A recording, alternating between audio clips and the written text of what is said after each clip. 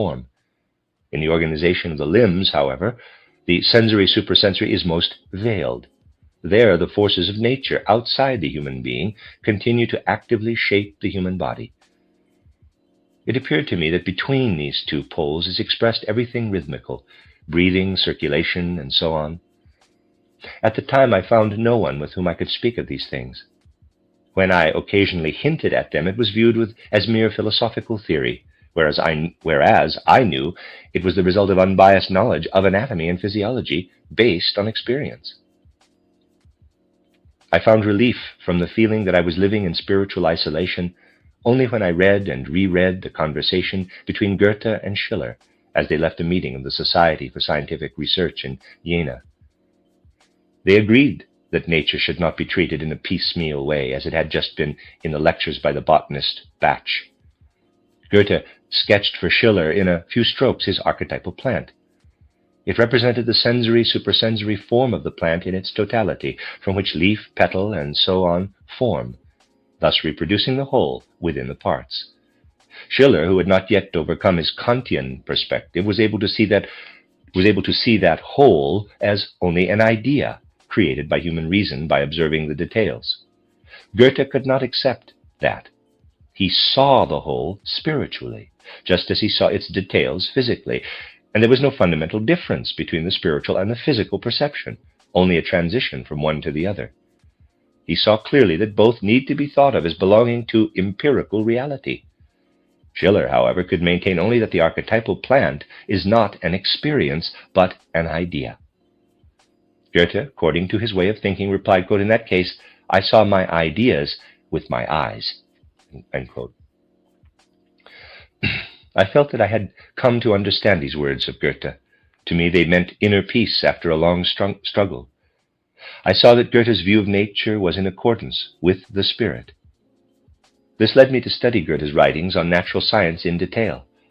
Initially, it was not my intention to attempt an interpretation of them, as I did soon after in my introduction to Goethe's scientific writings in Kirchner's German National Literature. It was my intention to present independently some field of science, just as that science appeared to me in accordance with the spirit. Circumstances at the time, however, did not make such an endeavor possible. I had to tutor in very diverse subjects. Quote, educationally, unquote, the situations I had to adapt to could not have been more varied. For example, a Prussian officer appeared in Vienna, and for some time he had to leave the German army.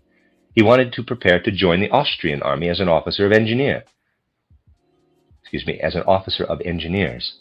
Through a peculiar stroke of destiny, I became his mathematics and science teacher, which deeply satisfied me. My student was an extraordinarily likable man who felt a need for human conversation once we had finished the sessions in mathematics and mechanics required for his preparation. There were similar cases, such as students who had completed their studies and were preparing for a doctoral examination, whom I usually had to coach in mathematics and science. Because of this necessity to repeatedly work through the sciences, I had ample opportunity to become familiar with the current views in this area. When teaching, I could, of course, present only those views, but I had to carry silently within me what, to me, was by far the most essential aspect of knowledge of nature. My work as a private tutor, which was at that time my only possibility of a livelihood, kept me from becoming one-sided. I first had to learn many things before I could teach them. Thus I became familiar with the mysteries of bookkeeping, because I had an opportunity to teach it. I also received fruitful ideas from Schroer in the area of pedagogy. For years he had been superintendent of the Protestant schools in Vienna. He had written a delightful little book about his experiences, Questions About Teaching, and I had opportunity to discuss it with him. He spoke out often against merely giving information in teaching, and he spoke of the necessity for developing the whole human being. The end of chapter 15. Chapter 16. Destiny brought me a special educational task. I was recommended as tutor to a family with 4 boys.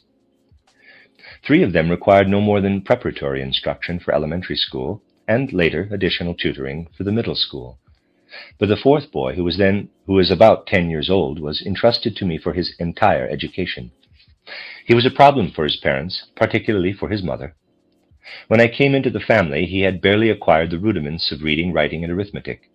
He was considered so abnormal in his physical and mental development that the family doubted that he could be educated at all. His thinking was slow and sluggish, and even slight mental exertion caused a headache, lowered vitality, pallor, as well as alarming emotional behavior. After I had gotten to know the child, I felt certain that an education adapted to this particular soul and bodily constitution would awaken his dormant capacities, and I proposed to the parents that they leave his education in my hands. The boy's mother met my proposal with confidence, and thus I was able to face this task of a special education. I had to find access to a soul that was dormant, as it were, and had to be gradually brought to master the bodily expressions. First, the soul had to be helped to enter the body. I was convinced that the boy had great intellectual capacities, but this was not apparent, and it made my task deeply satisfying. After a short time, I succeeded in gaining the child's love. Merely being with him and communicating with him had the effect of awakening his sleeping soul faculties. I had to devise special methods for teaching him. Even a quarter of an hour over the specified length of time for lessons adversely affected his health. The boy found a relationship to some subjects only with great difficulty. This educational task became a rich source of learning for me.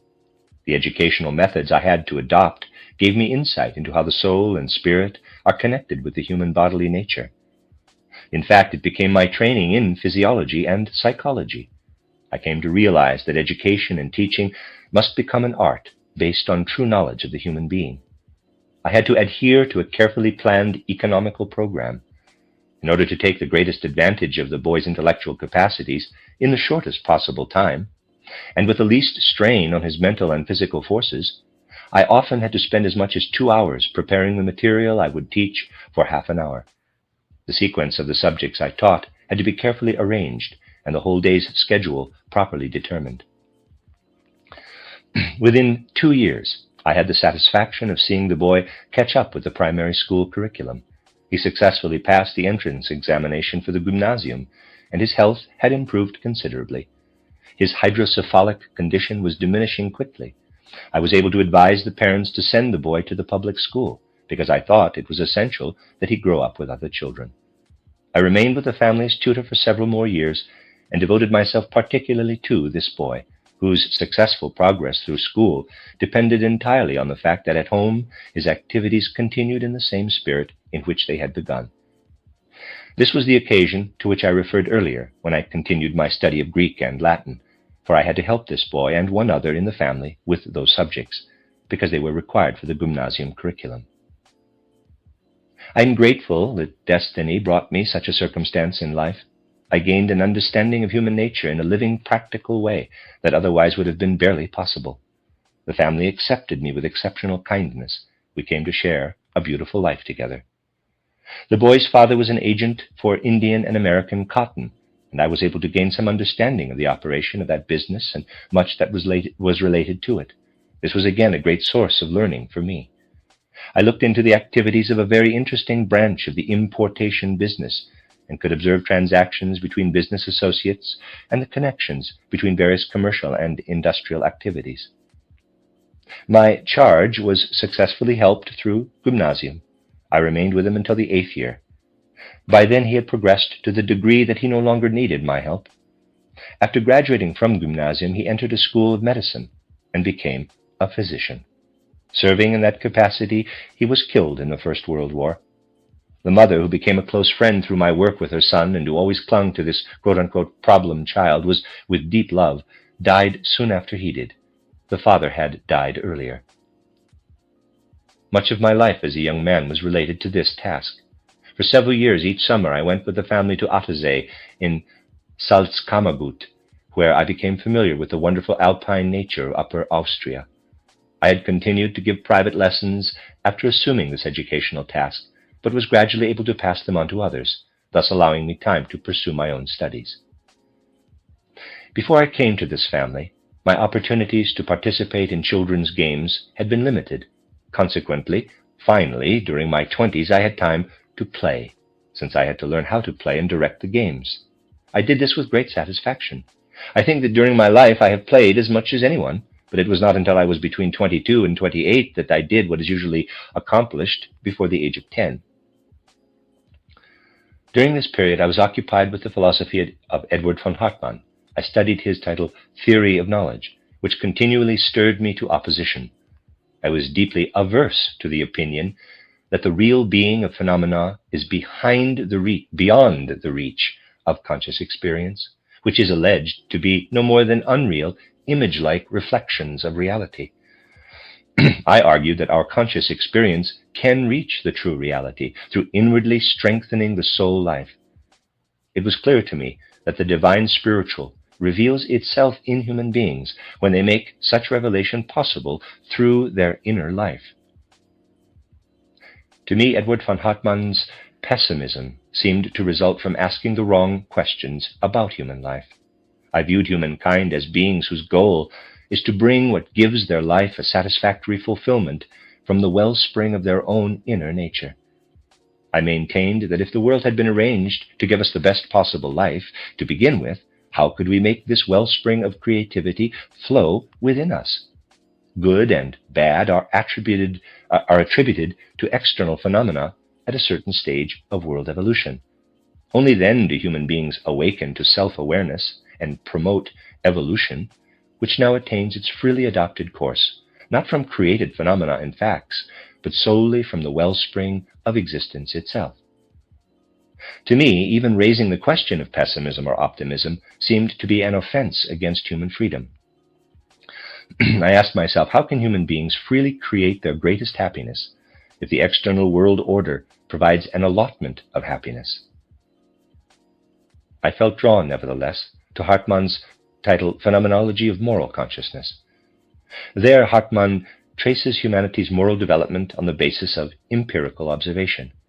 He does not speculate in a way that relates it to an unknown existence beyond the reach of consciousness, as he does in his epistemology and metaphysics. Instead, he considers the manifestation of morality itself. To me, it was clear that no philosophical speculation should go beyond the manifest if it wishes to reach true reality. The phenomena themselves reveal the reality, provided the conscious soul first prepares itself to understand it. One whose consciousness apprehends only what can be seen and experienced physically might imagine that reality must, in fact, exist in a realm beyond the reach of consciousness. But one who also apprehends the spiritual in perception will speak of that spiritual as belonging to this world, not to an epistemological quote-unquote beyond. Hartmann's observations about the moral sphere appealed to me, because he allows his views on the beyond to retreat completely, remaining only with what can be observed. I wanted knowledge to be attained not by pondering about what exists behind phenomena, but by entering phenomena themselves, to the extent that they reveal their spiritual nature. Because I always endeavored to appreciate the positive in personal achievement, I valued Edward von Hartmann's philosophy, although I was averse to its fundamental direction and view of life. It did shed penetrating light upon many phenomena. Even in the writings by this, quote, philosopher of the unconscious, unquote, with which I fundamentally disagreed, I found much that was immensely stimulating. This was also true of his popular writings on cultural history, pedagogy, and politics. I found in this pessimist the kind of sound understanding of life that I failed to find in many optimists. I experienced something I needed particularly in relation to Edward von Hartmann, the ability to appreciate even what I had to oppose.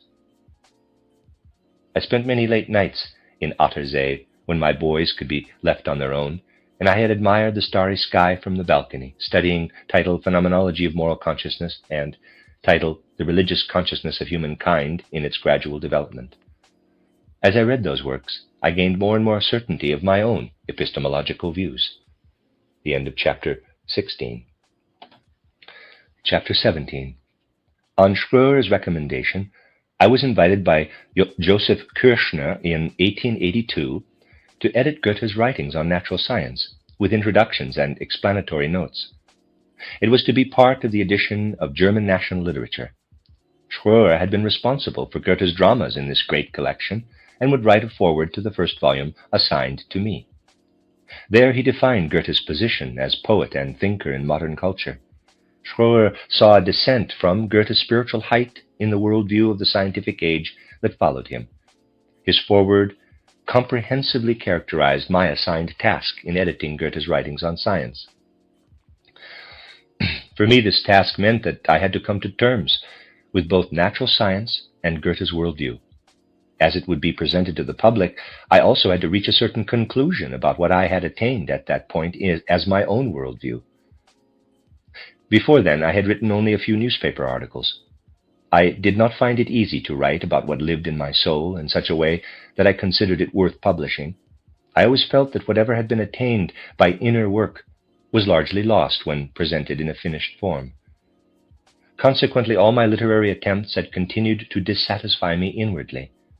I found that the dominant trend of scientific thinking, ever since it first began to strongly influence 19th century civilization, was not adequate to the task of understanding Goethe's work and accomplishments in the area of natural science. His ability to recognize the special spiritual relationship between humankind and the world also enabled him to recognize the true position of science within the larger realm of human achievements. The dominant thinking in the age I grew up in seemed suited only to understanding what is lifeless. In my opinion, that thinking was not strong enough to approach organic nature with the forces of understanding. I told myself that to attain ideas that mediate knowledge of the organic, it is first necessary to bring life into the intellectual concepts that are applied to the inorganic. For me, those ideas appeared dead and consequently were suitable only for understanding what is dead. In order to explain Goethe's view of nature, I attempted to demonstrate how ideas came to life and took shape in Goethe's spirit. What Goethe thought and worked out in relation to various branches of science seemed less significant to me than the central discovery I ascribed to him, his discovery of how one thinks about the organic in order to understand it. I discovered that the mechanical science applied to the inorganic satisfies the human need for knowledge, because rational concepts built up in the human mind are thus realized in lifeless nature. To me, Goethe established a, quote, science of organics, unquote, that relates in the same way to living nature. A study of Galileo within the history of modern spiritual life shows that he gave modern science its characteristic stamp by developing concepts applicable to inorganic matter. What Galileo did for inorganic nature, Goethe attempted to do for organic nature. To me, Goethe is the Galileo of organic nature. My immediate task for Volume 1 of Goethe's scientific writings was to work through his ideas on metamorphosis. I found it difficult to express the relationship between the living, formed idea, through which one can understand the organic, and a formless idea suited to understanding the inorganic. It seemed to me, however, that my whole task depended on making this point absolutely clear. In the process of cognizing the inorganic, concepts are linked together in order to survey the connection of forces affecting nature.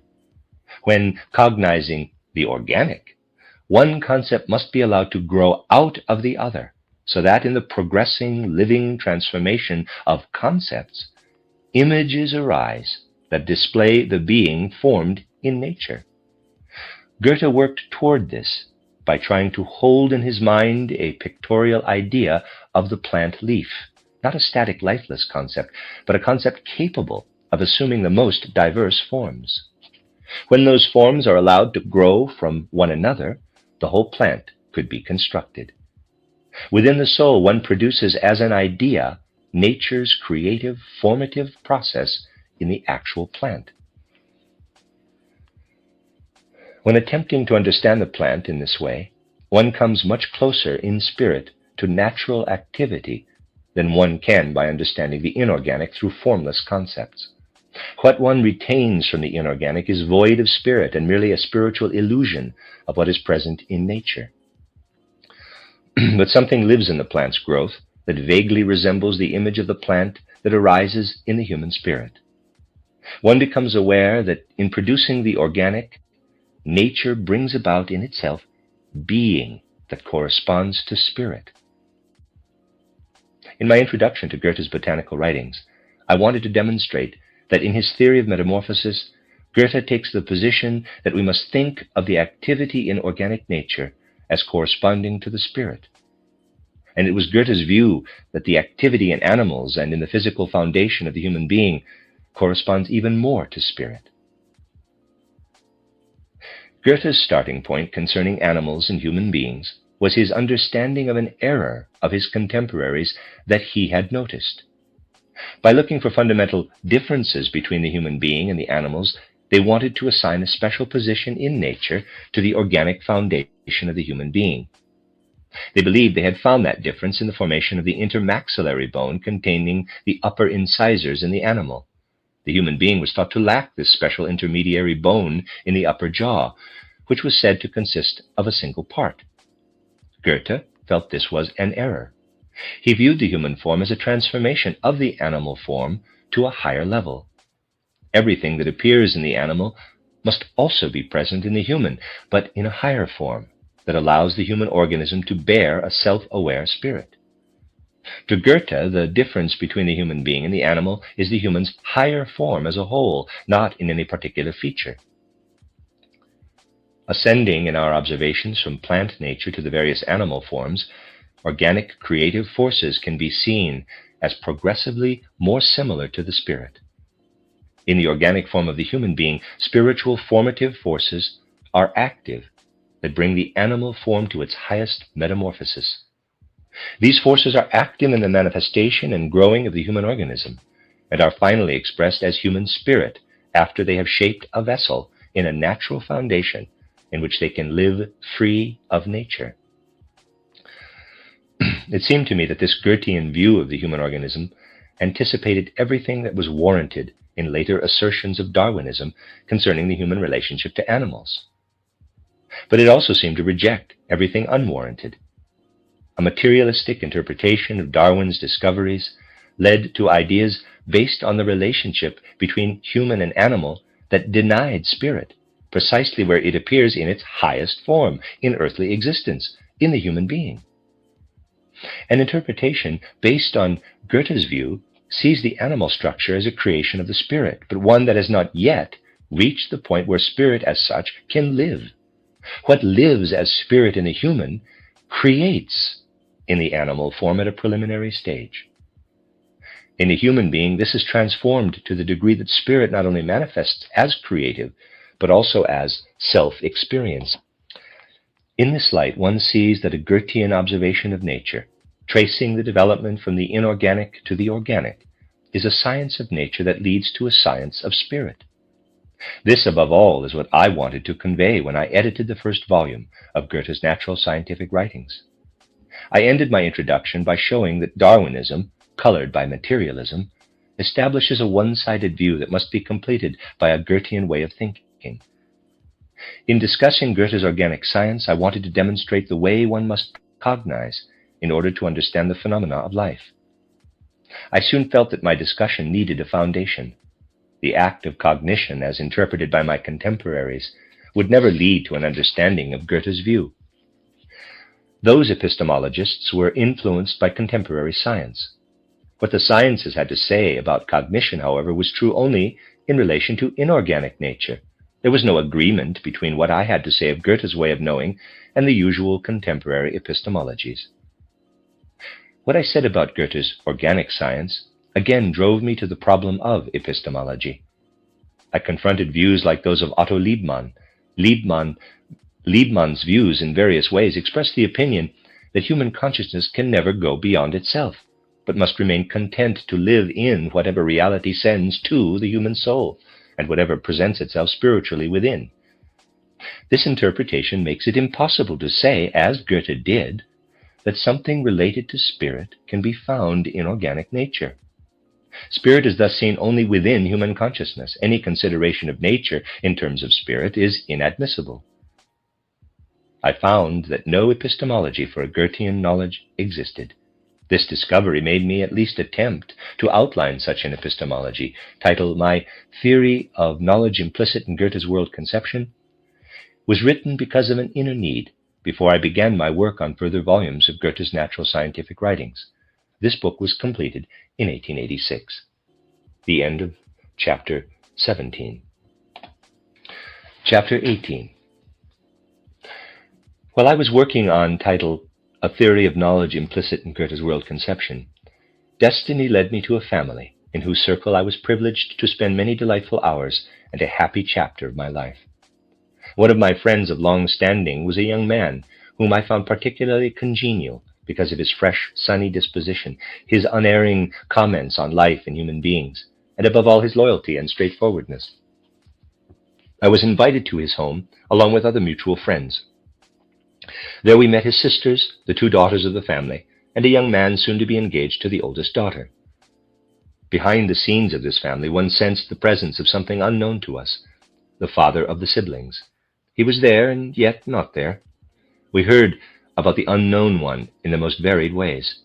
From what was said, he seemed to be an exceptional person.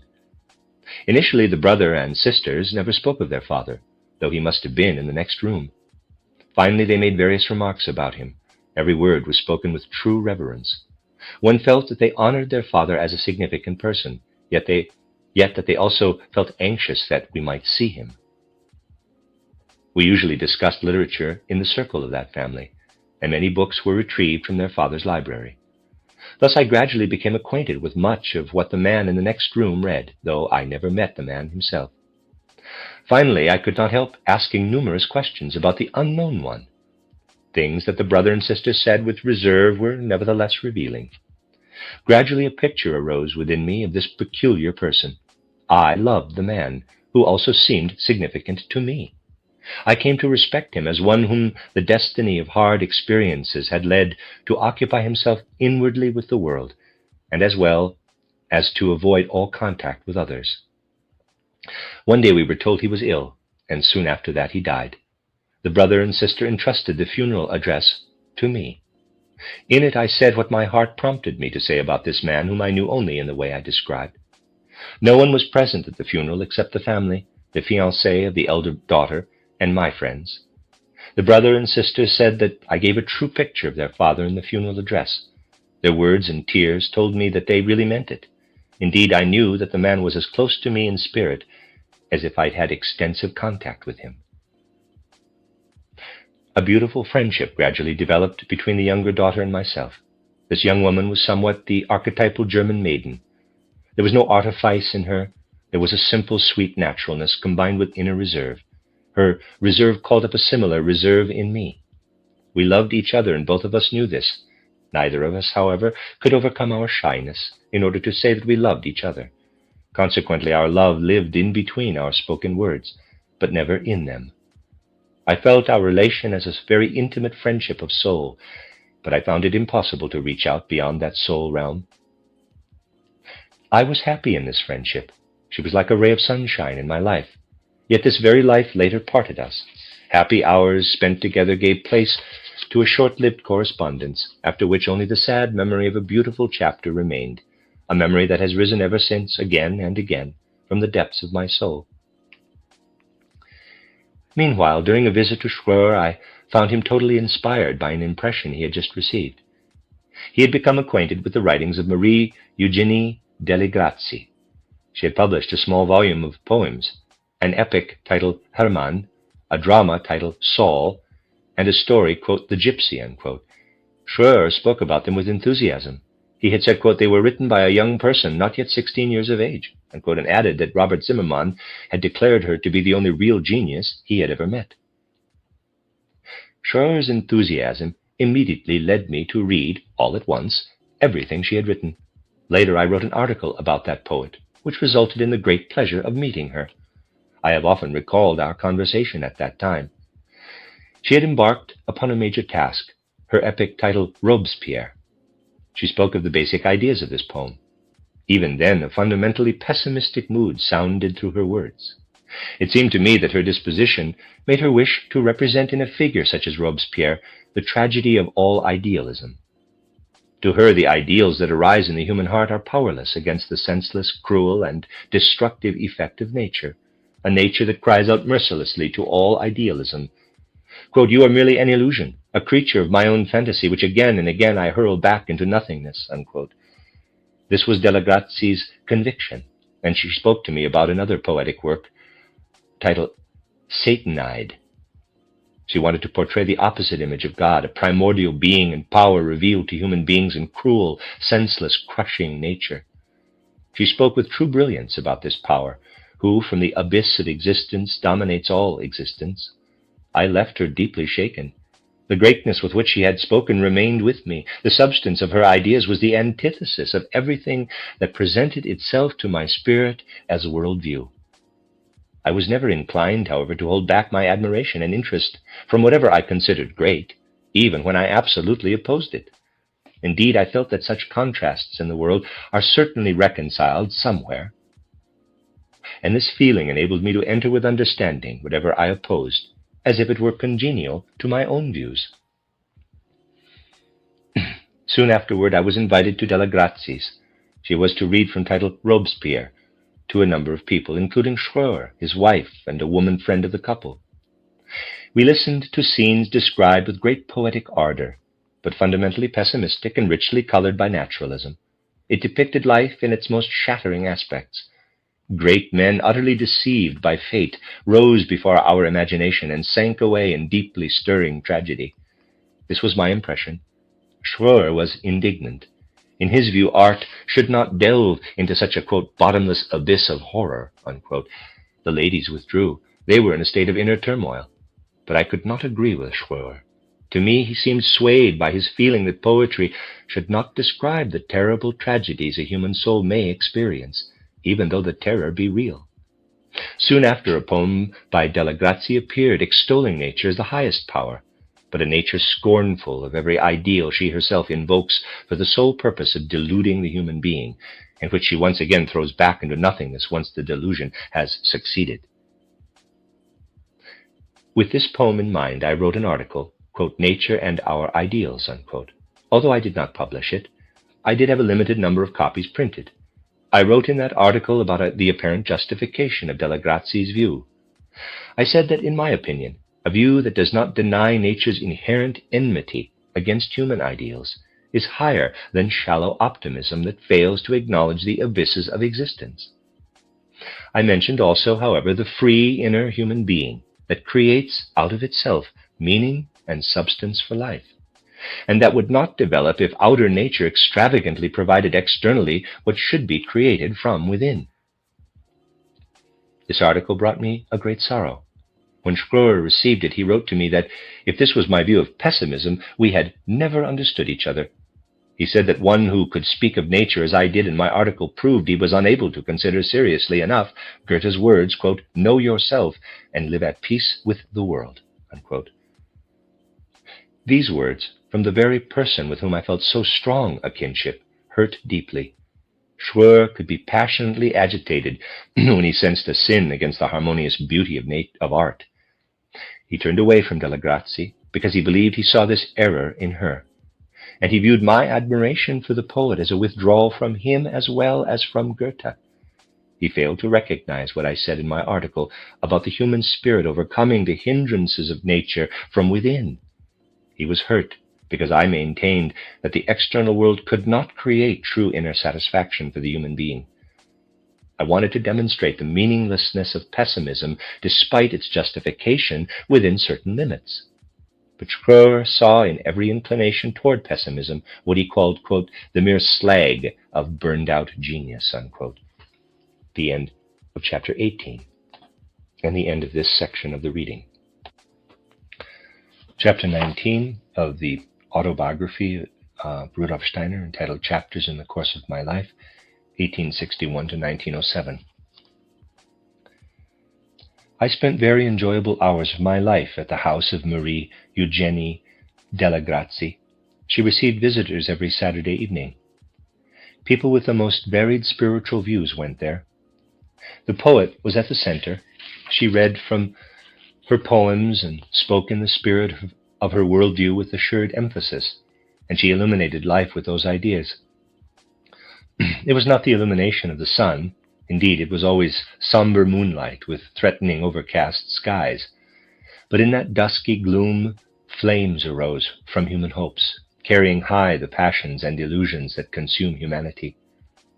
Yet all this was also humanly touching, always enthralling, and the bitterness was softened by the noble magic of a truly inspired personality. Lawrence Mühlner, a Catholic priest, had been Della Grazi's teacher and was now a noble and helpful friend. He was also professor of Christian philosophy in the theological faculty of the university. His countenance and his whole bearing displayed spiritual development through ascetic living. His outlook was skeptical, and he was thoroughly versed in philosophy, art, and literature. He wrote stimulating articles on art and literature for the Catholic daily paper Vaterland, and everything he said was permeated by the same pessimistic view of life and the world as that of the poet. Both had a vehement antipathy toward Goethe. Their interest turned more toward Shakespeare and the more recent writers born out of the life's pain and sorrow, or the naturalistic aberrations in human nature. They loved Dostoevsky. They loved Leopold von Sacher-Masoch, whom they considered a brilliant writer, starkly truthful in his presentation of devastating human weaknesses thriving in the swamp of modern life. Lawrence Mühlner's dislike of Goethe was colored by Catholic theology. He praised Baumgarten's monograph on Goethe, which depicted the latter as a counter-image of all that is worthy of human striving. Della Grazi's was more a deep personal antipathy. Around them gathered professors of the theological faculty, all Catholic priests of the finest scholarship.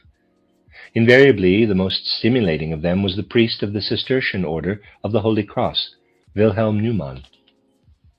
Mühlner rightly respected him for his encompassing scholarship.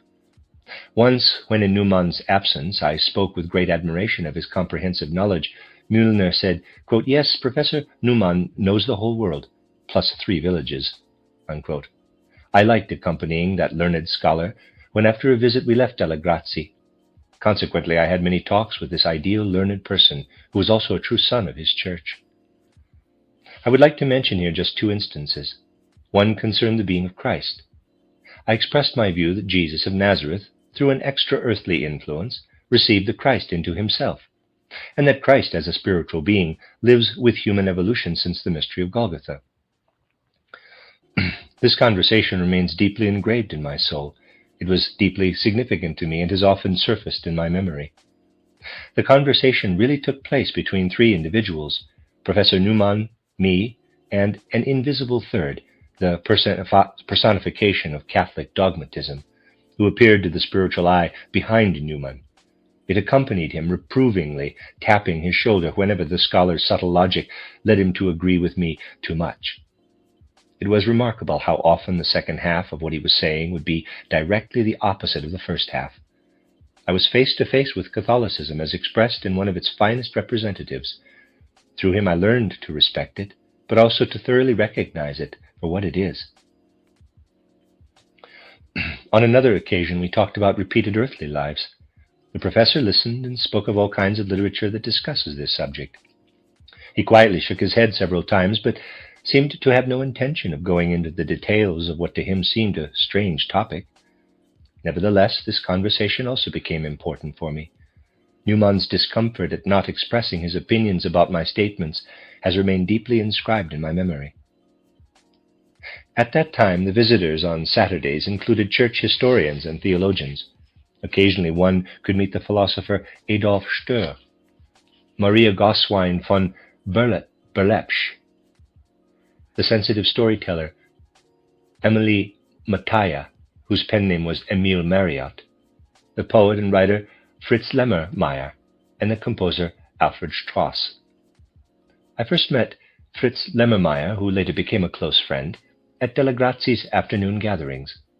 An unusual man, he spoke of his interests with an inner measured dignity. He looked like the musician Rubinstein. He also resembled the actor Lewinsky. He worshipped Hebel almost as a god. He had very definite views about art and life which arose from an intelligent, knowing heart. He had written a profound and interesting novel, The Alchemist, and much of his work possessed great beauty and depth. He could also endow the simplest things in life with importance.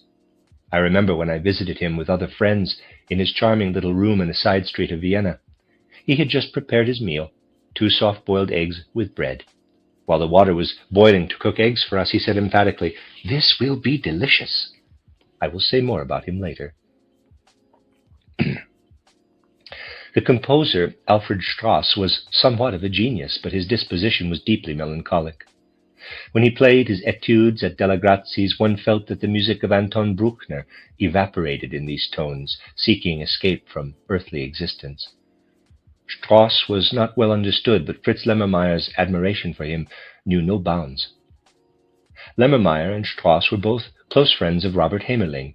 Later I was able, through him, to exchange a few letters with Hamerling, of whom I shall speak later. Strauss's spirit clouded and his life ended in serious mental illness. The sculptor Hans Brandstätter was also a visitor at Della Grazie's. Also, Werner, a historian of theology, often seemed invisibly present at those gatherings. He was addressed, so to speak, with hymn-like praise and wonderful descriptions of him. Della Grazie loved him above all others. He never came while I attended the Saturday gatherings, but his admirer, Della Grazie, presented us with a picture of that biographer of Thomas Aquinas from continually renewed aspects. She portrayed a kind, lovable scholar who remained ingenuous even into very old age. The image she so vividly invoked for us was of a man so utterly selfless and devoted to his subject that one could not help wishing there were more historians like him. There was something almost magical about these Saturday gatherings.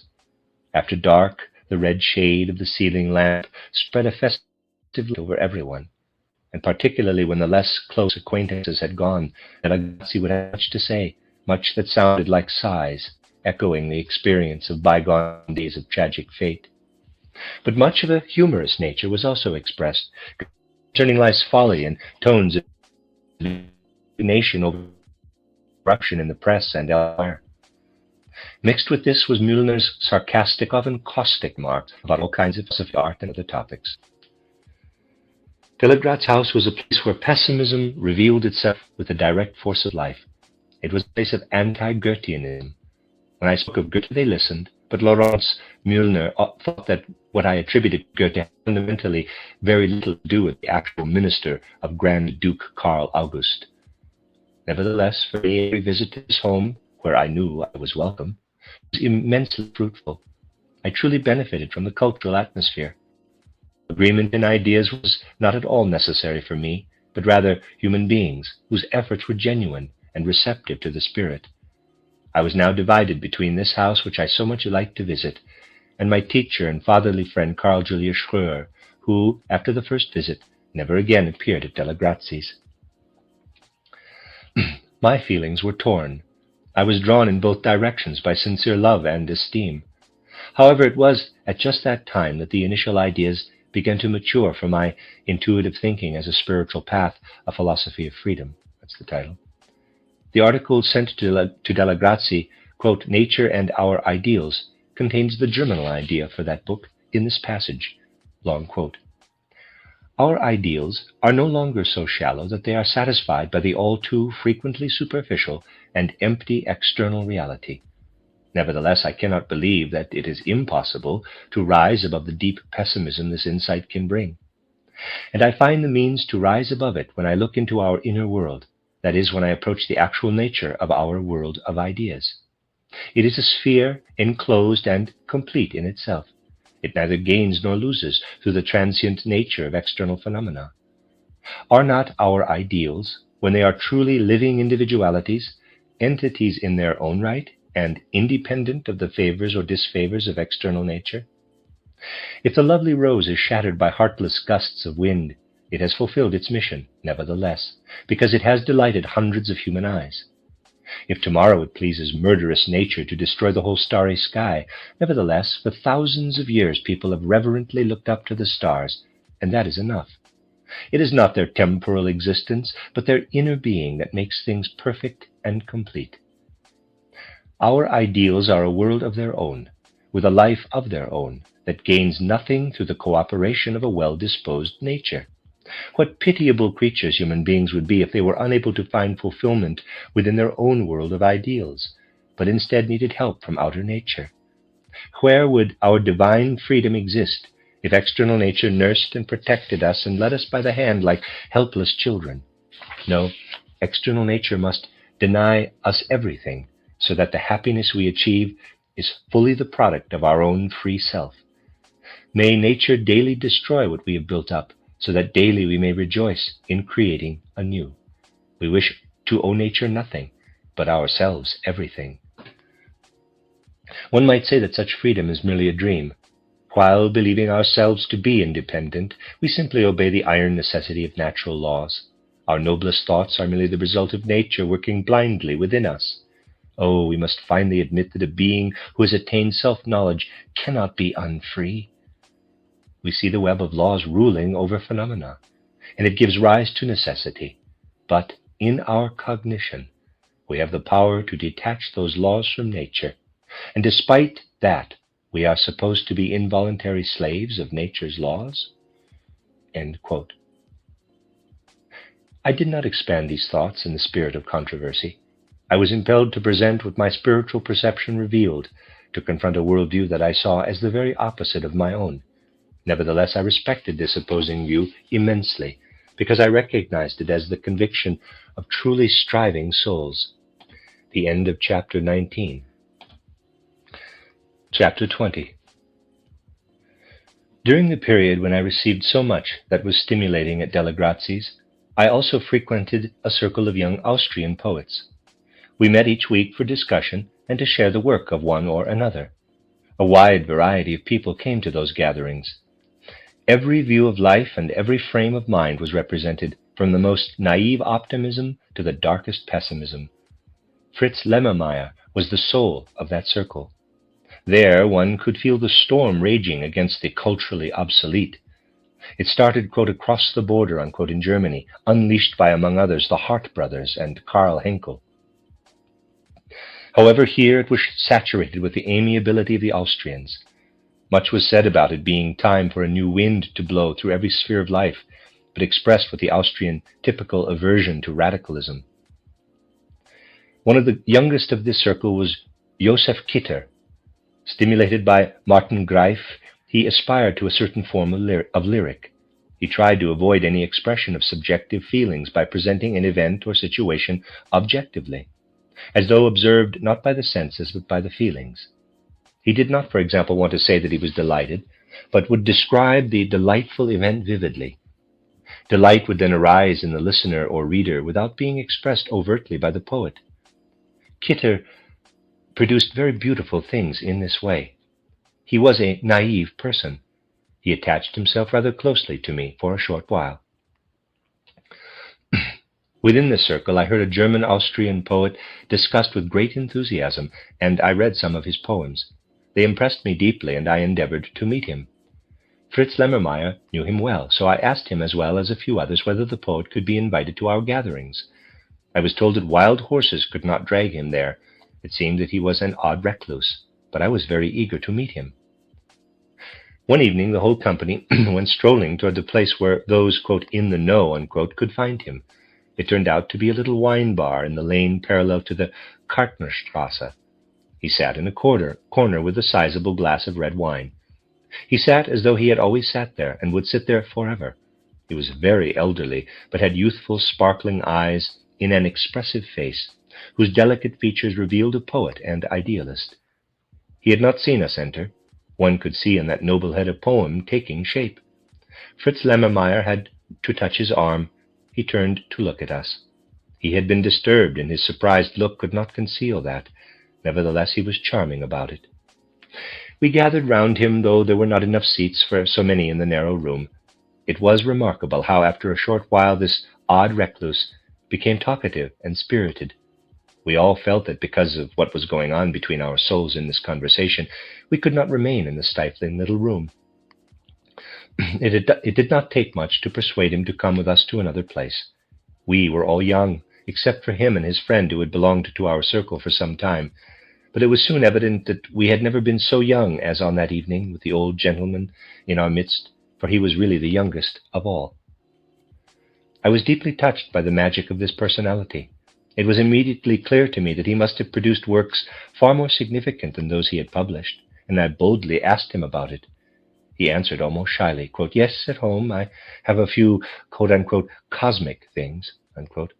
I managed to make him promise to bring these along the next time we could see him. This is how I came to know Fercher von Steinwand, a vigorous, inventive, and idealistic poet from Carinthia. He was the son of a poor folk and had suffered great hardship in his youth. The distinguished anatomist Hertel had come to appreciate him and provided for his needs, so that he was able to lead a life of creative writing, thinking, and musing. For a long time, the world knew little of him. Robert Hamerling praised him highly after his first publication, Countess Seelenbrand. We never again had to go get the recluse. He came almost regularly to our evenings. One day, to my great pleasure, he brought his quote-unquote cosmic things. These were the title Chorus of Archetypal Impulses and the title Chorus of Archetypal Dreams. They are poems whose inspired rhythm reveal feelings capable of approaching the creative forces of the world. Substantial ideals were woven in sublime harmony, working as images of the cosmic seed forces. I view it as one of the important events in my youth that I was privileged to know Fercher von Steinwand. His personality had the effect of a sage who reveals his wisdom in pure poetry. I had been wrestling with the question of the human being's repeated earthly lives. Many aspects of this problem became clearer to me through my close relationship with those whose life habits and personal characteristics showed clear traces of individual traits that could not be explained by heredity or by experiences since birth.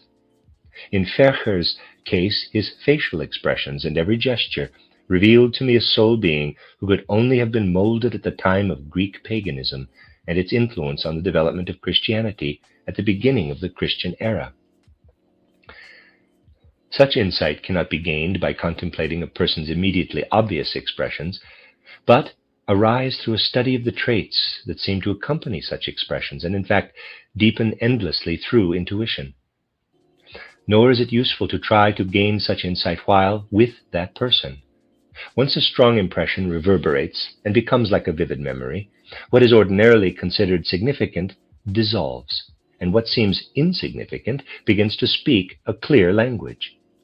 One who observes others just to figure out their previous earthly lives will never reach this goal.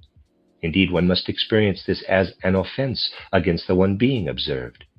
Only then can one hope to see the long-ago events of a person's previous life within the present, coming as it were from distant spiritual realms, as if by destiny. During that same time, through spiritual perception, I gained a definite understanding of repeated earthly lives. I certainly had this insight before then, but in broader outlines, not as clearly defined impressions. I did not construct theories about things such as repeated earthly lives. I accepted it as self-evident when I encountered it in literature or otherwise. But I did not theorize about it, because I was conscious of a direct understanding of this realm that made possible my conversation with Professor Newman, referred to earlier. People who convince themselves about the reality of repeated earthly lives and the like can certainly not be blamed, although direct knowledge of these facts can be attained only along suprasensory paths. A perfectly valid conviction can be reached by healthy, unbiased reason, even without spiritual perception. It was simply that theorizing was not my path in this area. Also during this time, as my spiritual perception of repeated earthly lives was becoming increasingly defined, I was introduced to the Theosophical movement, which arose from H.P. Blavatsky. A friend I had spoken to about such things sent me Sinnett's title Esoteric Buddhism. This was the first time I encountered from the Theosophical movement, and it left me. Let me read that again. This was the first book I encountered from the Theosophical movement, and it left me with absolutely no impression. I was glad that I had not read it before I attained perceptions from my own soul life. I was repelled by its content, and my antipathy to such a presentation of the supersensory might have prevented me in the first place from pursuing the path outlined for me. The end of chapter 20. Chapter 21. At this time in my life, about 1888, I was motivated through my inner soul life, on the one hand, towards strong spiritual concentration, while on the other, life placed me within an extensive social life. I was editing the second volume of Goethe's scientific writings, and the detailed introduction I intended to write made it necessary that I present my view of the spiritual world in clear thoughts. To do this, I needed inner separation from all that I was connected with in the outer life around me. I owe much to the circumstances that made this possible. In those days, I could sit in a cafe with its noisy life all around me, and yet be quiet inwardly with my thoughts concentrated on writing the first draft of what would eventually become that introduction. Thus I led an inner life that had no relationship to the outer world, whereas my interests were strongly connected to that world. This was also a time when my interest necessarily turned toward the crisis conditions becoming increasingly prevalent in Austrian public affairs. People I knew well socially devoted all their strength and efforts to the debates between the various nationalities in Austria. Others were occupied with social matters. Still others worked toward rejuvenating the arts. While I lived in the spiritual world with my soul, I often had the sense that all those endeavors would certainly not be fruitful, because they failed to account for the spiritual forces of existence. It seemed to me that it was necessary, first of all, to consider the spiritual forces, but no clear consciousness of this appeared in the culture around me. Robert Himmerling's epic satire Homunculus was published then. It held a mirror to contemporary life that intentionally caricatured materialism and the prevailing interest in the superficiality of life. Himmerling depicted men living only in materialistic, mechanistic ideas and activities, who unite with women living strictly within a fantasy world. Himmerling intended to show these two extremes that distort our civilization. Human beings, on the one hand, are heedless of the spirit in their efforts, treat the world as a mechanism, and attempt to arrange life accordingly. On the other hand, people live in soulless fantasies, unconcerned about whether this false spiritual life bears any relationship to reality. Himmerling's exaggerated images of modern life repelled many who admired him because of his earlier works. Even at Della Grazi's, where Himmerling had been admired without reserve, this epic created some doubt. Nevertheless, Homunculus left a deep impression on me. To me, it seemed to depict the spirit-darkening forces active in modern civilization. I found it to be a serious warning for our time. Yet I, too, found it difficult to assess Himmerling. Initially, the publication of Homunculus increased this difficulty. To me, Himmerling was himself a person who, in a peculiar way, symbolized the time. I looked back to a time when Goethe and those around him had lifted idealism to a height worthy of the human being. I saw the necessity of going through the portal of that idealism to the real world of spirit. To me, idealism was like a sublime shadow, sent into the human soul not by the physical, but by the spiritual world, falling into the inner human being and challenging each to reach for the world that casts that shadow. I loved Himmerling's powerful description of idealism's shadow, but it seemed like a great deficiency that he did not take it further. He was less interested in breaking through to a new form of spiritual reality than he was in the shadows of spirituality shattered by materialism. Nevertheless, Homunculus appealed to me. Although it failed to show how to penetrate the spiritual world, it did show the destination of those trying to live in a world devoid of spirit. While I was engaged with Homunculus, I also considered the true nature of art and beauty, and what passed through my soul was reproduced later as the brochure, quote, Goethe as the Father of a New Aesthetic, unquote, the written version of a lecture I gave at the Goethe Society in Vienna.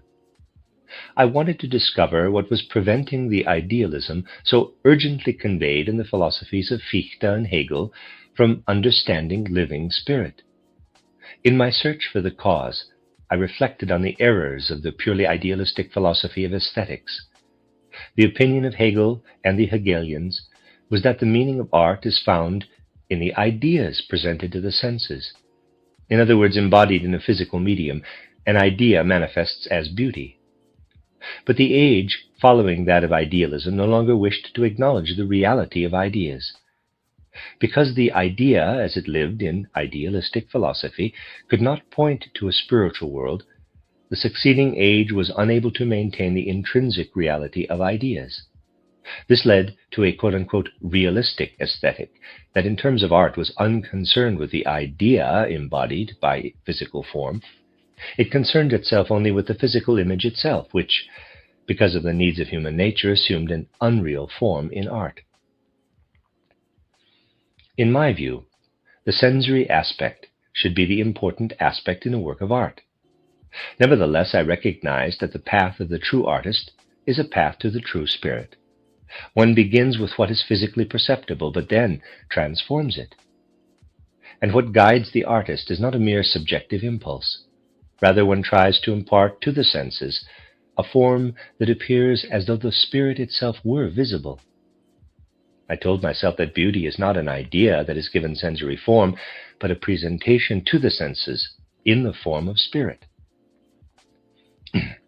Consequently, I viewed art as a way of placing the spirit realm into the sensory realm. A true artist affirms the spirit more or less unconsciously. I told myself repeatedly that it is necessary only to transform the soul forces with which the artist works upon physical materials into extrasensory, purely spiritual perception, so that one may penetrate real knowledge of the spiritual world. I became aware of the interrelationship between true knowledge, spirit manifested in art, and moral will in the human being. I saw in the human personality the center where the human being unites with the utmost primordial being of the world. From that center springs the will, and when the clear light of spirit is active in that center, the will is free. The human being thus acts in harmony with the spiritual nature of the world, which becomes creative not because it must, but purely to fulfill its own being. In this center of the human being, goals of action are born, not from obscure impulses, but from quote-unquote moral intuitions, as transparent as the clearest thought. Consequently, in contemplating free will, I attempted to discover the spirit that makes a human being individual. In the feeling for true beauty, I attempted to witness the spirit that acts through human beings whenever they act in such a way that not only do they express their own being spiritually as a free act, but their spiritual being also flows into the sensory world, which, although coming from the spirit, does not reveal it directly. By comprehending the truth directly, I tried to experience the spirit that reveals itself through its own being, and whose reflection spiritually is a moral act, which is the goal of an artist when creating a form perceptible to the senses. A philosophy of freedom was forming within me, a life view of the thirst for spirit, of the sensory world striving toward beauty, a spiritual vision of the world of living truth. The end of chapter 21. Chapter 22. In 1888, I was also introduced into the household of evangelical pastor Alfred Formy in Vienna. Each week, a group of artists and writers gathered at his home. Alfred Formy was himself a poet. His close friend, Fritz Lemmermeyer, characterized him this way, quote, "Alfred Formy writes in mellow, effervescent harmonies. He is warm-hearted and enthusiastic, has a deep sense for nature, and is almost drunk with faith in God and blessedness. It is as though he does not walk on solid earth, but sleeps and dreams high above in the clouds." Unquote. This also describes Alfred Formy as a person. One felt swept into another realm, when at first only the minister and his wife were there. The pastor had a childlike piety. His great warmth of heart made it natural for him to get into a lyrical mood. He needed to say only a few words to create a friendly atmosphere. His wife had traded the stage for a rectory. One could not detect the former actress in the pastor's affable wife, who entertained her guests with such delightful charm. She looked after the pastor almost like a mother. Motherly care was expressed in almost every word she spoke to him. In both of them there was an enchanting contrast between inner charm and outer dignity. Guests brought the world from all spiritual directions into that unworldly rectory. Friedrich Hebbel's widow occasionally came, and her presence always made it festive. She had developed in her old age an art of recitation that was enchanting and artistically captivating, and her narration filled the whole room with warmth.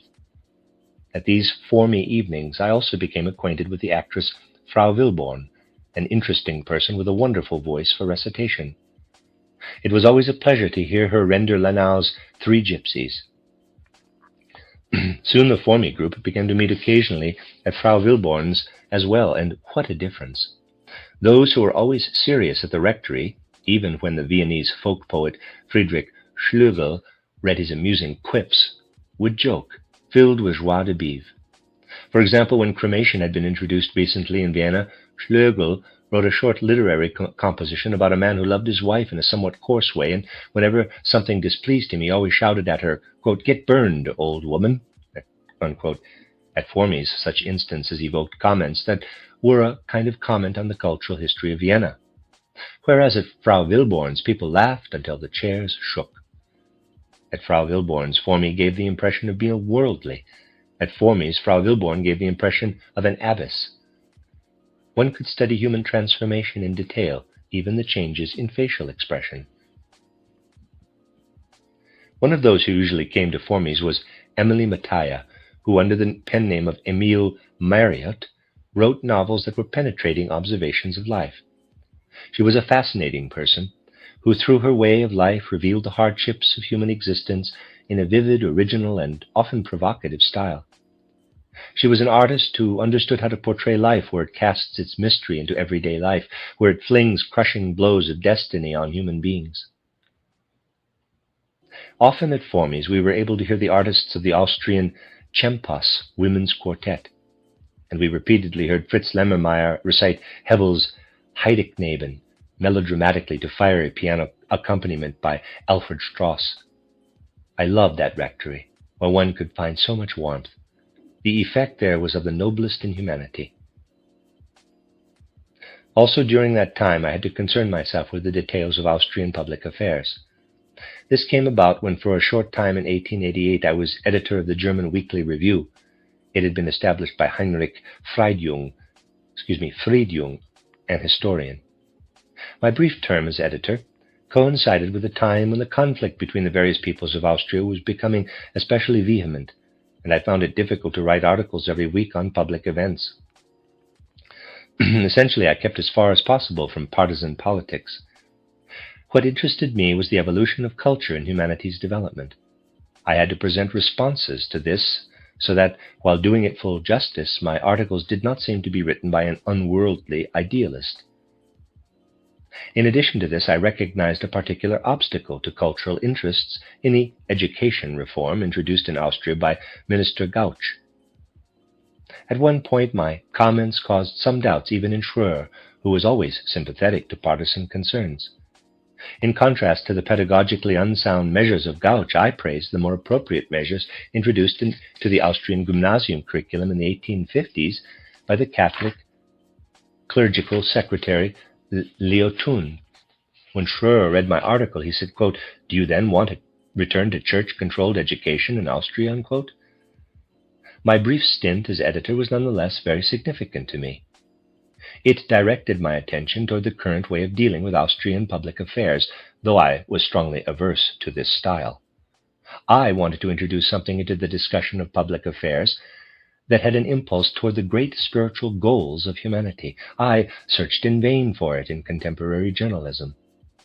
I was concerned daily with making such an impulse effective, and it became a serious concern because I lacked the strength that might have been provided by rich experience in this area. In fact, I was completely unprepared when I became editor.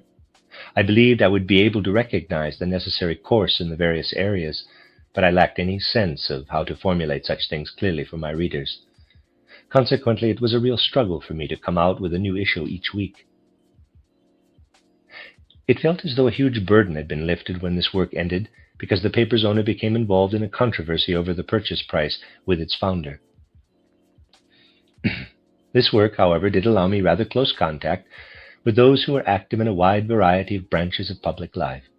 I became acquainted with Victor Adler, the undisputed leader of the Austrian Socialist Party. That slender, unassuming man concealed an energetic will. As we talked over a cup of coffee, I always sensed that what he had to say was unimportant and commonplace, but that the way he spoke revealed an unbending will. I came to know Pernersdorfer, who was in the process of changing over from the German Nationalist Party to the Socialist Party. He was a strong individual with comprehensive knowledge and a sharp critic of the defects in public life. He also published a monthly magazine, Deutsche Worte, which I found stimulating. Along with these individuals, I met others who wanted to validate socialism, scientifically or according to the party. My acquaintance with them led me to study, among others, the social economic writings of Karl Marx, Friedrich Engels, Rodbertus. I found it impossible to find any inner relationship to all this. To me, it was personally painful to hear it said that it is the material economic forces in human history that carry true evolution, whereas the spiritual element is merely an idealistic, structural extension of that quote-unquote true foundation. I knew the reality of the spirit, and to me, socialist theories constituted a willful blindness to the real truth. Nevertheless, I saw clearly the immense importance of the social question. It seemed to me that the tragedy of the age was that those who were concerned with this question were also steeped in the materialistic views of contemporary civilization. It was my view that this question could be formulated correctly only by a worldview in harmony with spirit. Thus, at the age of 27, I was full of questions and mysteries about external human life.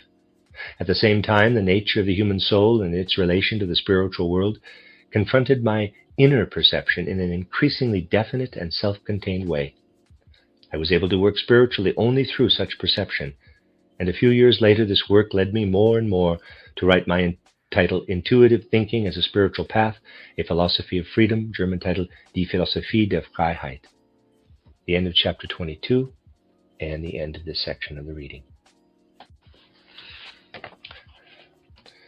Chapter 23 of the Autobiography of Rudolf Steiner, entitled Chapters in the Course of My Life, 1861 to 1907. I first traveled to Germany in 1889. I was invited to collaborate on the Weimar edition of Goethe's works, which the Grand Duchess Sophie of Saxony had entrusted to the Goethe archives. Goethe's literary estate had been bequeathed to her by Goethe's grandson, Walter von Goethe, who had died a few years earlier. The Grand Duchess established the Goethe archives, and along with several Goethean experts, mainly Hermann Grimm, Gustav von Lepper, and Wilhelm Scherer, decided to issue an edition of Goethe's works that would combine the published writings with unpublished material from the literary estate. My contribution to the published Goethe literature led to an invitation to prepare part of Goethe's natural scientific writings for the Weimar edition. I was called to Weimar to orient myself in the scientific section of that legacy and to take the first steps toward the necessary work. I stayed several weeks in the quote-unquote Goethe city, and it was a festive time in my life. I had occupied myself for years with Goethe's ideas. Now I was able to be in the places where these ideas had originated. I spent my weeks there with that uplifting feeling. Every day I was privileged to have before my eyes papers that supplemented the manuscripts I had worked with earlier in relation to the Goethe edition for Kirchner's National Literature. My work with the Kirchner edition provided me with an image of Goethe's worldview in my soul. Now it was a matter of discovering how this picture could endure in light of the unpublished material on natural science in the Goethe estate. I began with eager anticipation to work my way into this aspect of the legacy. I was soon confident that the unpublished material contained additional important contributions that would lead, in particular, to a more exact understanding of Goethe's way of thinking. In my writings thus far, I had interpreted his way of thinking by showing how, in Goethe's view, ordinary human consciousness is initially far from the true nature of the surrounding world. In turn, out of this very standing at a distance, sprouts the impulse to develop within the soul, prior to knowing the world, powers of cognition not present in ordinary consciousness. From this perspective, it was very significant to me to find statements such as these among Goethe's papers. Quote, "To find a certain relationship to these various ways," Goethe meant various ways of human knowing and their relationship to the outer world. Let us classify them in relation to knowledge as the utilitarian, the knowers, the perceptive, and the comprehensive. 1. Utilitarians demand that knowledge should be useful and are the first to define the field of knowledge and comprehend what is practical. They gain confidence through experience and require a certain breadth of knowledge. 2. Knowers crave information. They require a calm, impartial view and have a restless curiosity and clear intellect. They maintain a relationship to these qualities and approach scientifically only what has already been established. 3. Those who are perceptive are productive in their activity to begin with. Cognition, as it increases, needs imagination without knowing this, and indeed bypasses it, moving on to perception, no matter how much those who adhere to information, quote, cross themselves, unquote, against imagination. They must, even before they realize it, call upon the productive forces of imagination. 4. Those who seek all-around knowledge could, in a prideful sense, be called creative. They act productively in the highest sense. Because they begin with the idea, they immediately express the unity of the whole. After that, it is the quote-unquote business of nature itself to conform to the idea. End quotes. Such remarks make it clear that Goethe views the human being in terms of ordinary consciousness as outside the essence of the external world. If in cognition we were to unite with that essence, we must enter a different form of consciousness. While I was in Weimar, certain questions became more and more insistent. How can we build upon the foundation of knowledge laid out by Goethe to lead, through thinking, from his view to a view that includes a spiritual experience such as I had encountered? Goethe began with what can be attained through lower stages of knowledge, the utilitarians and the knowers. He supplemented and illuminated this through the productive forces of the soul, using all that could enlighten it from the perceptive and comprehensive levels. Once he had the lower knowledge in the soul, in the light of higher contemplation and comprehension, he felt united with the essence of things. This suggests the path from one side that results from experiencing the relationship between the human being and the outer world, but it is not yet knowing the experience of the spirit. I realized that satisfaction could come only on the path from the other side, resulting from the relationship between human beings and their individual being. When the human consciousness becomes productive, that is, when it produces something from itself that adds to its initial images of reality, can consciousness remain with reality, or does it drift off and get lost in unreality? The answer requires that we understand what confronts consciousness as its own product, in quotes. It is extremely important for human consciousness to comprehend itself. One would then be able to justify experiences that are purely spiritual. As I sat over Goethe's papers in Weimar, my thoughts took these paths, repeating with increased clarity their earlier forms. It was summer. Little could be noticed of Weimar's contemporary artistic life. One could surrender peacefully to the artistic elements that were present as though a memorial to Goethe. The present vanished. One felt transported back to the Goethe era. The present was the Liszt era, but its representatives were not present. After work, I spent time with others engaged at the archives. Also, there were collaborators who came from elsewhere for visits of various duration to the archives. Bernard Suffan, the director of the Goethe archives, received me with exceptional kindness. Julius Wahler, who was a permanent co-worker, also became a dear friend. Yet none of this assumed a definite form until I returned a year later to work in the archives for a longer period. I will speak of this when I describe that period of my life. I yearned most of all to become personally acquainted with Edward von Hartmann, with whom I had been corresponding for years about philosophical matters. I was to meet him during a short stay in Berlin after my visit to Weimar.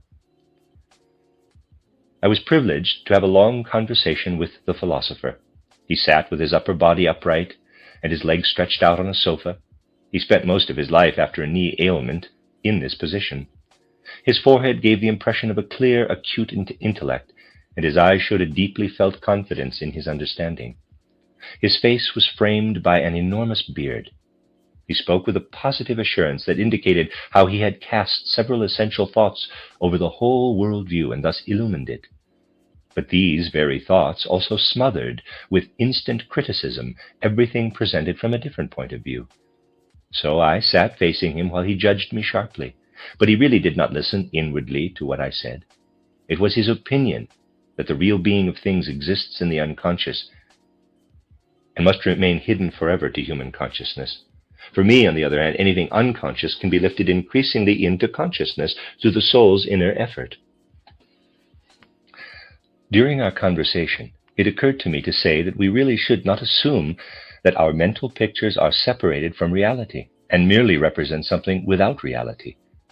This view cannot possibly be used as a starting point for a theory of knowledge. Indeed, such an assumption blocks the way to all reality, because one could believe only that we live in mental images, and thus approach reality only in hypotheses built on the basis of those mental pictures, that is, in an unreal way.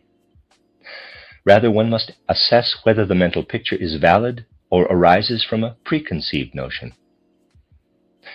Edward von Hartmann responded that this point was not in dispute and that it was obvious from the very definition of the term mental pictures that they contain no reality. When I heard this response, I got a chill and shivered in my soul. To define terms as a serious point of departure for a view of life. I realized how far my outlook was from contemporary philosophy. As I sat in the train and continued my journey, I thought about that visit, which had nevertheless been so valuable to me, and I again felt an inner chill. It affected me for a long time. The end of chapter 23. Chapter 24. Except for my visit with Edward von Hartmann, the brief stops I was able to make in Berlin and Munich on my journey through Germany after Weimar were devoted to the arts available in those places. At the time, I felt my horizon broadening in this respect, and it was especially enriching for my soul life. Thus, my first long journey had far-reaching significance for my views of art. A wealth of impressions lived in me as I went to Salzkammergut, where I had stayed for several weeks with a family whose sons I had taught for many years. I again had to work as a private tutor, and I wanted to continue this work, because it was my goal to help develop to a certain point the boy whose education had been entrusted to me for years, and whose completely asleep soul I had been able to awaken. After I returned to Vienna, I was able to meet frequently with a group of people centered around a woman whose mystical, theosophical disposition of soul had left a deep impression on the members of the group. The hours I was privileged to spend in the home of this lady, Marie Lang, were extremely valuable to me. Marie Lang's earnest view and feeling for life was expressed with nobility and beauty in her words. In melodious, impressive language, she expressed very deep soul experiences. A life of difficult inner struggles with herself and with the world could find resolution, though incomplete, only through mystical seeking. Thus it was only natural that she was the soul of a group of seekers. Theosophy, inaugurated by H.P. Blavatsky at the end of the 19th century, had penetrated this group. Franz Hartmann, who had become widely known for his many theosophical works and his relationship to H.P. Blavatsky, had also brought his theosophy into this group. Marie Lang was largely accepting of this. The meaning she found in it seemed to match her soul quality in many ways. Yet what she received in this sense came only from outside. Within herself, she had a store of mystical knowledge that life's difficult trials had made conscious in a completely elemental way. The architects, writers, and others I met at Marie Lang's could hardly have been interested in the theosophy of Franz Hartmann if Marie Lang herself had not participated in it. And I certainly would not have become interested. The whole attitude to the spiritual world presented in the writings of Franz Hartmann was in direct opposition to my own. I could not credit it with inner truthfulness. I was less interested in its content than in how it affected those who were, after all, truly seeking souls. Through Marie Lang, I met Rosa Mayweather, who was one of her friends. Rosa Mayweather is one of those whom I have always held in great esteem, and whose development I have followed with deep interest. It is easy to imagine that what I have to say would not particularly please her. Nevertheless, it expresses my feelings about what entered my life through her. At the time, none of her writings had yet been published. Later, they rightly made a deep impression upon many, and have no doubt given her a prominent position in literature. But what revealed itself in those writings was alive in Rosa Mayreder in a spiritual form of expression, one to which I had to turn with the very strongest sympathy. She impressed me as having every soul endowment to such an extent that in her harmonious interaction they formed a proper expression of the truly human. She combined her numerous artistic gifts with a free, penetrating sense of observation. Her paintings revealed her inner development as well as her devoted deepening in the objective world. The stories she published at the beginning of her literary career demonstrate a perfect harmony between personal struggling and entirely objective consideration. In the works that followed, this characteristic became ever more striking. It reached a peak in a later work published in 2 volumes titled Critique of Femininity. I believe it benefited my life greatly to have spent, at the time I am describing, so much time in the company of Rosa Mayreder during her years of seeking and soul struggles. Again, I look back to a relationship that rose above the intellect and developed an intensive life, in a certain sense completely independent of it. For my worldview, and even more the direction of my feelings, were not those of Rosa Mayreder. The way I rise to experience the spiritual from contemporary accepted science could not possibly appeal to her. On the basis of science, she tries to develop ideas that permit the full development of the human personality without allowing knowledge of a purely spiritual world any role in that development. Consequently, what for me is absolutely necessity in this direction is meaningless to her. She is completely absorbed in the demands of the immediate human individual and ignores the spiritual forces active within the individual. According to this approach, she has produced the most significant exposition to date on the nature and life needs of women. Nor did Rosa Mayreder find my relationship to art in any way satisfactory. In her opinion, I misunderstood the essence of art, whereas I, in fact, worked to comprehend the true element of art through my inner experience of spirit. She thought I failed to penetrate sufficiently the revelations of the physical world, and that, as a result, I did not reach the true nature of art, but in fact I worked at getting to the very essence of sensory perceptible form. None of that altered my deep, friendly interest in Rosa Mayreder, which was kindled at a time when I owed to her some of the most worthwhile hours of my life, and indeed my interest has not diminished to this day. Often I had the privilege of participating in conversations at Rosa Mayreder's home, where profound people gathered. Her close friend Hugo Wolf would sit there silently, seemingly more absorbed in deep introspection than listening to what went on around him. But though he said little, one listened to him in the soul. What he experienced would communicate itself mysteriously to those gathered with him. I was very deeply attached and endeared to Rosa Mayreder's husband, Karl Mayreder, a fine human being and artist.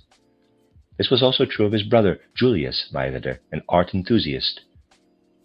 Marie Lang and her group of friends were often there, and so was Friedrich Eckstein, who at that time stood completely within the spiritual stream and the theosophical worldview. During this time, my title, Intuitive Thinking as a Spiritual Path, a Philosophy of Freedom, assumed an increasingly definite form in my soul. While the book took shape, I spoke of it mainly to Rosa Mayreder. She relieved some of the inner loneliness I experienced. She worked toward a concept of the immediately present human personality, and I toward the world revelation that this personality can find within the foundation of soul through the opening spirit eye. There were many bridges between these two goals, and often in later life I have recalled with gratitude this or that experience. For example, a walk through the wonderful alpine forests during which Rosa Mayreder and I discussed the true meaning of human freedom. The end of chapter 24. Part 2, Fertile Ground, Weimar, 1890 to 1897. Chapter 25. Looking back on my life, the first 3 decades appear as a self-contained chapter. At the end of that period, I moved to Weimar to work for nearly 7 years in the Goethe-Schiller archives. My time spent in Vienna between the trip to Weimar, already described, and actually settling in Goethe City, I view as a time when all I had inwardly worked toward until then reached a certain conclusion.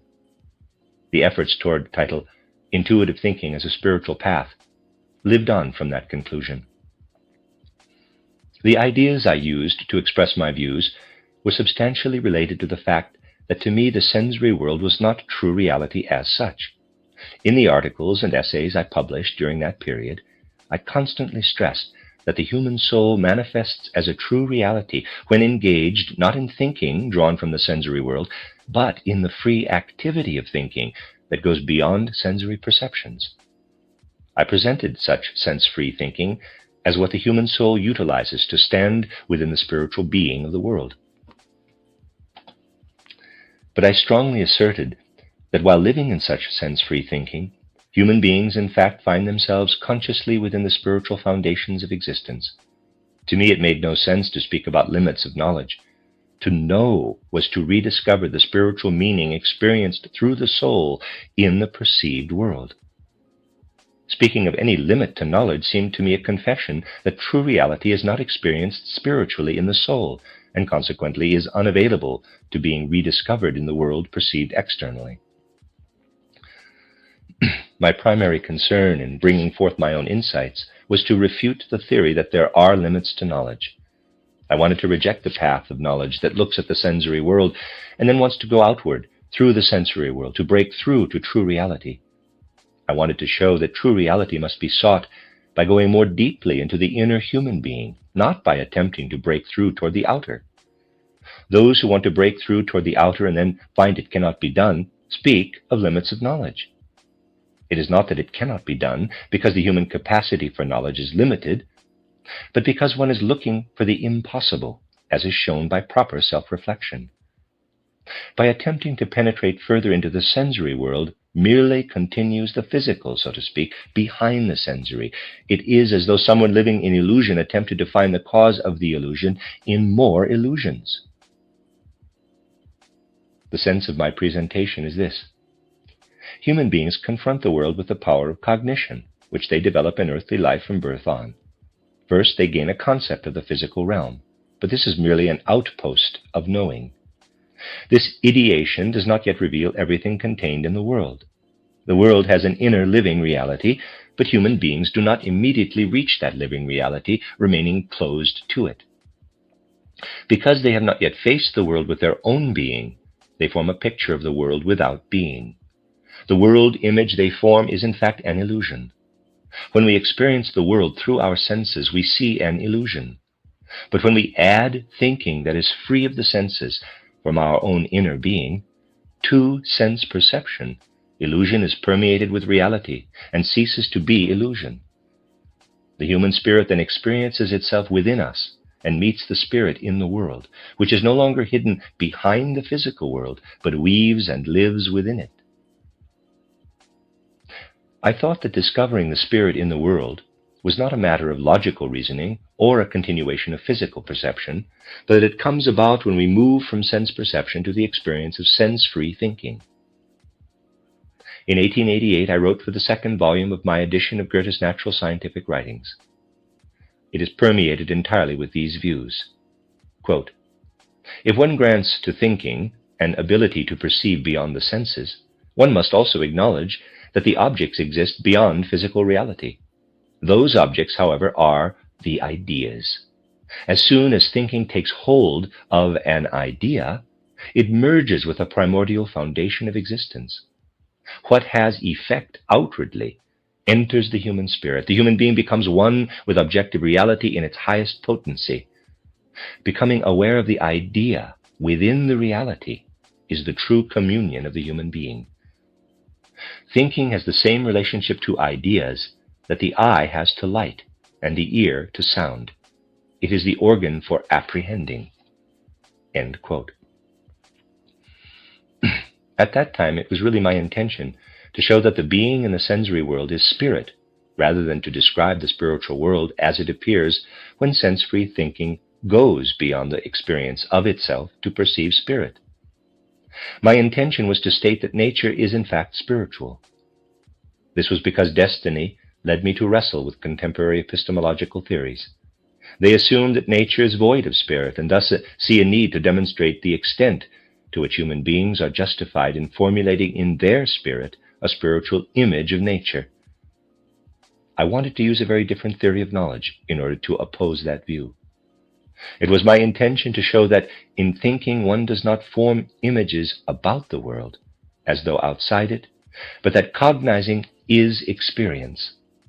In the act of knowing, one is within the being of things. Furthermore, destiny also led me to connect my own views with those of Goethe. This gave me ample opportunity to demonstrate that the external world is spiritual. Goethe himself worked toward a worldview that acknowledges spirit, but his views offered no opportunity to speak in a similar way about the purely spiritual world as such. Goethe had not developed his spiritual view of nature as far as viewing spirit directly. I was also concerned with expressing the idea of freedom. When we react to instincts, urges, passions, and so on, we are not free. Impulses then become conscious in us, just as sensory impressions do, and determine our actions. This is not the true self acting, but action on a level where the true self does not reveal itself at all. We no more disclose ourselves as human beings through such actions than the physical world reveals its being through mere sensory observation. The sensory world is not really illusory, but the human being makes it so. As human beings, we can also make urges, cravings, and so on, which resemble sensory impressions, just as substantial as illusions through our actions. In this way, we allow illusion rather than we ourselves to act within us. We allow and act without spirit. Your spirit acts once you find an impulse to action that is a moral intuition in the realm of sense-free thinking. Then you act, and not otherwise. One is then a free being, acting from the true self. I wanted to show that no one can understand freedom who dismisses sense-free thinking as a purely spiritual aspect of the human being, and that freedom is immediately comprehensible once the reality of sense-free thinking is understood. Again, in relation to the concept of freedom, it was not so much my concern to describe a purely spiritual world where we experience moral intuitions, but more to emphasize the spiritual character of these intuitions themselves. If they had been my primary concern, I would have begun this way in the chapter Moral Imagination in title Intuitive Thinking as a Spiritual Path, a Philosophy of Freedom. Quote, "Free spirits act out of their impulses, that is, from intuitions experienced outside of physical existence in a purely spiritual world beyond the awareness of ordinary consciousness." End quote. But at the time I was concerned only with characterizing the purely spiritual nature of moral intuitions. Consequently, I indicated their existence within the totality of the human world of ideas and said, quote, "Free spirits act out of their impulses, that is, from intuitions chosen by thinking from the totality of their world of ideas," page 180, end quote.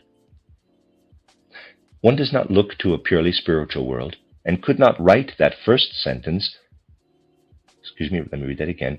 One who does not look to a purely spiritual world and could not write that first sentence would also be unable to fully claim the second.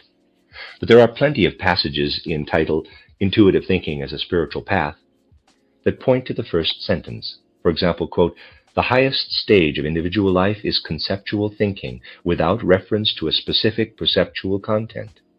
We determine the content of our concept out of the conceptual sphere through pure intuition. Such a concept initially contains no reference to specific percepts."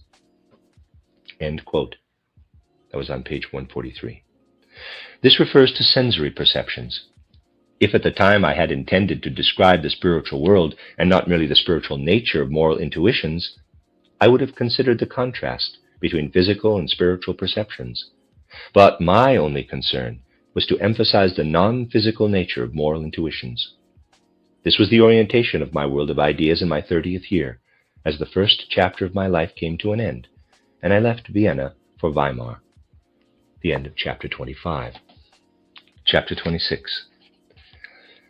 As the first chapter of my life came to an end, I felt an inner need to become clear about certain orientations of the human soul. One such orientation was mysticism.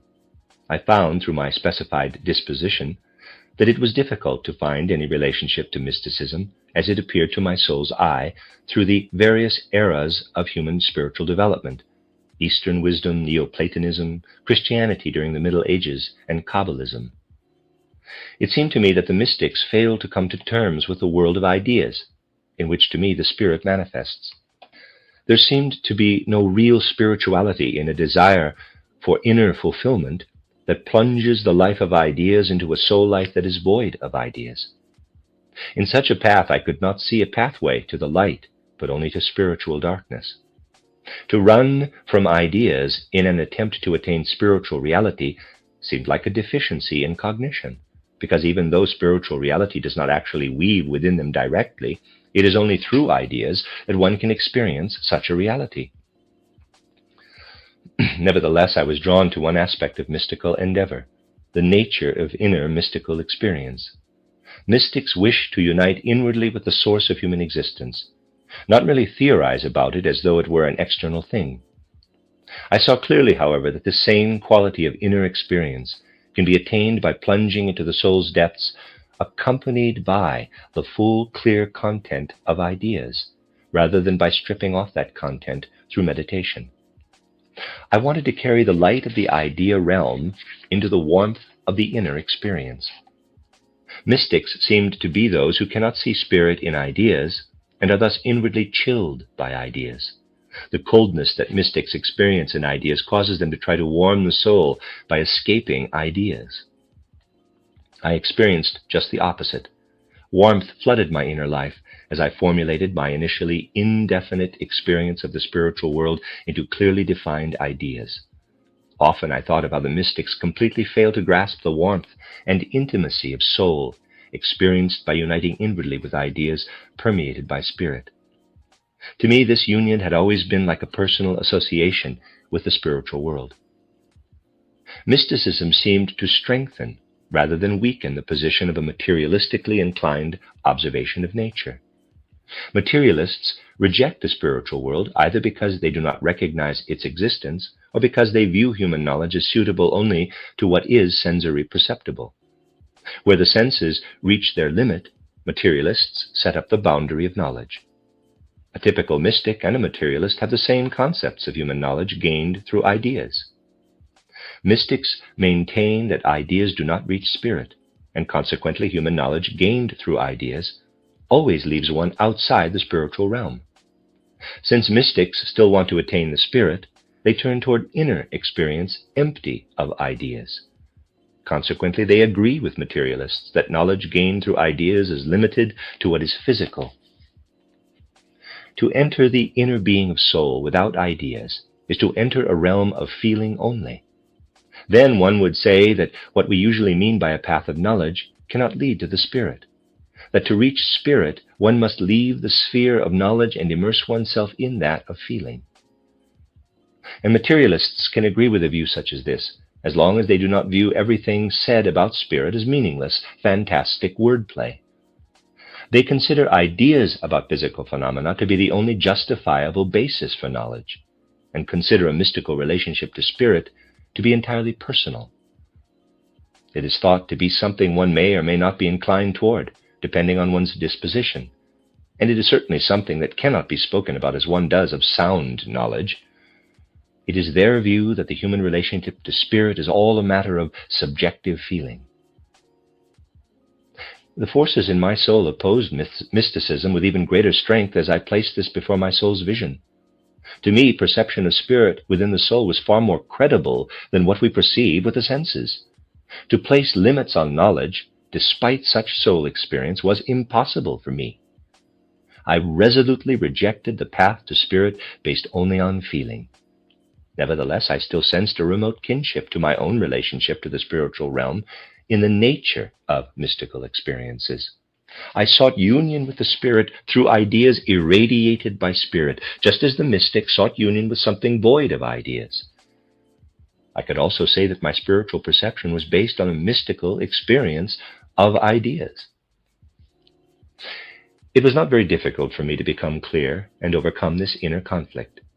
True perception of spirit illuminates the valid range of ideas and defines the proper limits of what is personal.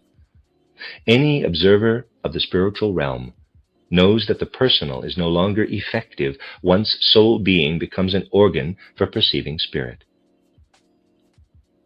The real difficulty was to find ways to express my inner perceptions in my writings. It is impossible to find new ways immediately for expressing observations unfamiliar to the reader. I could use the usual formulations used in the field of natural observation, or I could use those of mystical writers, which seemed to be accompanied by insurmountable difficulties. I concluded that scientific forms of expression have a rich meaning, even though its meaning is conceived of materialistically. I tried to formulate ideas that would indicate spirit, just as scientific ideas indicate the material.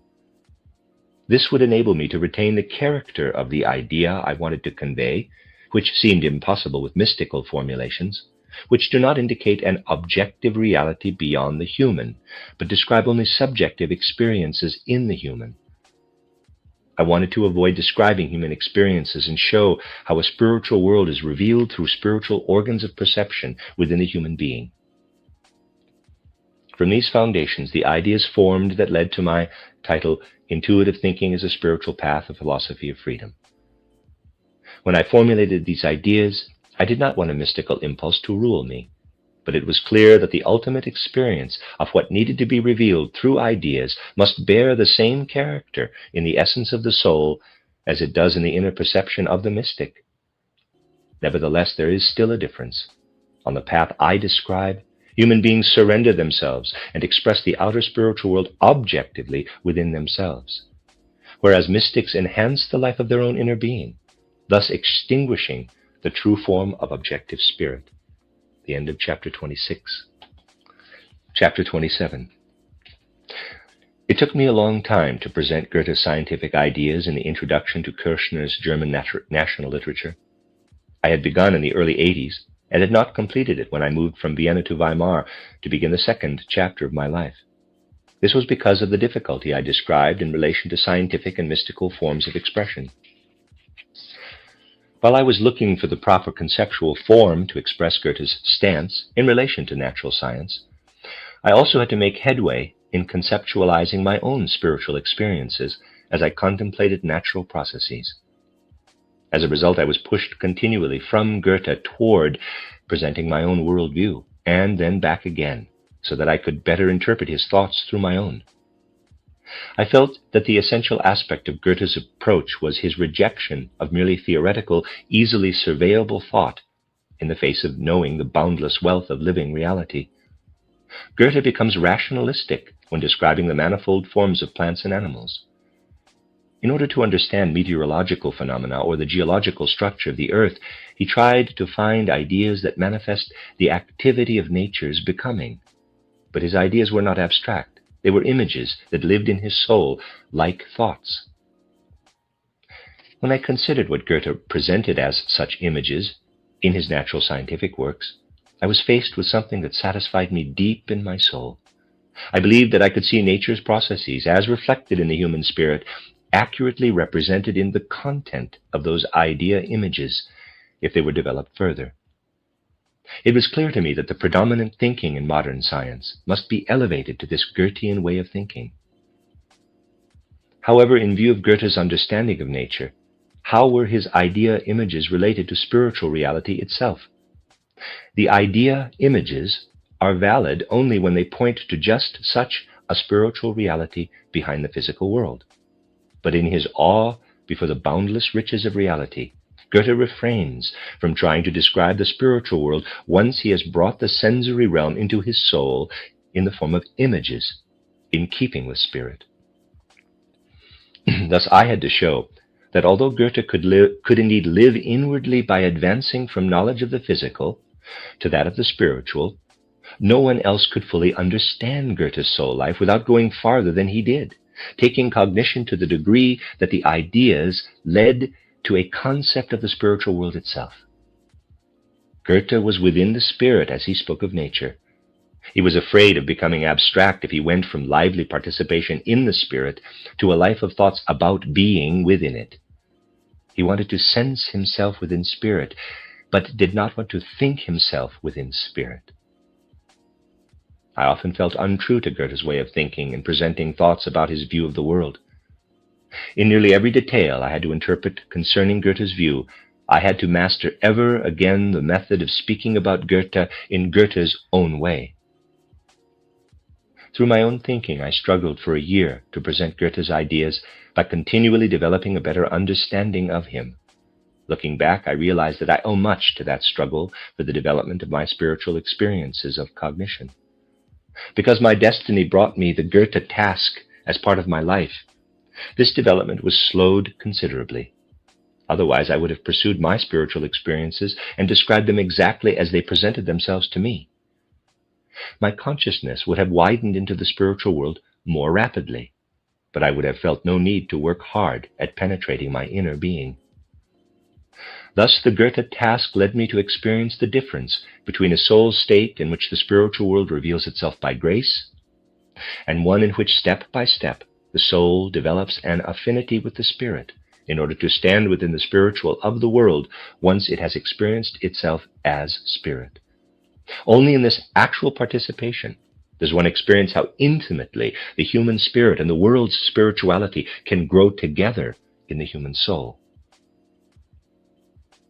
While I worked to interpret Goethe, he was always beside me in spirit, admonishing and continually reminding me that one who rushes too quickly along the spiritual path may attain a circumscribed experience of spirit, but leaves behind the fullness of life, poor in the substance of reality. Because of my connection with the Goethe work, I was able to observe vividly, quote, how karma works in human life, unquote. There are two aspects of destiny that become unified in one's life. One arises from the soul's longing and is directed toward the outer world. The other comes toward a person from the outside world. My own soul impulse was directed toward conscious experience of the spirit, and the external world's spiritual life brought me the Goethe task. I had to harmonize these two streams in my consciousness. The last years of the first period of my life were spent alternately justifying myself in my own eyes and then in Goethe's eyes. In my doctoral dissertation, the task I assumed was experienced inwardly, that is, to bring about, quote, self-comprehension of the human consciousness, unquote. I realized that we can understand the truth of the outer world only by seeing that true reality within our self. The meeting between the reality of the outer world and the reality of the soul must, for cognizing consciousness, be accomplished through tireless inner activity of spirit. This is always present when one becomes aware of the freedom of one's will and action. Freedom lives as an objective fact in unbiased consciousness. Nevertheless, it becomes a mystery to human understanding, because initially we have not given self-awareness to our own true being, but achieve it only after conscious self-comprehension. Only after appropriate preparation can freedom, the human being's greatest treasure, be understood. My title, Intuitive Thinking as a Spiritual Path, is based on an experience of self-comprehending human consciousness. Freedom is practiced in the will. Freedom is experienced in feeling. Freedom is recognized in thinking. But to accomplish this, the life in thinking must not be lost. As I worked on title, Intuitive Thinking as a Spiritual Path, in presenting my thoughts, I was constantly concerned with keeping my inner experience fully awake, even in the thoughts themselves. This gives thoughts the mystical nature of inner sight, but it also makes such sight resemble physical sight. When you work through to this inner experience, you see no contradiction between knowing nature and knowing spirit. It becomes clear that knowing spirit is simply a transformed continuation of knowing nature. Because this seemed true to me, later on the title page of title, Intuitive Thinking as a Spiritual Path, I wrote, quote, results of introspective observations in accord with natural scientific method, unquote. If the method of natural science is faithfully adhered to in relation to spirit, it leads to cognition in this area as well. The end of chapter 27 and the end of this section of the reading. This is a reading of the autobiography of Rudolf Steiner, titled Chapters in the Course of My Life, 1861 to 1907. I'm on chapter 28. It was also during that time that I found Goethe's fairy tale, The Green Snake and the Beautiful Lily, very significant, and I studied it thoroughly. It constitutes the final chapter of his Conversations of German Emigrants. There have been many interpretations of this enigmatic tale, but I was not concerned with any interpretation of its meaning. I wanted only to accept it as an artistic poem. I have always found it distasteful when the creative imagination of a work is pulverized by intellectualizing. I saw that this poetic work of Goethe had arisen from his discussions and exchanges of ideas with Schiller. Entitled Letters on the Aesthetic Education of Man, Schiller was in the philosophic phase of his development. Self-comprehension of human consciousness was a sole task that Schiller was deeply concerned with. He saw, on the one hand, the human soul given to active reason. Schiller felt that the soul, when working in pure reason, does not depend on the physical, sensory, perceptible nature. Yet he sensed something unsatisfying in such suprasensory activity. The soul, it is true, is within spirit, when surrendered to the necessary logic of reason. But in that surrender, the soul is neither free nor inwardly alive spiritually. The soul surrenders to an abstract, shadowy image of spirit, but does not weave and assert itself in the true life and being of spirit. On the other hand, Schiller observed that human soul life also surrenders to an opposite kind of activity, one in which it is completely bound by bodily nature, with sensory perception and instincts. In this case, the shadowy images of spirit are ineffective and lose their power. The soul is surrendered to the laws of nature, which do not constitute the soul's true being. Schiller concluded that in neither of these activities is one a true human being. But we can ourselves bring about something neither given by nature nor given by the rational shadow of spirit that arises independent of our activity.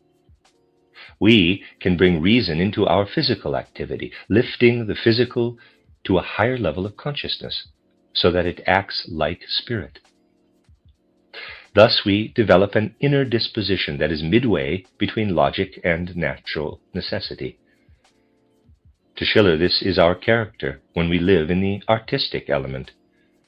Aesthetic comprehension of the world sees the sensory perceptible, but in such a way that it finds spirit there. It lives in the shadows cast by spirit through the act of creating or enjoying. It gives spirit a sensory form, so that it no longer has only a shadowy existence. Years before, Schiller's struggle toward a view of the true human had come to my attention, and this came to mind as Goethe's cryptic fairy tale became a riddle for me. I saw how Goethe had taken up Schiller's description of the truly human. There was a vital question for both of them. How does shadowy spirit in the soul find physical manifestation? And how does nature in the physical body work its way up to spirit? Schiller's notion was too abstract and narrowly philosophical for Goethe. This can be seen in their correspondence and from what is known of their spiritual exchanges. Goethe created charming images, the river separating two worlds, the will-o'-the-wisps trying to cross from one world to the other, the snakes self-sacrifice to build a bridge between the two worlds. The beautiful lily can be seen only as reigning in spirit, beyond the river by those who live on this side, and much more. Goethe contrasted Schiller's philosophical solution with a poetic view in the form of a fairy tale. He felt that if we use philosophical arguments to solve the mystery of the soul recognized by Schiller, we are inwardly impoverished as we search for our true being. Goethe wanted to approach the mystery through the riches of soul experience. Goethe's poetic images recall the imaginations often described before his time by those seeking a path to spirit. We find an image like that of the three kings in the fairy tale in The Chemical Wedding of Christian Rosenkreuz. Other figures are the reappearance of earlier images of the path of knowing. Goethe, however, turned those pictures into beautiful, noble, artistic imaginations, whereas earlier pictures were less artistic. In his fairy tale, Goethe led the creative imagination very near the boundary where inner soul comes to know the spiritual world. I believe that one could acquire a deep understanding of Goethe's soulful nature by delving into his poetic work. Explaining the fairy tale was not important to me. The important thing was the way I was stimulated inwardly by working with it. This invigoration continued to work further in my soul life until it was expressed in the mystery dramas I wrote later. The fairy tale, however, did not really help me very much in my work on Goethe. It seemed as if Goethe had grown beyond his own worldview when he created that poetic work, as though compelled by the inner power of a semi-conscious soul life. This caused me a serious difficulty. Though it no longer satisfied me, I was obliged to continue to interpret Goethe's work for Kirchner's German national literature as I had before. I realized that while writing the fairy tale, Goethe had looked across the boundary, as it were, into the spiritual world. Yet, when he writes later of natural processes, he does not consider his glimpse into the spiritual world. Thus, I could not justify using that glimpse as the basis for interpreting his work. Even if I had gained nothing through my work on Goethe, as I absorbed myself in the fairy tale, my inner life was abundantly stimulated. The fairy tale provided me with significant material for meditation, to which I returned repeatedly. The fairy tale became a preparation for the work I began later in Weimar. I led a very active social life during that period. I often saw old friends, and though I had little opportunity to speak about the matters I'm speaking of here, strong soul and spiritual bonds united me with those friends. I often recall the endless discussions in a well-known coffeehouse in Michaelerplatz in Vienna. I was reminded of them especially when the Austrian Empire fell apart right after the World War. Even at that time, the conditions that led to that disintegration were everywhere. At the time, however, no one was willing to acknowledge this. Everyone had an idea about how to correct matters, each according to a particular national or cultural inclination. The ideals inspired by times of progress are uplifting. They are tragic in equal measure when they become attempts to prevent decline. Such tragic ideals were stirring in the souls of the finest people of Vienna and all of Austria. I often upset those idealists by airing the conviction I gained by intimately studying Goethe's era, the conviction that Western culture had reached a high point, and that the height of that development had not been sustained. Our scientific age, which affects individuals as well as whole cultures, indicates a decline. Before it can progress further, it needs an entirely new spiritual impulse. To continue the spiritual trends followed thus far will lead only to a reversal. Goethe represents the peak of a certain evolution, but its final stage, rather than a beginning. He gathers the fruits of development that led up to him, and it culminated in him in its fullest form. Progress cannot, however, continue without far more original sources of spiritual experience than those contained in that development. This was my mood as I wrote the last part of my exposition on Goethe. I continued to be occupied with such thoughts when I encountered Nietzsche's writings. Titled Beyond Good and Evil was the first book I read by him. As with others, I was both attracted and repelled by his views. I had difficulty coming to terms with Nietzsche. I loved his style and boldness, but I did not care for the way he addressed the most profound problems, without first immersing himself in them with spiritual soul experience. It seemed, however, that much of what Nietzsche had to say was intimately close to my own spiritual experience. Consequently, I felt a certain kinship with his struggle, and I had to find a way to express that relationship. To me, Nietzsche was one of the most tragic figures of the time. I believed that the whole cultural trend of our scientific age could result only in such a tragedy for souls who tended to be sensitive and discriminating. Those were my feelings during my final years in Vienna. The end of chapter 28. Chapter 29. I had the opportunity to visit Budapest and Transylvania before that first period of my life came to an end. The young man from Transylvania I mentioned, who had remained a loyal friend throughout those many years, had introduced me to a number of his fellow Transylvanians living in Vienna. Consequently, in addition to my other broad social circle, I had something like it with those from Transylvania. Among them were Herr and Frau Breitenstein, who at that time became close friends and have remained so since. For a long time they had a leading position in the Anthroposophical Society in Vienna. That friendship with people from Transylvania led to my visit to Budapest.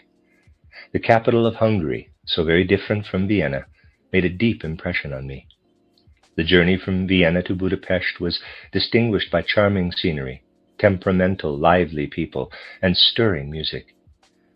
Looking out of the train window, one had the impression that nature has a special poetry, but this usual mood in nature is hardly noticed by those who hurry about, stirred by the deeper inner music of their own hearts.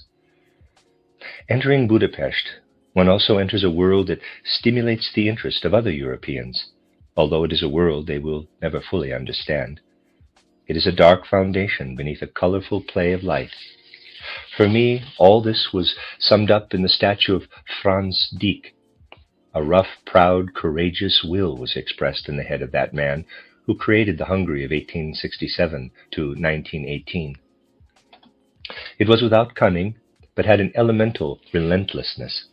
I felt that, though subjective, it was true for every real Hungarian that there is no life outside of Hungary, and if there is, it's no life. As a child at the western border of Hungary, I had seen the effect that this rough, proud will had on the Germans. Now in the heart of Hungary, I saw how this characteristic tends to isolate the Magyars. With a certain naivete and clothed in natural glory, that will is concerned with revealing itself to the hidden eyes of nature, but not to open human eyes. 6 months later at Christmas, my friends from Transylvania arranged for me to give a lecture in Hermannstadt. I traveled across the wide plains, at the center of which is Arad, and as my eyes wandered over the plains, an expansive, unobstructed panorama, I could hear Lenau's poems, charged with longing within me. I had to stay overnight in a village near the border between Hungary and Transylvania. I sat half the night in the inn's common room. In addition to myself, there were only some men playing cards at a table. Every nationality in Hungary and Transylvania was represented, and they played with great passion. Explosive outbursts occurred every half hour, and gathered like clouds of fighting demons, as it were, above the table, robbing them of all human dignity. What differences of national character were expressed in that passion! I arrived at Hermannstadt Christmas Day. There I was introduced to the Transylvanian Saxons living amid the Romanians and Magyars. They were noble people who courageously worked to preserve their national customs and culture, and they were unwilling to admit that their battle was hopeless. In their desire to remain loyal to their heritage, they erected a kind of memorial to their culture of earlier centuries, before it had been driven eastward. But in exile, it showed signs of losing contact with the world, and this manifested everywhere as an artificial festive quality. I spent a pleasant time with the German Protestant clergy, with teachers from the German schools, and with other Germans living in Transylvania. My heart felt warmed among those people, who in caring for and nurturing their folk ways had developed a culture of heart that in turn spoke mainly to the heart. This vital warmth lived in my soul as we wrapped ourselves in thick fur and, old and new friends together, took a sleigh ride south to the Carpathian, the Transylvanian Alps. The air was icy and the snow crackled under the sleigh. In the distance the Alps appeared as a black, mountainous wall covered in woods. As we drew closer, it became a wild, fissured mountain landscape, often very forbidding. My central experience there was a result of my long-time friend. He was always thinking of new ways to better acquaint me with Transylvanian Saxony. At the time, he still divided his time between Vienna and Hermannstadt, and had started a weekly paper in Hermannstadt to help cultivate the Saxon nationality in Transylvania. that venture was purely idealistic, undertaken with absolutely no practical experience. Nevertheless, most of those who represented the Saxons helped out. It went under after a few weeks. Destiny provided me with experiences such as this journey, and such experiences enabled me to cultivate my awareness of external phenomena and circumstances, which was not easy for me, whereas everything spiritual was self-evident to me. With the sadness of memories, I returned to Vienna. Soon a book came into my hands titled Rembrandt as Educator, which was highly praised by everyone for its wealth of spiritual insight, in quotes. In discussions everywhere, the book was always praised for, quote, its entirely new spiritual impulse, unquote. This in particular brought home to me how very lonely I was with my spiritual views in contemporary spiritual life. My impression of that widely praised book was this. It was as though for several months someone spent every night in a somewhat upper-class tavern listening to all the brilliant remarks of certain regular customers who were important. They were written in the form of aphorisms as they arose. After this, quote, preliminary work, unquote, they were assembled on slips of paper into a bowl and, after a good shake, taken out and joined, one after the other, until a book is produced. Of course, such criticism is an exaggeration, but my own view of life forced me to strongly reject that book, a book nevertheless highly praised by the zeitgeist. I found title Rembrandt as Educator completely superficial and pretentious. No sentence even touches the true depth of soul life. It was painful to find my contemporaries accepting such a book as a serious work by a person of depth. I believed that such superficial thoughts paddle in shallow waters of the spirit and serve only to drive true deep humanity from souls. The end of chapter 29. Chapter 30. I had begun tutoring when I was 14. Destiny firmly held me in that work for 15 years, until the second chapter of my life began my work in Weimar. Thus, during my childhood and youth, the development of many others was connected with my own. This enabled me to observe how differently the masculine and feminine genders grow into life. In addition to tutoring boys and young men, I also tutored a number of young girls. I even taught geometry to the mother of the boy whose education I oversaw because of his pathological condition.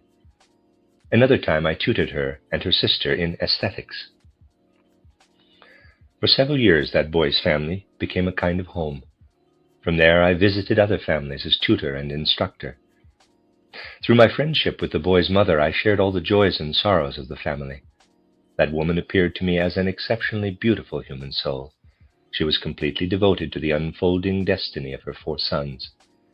One could study the great form that motherly love assumed in her. Working with her on matters of education provided my own life with beautiful meaning. She was talented and very enthusiastic about music. When they were still young, she herself assumed part of her sons' lessons in music. She discussed with me many various life problems with sharp interest and great understanding. She took a real interest and understood much.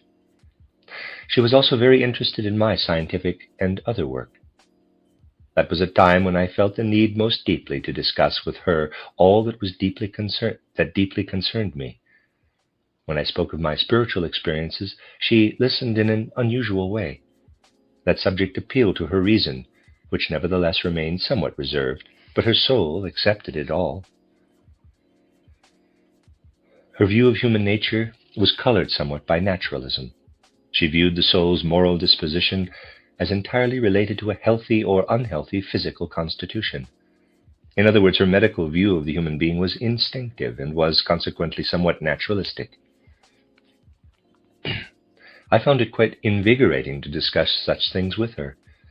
Furthermore, she accomplished the tasks given her by life with a strong sense of duty, though many of them, in her view, did not belong to her at all.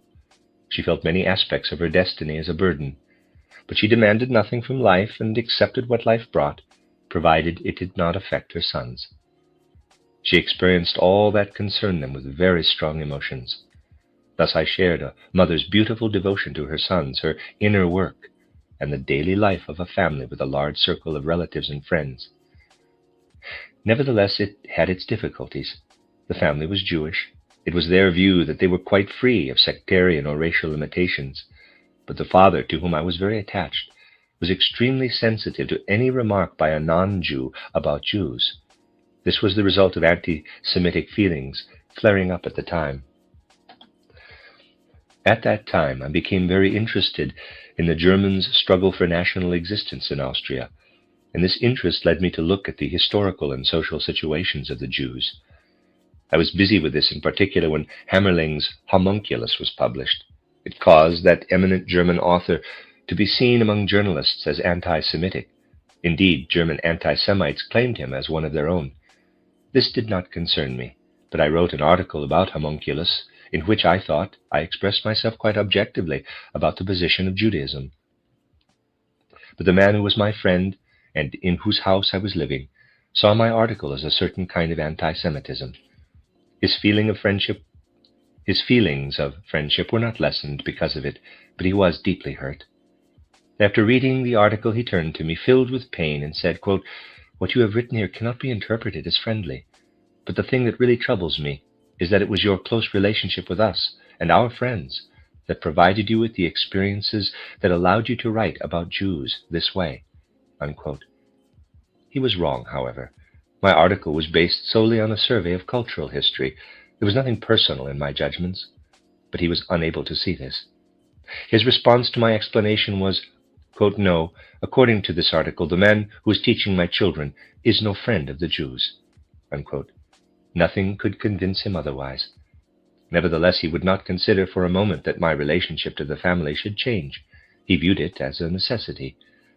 And even less could I allow this situation to cause a change, because I saw the education of his son as a task given to me by destiny.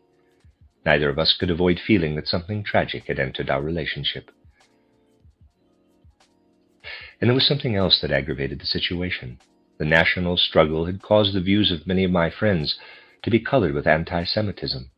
They were averse to my position in a Jewish household, and the head of that household simply saw his impression of my article confirmed in those friendships. Ignaz Brühl, the composer of titled The Golden Cross, was connected with that family whose life I shared. He was subtle, and I was immensely fond of him. Brühl was somewhat withdrawn from the world and self-absorbed. His interests were not limited to music. He was interested in many aspects of spiritual life. He was limited in his pursuit of these interests, however, because he was favored by destiny with an easy life and a family that protected him from its usual cares. This situation made its mark on the work he produced. He did not grow fully into life, but more into music. The merit of his musical productions do not concern us here, but it was delightful to meet him in the street and watch him awake from his world of tones as one spoke to him. He generally failed to match the buttons with the correct buttonholes on his vest. His expression was gentle and thoughtful, and his walk, while not firm, was very expressive. One could talk with him about many things, and he would have a sensitive understanding of it, though one saw how the subject of the conversation would soon slip into the realm of music. Through the family I lived with, I met the distinguished physician Dr. Breuer, who, with Dr. Freud, led to the birth of psychoanalysis. Dr. Breuer, however, shared this outlook only in the beginning. It is unlikely that he agreed with the way it was developed later by Freud. Dr. Breuer was a fascinating person. I admired him as a physician, but he also had a broad range of interests in other fields. He spoke with inspiration about Shakespeare. His profound medical knowledge added much that was interesting to what he said about Ibsen or about Tolstoy's title Kreutzer Sonata. I eagerly listened when he discussed subjects with my friend, the mother whose children I was educating. Psychoanalysis was not yet born, but the psychological problems were already there. Hypnotism had given the medical way of thinking a certain coloring.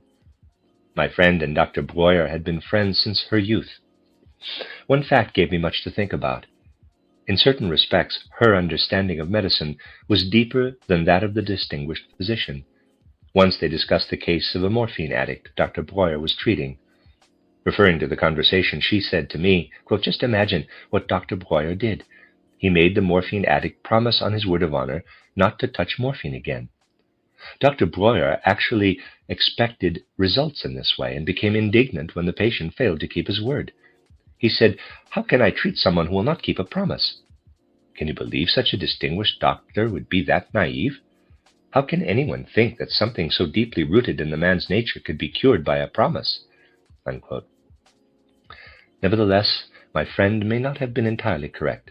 The doctor's ideas on the therapeutic value of suggestion may have been part of an attempt to achieve a cure. But one cannot deny that my friend's statement vigorously illustrates the very spirit of the Viennese school of medicine at its flowering. In her own way, this friend was a significant individual. Although she died a long time ago, she played an important role in my life. Among other things, having to part from her made it difficult to leave Vienna. The end of chapter 30. Chapter 31. Looking back at that first period of my life and attempting to describe it externally, I must acknowledge that destiny guided me in such a way that by the time I was 30, I was still unfettered by any worldly profession. Even when I joined the Goethe-Schiller archives in Weimar, it was not with the purpose of taking a permanent position, but to be an independent collaborator on the Goethe edition, to be published by the archives through a commission of the Grand Duchess Sophie. A report was published by the director of the archives. It appeared in the 12th volume of the Goethe Yearbook with this statement, quote, "In autumn 1890, Rudolf Steiner of Vienna joined the permanent staff. The whole field of morphology, except for the osteological portion, has been assigned to him. It will constitute 5, possibly 6 volumes in the second section. It will contain extremely important material from the literary legacy." End quote. Again, I faced a task of indefinite duration. It had arisen not from any external cause, but directly from the inner development of my view of life and the world. Thus, it also happened that I took my doctorate examination at Rostock University, which included my dissertation that attempted to show how human consciousness can comprehend itself. Circumstances alone prevented my receiving a degree in Vienna. I had pursued a gymnasium education privately, and even tutored students in it, but officially my education was that of Realschule, not Gymnasium. In Austria, this fact prevented any possibility of earning a doctorate. I was well grounded in philosophy, but my official education kept me from everything to which the study of philosophy gives access. It happened that toward the end of the first chapter of my life, I got hold of a philosophical work titled The 7 Books of Platonism that deeply aroused my interest. The author, Heinrich von Stein, was teaching philosophy at the time at Rostock University, which led me to submit my dissertation to this lovable old philosopher. I saw him only at the examination, but I had come to value him through his book. The personality of von Stein still comes vividly to mind, as though I had known him intimately. Titled The 7 Books of Platonism, expresses a deep philosophic individuality. In that work, philosophy is not treated as a thought content resting on its own foundation. Plato is regarded as the greatest of philosophers, who searched for just such a self-supporting philosophy. What he discovered in this way, Heinrich von Stein presents in detail. In the first chapters, one enters the Platonic worldview entirely. But then Stein goes on to describe the Christ revelation breaking into human evolution. He places this real breakthrough of spiritual life at a higher level than the mere elaboration of a philosophy. Stein's description could be characterized as the fulfillment of the human goal of going from Platonism to Christianity. He continues by tracing how Platonism worked further within the evolution of Christianity. In Stein's view, the revelation of Christ gave philosophy its content from outside. I was unable to agree with him. I knew that the Christ revelation can become an inner experience once we have understood our own true being in spiritually awake consciousness. The Christ revelation can then become an inner living reality in the human being through the conscious experience of ideas. But something in Stein's book greatly appealed to me. The impulse that led to this comprehensive historical and philosophical description was the real life of the spirit behind the life of ideas, though not as I experienced it. Stein's book presents Plato as the great bearer of an idea world that waited to be fulfilled through the Christ impulse. This book, despite what I opposed, was much closer to my own way of thinking than all the philosophies whose content merely formed an edifice of abstract concepts derived from sensory experience. In Stein, I also missed the recognition that Plato's ideas do lead back to a spiritual, primordial revelation of the spiritual world. This pre-Christian revelation has, for example, been described sympathetically by Otto Willmann in his title History of Idealism. It does not enter Stein's consideration at all. He does not present Platonism as the last vestige of a primordial revelation in conceptual form, one that, through Christianity, regains its lost spiritual content in a higher form. Rather, he presents Platonic ideas as though spun from themselves, conceptual content that later attains life through Christ. Nevertheless, Stein's book is one of those written with philosophical warmth. Its author was a person permeated with a deep feeling for religion, the expression of which he sought in philosophy. On every page of the 3-volume work, one encounters the personality of its author. Thus it was very significant for me to meet the author in person after having read his book many times, especially the parts about the relationship between Platonism and Christianity. He was very old and serene, his gentle expression suggesting he would follow his student's progress kindly, yet thoroughly. His voice had a tone that revealed in every sentence the deliberation of the philosopher. That was my immediate impression of Stein when I met him prior to the examination. He said, quote, "Your dissertation is not done as required. It is clear that you have not been under the guidance of a professor. However, its content is such that I gladly accept it," unquote. During the oral examination, I greatly hoped for questions relating to titled The 7 Books of Platonism, but they never arose. Everything was related to the philosophy of Kant. I have carried the image of Heinrich von Stein deeply impressed in my heart. I would dearly have loved to have met him again, but destiny did not bring this about. My doctoral examination is one of my most treasured memories, because the impression of Stein's personality outshines all else connected with it. I arrived in Weimar still influenced by the mood of my thorough study of Platonism. I believe this helped me greatly to find my way into my work at the Goethe-Schiller archives. How did Plato live in the world of ideas, and how did Goethe? This question occupied me as I made my way to and from the archives. It occupied me also as I studied the papers of the Goethe estate.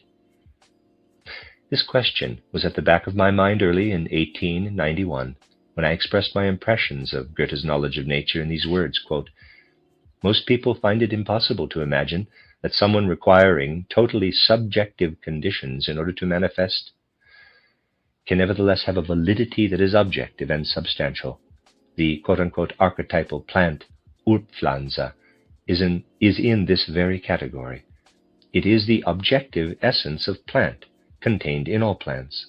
In order, however, for it to become perceptibly existent, the human being's spirit must independently construct it." Parenthesis quote concerning the results of our views of Goethe's natural scientific works through the publication of the Goethe Archives, unquote, Goethe Yearbook, Volume 12, parenthesis, end quote. Or in these words, quote, "A correct understanding of Goethe's thinking allows the possibility of deciding whether it is correct, according to Goethe's view, to identify the archetypal plant or the archetypal animal with a physical organic form that exists at a specific time or has yet to appear. A decisive no is the only answer possible. Every plant contains the archetypal plant. The constructive power of the spirit can obtain it from the world of plants, but no individual plant form can be said to be the prototype." End quote. The end of chapter 31. Chapter 32. I had become a co-worker in the Goethe-Schiller archives. This was the institute where at the end of the 19th century philologists had assumed Goethe's literary estate. Bernard Suffan was the director of the archives. My relationship with him, I can say, was personal from the very first day of my Weimar period, and I was often privileged to be a guest in his home. Bernard Suffan was a friend of Hermann Grimm. This led him to succeed Erich Schmidt, who was the first director of the archives. Goethe's last descendant, Walter von Goethe, had left Goethe's literary estate to the Grand Duchess Sophie. She established the archives so that his legacy would become appropriately incorporated into the culture. Naturally, she turned to those whom she assumed would know what to do with Goethe's manuscripts. The first of these was Herr von Löper. He was predestined, so to speak, to mediate between the Goethe experts and the royal court at Weimar, which had been entrusted to administer Goethe's literary legacy. Löper maintained a high position in the Prussian cabinet, and thus had a close connection with the Queen of Prussia, sister of the Grand Duke of Weimar. Furthermore, he was the most important associate in the well-known Hempel edition of Goethe. Löper was a peculiar person, a very congenial mixture of the worldly and the eccentric. He was not a professional, but through his admiration for Goethe's work, he found his way into Goethe research, and he had distinguished himself in this way. He was entirely independent in his assessment of Goethe. An excellent example of this is his edition of Faust. What he presented he had learned from Goethe himself. Now that he had to give advice as to who would be best suited to look after Goethe's literary estate, he had to rely on the Goethe scholars, with whom he had close contact through his own Goethe research. His first choice was Hermann Grimm, who approached Goethe as an art historian. In this capacity, he had given a course of lectures on Goethe at the University of Berlin, later published as a book. At the same time, however, he could consider himself a kind of spiritual descendant of Goethe. He came from circles of German culture that had preserved a living tradition of Goethe, and therefore to some degree could consider themselves personally connected with him. Grimm's wife, Gisela von Arnim, was the daughter of Bettina, who wrote the book titled Goethe's Correspondence with the Child. Grimm assessed Goethe as an art enthusiast, but even as an art historian, he was never scholarly unless it accorded with his personally colored appreciation of art. I think that Grimm got along easily with Löper, who had become a friend because of their mutual interest in Goethe. It seems to me that in their discussions on Goethe, the topic revolved around their interest in Goethe's genius from a human standpoint rather than a scholarly one. On the other hand, it was natural for Wilhelm Scherer, the professor of German literature at the University of Berlin, to consider Goethe from the scholarly perspective. The two others had to acknowledge him as the official Goethe expert. Löper did this in a childlike, harmless way, and Grimm with an inner resistance, since he really did not care for Scherer's philological approach. Basically, the administration of Goethe's literary estate was in the hands of these three men. In fact, however, it slipped entirely into the hands of Scherer. Löper, no doubt, considered himself to be only an advisor, collaborating in the work from the outside. He had firm social connections through his position in the royal house of Prussia. Neither did Grimm consider himself more than an outside advisor. His cultural obligations kept him from giving more than advice and viewpoints for the work. He could not be responsible for the details. Things were different for Wilhelm Scherer. To him, Goethe represented an important chapter in the history of German literature, and new, immensely important sources for this chapter had to come to light in the Goethe archives. The work of the archives, therefore, had to be incorporated systematically into the general works of historical literature. The plan arose to produce an edition of Goethe's works, arranged according to the requirements of philology.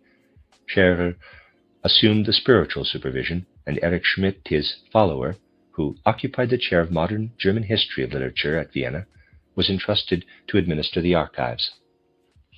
This gave a kind of identity to the work at the Goethe archives. It also left its stamp on everything else that happened there and took place through it. Everything bore the character of the contemporary philological method of thinking and working. As he worked philologically on the history of literature, Wilhelm Scherer tried to duplicate scientific methods. He used the prevailing scientific ideas as his models for ideas on philology and literary history. He based the historical development of culture on certain questions. What was the source of a poet's material, and how had it been modified? Thus the personality of the poet disappeared. Instead, there was the question of how the subject matter and motif developed through the personality of the writer.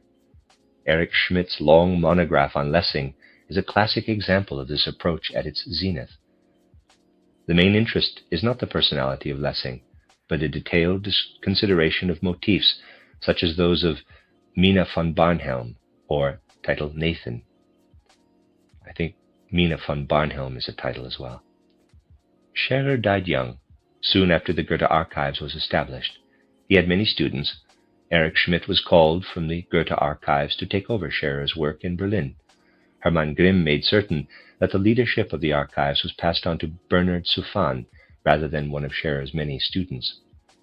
Bernhard Suffan had previously taught at a gymnasium in Berlin, while he had also edited Herder's writings. I don't know if I'm pronouncing Suffan correctly. It's S-U-P-H-A-N, but I am pronouncing it Suffan. Through this, he seemed favorably predetermined to assume the guidance of the Goethe edition. Since Erich Schmidt retained a certain influence, Scherer's spirit could still be felt in the Goethe work, but Grimm's ideas were expressed much more strongly, if not so much in the method of working, then certainly in the personal interactions within the archives. Bernhard Suffan had already known great personal trials when I became personally acquainted with him after I arrived in Weimar. He had been married twice, and both wives, who were sisters, had died young.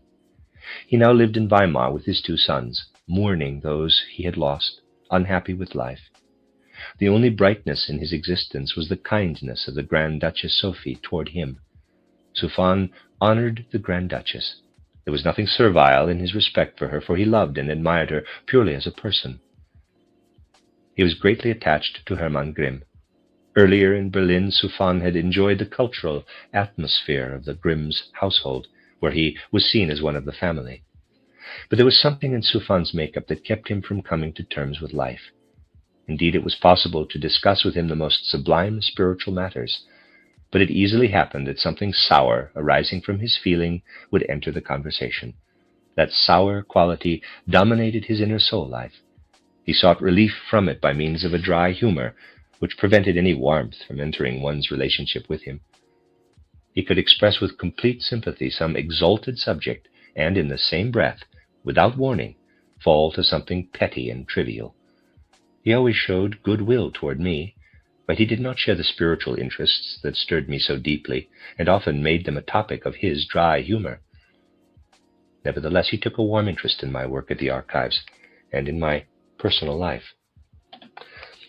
I cannot deny that I often felt disturbed by what Suffan did, the way he handled the management of the archives, and his supervision of the editing of Goethe's works, and I never made any secret of this.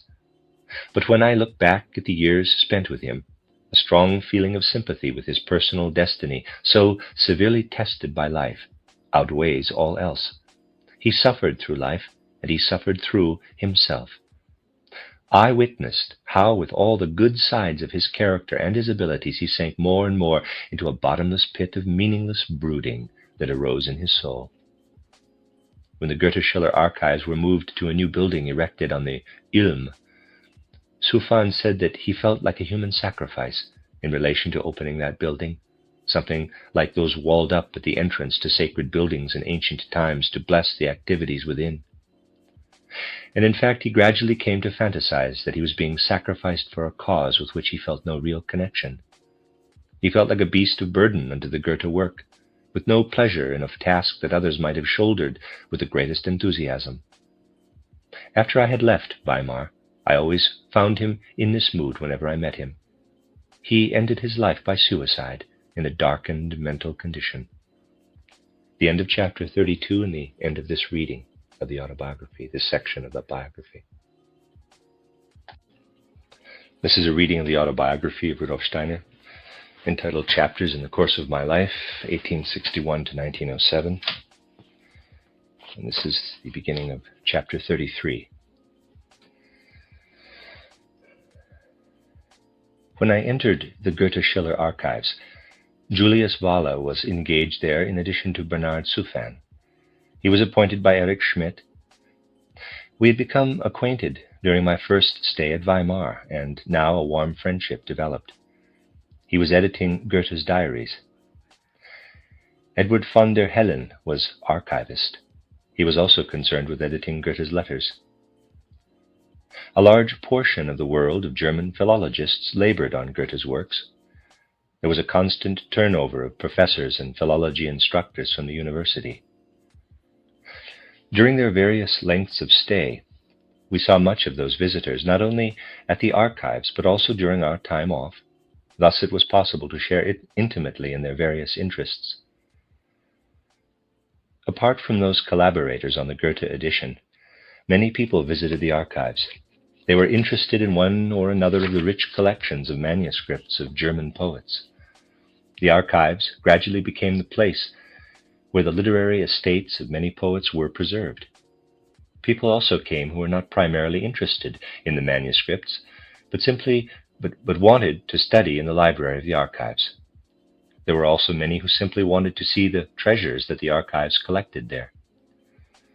Löper's visits to the archives gave pleasure to us all. He always had a friendly word for everyone. He would have his work brought to him, and there he sat and worked for hours with a rare concentration. No matter what went on around him, he did not look up. If I were to look for a personification of kindness and charm, I would choose Gustav von Löper. This characteristic permeated his whole approach to studying Goethe and, indeed, his relations with everyone.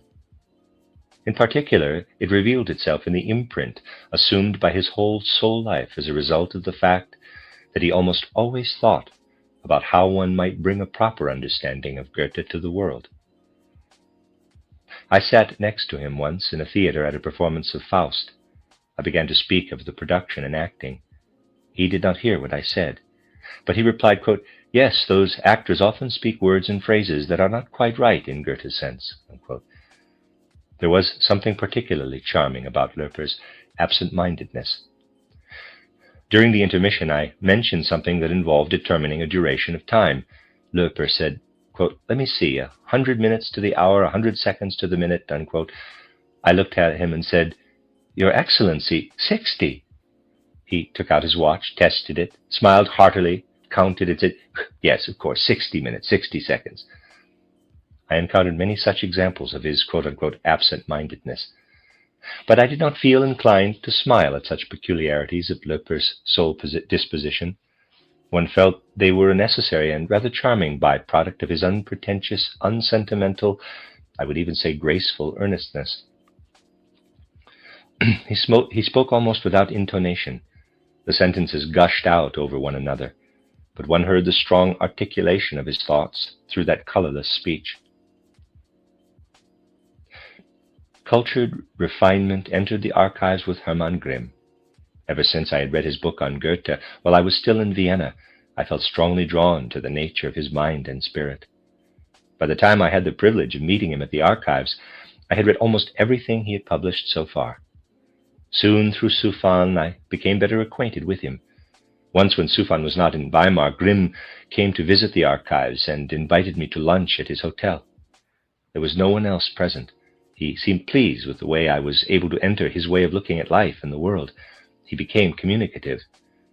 He spoke about what he had in mind for a history of German creative imagination. It was my impression that he wanted to write such a book, but it never happened.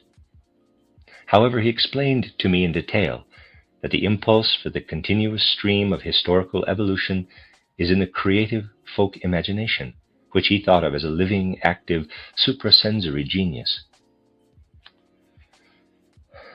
During the lunch, I was completely absorbed in Grimm's statements. I thought I knew how the suprasensory spirituality works through the human being, and here was someone whose inner gaze reached as far as the creative spirituality, yet he would not go so far as to take direct hold of it in inner cognition.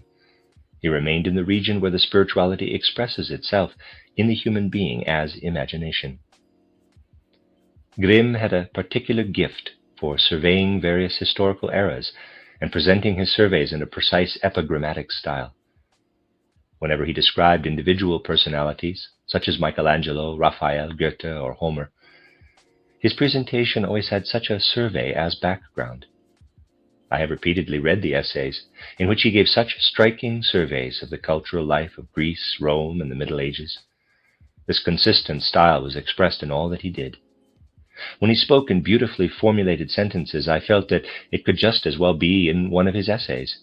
And as I read his essays, after having gotten to know him, I felt I could hear him speaking. He never allowed himself any laxity when speaking. He felt that one should remain the same person in artistic written exposition as in ordinary life. But then Grimm's usual self was not like that of any other. For him it was a matter of fact to attend to style in the daily affairs of life.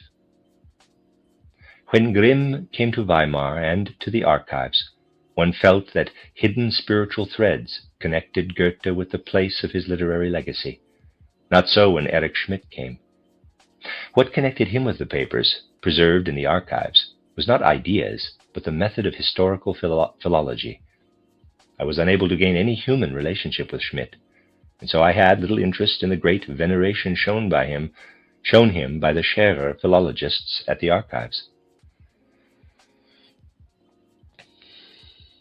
It was always a pleasure when the Grand Duke Karl Alexander came to the archives. He exhibited a noble bearing, but with a deep and sincere enthusiasm for everything related to Goethe.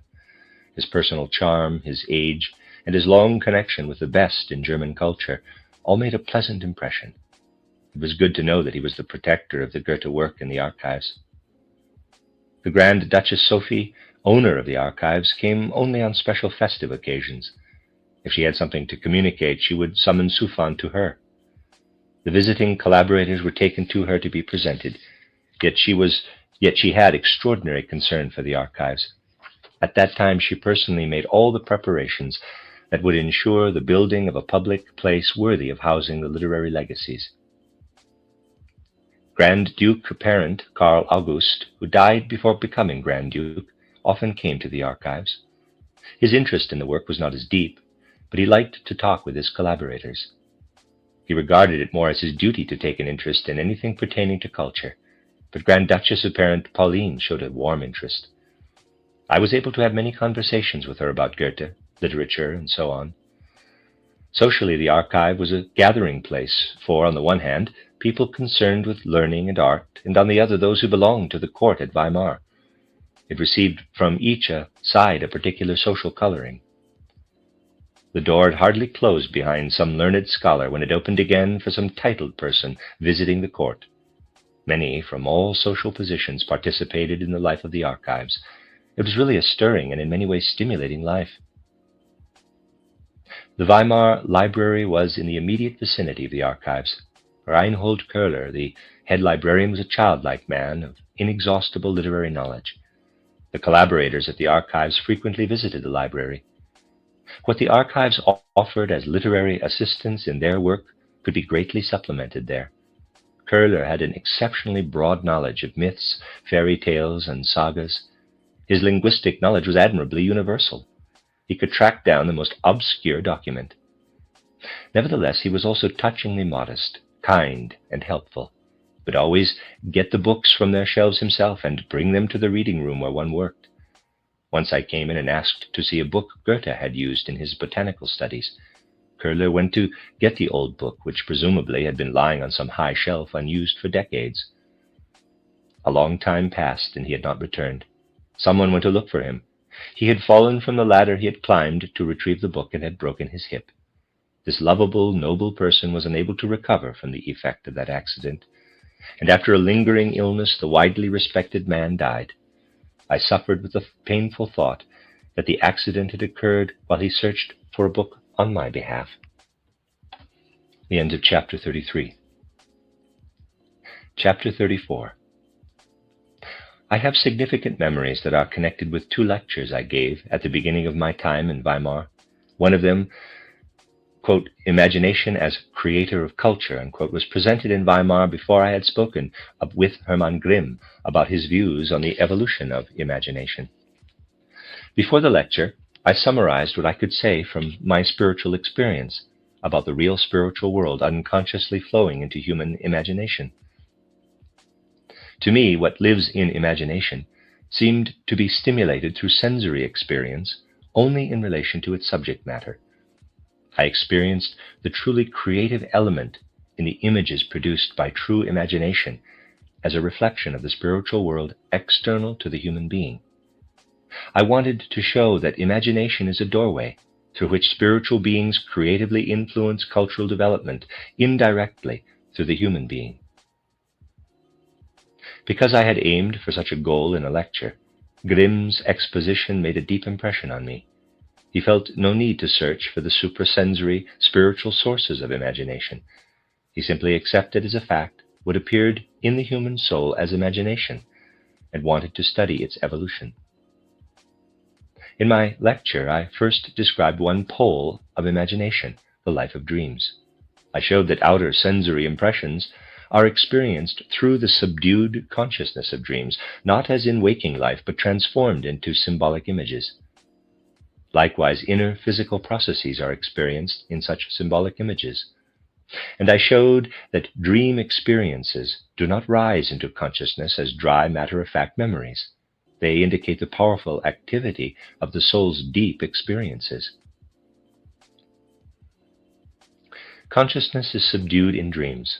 It sinks into the physical material reality, where it becomes aware of the spiritual processes that, hidden to sense perception, govern physical existence. Also, this appears to the half-asleep consciousness as no more than a shimmer welling up from the depth of the sensory. In waking imagination, consciousness is raised as far above ordinary consciousness as it sinks below it in dreams. Spirit, hidden within sensory experience, does not appear, yet spirit influences the human being. Unable to take hold of the spirit in its own true form, we unconsciously depict it to ourselves through the soul qualities we borrow from the sensory realm. Consciousness does not penetrate far enough to perceive the world of spirit. It experiences spirit in images taken from the sensory world. Thus, the real creations of imagination become a product of the spiritual world without entering human consciousness.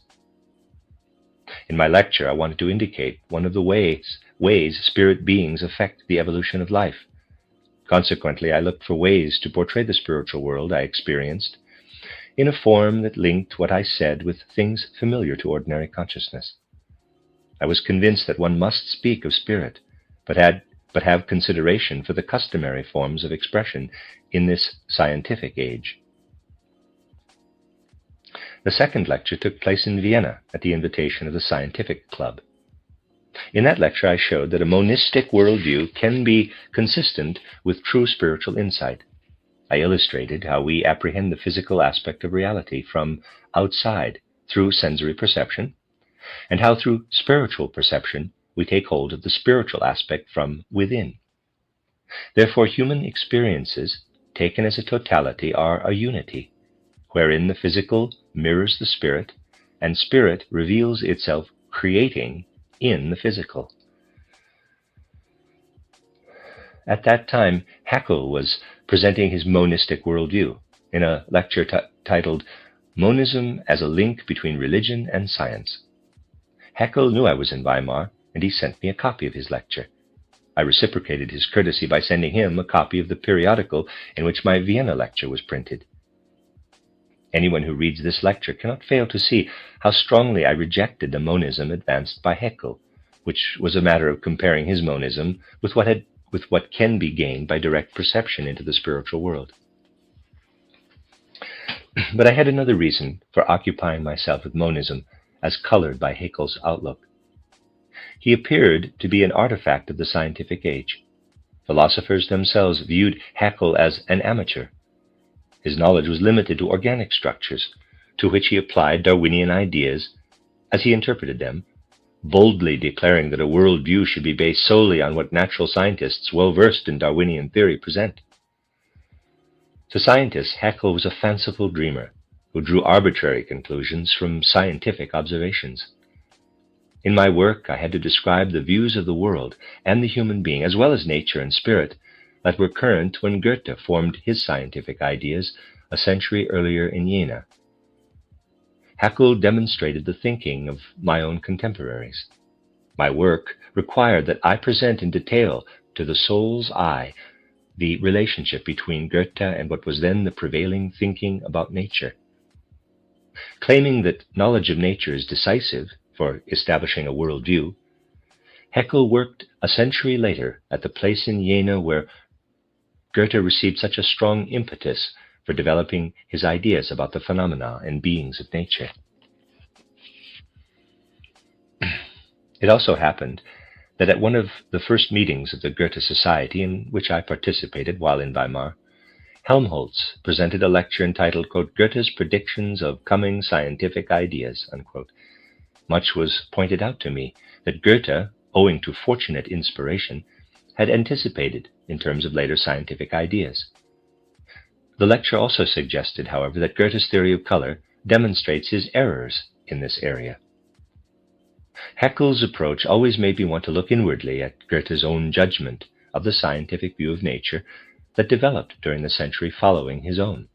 As I listened to Helmholtz, I heard the judgment that such development passed on Goethe's view.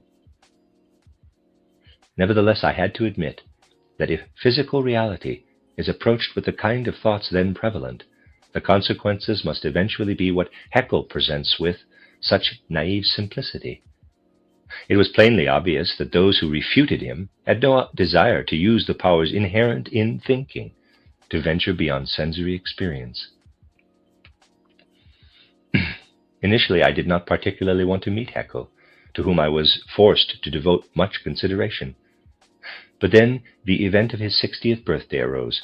I was invited to participate in the magnificent celebration arranged for the occasion in Jena. The human element of this festivity attracted me. Haeckel's son, whom I knew from Weimar, where he attended the College of Art, approached me during the banquet and said that his father wanted to meet me. Thus, he introduced us. This is how I met Haeckel personally. He was a fascinating person whose eyes gave the impression of looking into the world with naive gentleness. So gentle was his gaze that one felt it could not endure being penetrated by the edge of sharp thinking. That gaze could bear only sensory impressions, and not the thoughts revealed by objects and processes. Every movement was directed toward all that sensory impressions express, never allowing the thoughts governing them to reveal themselves.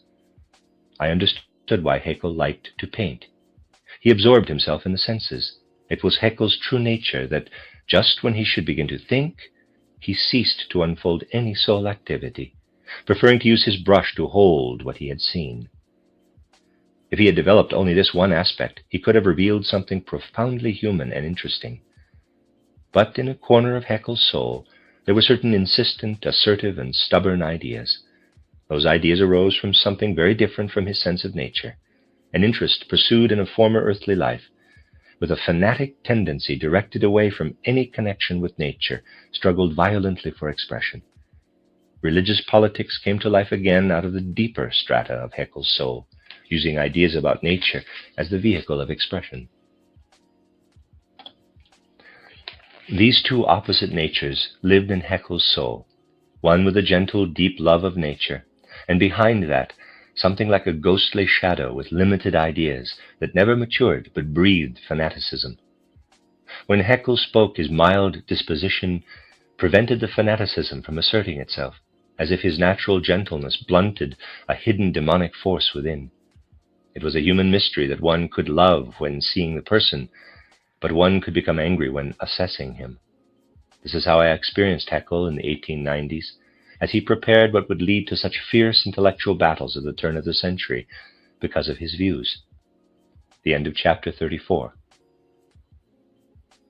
Chapter 35. One of the visitors to Weimar was Heinrich von Treitschke. I was able to meet him because Sufan invited me to a luncheon he gave for Treitschke. I had a strong impression of that controversial individual.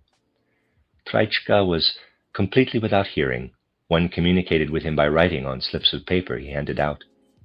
This made him the center of any gathering. He commented on what was written to him, but no real conversation occurred. Thus others felt his presence with far more intensity than he felt theirs, which strongly influenced his whole attitude. He spoke without having to deal with the objections other people meet when expressing ideas. It was clear that this had taken root in his consciousness on its own. He felt strongly about the value of his own thoughts because he never encountered objections. The first question Treitschke asked me was about my origins. I wrote on a slip of paper that I am Austrian. Treitschke commented that Austrians are either kind and gifted people or scoundrels. When he said things like that, one could sense that the inner loneliness caused by his deafness drove him to such paradoxes. They gave him a certain inner satisfaction. At Sufan's luncheon, guests usually stayed all afternoon, and this was also the case on this occasion when Treitschke was present. One could see his personality unfold. This broad-shouldered man also had something in him spiritually that tended to make him broad in vitality when among others. One would not say that Treitschke spoke authoritatively, because what he said was colored by his subjectivity. Every word betrayed his passion for expressing himself, and even when he merely narrated something, his tone of voice was commanding. He wanted his words to stir his listeners' emotions, and he spoke a rare fire, and as he spoke, a rare fire shone in his eyes. On that occasion, the conversation touched on Moltke's worldview described in his memoirs. Treitschke rejected Moltke's impersonal, almost mathematical interpretation of world phenomena. He himself could judge things only on the basis of strong personal attraction or aversion. People like Treitschke, who are completely self-absorbed, impress others only when the personal element is significantly and deeply interwoven with all they say and do. Thus it was with Treitschke. When he spoke of an historical event, it was as if it were happening at the moment, and his own feelings of happiness or annoyance were personally involved. Listening to him, one got the strongest possible impression of his personality, but no relationship at all to what he said. I became good friends with another visitor to Weimar, Ludwig Leistner. He was a fine, harmonious person who lived in a wonderful way in the spirit. At the time, he was literary advisor to Cotta, the publishing firm. In that capacity, he had to work in the Goethe archives, and when not working, I was able to spend most of my time in his company. He had published his main work, The Mystery of the Sphinx, which is a kind of history of myths.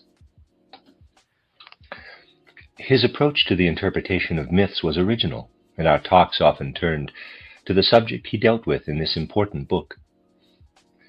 Leistner rejected all explanations of fairy tales and myths that involve a more or less conscious symbolizing imagination. In his view, the folk and mythic views of nature originated in dreams, that is, in nightmares. The origin of the elf, goblin, or demonic tormentor stems from oppressive nightmares in which a being torments the dreamer with questions. Ludwig Leistner saw the whole host of spirits arising out of the dreaming human being. The questioning sphinx is yet another metamorphosis of the simple Mittagsfrau, or midday woman, who appears at noon to one asleep in the field and asks questions that must be answered. Ludwig Leistner made a special study of everything paradoxical in dreams. For example, beings that are sensible and meaningful, or tormenting and wistful, in order to show that they appear in myths and fables as well. When we discussed those things, I always had the sense that this man could easily find the transition from the creative activity of the subconsciousness in dreams to the supra-consciousness that encounters the real world of spirit. He listened with goodwill and without objection to all I said about this, yet he found no inner relationship to it. Like many others, he was blocked when approaching spirit itself by the common fear today of losing one's footing on scientific ground. Nevertheless, Ludwig Leistner attained a special relationship to art and poetry, because he saw the origin of myths and the like in real dream experiences, not in abstract, creative imagination. In his approach, all human creativity was given cosmic significance. He was exceptionally serene, sensitive, and poetic, and all his descriptions had the quality of poetry. Indeed, he never expressed a thought that was not poetic. I spent wonderful hours with him in Weimar and in Stuttgart, where I had the pleasure of staying with him while visiting. His wife, who was absorbed in his spiritual nature, was devoted to him. For her, Ludwig Leistner was actually all that connected her with the world. He died a short time after his stay at Weimar, and his wife soon followed. The world became empty for her after Ludwig had gone. In many ways, she was an exceptional person and truly lovable. She was always present if she could be of help, but absent when she thought she might disturb. Like a mother, she cared for the highly cultured and refined, but extremely delicate Ludwig Leistner.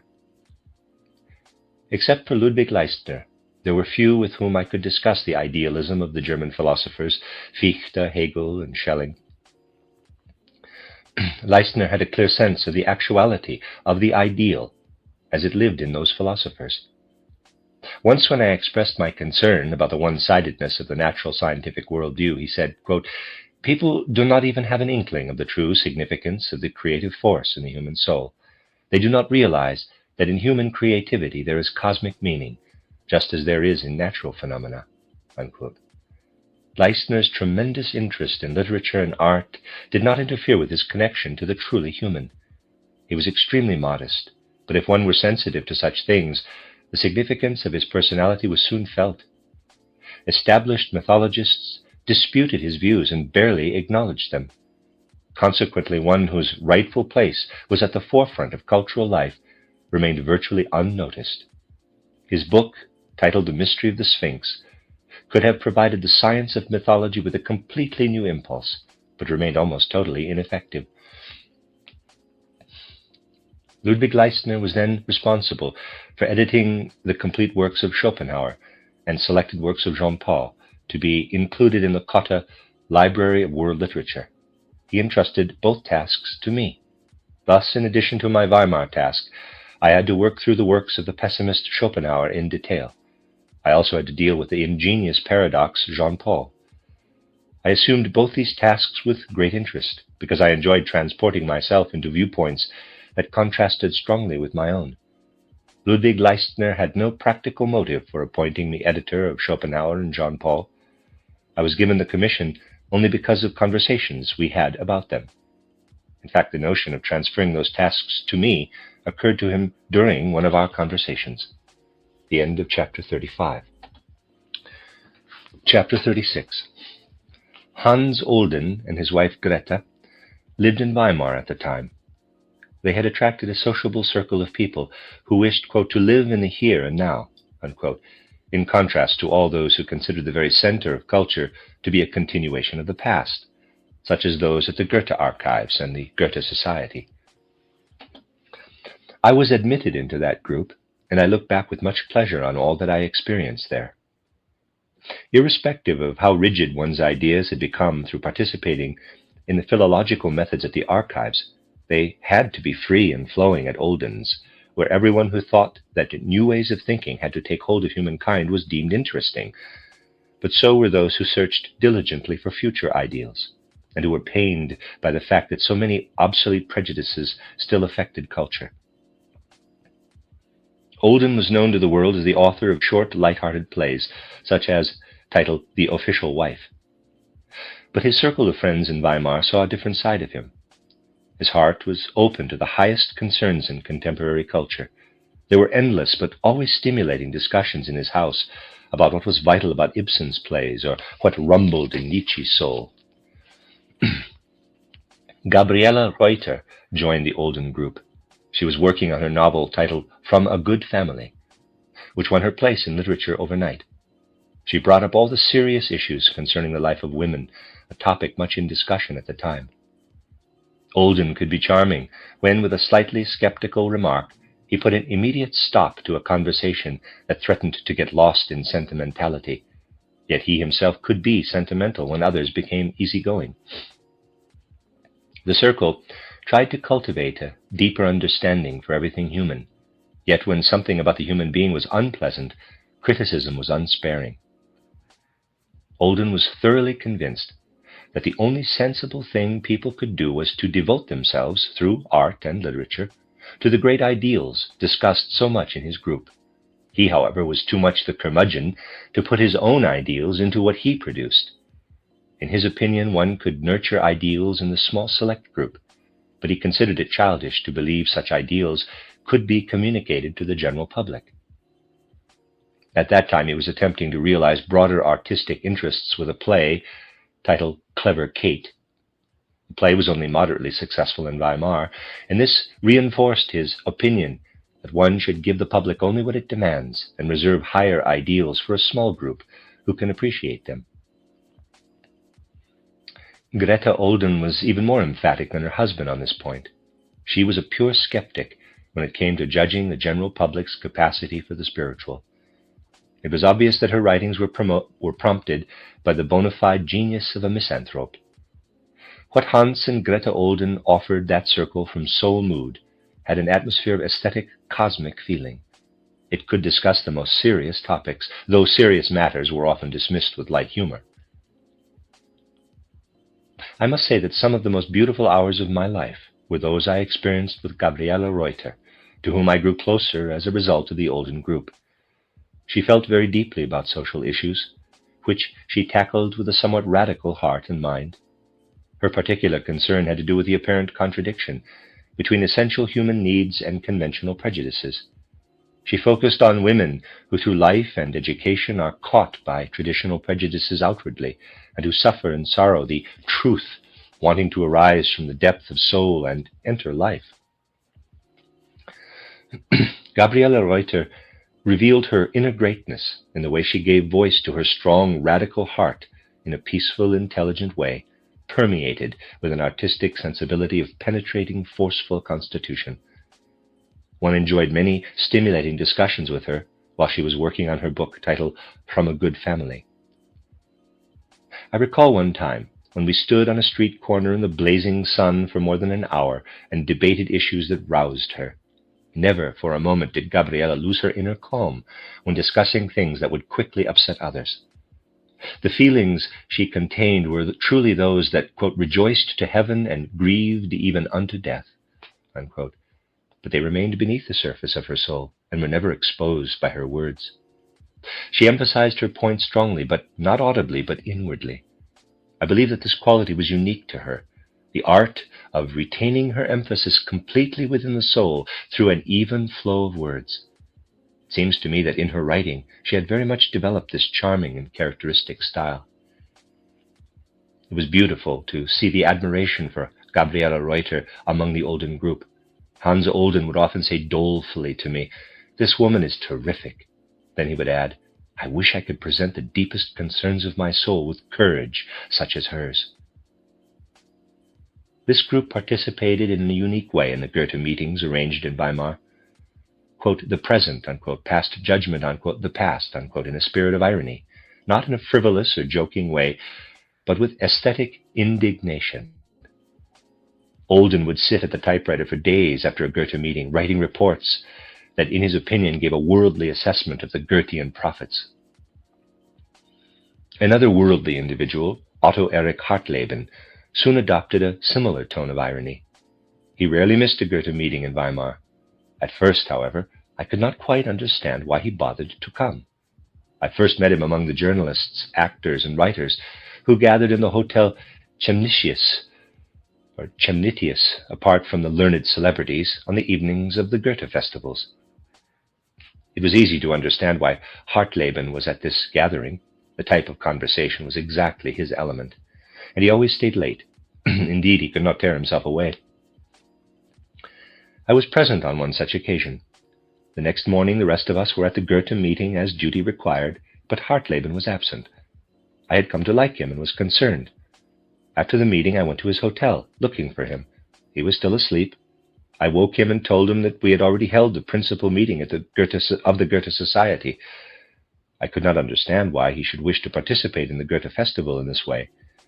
But his answer made me realize that to him it was perfectly natural to travel all the way to Weimar for the Goethe festival and then sleep during the actual event. He in fact slept through most of the events for which the others had come. I became friends with Otto Hartleben in a unique way. A discussion arose about Schopenhauer at one of the suppers mentioned. Much had already been said in appreciation as well as to refute that philosopher. Hartleben had been silent for a long while, when in wild, surging revelations he said, quote, "One is roused by Schopenhauer, but his philosophy really doesn't apply to life," unquote.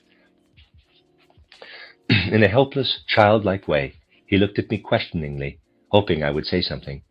He had heard that I was occupied with Schopenhauer's work. I said, quote, "I cannot help, just view Schopenhauer as an obtuse genius," unquote. Hartleben's eyes sparkled. He was stirred. He finished his drink and ordered another. I had won his heart, and our friendship was sealed. Obtuse genius. That pleased him. I might as well have used the expression about someone else. It would have made no difference to him. What he found interesting was that even a genius could be obtuse. I found the Goethe meetings to be strenuous.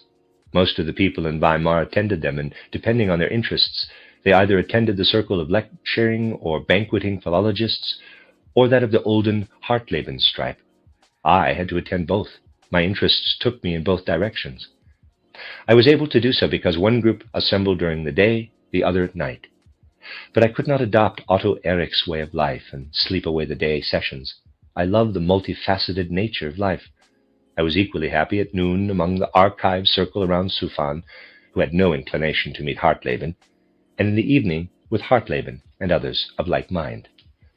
The end of chapter 36 and the end of this section of reading of the autobiography. This is a reading of the autobiography of Rudolf Steiner entitled Chapters in the Course of My Life, 1861 to 1907. Chapter 37. I came to know many views of the world and life during my Weimar period. In part, this was because I had constant direct contact with those who discussed those matters, and also because in those days many who were interested in just this kind of conversation passed through Weimar. I was at an age when the inclination is to turn intensively toward one's environment, trying to establish a firm relationship with outer life. For me, the various views and philosophies were a bit of the external world. I began to realize how little I had truly participated in the world up to that point. Whenever I withdrew from active social life, I became aware, particularly at that time, that in fact the only world I had been familiar with so far was the spiritual world I witnessed inwardly. I found it easy to connect with that world. I also began to realize how very difficult it had been for me during childhood and youth to relate to the outer world through the senses. I had always found it difficult to commit to memory external facts that had to be assimilated. For example, in studying science, I had to observe natural objects repeatedly so that I could identify them and know their scientific classification. To me, the external world really appeared somewhat shadowy, or like images. It moved past me like pictures, whereas the connection with the spiritual always had the character of concrete reality. I felt this especially during the early 1890s in Weimar, while I was adding the final touches to my title, Intuitive Thinking as a Spiritual Path, A Philosophy of Freedom. Writing that book, I felt I was writing out thoughts handed to me by the spiritual world until my 30th year. What I received from the external world, on the other hand, was experienced merely as a stimulus. I experienced that stimulus in particular when I shared in the lively discussions in Weimar about world views. I had to go into the feelings and ways of thinking of others, but they did not penetrate the meaning of my own inner life. I lived intensively with what others saw and thought, but I could not allow the spiritual reality within me to flow into what I experienced in that way.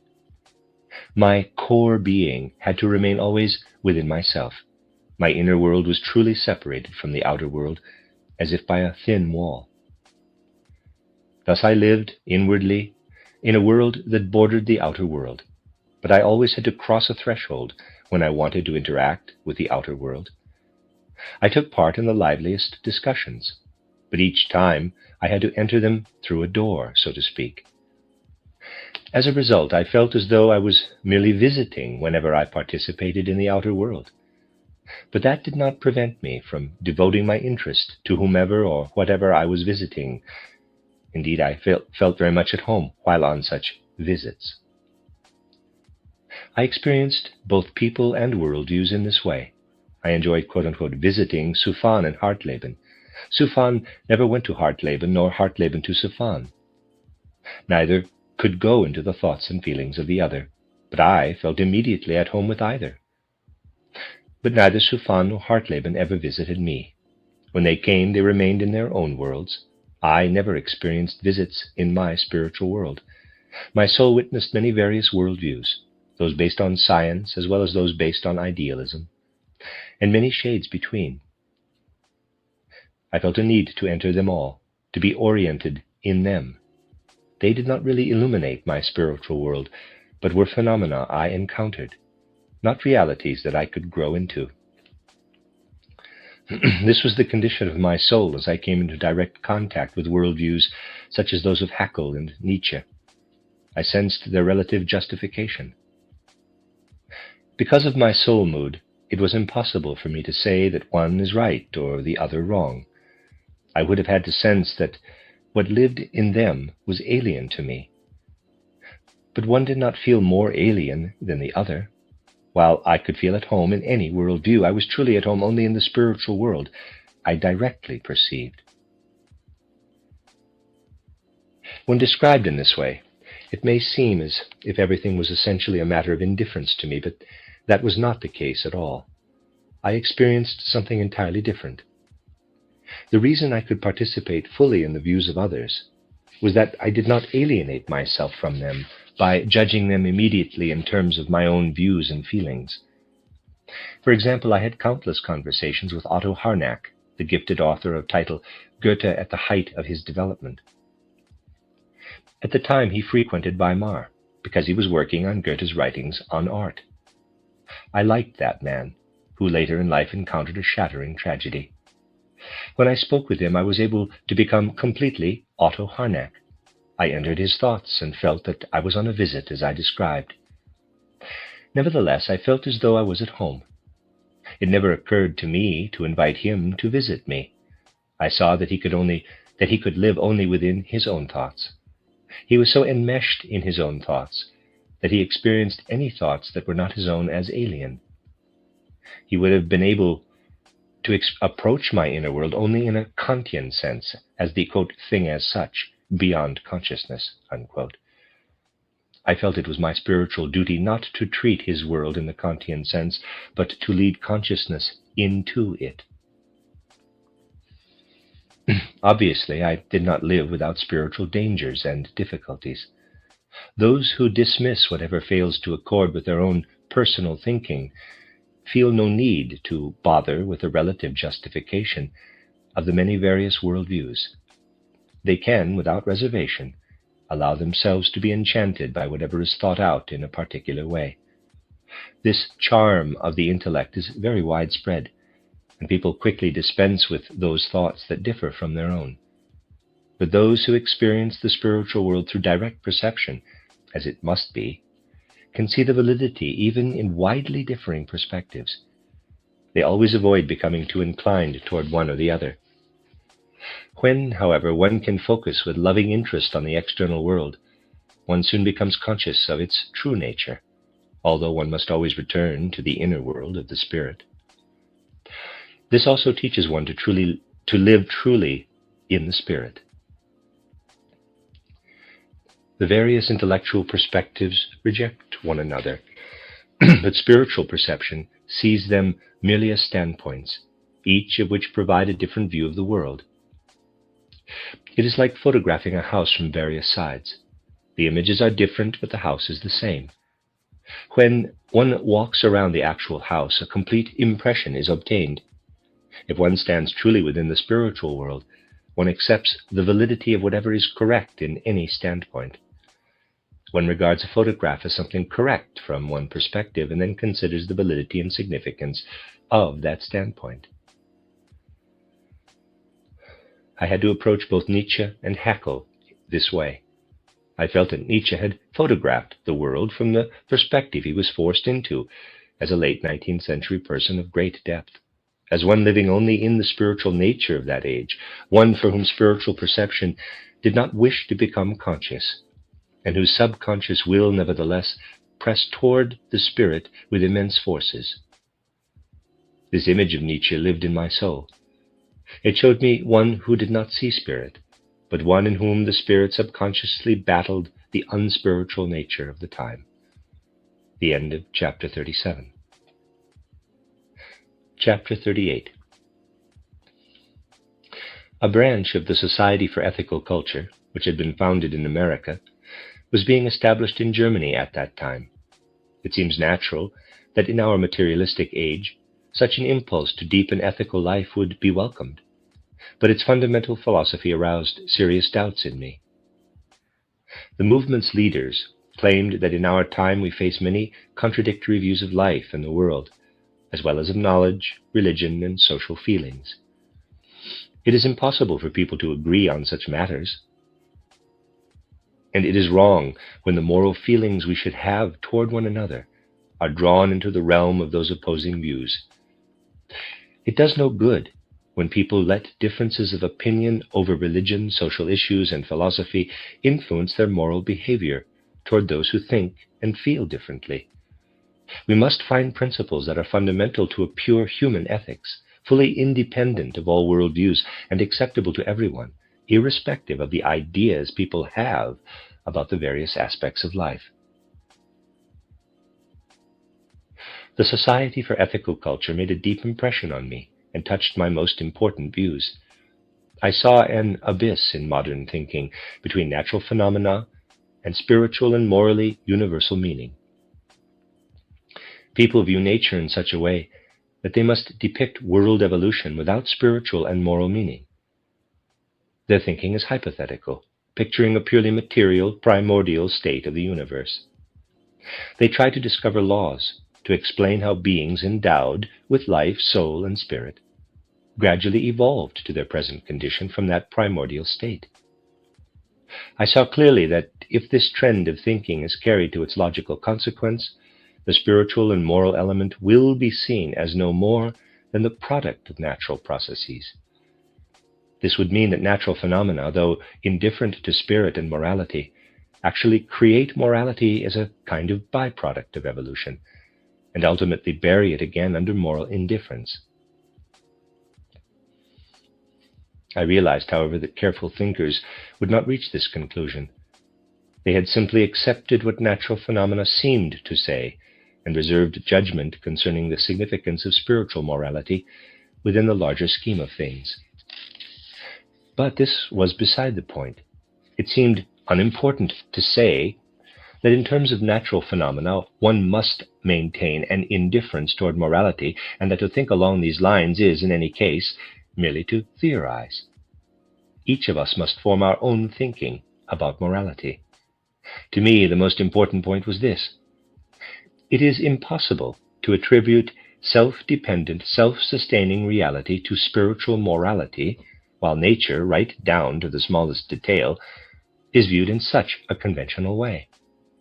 If physics, chemistry, and biology continue to be considered unassailable in this way, then the entities thought of as reality absorb all reality into themselves, and spiritual morality will be only foam arising from that reality. I saw into a different reality, one that is spiritual and moral, and at the same time natural. To me, it seemed to be a weakness of one's effort toward knowledge, to be unwilling to penetrate this reality. According to my worldview, which acknowledges spirit, an all-embracing reality exists that reveals itself as moral beyond the realm of natural processes and spiritual morality. It also has the force to transform itself into a process that becomes just as valid as any natural process. Natural processes seem indifferent toward spiritual morality, simply because they have fallen from their original unity with the other, just as a human corpse becomes severed from the living soul and spirit of the human being. I was certain of this, because it was not something merely contrived in my mind. I saw that it is the reality of cosmic spiritual facts and beings. The ethicists that I described seemed to consider such knowledge unimportant. They were convinced, more or less unconsciously, that all philosophic effort leads nowhere, that it would be better to rescue some ethical principles from philosophy that require no investigation into their cosmic origin. I saw that such complete despair over all philosophy expressed the symptoms of those times. I saw it as frivolous, even lacking consciousness, to assert that we should just drop all philosophy so that morality will again spread among people. On many walks through the parks of Weimar with Hans and Greta Olden, I expressed myself vehemently about such superficiality. I insisted that if people deepen their views of the world as much as their capacities allow, they will discover a cosmic process that gives rise to morality as reality, just as much as it does to nature. I wrote a strong article for a periodical titled The Future, which had recently been established. In it I spoke out against what I described as ethics completely separated from reality, which is consequently powerless. The article drew a very unfriendly response, and it could hardly have been otherwise. The ethicists viewed themselves as the saviors of our civilization. This issue was extremely important to me. I wanted to fight for an essential issue, the validity of a worldview that sees the realm of ethics as having an equal standing in reality with that of any other aspect. I had to fight this ethics with no philosophical foundation. I went from Weimar to Berlin in search of opportunities to express my views through the press. I called on Hermann Grimm, a man I greatly admired, who had received me with the greatest friendliness. But it seemed peculiar to Grimm that I should bother him with the enthusiasm for my cause that filled me. He listened without much interest, as I told him my views about the ethicists. I thought I could interest him in an issue that was so very important to me. I got nowhere. And when he heard I wanted to do something, he said, "Why don't you go and see them? I know most of them. They are really very nice people." I felt as though cold water had been thrown over me. The man I respected so much had absolutely no sense of what I wanted.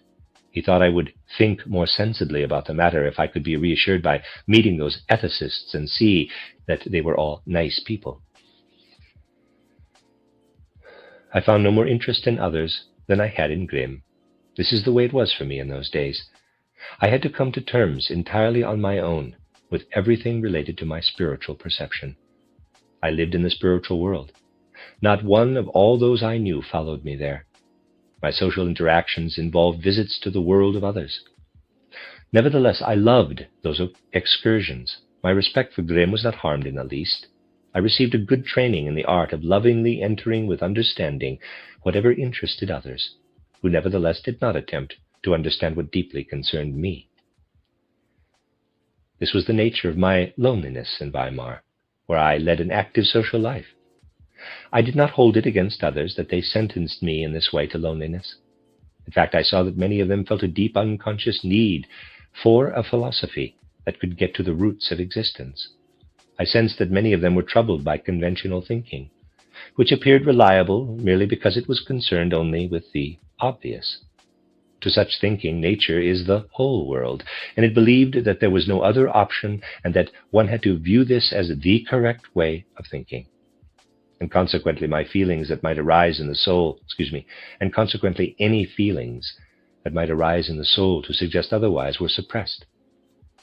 This clarified many things in my spiritual environment. This was when I gave my title, Intuitive Thinking as a Spiritual Path, its final form, the substance of which had lived within me for a long time. The end of Chapter 38. Chapter 39. As soon as it was published, I sent a copy of my book to Edward von Hartmann. He read it very attentively. I soon received that copy back, its margins filled from beginning to end with his detailed comments. He also wrote to me that, among other things, the title should be titled Epistemological Phenomenalism and Ethical Individualism. He understood neither the source of my ideas nor my goal, He thought of the sensory world in a modified Kantian way. He considered our sensory world to be the product of an essential reality that affects the human soul through the senses. In his view, that reality never enters the realm of our conscious experience, but has to remain beyond the reach of consciousness. Only through logical conclusions can one build up hypothetical mental images about it. Thus, the sensory world is not viewed as an objective reality. It is still nothing but a subjective manifestation, whose only existence is within the soul for as long as the latter encompasses it with consciousness. I tried to show in my book that there is nothing unknown behind the sensory world, but that within the sensory world is the spiritual world. And I tried to make it clear that the realm of human ideas exists within that spiritual world. Therefore, the true reality, the sensory realm, remains hidden from human consciousness only to the extent that the soul's perception is limited to the senses. When the experience of ideas is added to sensory perception, consciousness experiences the sensory world as objective reality. Cognition does not portray some substantiality. To cognize involves embracing that entity with the soul. To advance from the not as yet essential, to advance from the not yet essential aspect of the sensory world to its essential reality is a step that takes place within consciousness. Thus, the sensory world is appearance or phenomenon only to the degree that consciousness has not yet mastered it. The sensory world is, in fact, the spiritual world, and the human soul lives within that known spiritual world by broadening its consciousness to embrace it. The goal of cognition, or knowing, is to consciously experience the spiritual realm in the visible presence of which everything ultimately dissolves into spirit. I presented spiritual reality as an alternative to phenomenalism. Von Hartmann thought that my intention was to remain with phenomena and simply abandon any conclusions drawn from them in terms of objective reality. My thinking appeared to him as a condemnation of human consciousness that would keep it from any reality at all, causing it to move forever in a world of appearances that exists only as mental images in the soul, as phenomena. Consequently, my search for the spirit through a widening of consciousness was placed in opposition to the view that spirit is found primarily only in the human imagination, and otherwise can merely be conceptualized. This was essentially the view of the time, into which I introduced title Intuitive Thinking as a Spiritual Path. That view had constricted all experience of spirit to an experience of human mental representations, and from there, no path could be found to a real objective world of spirit. I wanted to show how within the subjective experience of mental pictures, objective spirit shines forth and becomes the true substance of consciousness. Edward von Hartmann held it against me that I explained matters in such a way that I remained stuck in the appearances of the sensory perceptible, that I neglected to mention objective reality at all. Consequently, it was inevitable that von Hartmann would find my ethical individualism questionable. After all, what is the foundation of ethical individualism in my philosophy of freedom? It involves the fact that I saw the soul's center as completely united with the world of spirit. I tried to present matters so that what seemed to be a disturbing difficulty for many would resolve itself. In other words, people had the view that in order to know, the soul, or the capital I, must differentiate itself from what it cognizes, and therefore it cannot unite with it. Nevertheless, such differentiation is possible as well when the soul swings like a pendulum, so to speak, back and forth between self-reflection and at oneness with the spiritual reality. The soul becomes unconscious as it penetrates objective spirit, but in self-reflection, it takes the complete essence into consciousness. Thus, because the personal, individual human eye can penetrate the world's spiritual reality, it can also experience the moral impulses within that reality. Morality receives meaning that manifests out of the spiritual world within a human individuality. One's consciousness, now expanded into the spiritual, directly perceives what is revealed as a result. A human being is motivated to moral action by experiencing the world of spirit when that world is revealed in the soul. Such an experience takes place within the personal human individuality. When we experience ourselves by interacting with the spiritual world through a moral action, we experience freedom. The spiritual realm does not compel, but acts in such a way that we ourselves must develop activity that impels us to embrace spirit. One goal of title Intuitive Thinking as a Spiritual Path was to show that in truth the sensory world is spiritual, and that the human being as a soul being lives and weaves in spirit reality by apprehending the truth of the sensory realm. Another goal was to demonstrate that the moral realm is a sphere that is approached in freedom, because its existence shines for us when we experience the spiritual world with awareness.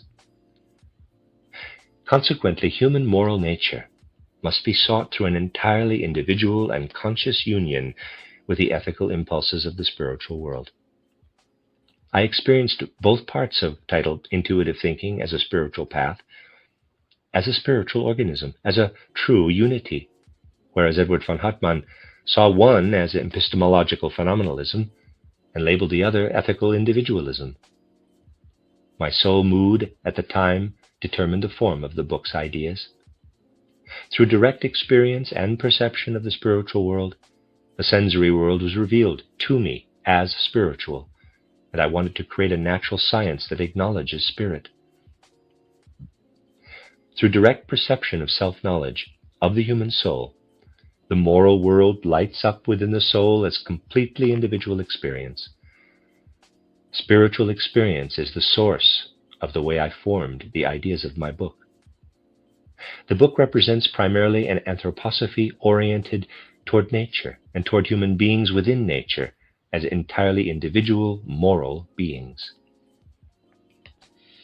In a way, title Intuitive Thinking as a Spiritual Path freed me of what destiny had demanded of me in terms of forming ideas during the first chapter of my life and placed them into the external world. This took place through my experience of the natural scientific mysteries of existence. My next task could only be a struggle to form ideas of the spirit world itself. In my book, I characterize the knowledge we receive from outside through sensory observation as the inner anthroposophical experience of spirit in the human mind. I did not yet use the term anthroposophy because my initial tendency was always to formulate ideas instead of terminology. Now I faced the task of formulating ideas that would present the human soul's experience of the spiritual world itself. My life between the ages of 30 and 40 was filled with an intense inner struggle for those ideas. During the greater portion of that period, it was my destiny to be busy outwardly with matters that were unrelated to my inner life, so that the latter could not find expression. The end of chapter 39. Chapter 40. At this time I joined the group concerned with the spiritual experiences of Nietzsche. My first encounter with Nietzsche's writings was in 1889. Before that time, I had not read a single line of his work. Nietzsche's views did not in any way influence my ideas as expressed in title Intuitive Thinking as a Spiritual Path, a Philosophy of Freedom. I was drawn to his style because of his relationship to life. I sensed that he was a person who was compelled by disposition and education to live intensely within the cultural and spiritual life around him. But he was also one who might say, quote, "What does all of this life have to do with me? I find so much of it repugnant There must be another world where I can live." Unquote. This is the kind of feeling that made Nietzsche such a fiery critic of his time, but one that made him ill by means of his own criticism. He had to experience illness and only dream of his own health. Initially, he looked for a way to make his dream of health the substance of his life. Like Wagner, Schopenhauer, and the modern positivists, he tried to dream in order to make his dream real in his soul. The day arrived, however, when he realized that it was merely a dream. Then, with all the power of his spirit, he tried to find true reality, one that must exist somewhere. But he found no path to that reality, only a longing that became his reality. As he dreamed, the powerful force of his soul turned those dreams into a reality within him. That reality was unfettered by the earthbound quality that had characterized human ideas for so long. He experienced spiritual release, but it was adversely affected by the zeitgeist. This is how I experienced Nietzsche through his writing. I was fascinated by the free-sailing levity of his ideas, and I found that his free-floating had caused many ideas to develop in him that were like those I experienced, though attained along a very different path. Because of this kinship, in 1895 I could write in the foreword to my book titled Friedrich Nietzsche, Fighter for Freedom, quote, "As early as 1886 in my book titled A Theory of Knowledge Implicit in Goethe's World Conception, the reader will find that I express the same sort of convictions as those expressed by Nietzsche in some of his works." Unquote. What particularly attracted me about Nietzsche was that the reader never felt as though persuaded to become a follower. One could enjoy the light of his spirit without feeling obligated. Indeed, one felt that his words began to laugh if one ascribed to them the need to agree, whereas assent is presupposed by writers such as Haeckel or Spencer. My affinity with Nietzsche allowed me to describe in my book about him my relationship to him in the very words he uses to describe his relationship to Schopenhauer. Quote, "I am among those readers of Nietzsche who, once they read a page, know absolutely that they will read every page and listen to every word he has ever spoken. I felt immediate confidence in him. I understood him as though he had written in place of me, to clearly express me, though with presumption and foolishness." End quote. One day, as I was about to begin writing my book on Nietzsche, Elisabeth Förster Nietzsche, his sister, appeared at the Goethe-Schiller archives. She was about to take the preliminary steps in founding the Nietzsche archives and wanted to know about the Goethe-Schiller archive, and wanted to know how the Goethe-Schiller archives were arranged. Soon after that, I also met Fritz Kögel. When he arrived in Weimar, he became editor of Nietzsche's works. Later on, I came into serious conflict with Elisabeth Förster Nietzsche. At the time, she had aroused great sympathy in me because of her multifaceted and charming personality. That conflict caused me terrible pain. Our disagreement arose as a result of complicated circumstances and led to the necessity of defending myself against accusations. I know it was all necessary, but consequently the wonderful hours I was privileged to spend at the Nietzsche archives in Naumburg and Weimar are veiled in those bitter memories. Nevertheless, I am grateful to Frau Förster Nietzsche for taking me to see Friedrich Nietzsche on the first of many visits I was privileged to make to her home. The mentally darkened Nietzsche was lying on a couch. His exceptionally beautiful forehead was that of a thinker and an artist. It was early afternoon. His eyes, though dying, were still ensouled. They received the picture of the surroundings, but it no longer reached his mind. One was present there, but Nietzsche was unaware of it. Observing his countenance, permeated with spirit, one could believe it belonged to someone who had spent all morning engaged in thought and now wished to rest a while. The inner shock I experienced led to what I can describe only as insight into the genius of Nietzsche, whose gaze did not see, though directed toward me. The very passivity of this gaze rested upon me for a long time, and it released my inner comprehension through the power of my sight that met no response. In inner perception, I saw Nietzsche's soul hovering above his head. It was infinitely beautiful in its spiritual light, freely surrendering to the spirit worlds it had longed for so much, but had been unable to find before illness clouded his mind. The soul was still fettered to that body, which had known the soul only when filled with yearning. Nietzsche's soul was still there, but it held the body together only from outside, the body in which it had met such strong resistance in developing its spiritual powers. I had read the Nietzsche who wrote. Now I saw the Nietzsche who carried ideas from far distant spirit realms, ideas that even here shined with beauty, though they had lost their original radiance along the way. His soul had brought golden riches of great spirituality from former lives on earth, but it was unable to let them shine fully in the present life. I admired Nietzsche's writing. Now I saw a bright, radiant image behind what I greatly admired. I could express only in clumsy words what I saw. This awkwardness became my book, titled Friedrich Nietzsche, Fighter for Freedom. That book remains no more than such clumsiness, concealing the fact that it was inspired by Nietzsche himself. Frau Förster Nietzsche asked me to arrange Nietzsche's library. This gave me the opportunity to spend several weeks in the Nietzsche archives at Naumburg. In turn, this led to closer friendship with Fritz Kögel. Arranging the books Nietzsche had studied was a wonderful task. His spirit lived in the impressions of those books. A volume of Emerson was filled with marginal comments and showed his devoted study. The same was true of Guyau's writings. There were books that had passionate criticisms by him in the margin. A great number of comments in the margins revealed the seeds of Nietzsche's ideas. The end of chapter 40, and that is the end of this section of the reading. This is a reading of the autobiography of Rudolf Steiner entitled Chapters in the Course of My Life, 1861 to 1907. This is chapter 41. One of Nietzsche's penetrating ideas from his final creative period lit up for me as I read his marginal notes in Eugene Düring's main philosophical work. Düring builds the thought that it is possible to picture the universe at any given moment as a combination of elemental parts. The universal processes thus consist of a succession of all possible combinations of these elements.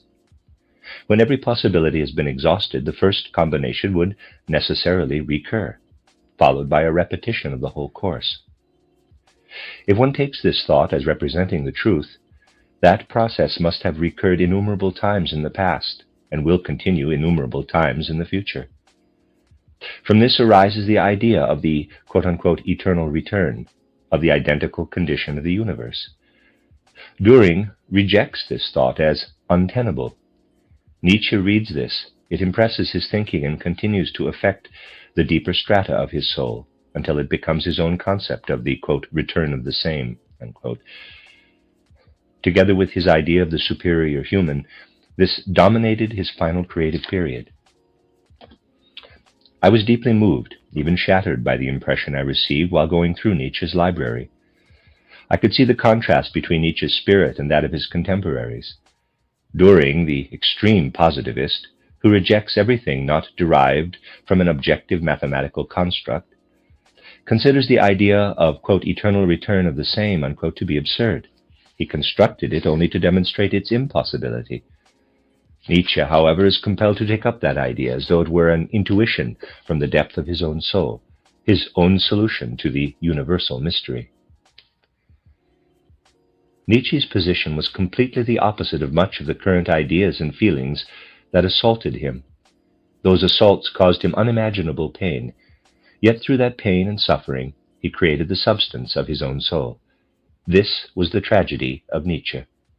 Such experiences reached a climax as he wrote the outline of his last work titled The Will to Power, an attempted transvaluation of all values. It was natural for Nietzsche to bring all that he thought and felt out of the depth of his soul in a purely spiritual way. It was his nature to create a universal image based on spiritual processes experienced in his soul. The positivist worldview, in the age of science, flowed in on him and depicted only a purely material world, void of spirit. The spiritual content it retained was no longer acceptable, but a mere remnant of obsolete thinking. Nietzsche had a deep sense of truth and wanted to eliminate all that.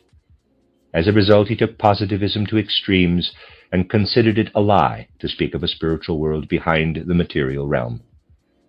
Nevertheless, he was able to create only from his own soul. In other words, he created in the only meaningful way, from ideas that reflect the spiritual element. He could not, however, accept that element.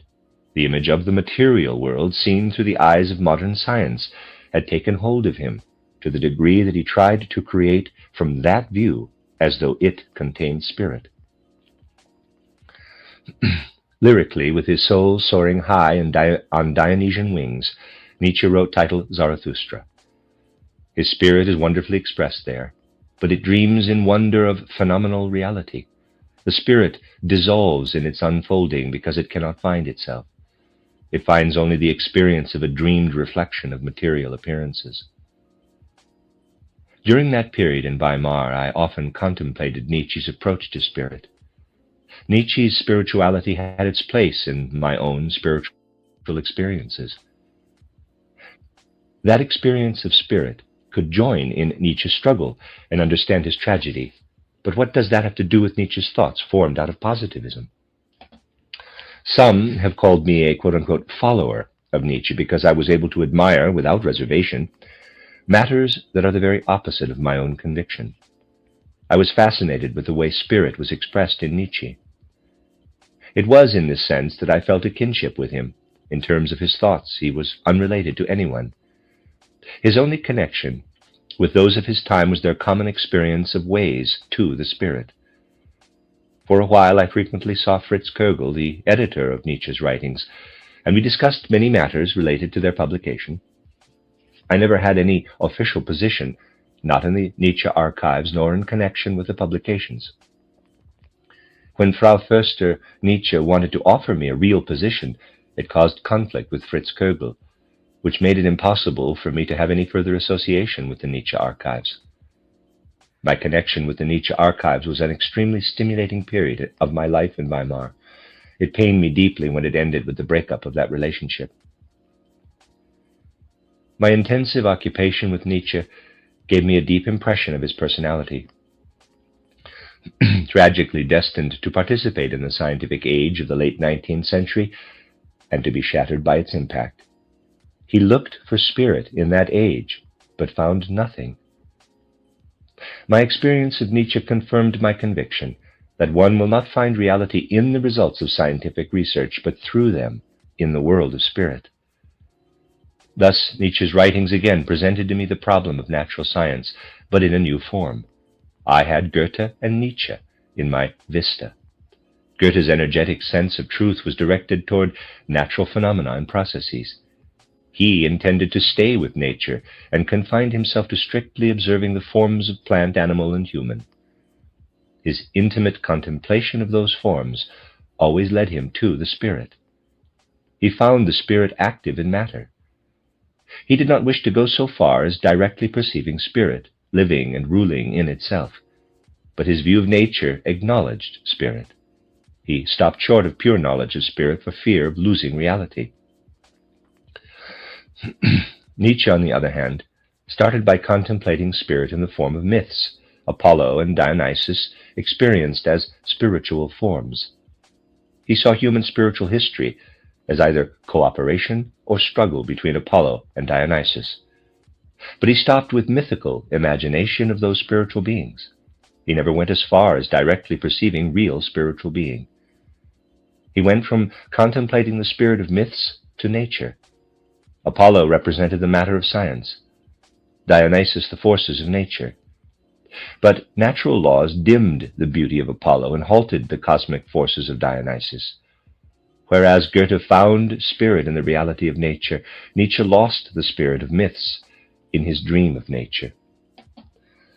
I was positioned between those opposites. The inner experiences entitled Friedrich Nietzsche, Fighter for Freedom, initially led no further. On the other hand, near the end of my time in Weimar, Goethe reclaimed my deepest interest. I wanted to characterize the thinking expressed in unfolding worldviews until the time of Goethe. This was intended to show that Goethe's approach derived from that development. The result of my attempt is my book titled Goethe's Worldview, published in 1897. It was intended to show how Goethe, without preconceived ideas, saw spirit shining everywhere in nature. Instead of dealing with Goethe's relationship to spirit as such, I simply wanted to describe the aspect of Goethe's philosophy, as expressed in a view of nature that acknowledges spirit. The end of Chapter 41. Chapter 42. Nietzsche's ideas of the eternal return and the superior human occupied me for quite a while. Those ideas reflect the experience of one who wants to understand the evolution of humanity and the essential human being, but is prevented from apprehending the spirit world by the fixed thought constructs of late 19th century natural science. In terms of human evolution, Nietzsche concludes that any occurrence must have happened in exactly the same way countless times in the past and will recur innumerable times in the future. Thus, the present moment reveals the atomic structure of the universe as a specific combination of the smallest entities, and this is followed immediately by another combination, and this in turn by yet another. When every possible combination has been exhausted, the first must recur. According to this picture, any human life, in all its details, must have existed innumerable times and will return endlessly with all those same details. Nietzsche subconsciously sensed the truth of, quote, repeated earthly lives, unquote, which enable an individual to live in stages through human evolution, guided by destiny along spiritual paths. This does not mean that one repeats the same experiences. Rather, one follows a multifaceted journey through the world's course. Nietzsche was hampered, however, by the prevailing scientific view of nature. He invoked in his mind a picture of repeated earthly lives in keeping with that view. And he not only invoked it, he lived it. He experienced his life as a tragedy, filled with painful experiences and the oppression of suffering. Instead of the hope of liberation from tragedy, by evolving in future lives, he had to visualize repeating this life innumerable times. Nietzsche sensed that those who in one life experience their own self will find another self revealed, the superior human who, in a physical earthly existence, can develop only a fragment of the total human being. The naturalistic concept of evolution causes Nietzsche to see the superior human as a mere product of material evolution, not as spirit ruling in the world perceived by the senses. The human being evolved from the animal, and likewise the superior human will evolve from the human being. The scientific view robs Nietzsche of a vision of a spirit human within the natural human, and deludes him with the idea of a higher natural human being. During the summer of 1896, I had a vivid picture of how Nietzsche experienced this. Fritz Kögel gave me what he had assembled of Nietzsche's aphorisms on the eternal return, so that I could look them over. I expressed my thoughts then about Nietzsche's aphorisms in an article published in the titled Review of Literature in 1900. I summed up in that article my experience during 1896 in relation to Nietzsche and natural science. I repeat these thoughts here, freed of the controversies that surrounded them then. Long quote. There is no doubt that Nietzsche wrote down those aphorisms with no concern over their sequence. I am as convinced now, just as I was when I first read them, that Nietzsche reached his idea of eternal return through the influence of Eugene Düring's titled Course in Philosophy as a strictly scientific worldview and guide for life, Leipzig, 1875. In this work, page 84, Düring clearly defines the idea of eternal repetitions, but his opposition to it is just as strong as Nietzsche's support of it. A copy of Düring's work is in Nietzsche's library. Numerous penciled notes in the margin bear witness to his diligent study. Düring says, quote, "The logic upon which all conscious life is based emphatically demands an inexhaustibility of forms. Is this feasible? The sheer total of material particles and elemental forces in existence would itself limit the number of possible combinations, except that the constant medium of space and time guarantees unlimited possibilities for variations. A medium that can be counted will produce only a certain number of various combinations. But something that through its very nature cannot be conceived of as countable without contradiction must provide unlimited possibilities for various positions and relationships. The idea of limitless variation, which we claim to be the destiny of forms in the universe, is compatible with every possible kind of transformation, and it even allows for possible intervals of near inertia or exact repetitions, italics are mine, but it is not compatible with an end to all transformation. Those who wish to evolve an idea of the primordial condition should bear in mind that evolution within time follows a single definite direction, and that the law of causality follows this direction as well. It is easier to do away with differentiations than to maintain them. Little effort is needed to bridge the gap and imagine an end of evolution as analogous to a beginning. We must, however, guard against such superficial haste. For the existence of the universe, once given, is not an episode of no consequence between two conditions of the night. It is the sole, firm, clear basis for our conclusions about the past and for our forecasts of the future. End quote. Furthermore, it is Düring's opinion that conditions repeated without end have no incentive for life. He says, quote, "It is self-evident that continuous repetitions of the same forms are not compatible with the principle of incentive for life." End quote. The scientific view of nature forced Nietzsche to a conclusion that repels Düring because of its abhorrent prospects for human life, and because calculation helps him to avoid such a conclusion.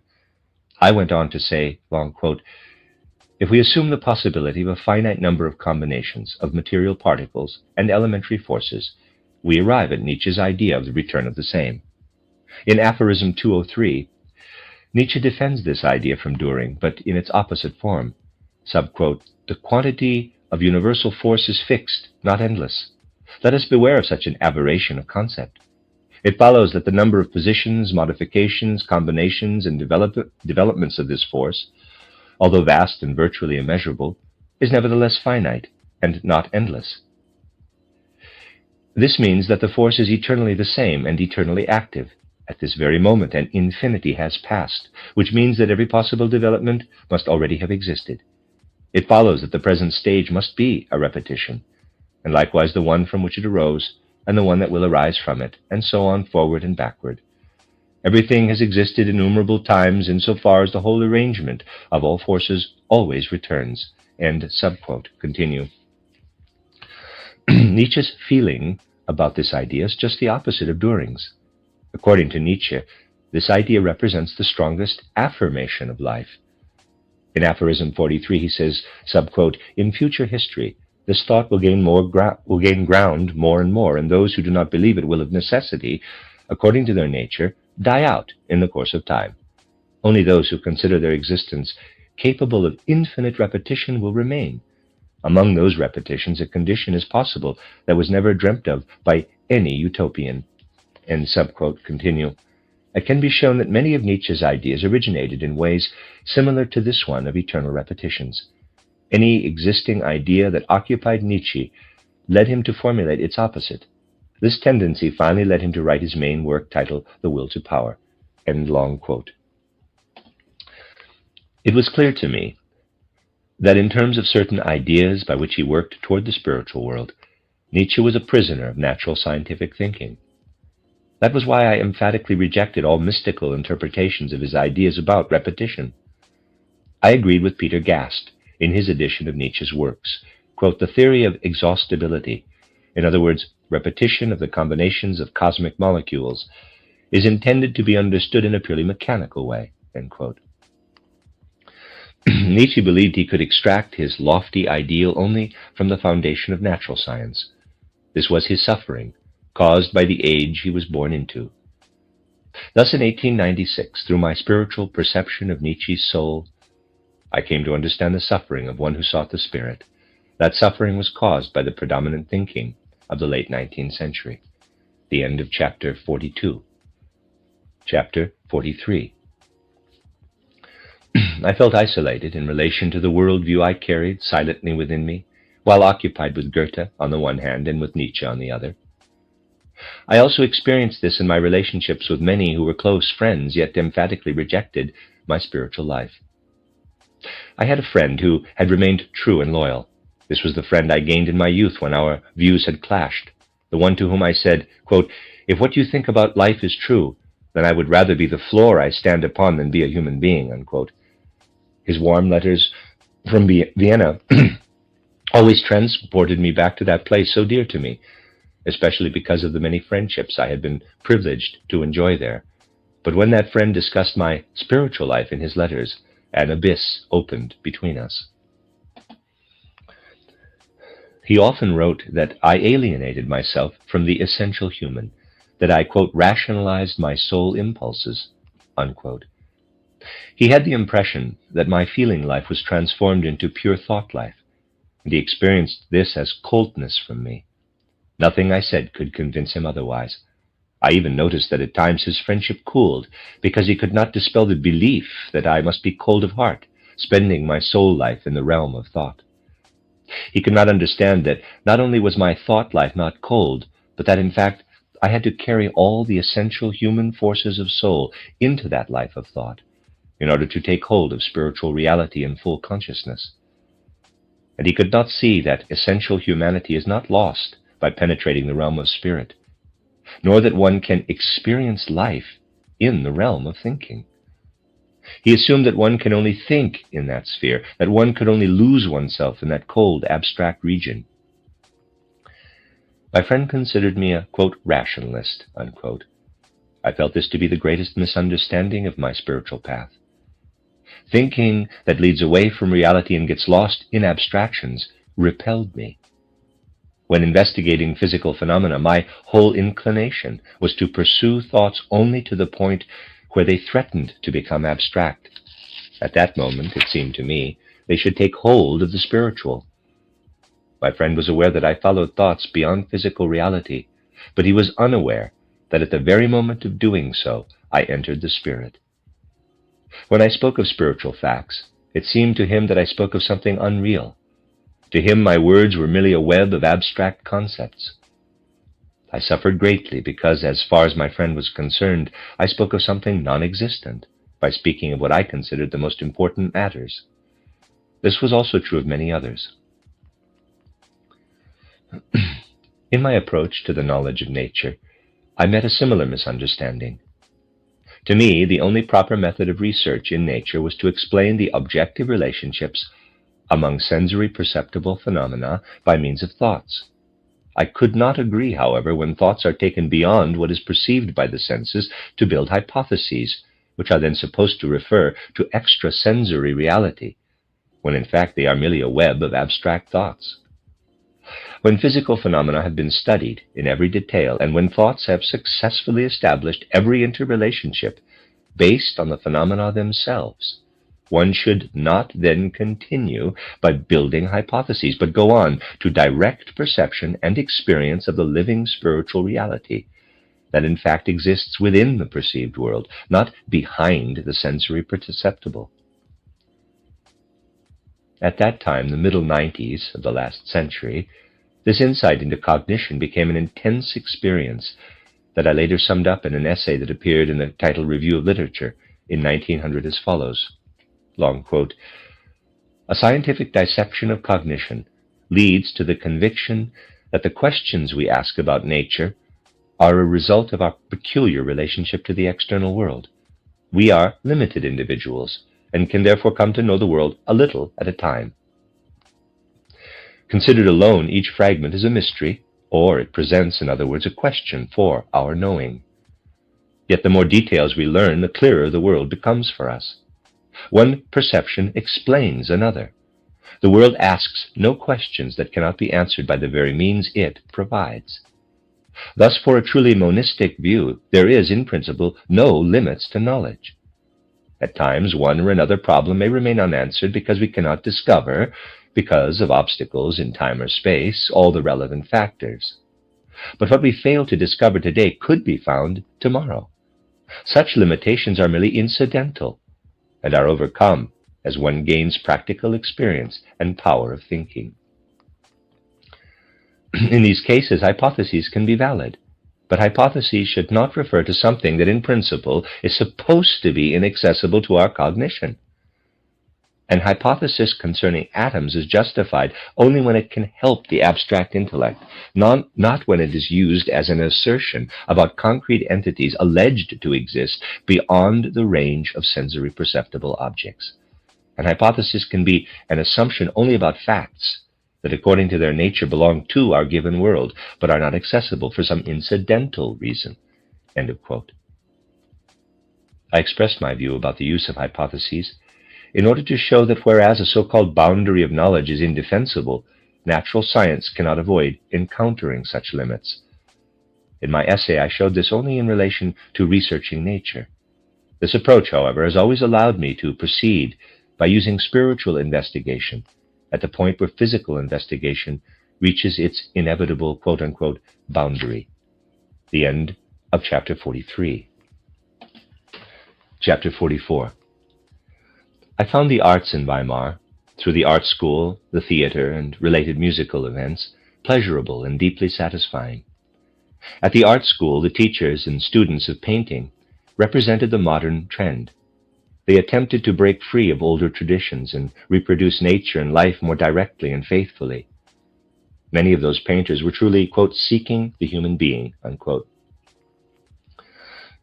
How can the artist's color on the palette or in the paint box be applied to a surface so that the artwork attains a true relationship to living, creative nature as seen by the human eye, EYE? This problem led to stimulating debates, often with imagination and often somewhat dogmatically.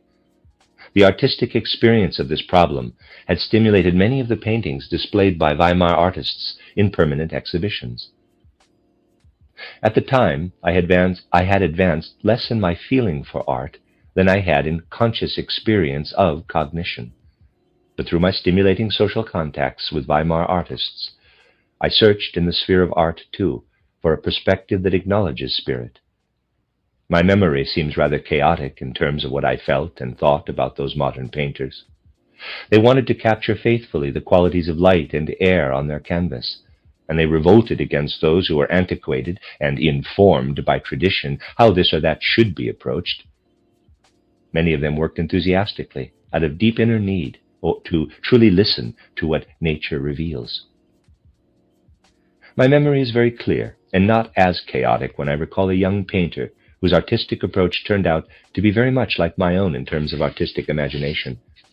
That young artist stuck close to me for a while, but later life led him along a different path.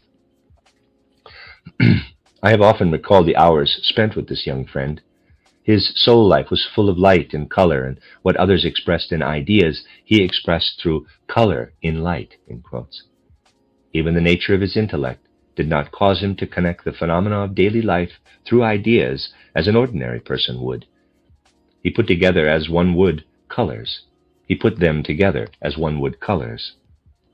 Once, this young artist attended a wedding to which we were both invited.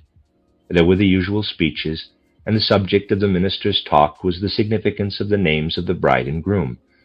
I attempted to do my duty, which was based on my role as a frequent visitor to the bride's home. Thus I spoke of the delightful experiences guests might anticipate in that home. I spoke only because I was expected to, and it was also expected that I would say the appropriate things for that occasion. Consequently, I took little pleasure in my role. After my speech, the young painter stood up. He had also been a family friend for a long time. But no one really expected anything from him. Everyone knew that he simply did not possess the kind of ideas usually expressed in after-dinner speeches. He began something like this, quote, "The sunlight streams lovingly over the hilltop, gleaming red.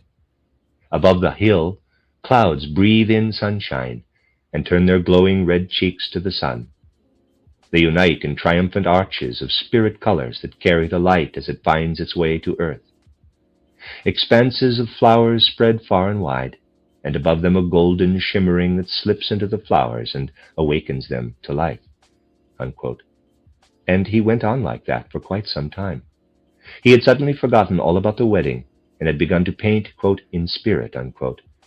I do not remember why he ceased painting in speech this way. I think that someone who liked him but also wanted the guests to peacefully enjoy the wedding feast tugged on his velvet coat. The young painter was Otto Fröhlich. He often came to see me, and we also went for walks or had outings together. Walking beside me, Fröhlich was always painting in spirit. When with him, one could forget that the world consisted of anything but light and color. That was how I experienced my young friend. I knew that to make myself intelligible to him, I had to clothe in color anything I wanted to communicate. And he really did succeed in guiding his brush and applying colors, so that his pictures closely reflected his rich and colorful imagination. When he painted the trunk of a tree, what appeared on the canvas was not an outline of that object, but rather the light and color manifested by that tree trunk. In my own way, I, too, searched for the spirit implicit in the play of color and light. I sensed that within this phenomenon lay the secret of color's true nature.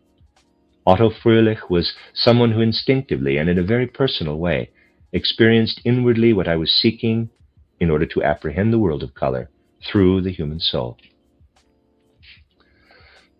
Through my search, it pleased me to be able to stimulate my young friend very much. For example, I experienced very intensely the play of color presented by Nietzsche in Zarathustra in the chapter, quote, "The Ugliest Human Being," unquote. He poetically painted, quote, "the valley of death," unquote, in such a way that it presented to me much of the secret life of color. I suggested to Fröhlich that he should create poetically, in painting, what Nietzsche had painted in poetry as titled Zarathustra and the Ugliest Human Being. He did this, and something truly remarkable happened. The colors luminously and eloquently concentrated in the figure of Zarathustra. But the figure itself was not brought fully into being, because Fröhlich's inner experience of color had not developed to the degree that it could create Zarathustra. But the glittering colors played all the more vividly around the green snakes in the valley of the ugliest human being. Fröhlich lived fully in this aspect of the picture. But what about the ugliest human being? There, line would have been needed, a characteristic of drawing at which Otto Fröhlich failed. He was still unaware that colors, when handled according to the unique nature of each color, have a hidden capacity that allows the spiritual to take form. Consequently, the ugliest human being merely reproduced a model called Füllsack by the Weimar painters. I do not know if this was the actual surname of the one painters always used as their model for portraying ugliness. I do know, however, that the ugliness of Füllsack was not merely crude, but had a quality of genius. But Fröhlich placed the, quote, ugly Füllsack, unquote, just as it was, as though a naturalistic portrait, right where Zarathustra's soul appears, revealed in luminous countenance and garment, and where the light that radiates from him invokes the true nature of color in his encounter with the green snakes. This ruined the work. Consequently, Fröhlich never attained all that I had hoped for in his painting. The end of chapter 44. Chapter 45. Although I am usually sociable, I never had an overwhelming desire to go where the artists and those socially connected with them spent their evenings in Weimar. That was a romantic artists' club, transformed from an old blacksmith shop across from the theater. There, in subdued colored light, teachers and students of the painting academy, as well as actors and musicians, gathered. Anyone looking for social life would naturally tend to go there in the evening. I felt no such inclination, simply because I was not in search of social life, but gratefully accepted it when the occasion arose. As a result, I became acquainted with artists as individuals through other social events, not through the community of artists. In those days, to become acquainted with certain artists in Weimar was itself an attainment in life. The traditions of the royal court and the very congenial personality of Grand Duke Karl Alexander lent artistic standing to the city, which drew almost everything that was happening artistically at the time into some relationship with Weimar. First, there was the theater and its grand old traditions. Its leading representatives did not tend to encourage the modern naturalistic trend. Those who were modern and wanted to eliminate antiquated relics always also connected with good traditions were not anything like the image of the modern view disseminated on stage by Brahms or in articles by Paul Schlenter. Primary among, quote, modern Weimar artists, unquote, was the thoroughly artistic, noble, and fiery spirited Paul Wittke. To watch such people in Weimar take their first steps in artistic careers left one with unforgettable impressions and was a comprehensive school of life. Paul Wittke needed the stimulus of just such a theater as the one in Weimar, one whose very traditions could be a trial to a born artist such as himself. I had the privilege of spending stimulating hours in the home of Wittke, who was a close friend of my friend Julius Wahler. Thus I came to know him more intimately. It was quite delightful to experience Wittke as he thundered about almost everything he had to endure while rehearsing for a new performance, and a short while after to see him in the role that had caused the explosion. His performances were always a rare pleasure because of his beautiful, fiery enthusiasm. Richard Strauss was just then beginning his artistic career in Weimar. He was assistant conductor to Lassen. Strauss's first compositions were played in Weimar. His musical quest revealed itself as a part of Weimar's culture.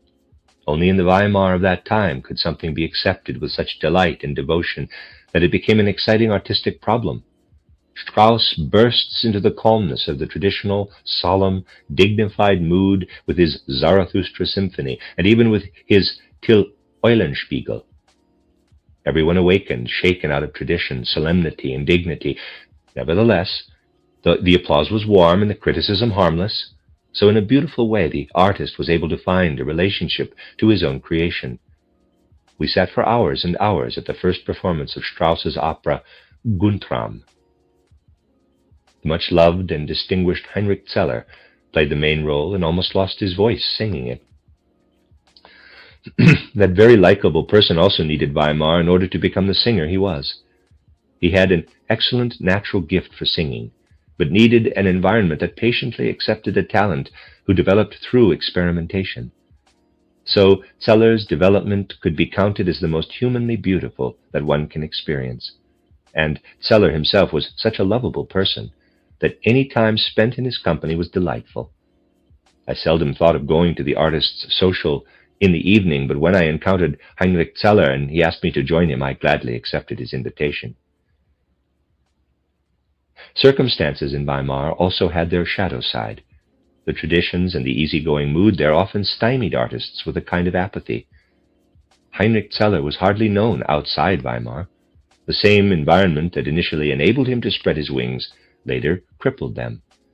This seems to be what happened to my dear friend Otto Fröhlich. Like Zeller, he needed Weimar's artistic soil, but also like him, he became too absorbed in the easygoing atmosphere of artistic complacency. This, quote, artistic complacency, unquote, could be felt in the penetration of Ibsen's spirit and that of other modern playwrights. There, one joined in everything. For example, the actors struggled to find a style suitable for Nora, title Nora. Problems arose because people adhered to old stage traditions. Let me read that again. Problems arose because people adhered to old stage traditions. Nevertheless, the plays they presented were not written specifically for the stage, as were Schiller's, but like Ibsen's were drawn directly from life. One could share the reflection of modernism from the, quote, artistic complacency, unquote, of theater-goers. But a middle way was needed between one's obligations as a resident of classical Weimar and the element that made Weimar great because of its unfailing appreciation for the new. I remember with joy the performances of Wagner's musical dramas I attended in Weimar. The director, von Bronsart, had an especially developed understanding and devotion for this particular type of stage production. And Wagner's operas provided full scope for Heinrich Zeller's voice. Agnes Stavenhagen was also an extremely powerful singer. She was married to the pianist Bernard Stavenhagen, who conducted at the theater for a while. Music festivals continually brought to Weimar the representative artists of that period and their works. For example, at the beginning of his career, Mahler conducted one of those music festivals. One could not forget the way he used the baton, creating music not merely in the flow of forms, but pointing meaningfully between those forms as experience of suprasensory hidden reality. The events in Weimar that come to mind, seemingly independent of me, are in fact deeply connected to my life. In my experience, those events and conditions in particular concerned me deeply. Later in life, I have met an artist or the artwork of one whose beginning I experienced in Weimar, and I always remember with gratitude that time, when I came to understand so much because of the many who gathered in Weimar to go through that germinal stage. I experienced the artistic efforts of that time in Weimar in such a way that I had my own judgment about most of it, and my own opinions agreed very little with those of others. But I was interested equally in the feelings and views of others, and in those I formed. And it was there that a double soul life developed within me. My life's destiny itself brought me the inner training needed to overcome abstract, quote, either-or, unquote, judgments of the intellect. This kind of judgment creates barriers that separate the human soul from the suprasensory realm. In that world, no being or event requires either-or. One has to become multifaceted in relation to the suprasensory. One must learn not merely in theory, but integrate as habit the deepest impulses of the soul, thus viewing everything from a myriad of perspectives. Quote-unquote viewpoints, such as materialism, realism, idealism, or spiritualism, all elaborated by abstract thinkers into extensive theories used to explain everything, lose all appeal to those who know the suprasensory. One then realizes, for example, that materialism could never be more than a philosophy that views the world only in terms of its material manifestation. Indeed, a practical way to develop in this direction involves drawing the pulsing life all around as intimately close as one's own judgments and feelings. That was exactly how it was for me in relation to many things in Weimar. The situation seemed to end as the century drew to a close. Until then, the spirit of Goethe and Schiller could still be felt in its culture, and the lovable old Grand Duke, who went about Weimar and its parks with such noble bearing, had, when he was a boy, even met Goethe. He felt his nobility strongly, but everywhere it could be seen that because of Goethe's work for Weimar, he felt doubly ennobled. The spirit of Goethe worked powerfully from every direction in Weimar, and it was this, no doubt, that transformed a certain aspect of my experience of events there into a practical soul exercise in truly presenting the suprasensory worlds. The end of chapter 45.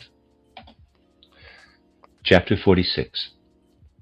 I was welcomed with delightful hospitality in the home of Edward von der Hellen, the Goethe-Schiller archivist. Von der Hellen had a peculiar position on the team at the archives. The professional philologists showed exceptional respect toward him because of his exceptionally successful first book, a very accomplished work on Goethe's role in Lavater's titled Essays on Physiognomy. All the colleagues accepted von der Hellen's book as complete. The only exception was the author himself, who viewed the work as a methodical achievement whose principles, quote, one could learn, unquote, whereas he wanted to attain in everything a soul fulfilled with spiritual meaning. There were 3 of us when the archives were still in the castle: von der Hellen, who edited Goethe's letters, Julius Walla, editor of the diaries, and I edited the scientific writings. But when there were no visitors, we would work in the old staff room. Between work, we often discussed widely diverse aspects of society and culture. Those discussions generally arose from problems and questions of particular concern to von der Hellen. But it also led to discussions related to Goethe. His diary entries and certain portions of his letters often revealed such elevated perspectives and sweeping vision that we were led into discussions that embraced the depths of existence and the breadth of life. Edward von der Hellen was kind enough to introduce me to his family, thus extending the relationship that had developed during those often very stimulating, quote, archive discussions, unquote. This had the effect of delightfully expanding my social life, since the von der Hellens also frequented the groups surrounding Olden, Gabriela Reuter, and others I have described. The congenial Frau von der Hellen stands out in my memory. She was thoroughly artistic and could have produced significant works of art if life had not placed other demands on her. But as far as I know, destiny never permitted her artistic gift to develop beyond a beginning stage. It was very pleasant to discuss art with Frau von der Hellen. Her essential nature was reserved and discreet in judgment, and she had a deep and pure human compassion. Often, long after our discussion, I thought about what she had suggested but did not say. Her father and sister were also genial. Her father was a lieutenant general who, as a major, had served in the War of 1870. In their company, one experienced the best aspects of the German spirituality that flowed from religion, literature, and popular science into every area of society, and which for so long had been the true spirit of Germans. Edward von der Hellen's interest brought me for a while into closer contact with politics. His dissatisfaction with philology drove him into Weimar's animated political life, which, to him, seemed to open a broader perspective on life. My friendship with von der Hellen kindled my interest in social movements, though without my taking an active role in politics. That was the time when eloquent, energetic leaders influenced the hopes of workers with impressions that the time had come for new social forms. This was the seeds of much that later proved either impossible or led to terrible changes in absurd social conditions. Within the working classes, more circumspect and totally radical elements became prominent. Observing this was made even more impressive because of what appeared seething from the depth of society. Living on the surface was the dignified conservatism that could form only in connection with a noble-minded court, working energetically and emphatically in the service of everything humane. Into this political atmosphere, the reactionary party sprang up, considering its right to exist to be self-evident, and also a movement that called itself national liberalism. Edward von der Hellen's role in all this may be expressed by saying that he was looking for a way to become a fruitful leader while trying to orient himself within the chaos. To understand him, one had to participate in his experience. He was preparing a brochure and discussed every detail of it with his circle of friends. One had to become as deeply interested as Edward von der Hellen was in the prevailing materialistic interpretations of history, class struggle, and quote-unquote surplus value. The general feeling about those issues was very different at the time from what it is now. I had no choice but to attend the many meetings at which he spoke. He intended to provide an alternative to the program of theoretical Marxism, one that would develop from the good intentions toward social progress shown by the workers' friends in every party. He thought that the modern parties could be revitalized by such impulses and thus begin to master the social problem. His efforts were futile. I have to say that if I had not participated in von der Hellen's endeavor, I would not have experienced as intensely as I did the social undercurrents of that time. This life affected me from yet another side, though less intensely. Here I felt considerable resistance to politics, which was not true in the case of von der Hellen. I had met Dr. Heinrich Fraenkel, who lived in Weimar at the time.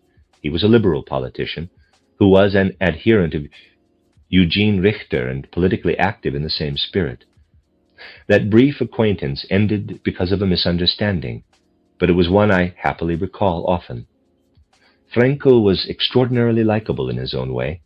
As a politician, he was energetic and strong-willed, and he was convinced that with goodwill and rational insight, human beings can be aroused to enthusiasm for the proper progressive way in social affairs. But his life was a long string of disappointments.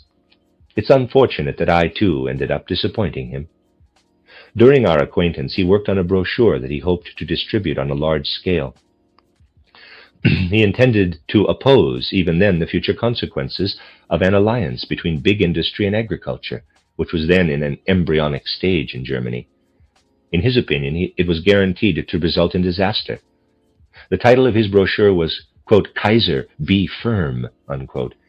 He believed that he could convince those around the Kaiser of the dangers he saw coming. But he accomplished nothing at all. He came to realize that the party to which he belonged and for which he worked was not strong enough to support his intended actions. And so he came to be enthusiastic about reviving the title German Weekly, a paper I had edited for a short time several years earlier in Vienna. Through that paper, he hoped to create a political stream that would lead his political activity out of the current liberalism into a more national, free-thinking direction. He thought that he and I could work together on this, but that was impossible. I could not do anything, even to revive the title German Weekly. And the way I explained this to him caused misunderstandings that soon ruined our friendship. From that friendship, however, came another. Heinrich Fraenkel introduced me to his family. He had a wife and a sister-in-law who were very charming, and through them I met yet another family.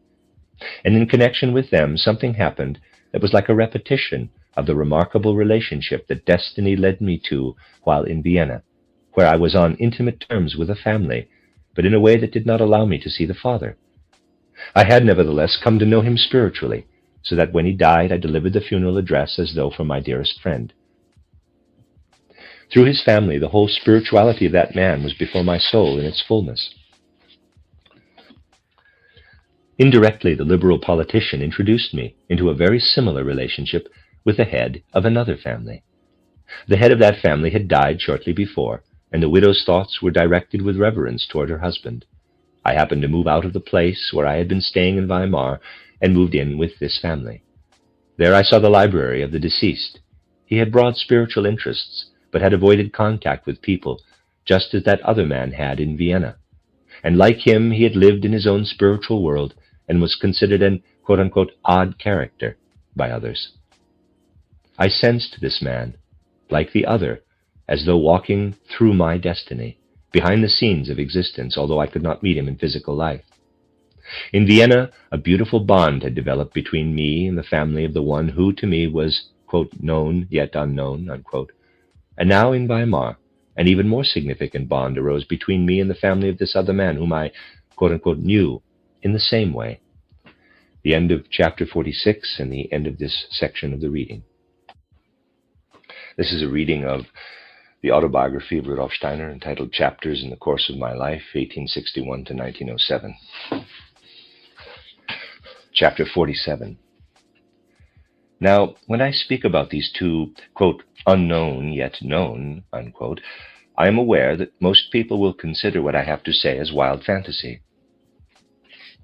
It has to do with the way I was privileged to become close with those two human souls in the realm they found themselves in after passing through the gate of death. It is everyone's undeniable right to view any statements about this sphere to be of no interest, but to describe them as mere fantasy is a different matter. I must emphasize to those who do so that I have always searched exact studies, such as mathematics or analytical mechanics, for the sources of the soul condition that allows one to assert spiritual matters. Consequently, when I state such things as follows, no one can accuse me of making careless statements with no responsibility to knowledge. The forces of spiritual sight I carried in my soul at that time facilitated a close relationship with those two souls after their earthly death. They were not like the other dead. Usually, life after death is initially related closely to earthly life. Then only slowly and gradually does it begin to relate to life experiences in the purely spiritual sphere of existence, prior to the next earthly life. Both of these unknown yet known souls had been versed thoroughly in the materialistic ideas of their time. Both had processed as concepts natural scientific thinking itself. The second, with whom I became connected in Weimar, was even well acquainted with Biography and similar scientific thinkers. On the other hand, they had both remained aloof from a spiritual worldview during their earthly lives. No doubt both would have rejected any view of this kind that might have confronted them, because it would have appeared to them, according to conventional thought habits, that the facts demand natural scientific thinking. But only in their world of ideas were they bound to modern materialism. They did not lead materialistic lives which should have resulted from the materialism of their thinking and prevailed all around them. They were odd characters in the eyes of the world. They lived on a more primitive level than was usual or demanded by their means.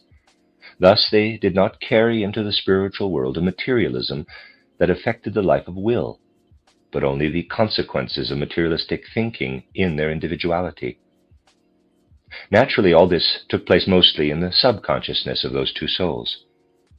Now I could see that after death, the fruit of materialistic thinking does not itself alienate one from the divine spiritual world. Such alienation occurs only when materialism enters the sphere of the will. The souls of both men, the one I was close to in Vienna as well as the one I came to know spiritually in Weimar, were magnificently shining spiritual figures after death. Their souls were filled with images of spiritual beings who were connected with the foundation of the world. They had been familiar with ideas that in their previous earthly life helped them to think through material phenomena more exactly. Had such ideas remained alien to them, they would not have been able to develop such a discriminating relationship to the world after death. The significance of scientific thinking was revealed to me directly from the spiritual world through those two souls who entered my destiny. I saw that this way of thinking as such does not necessarily lead away from a spiritual worldview. This happened in relation to those two individuals during their earthly life because they found no opportunity to elevate scientific thinking to the level where spiritual experience begins. After death, they accomplished this perfectly. I saw that scientific thinking, even during earthly life, can be elevated to this level as long as one gathers enough inner courage and strength. And through experiencing such a significant event in the spiritual world, I saw that humanity must develop the ability to think scientifically. In earlier times, thinking was constituted so that it could unite the human soul with the spirit of the suprasensory realm.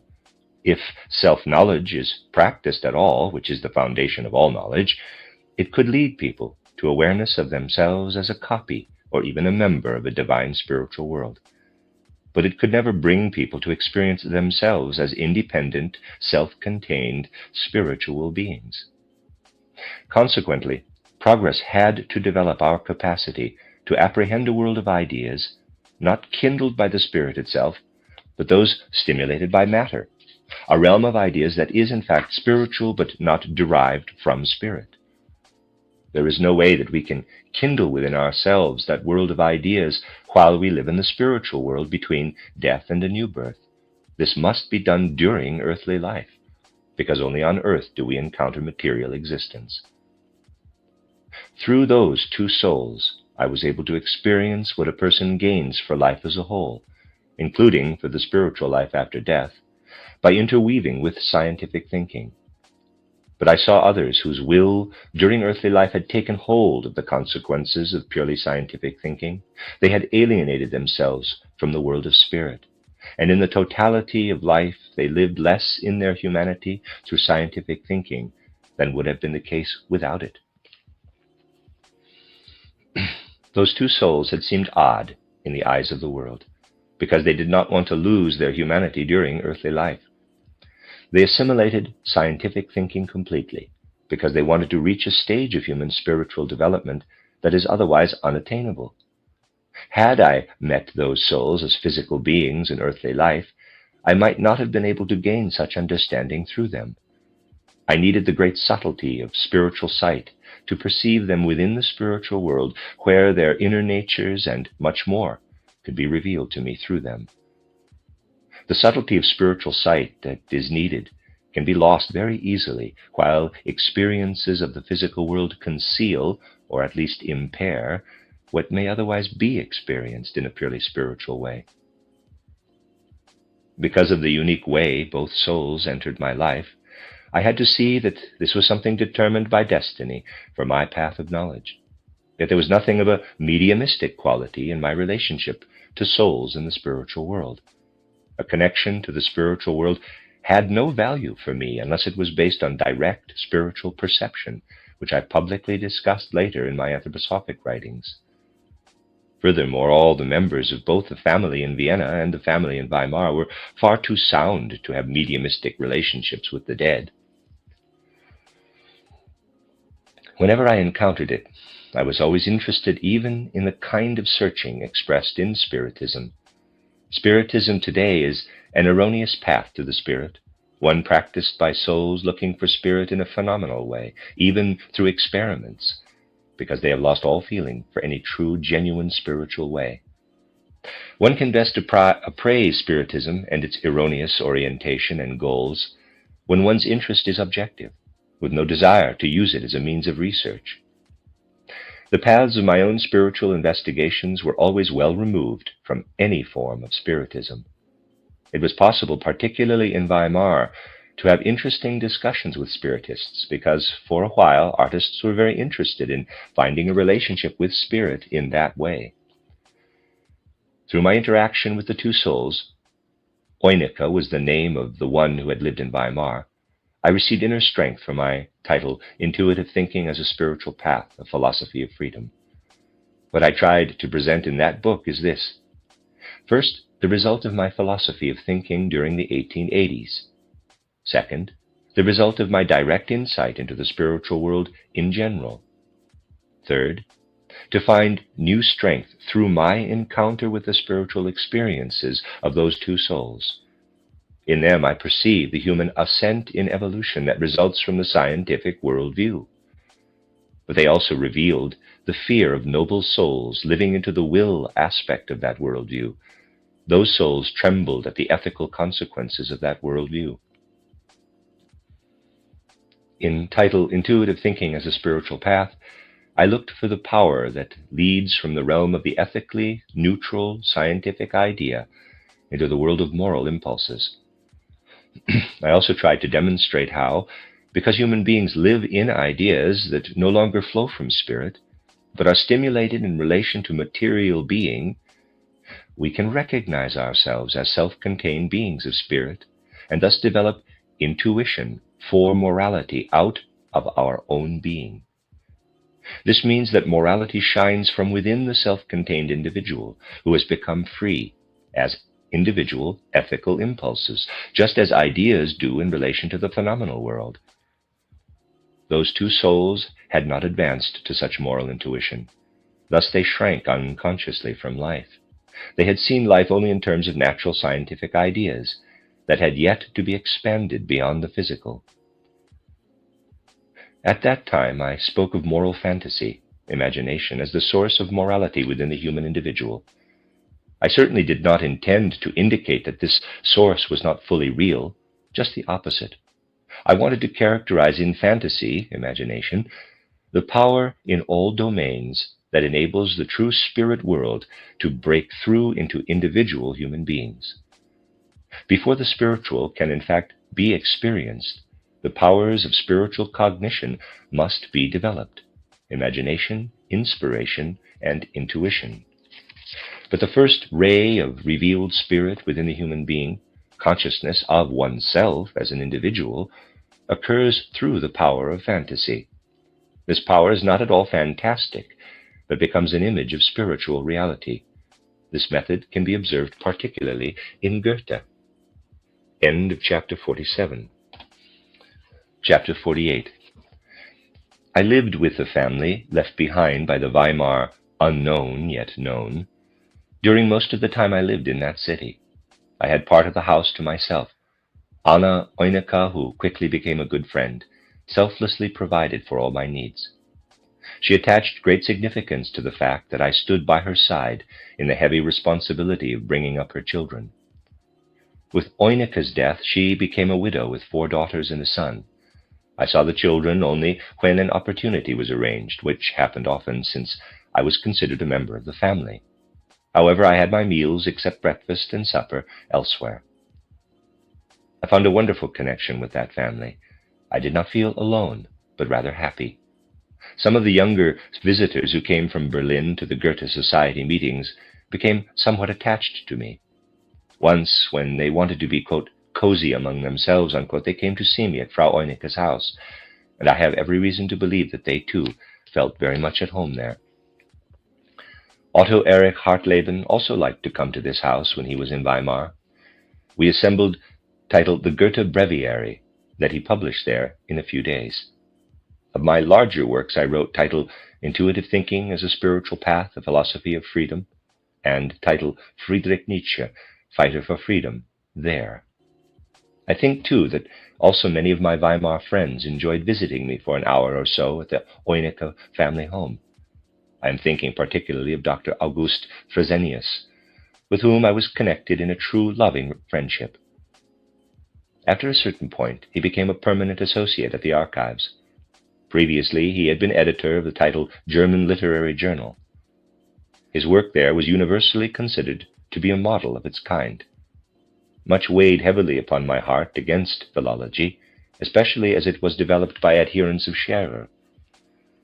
August Fresenius, however, won me over again and again because of the philologist he was. He never hid the fact that he wanted to be a philologist and a true one. But to him, philology was truly a love of words that vitalized the whole human being. To him, the word was human revelation that mirrors the laws of the whole cosmos. One who truly wishes to comprehend the mysteries of the word needs to understand all the mysteries of existence.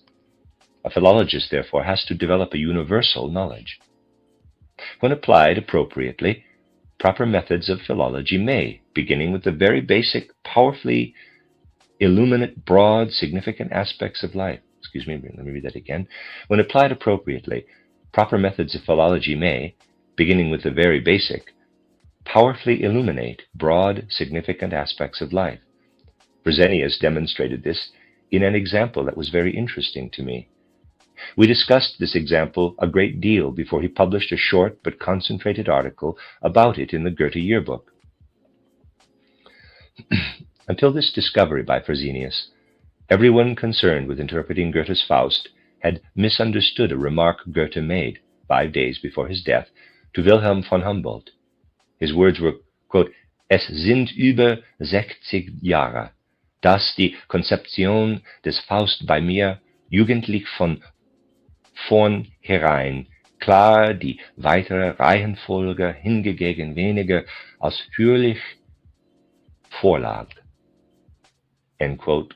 Parenthesis translation. More than 60 years ago in my youth, the idea of Faust from the beginning was clear to me, though less so in the details. End parenthesis. Commentators had interpreted from the beginning to mean that from the start Goethe had an idea or plan of the whole drama of Faust, into which he more or less incorporated the details later on. Even my dear teacher and friend Carl Julius Schroer was of this opinion. It must be realized that if this were true, then Faust would be a work that Goethe conceived and mainly outlined during his youth. One must admit that it could have been possible for someone with Goethe's sole disposition to work from a general idea and elaborate it for 60 years, while the main idea remained essentially unaltered all the while. The fact that this was not the case was proved beyond doubt through a discovery made by Fresenius.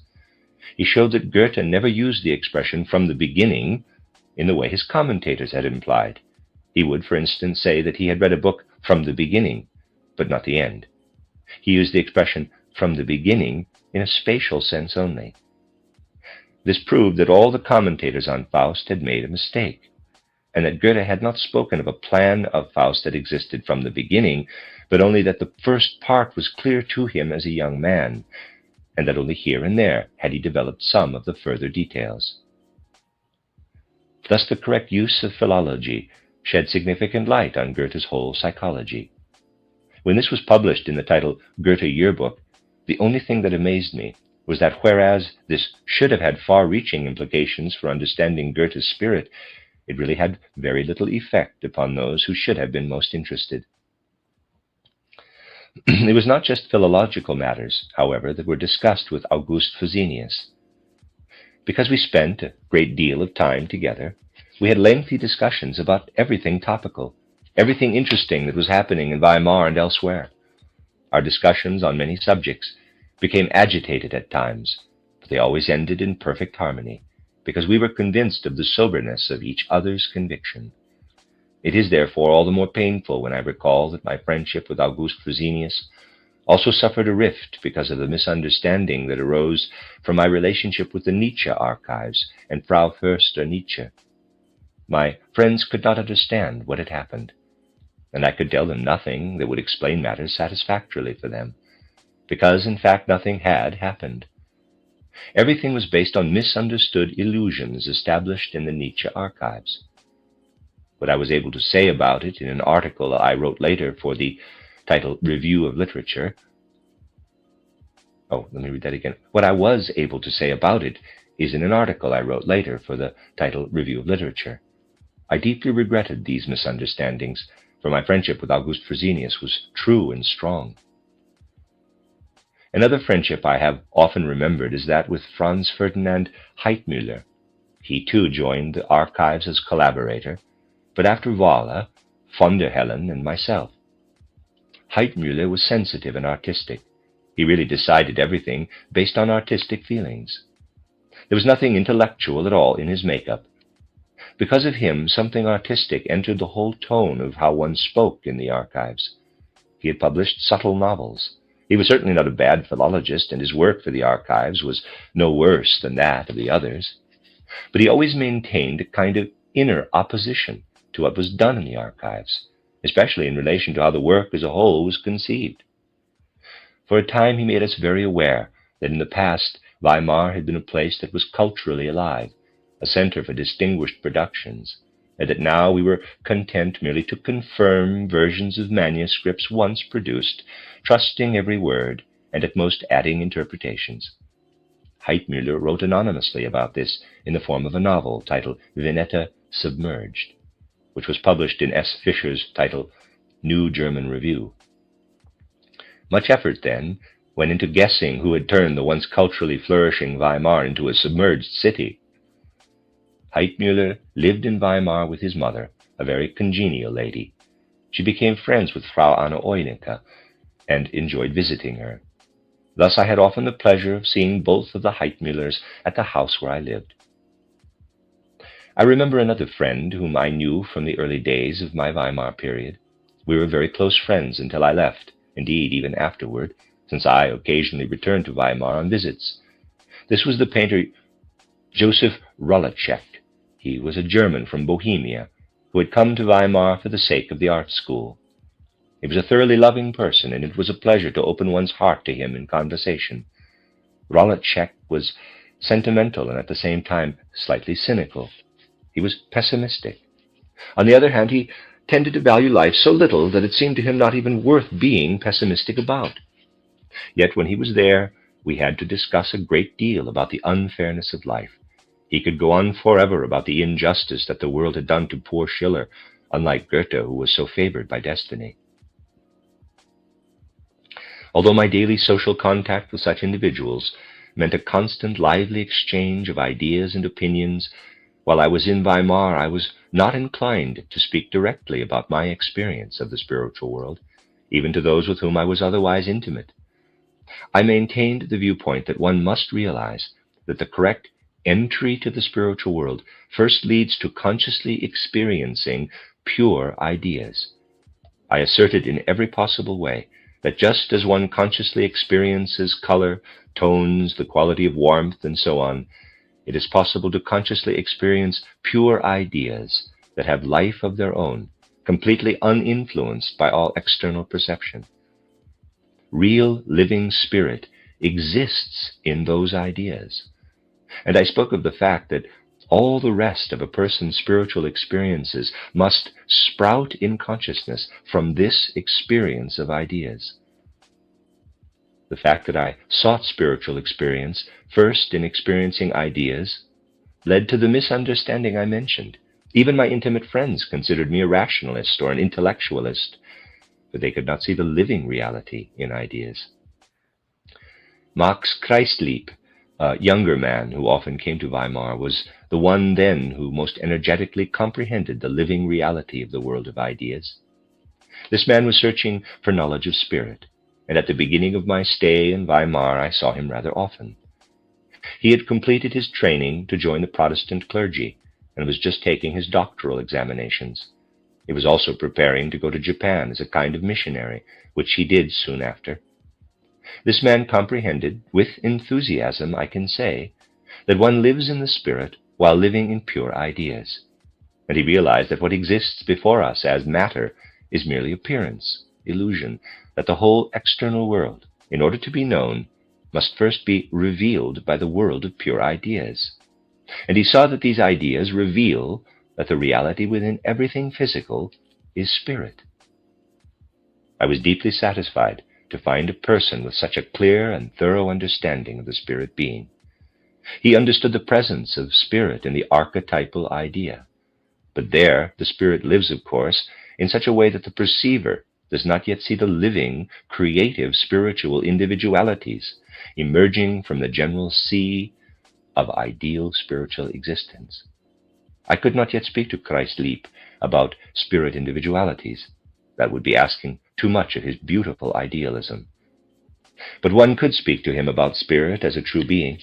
He had familiarized himself thoroughly with everything I had written so far, and at the beginning of the 1890s, it was my impression that Max Christlieb had a gift for penetrating the spiritual world by means of the living spirit in the idea, a way I can only consider the most suitable of all. This is not the occasion to discuss the fact that later he did not keep to this path, but chose a somewhat different direction. The end of chapter 48. Chapter 49. I became acquainted with the proprietor of a bookstore through the liberal politician I mentioned. At the time I was in Weimar, that business... Excuse me, let me read that again. At the time I was in Weimar, that business had seen better days. It was then still in the hands of the father of the young man I came to know as the owner. The important thing to me was that this business also published a newspaper with articles that surveyed contemporary culture and reviewed publications in the areas of literature, science, and art. The newspaper was also in decline, and its circulation had dwindled. Nevertheless, it provided me with an opportunity to write about many things that were either in or coming into my spiritual horizon.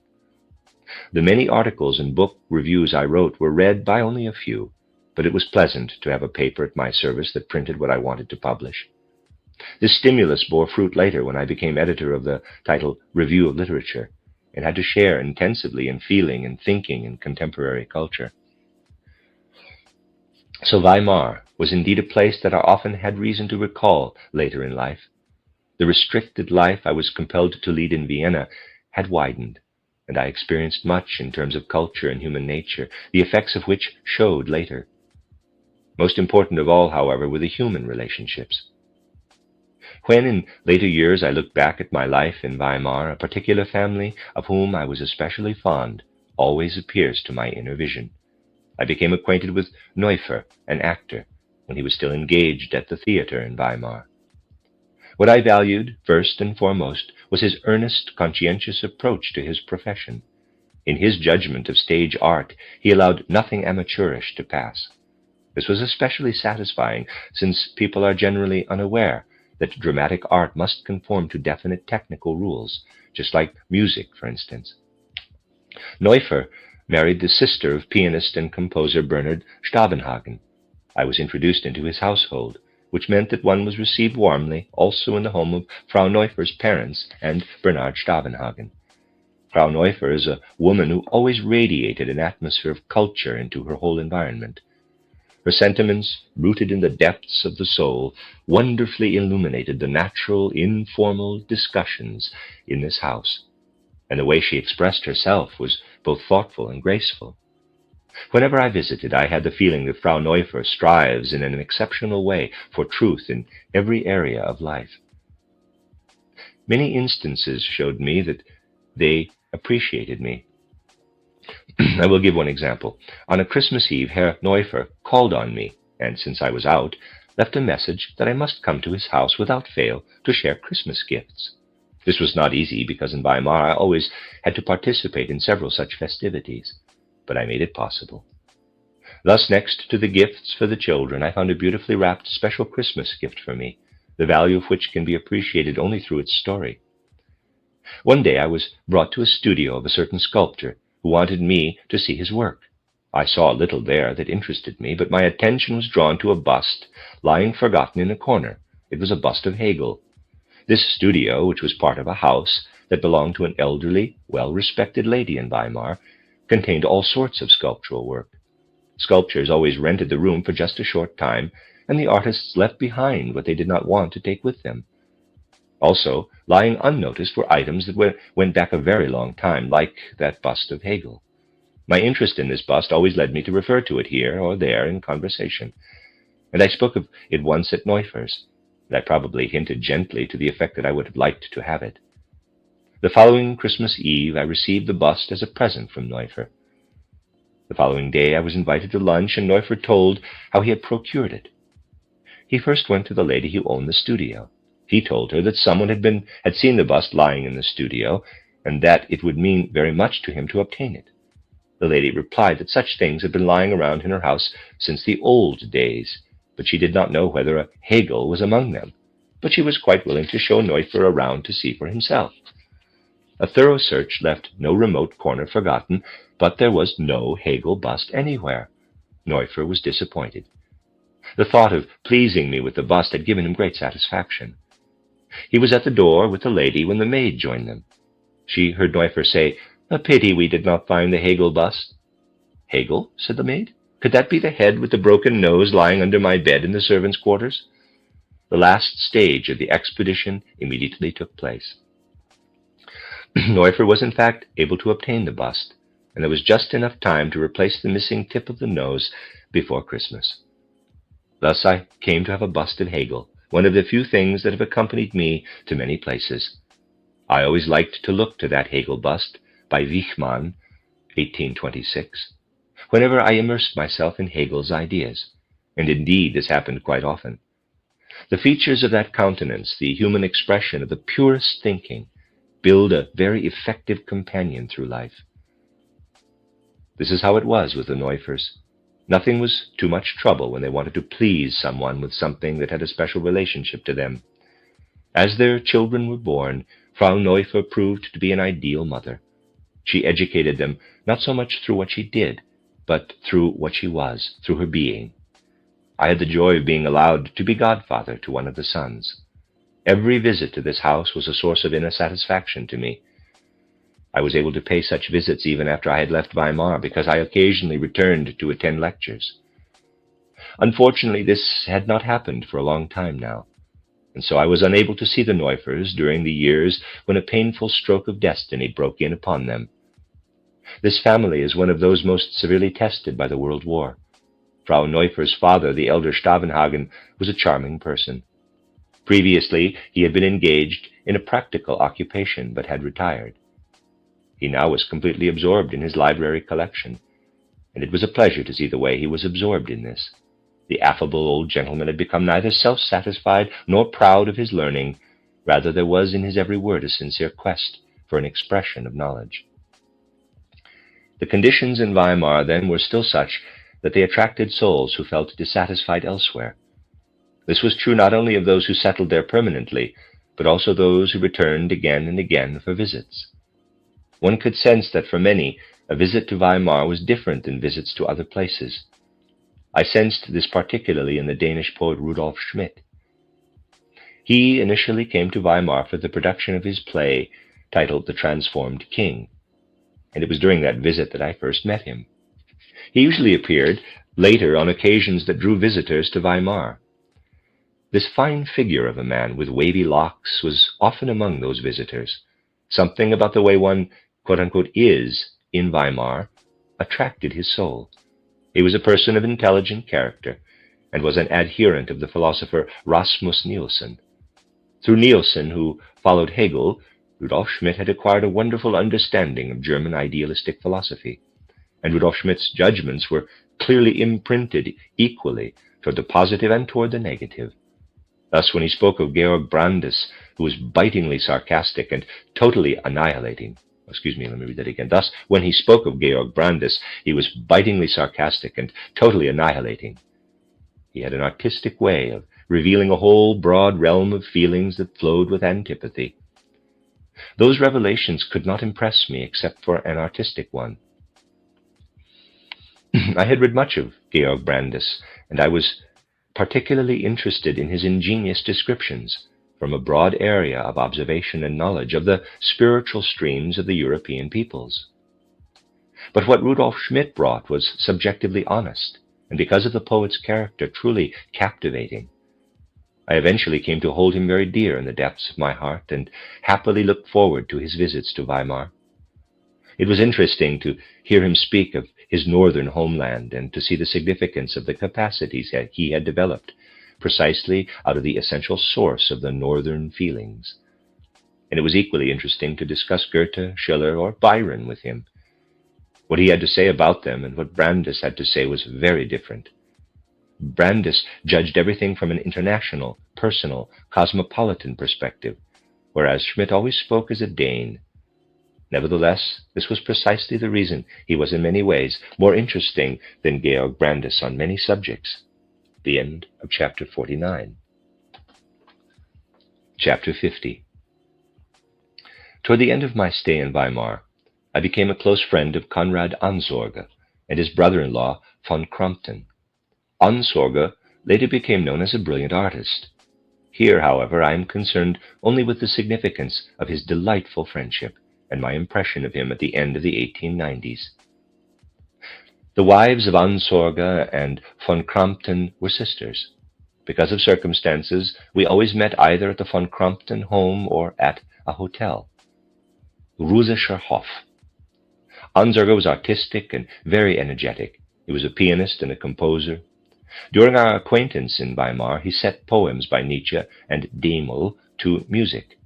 It was always festive when the friends who gradually joined the Ansorge-Crompton group came to hear a new composition. Paul Böhler, a Weimar editor, also belonged to this circle. He edited the newspaper titled Deutschland, which was more independent than the official paper titled Weimarischen Zeitung. Several of my other Weimar friends also attended this circle, for example, Fresenius, Heitmüller, and Fritz Kögel, as well as others. And Otto Erich Hartleben would turn up whenever he happened to be in Weimar. Konrad Ansorge was originally a follower of Liszt. Indeed, it is true that he viewed himself as one of Liszt's students, who artistically adhered most faithfully to the master. But Ansorge, in particular, beautifully presented to one's soul what continued to live on from Liszt. All Ansorge's music sprang from a source of a completely original, individual human quality. The humanity of it may have been inspired by Liszt, but its originality was his music's charm. I relate these things as I experienced them then. I am not concerned here with my later views about them or how I regard them today. Through Liszt, Ansorge had a connection with Weimar stemming from an earlier period. At the time I am speaking of, he had become inwardly free of that connection, and this was the unique quality of the Ansorge-Crompton circle. Its relationship to Weimar was completely different from that of most of the other individuals I have described so far as my closer friends. Those other friends had the kind of relationship to Weimar that I described earlier. This group, on the other hand, worked to go beyond Weimar with its interests. Thus, as my work in Weimar was coming to an end, and I had to think of leaving the Goethe city, I became friendly with people who did not feel that life in Weimar was especially significant. In a certain sense, with these friends, one lived one's way out of Weimar. Ansorge experienced Weimar as a prison in terms of his artistic development, and as a result moved to Berlin about the same time I did. Paul Böhler, though editor of the most widely read paper in Weimar, did not write in the contemporary spirit of Weimar. Indeed, from a broader perspective, he often had very harsh criticism of that spirit. Moreover, it was he who would raise his voice to correct whatever had been inspired by opportunism or narrow-mindedness. This caused him to lose his position at the time he frequented the group I am describing. Von Crompton was the most amiable person imaginable. The group spent the most delightful hours in his home. Frau von Crompton was the center there, a profound and graceful person, like sunshine to those privileged to be around her. The whole group existed under the sign of Nietzsche, so to speak. First, there was Nietzsche's philosophy of life. This was treated as a subject of immense interest. Second, it was devoted to a soul disposition that revealed itself in Nietzsche as a kind of representation of the flower of the true and free humanity. In both aspects, von Crompton in particular was typical of the Nietzschean of the 1890s. My own relationship to Nietzsche had not changed while I was part of that circle. But because I was the one they queried when questions arose about Nietzsche, the others projected their own adherence to Nietzsche into my relationship with him. Nevertheless, it must be said that those of this circle understood Nietzsche's convictions and tried to live up to what his ideals implied in a more sensible way than did many. Those in whom the ideas of the superior human and title beyond good and evil did not always produce the most desirable flowers. That group was significant for me because of the electrifying energy that was alive in it. On the other hand, everything I felt it was possible to introduce there met with the most accommodating understanding. I indeed look back with pleasure to these evenings, to Ansorge's brilliant music, the shared interest in Nietzsche, and the lively discussions on serious matters of life. It greatly enriched the latter part of my stay in Weimar. Because the arts were genuinely and seriously cultivated in this group, and because they sought a worldview focused on what is truly human, no one took offense at the criticism of contemporary Weimar. In any case, the tone of such criticism was not the same as what I previously experienced in the Olden group. There was a great deal of irony. There, a great deal of irony prevailed. Weimar as a whole was considered, quote, human, all too human, unquote, just as one would have viewed other places one was in. On the other hand, in the Ansorge-Crompton group, I would say that more earnest feelings were always foremost. What will happen as German culture develops while a place like Weimar fulfills so little of its destined mission? I wrote titled Goethe's Worldview against the background of my social interaction with that circle, and that concluded my work in Weimar. Recently, I had to prepare that book for a new edition, and I sensed in the way I had formulated it in those days in Weimar an echo of the inner form of those friendly gatherings of the circle described. The style of the book is less impersonal than it might have been without that group's repeated words, enthusiastic, energetic, and full of conviction, concerning the nature of the human personality. This is my only book about which I can say this. I can say that all of them are personally experienced in the truest sense of the word, but not in the same way as in writing that book, when I experienced so strongly the being of the personalities around me. This applies, however, only to the general style of the book. I presented Goethe's worldview as revealed in relation to nature, as I had also presented it in my earlier writings on Goethe during the 1880s. My views were broadened only in regard to individual details. They were deepened or confirmed by the manuscripts I first saw in the Goethe archives. In all that I worked on in relation to Goethe, it was always my goal to present the content and direction of his overall perspective to the world. I wanted to show how the breadth and spiritual perception of Goethe's research and thinking have led to individual discoveries in specific realms of nature. I was not concerned with pointing out those detailed discoveries for their own sake. Rather, I wanted to demonstrate that they were derived from a view of nature in accord with spirit. To characterize Goethe's spiritual view of nature as a part of what he gave the world, I wrote an exposition on that aspect of his thinking and research. And I worked toward the same goal as I arranged his manuscripts in both of the editions with which I helped, Kirchner's titled German National Literature and the Weimar Sophia edition.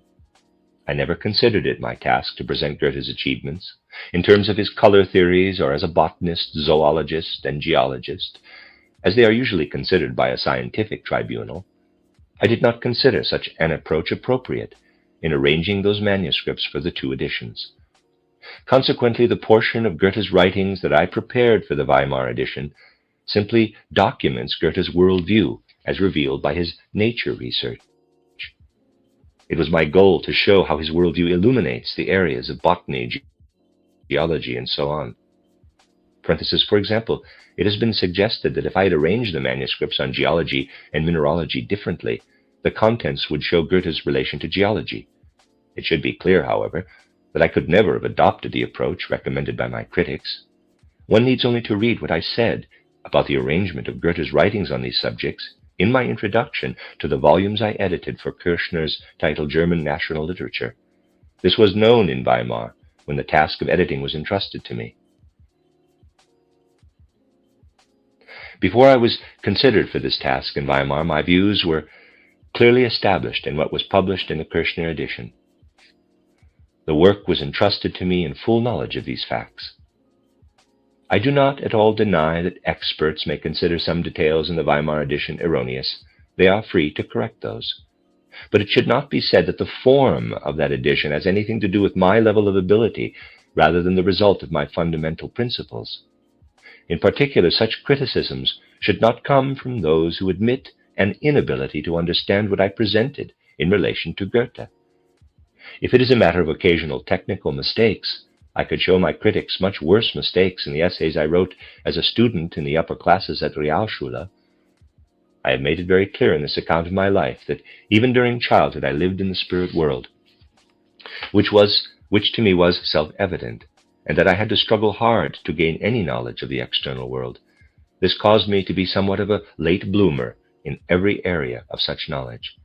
This is revealed in some of the details of my writings on Goethe. Close parenthesis, end of chapter 50, and the end of this section of the reading. This is a reading of the autobiography of Rudolf Steiner, entitled Chapters in the Course of My Life, 1861 to 1907. This is chapter 51. I was 36 years old at the end of my time in Weimar. About a year earlier, a profound transformation began in my soul.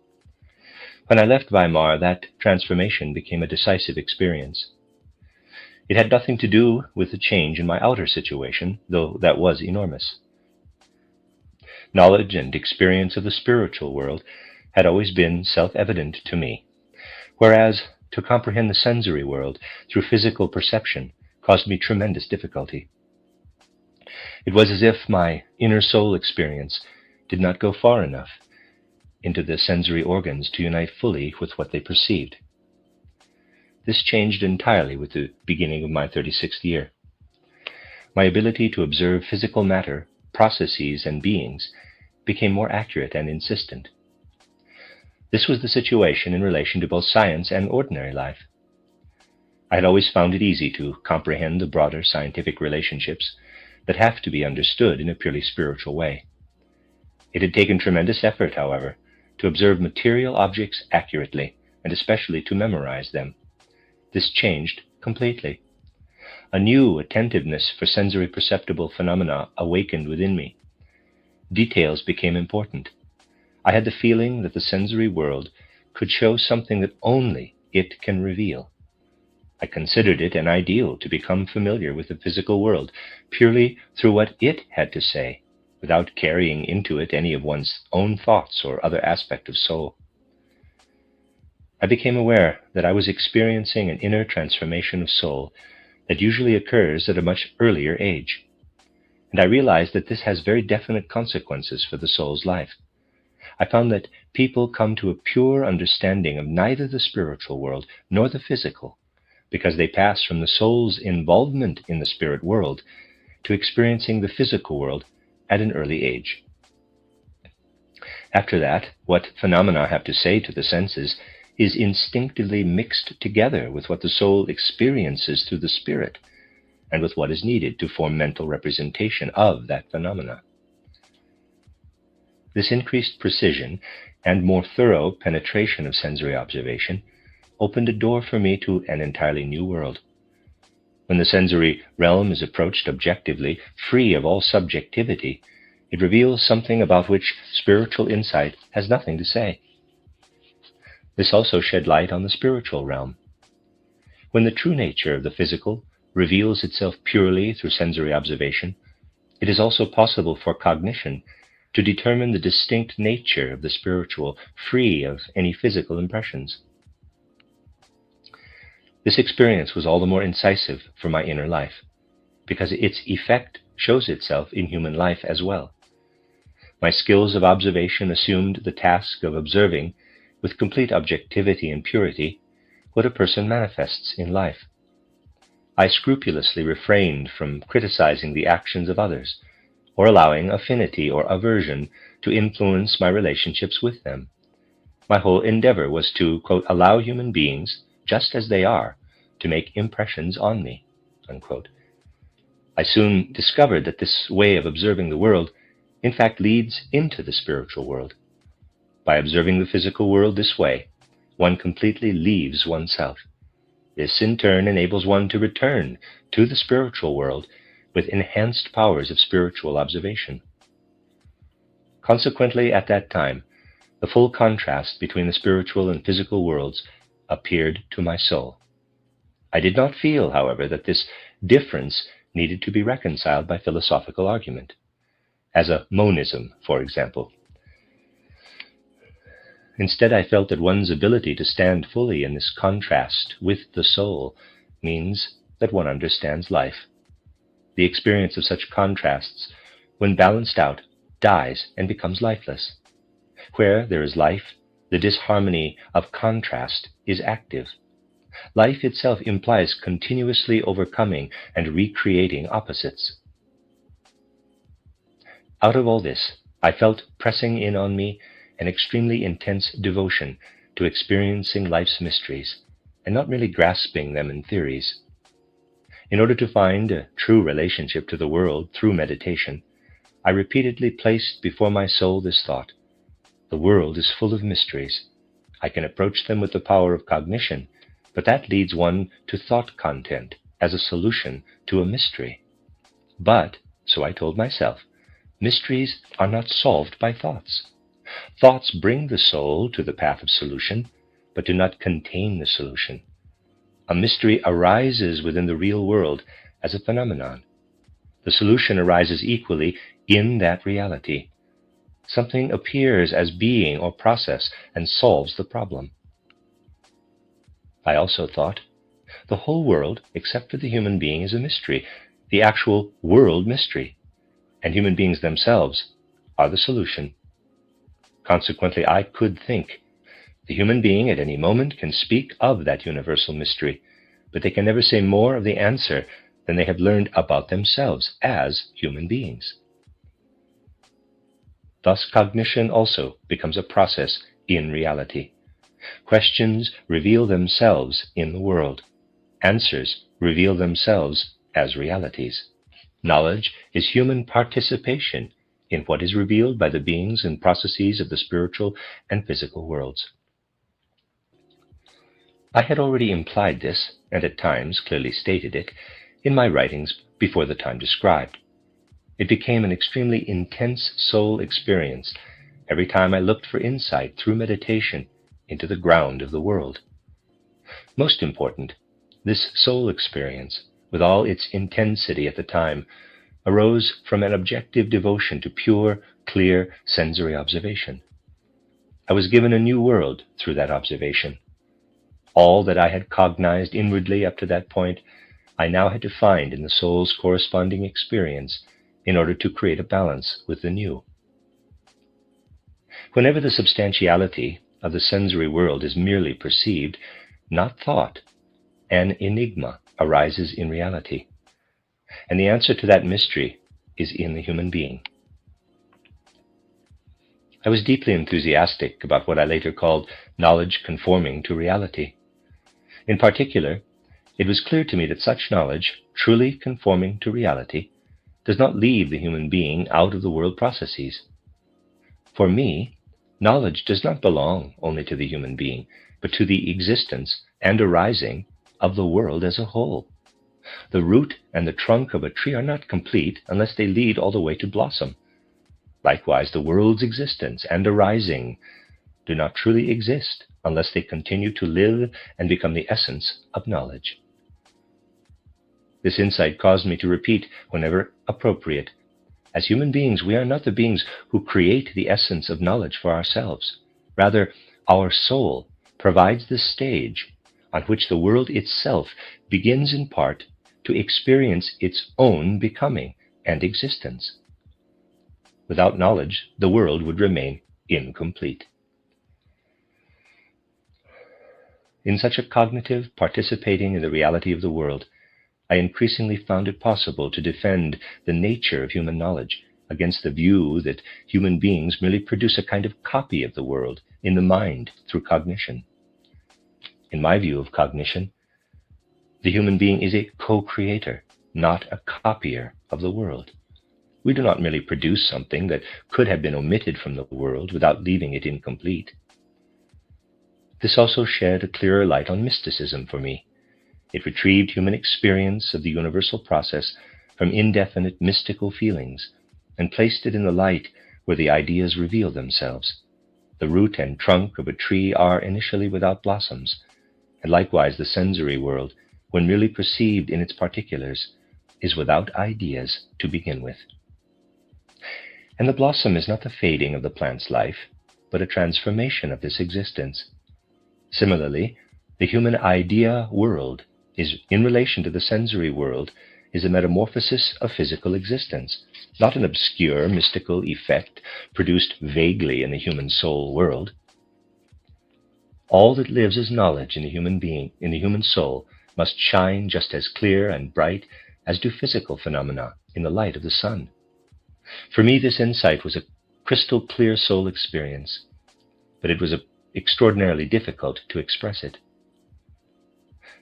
Toward the end of my Weimar period, I wrote, titled Goethe's Worldview, and the introduction to the last volume of the Goethe edition that I edited for Kirchner's titled German National Literature. I recall in particular what I wrote to introduce Goethe's title Aphorisms in Prose, in comparison to how I formulated title Goethe's Worldview. If these two works, which I wrote more or less simultaneously, are read superficially, one can detect one or another contradiction between them.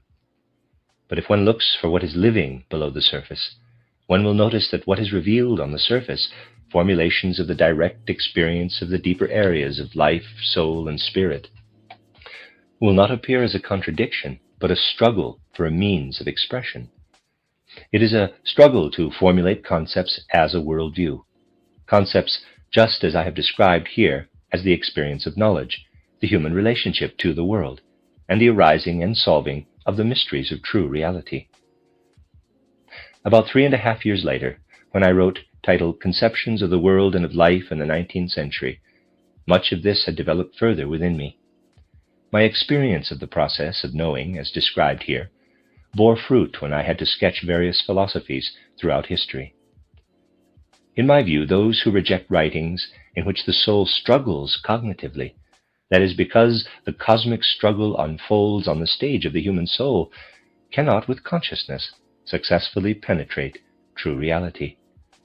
For a long time this had lived through my world of concepts, but now it was confirmed by spiritual perception. The end of chapter 51.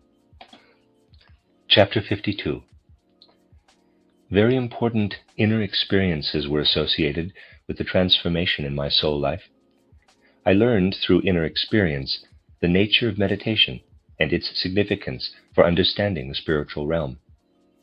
I had led a meditative life before then, but that impulse was the result of an ideal knowledge of its value for a philosophy that acknowledges the spirit. But now something arose within me that demanded meditation as an absolute necessity for my soul life. The soul life had reached a stage where meditation became a necessity, just as an organism at a certain stage of evolution needs to breathe through lungs. The relationship between ordinary conceptual knowledge, gained through sensory perception, and perception of the spiritual sphere was no longer merely an experience in the realm of ideas. It became an experience in which the whole human being participated. My title, Intuitive Thinking as a Spiritual Path, a Philosophy of Freedom, was born from the experience of ideas that encompassed spiritual reality. The experience involving the whole human being contains the spiritual world in a much more substantial way than the idea experience. Yet, when ideas are experienced directly, it represents a higher stage than the ordinary conceptual understanding of the sensory realm. Through directly experienced ideas, one comprehends not the sense world, but the spiritual world adjoining the sense world. As this was seeking expression and experience in my soul, 3 kinds of knowledge stood before my inner being. The first is conceptual knowledge, gained through sensory observation. Such knowledge is assimilated and then retained according to the power of memory. Repetition of this is significant only to the degree that it helps one retain it in memory. The second kind of knowledge does not acquire concepts through sensory observation. They are experienced inwardly and free of the senses. The very nature of this experience assures that such concepts are based on spiritual reality. One experiences the fact that concepts contain an assurance of spiritual reality with the same certainty, through the nature of the experience itself, that one has in recognizing the difference between physical reality and illusion when acquiring knowledge of the sensory world. Unlike knowledge of the sensory world, it is not enough merely to assimilate this ideal spiritual knowledge so that it is possessed as a memory of it. Assimilation must be an ongoing process. It is not enough for an organism to breathe for a while and then use that assimilated breath to continue its life processes. Similarly, it is not enough to assimilate ideal spiritual knowledge only once, as one does sensory knowledge. It is necessary for the soul to continually reciprocate with the world it enters through such knowledge. This occurs through meditation, which, as indicated above, is pursued out of the ideal insight of its value. I had sought this reciprocal relationship long before the transformation in my soul in my 35th year. Then it happened that meditation became an absolute necessity for the life of the soul. Along with this, the third kind of knowledge appeared before my inner being. It led not only more deeply into the spiritual world, but allowed a living, intimate union with that world. Because of inner necessity, I repeatedly had to place a very particular kind of mental picture at the center of my consciousness. If I vigorously go into mental pictures derived from the sense world, I am, in terms of direct experience, in a position to speak of the concrete existence of what is experienced only so long as I am observing the object or event. The senses guarantee the truth of the observed as long as I observe. But this is not true when, through purely ideal spiritual knowledge, I unite with the being or events of the spiritual world. In this knowledge, one has, in a single perception, direct experience of its continuous existence beyond the duration of the perception itself. If, for example, one experiences the human I, as the very center of one's own being, then one also knows, in direct perceptual experience, that this I existed before life in the physical body, and that it will continue after the end of that life. What one experiences of the I reveals itself directly, just as a rose reveals its redness to direct perception. In such meditation, practiced out of inner necessity for spiritual life, one becomes increasingly aware of an inner human spirit that can live, perceive, and move within the spirit realm, entirely detached from the physical organism. The influence of meditation allowed this independent spiritual human to enter the realm of my experience, which greatly deepened my experience of the spirit. It can easily be proved through ordinary self-observation that knowledge of the physical world is attained through the bodily organism, yet even ideal spiritual knowledge still depends on the organism. In this sense, self-observation demonstrates that when we observe through the senses, each individual act of cognition is bound to the organism. In ideal spiritual knowledge, every individual act of cognition is completely independent of the physical organism, but the fact that we can develop this kind of knowledge at all depends on life in general within the organism. Nevertheless, the third kind of knowledge arises only through the spiritual human being, and only when it can free itself of the physical organism as though the physical were completely absent. I became aware of all this through the meditation described. By directly experiencing the facts, I was able to disprove completely the notion that in such meditation one is the subject of a kind of autosuggestion that leads to spiritual experience. When I first attained ideal spiritual knowledge, I became convinced of the truth of the spiritual experience, and I really mean the very first instant. I am not referring only to what remained alive in the meditation. I mean what first began to live. In this I had already applied the method whereby, by means of thoughtful awareness, one generally establishes the absolute exact truth of the matter before there could be any question of autosuggestion. What I attained through meditating, therefore, had to be a matter of the experience, whose reality I was able to test fully even before the actual experience. All this was associated with my soul transformation and came to light in relation to the result of self-observation that was now possible. And, like what has been described, it can have momentous significance for me. I could feel a certain aspect of the conceptual element of my inner life receding, replaced by the element of will. This could happen only when volition abstained from all subjective impulsiveness in regard to developing knowledge. The will increased in direct proportion to the decreasing conceptual element. The will also took over spiritual cognition, which had previously been accomplished almost exclusively by the conceptual element. I had realized that distinguishing the soul life as thinking, feeling, and willing has limited significance. In reality, thinking also contains feeling and will. It is simply that thinking predominates over the other two. Thinking and willing also live in feeling, and likewise feeling and thinking in the will. Now I consciously experienced how the will absorbed more thinking, and thinking absorbed more of the will. On the one hand, meditation leads to knowledge of spirit. On the other, the results of such self-observation lead to an inner strengthening of the human spirit, independent of the organism, and establishes its being in the spirit world, just as the physical human being is established in the physical world. One has a growing awareness that the connection between the human spirit and the spiritual world becomes infinitely stronger once the physical organism no longer hinders that connection. But at death, the connection between the physical organism and the physical world is destroyed when the human spirit ceases to sustain that connection. Such an experiential cognition is incompatible with all theories of knowledge that limit human cognition to a certain sphere. Those that place the primordial ground, or thing in itself, into a beyond that is unavailable to human knowledge. The unattainable was unavailable to me only to begin with, and it remains unattainable only so long as we have not inwardly developed what, by its very nature, corresponds to the unknown and enables us to unite with it in conscious experience.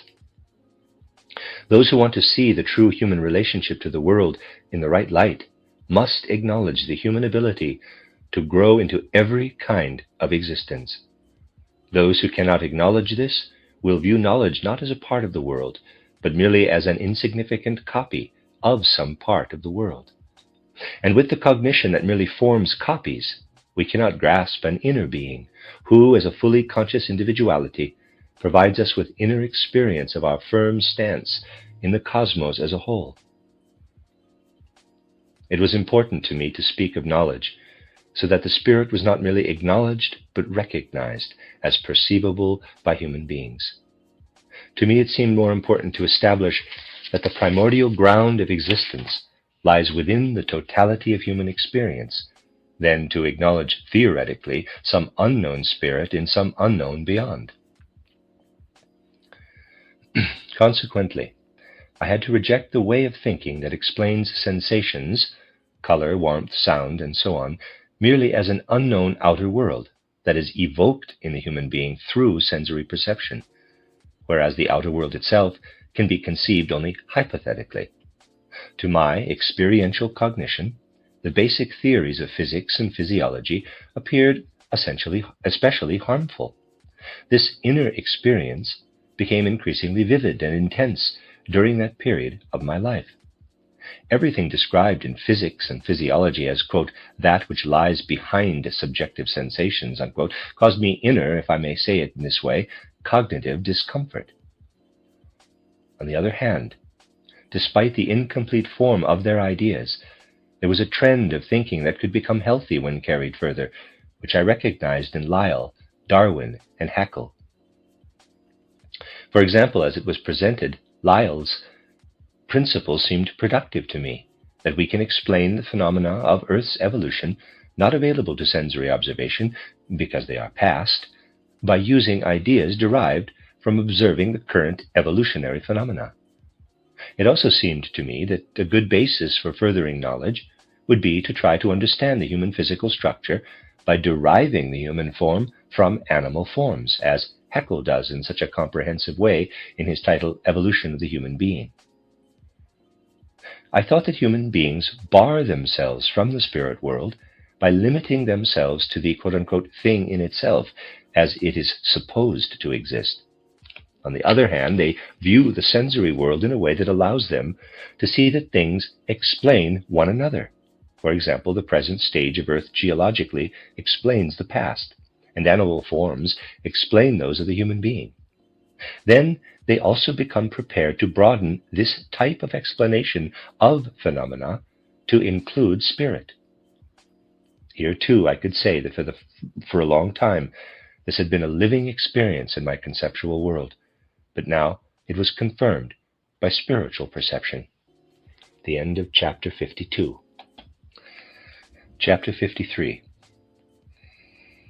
I must conclude this second chapter of my life with the transformation I have described in my soul life. My destiny began a completely new direction. In Vienna and Weimar, the work that came to me through external circumstances harmonized completely with my inner efforts. All of my writings were based on the foundation of my worldview according to spirit, even when inner necessity required that I consider less of that spiritual sphere itself. The aims of my teaching in Vienna arose from the insights of my own soul. Everything I did in relation to the Goethe work in Weimar was determined entirely by what I considered the real task of such an undertaking. I encountered no particular difficulty in bringing the external tasks into harmony with my inner aims. This is exactly what made it possible for me to observe and present the idea of freedom in a way that seemed clear to me. I do not think that the significance I placed on my perspective of freedom made me one-sided. Freedom, after all, is an objective reality that cannot be altered by the personal experience of one who conscientiously strives for knowledge. At most, personal experience affects the degree of possible insight. My view of freedom was directly connected with the generally misunderstood concept of ethical individualism in my worldview. This, too, is one of the concepts that was enhanced significantly as inner experience at the beginning of the third chapter of my life. Previously, it had been a living element in my conceptual world. Now it became a powerful inner experience that took hold of the human being. It became necessary that I continue to perfect the way I formulated my own views of the areas investigated by physics and physiology, and also biology, which, though incomplete, I realized could become a bridge to a spiritual worldview.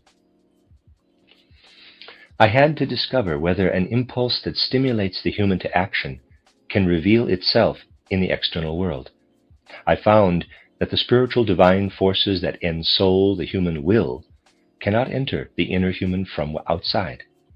When physics, physiology, and biology are approached in the right way, it seemed to me that they do in fact lead to this conclusion. Nature has provided no way for a will impulse to enter the human being from outside.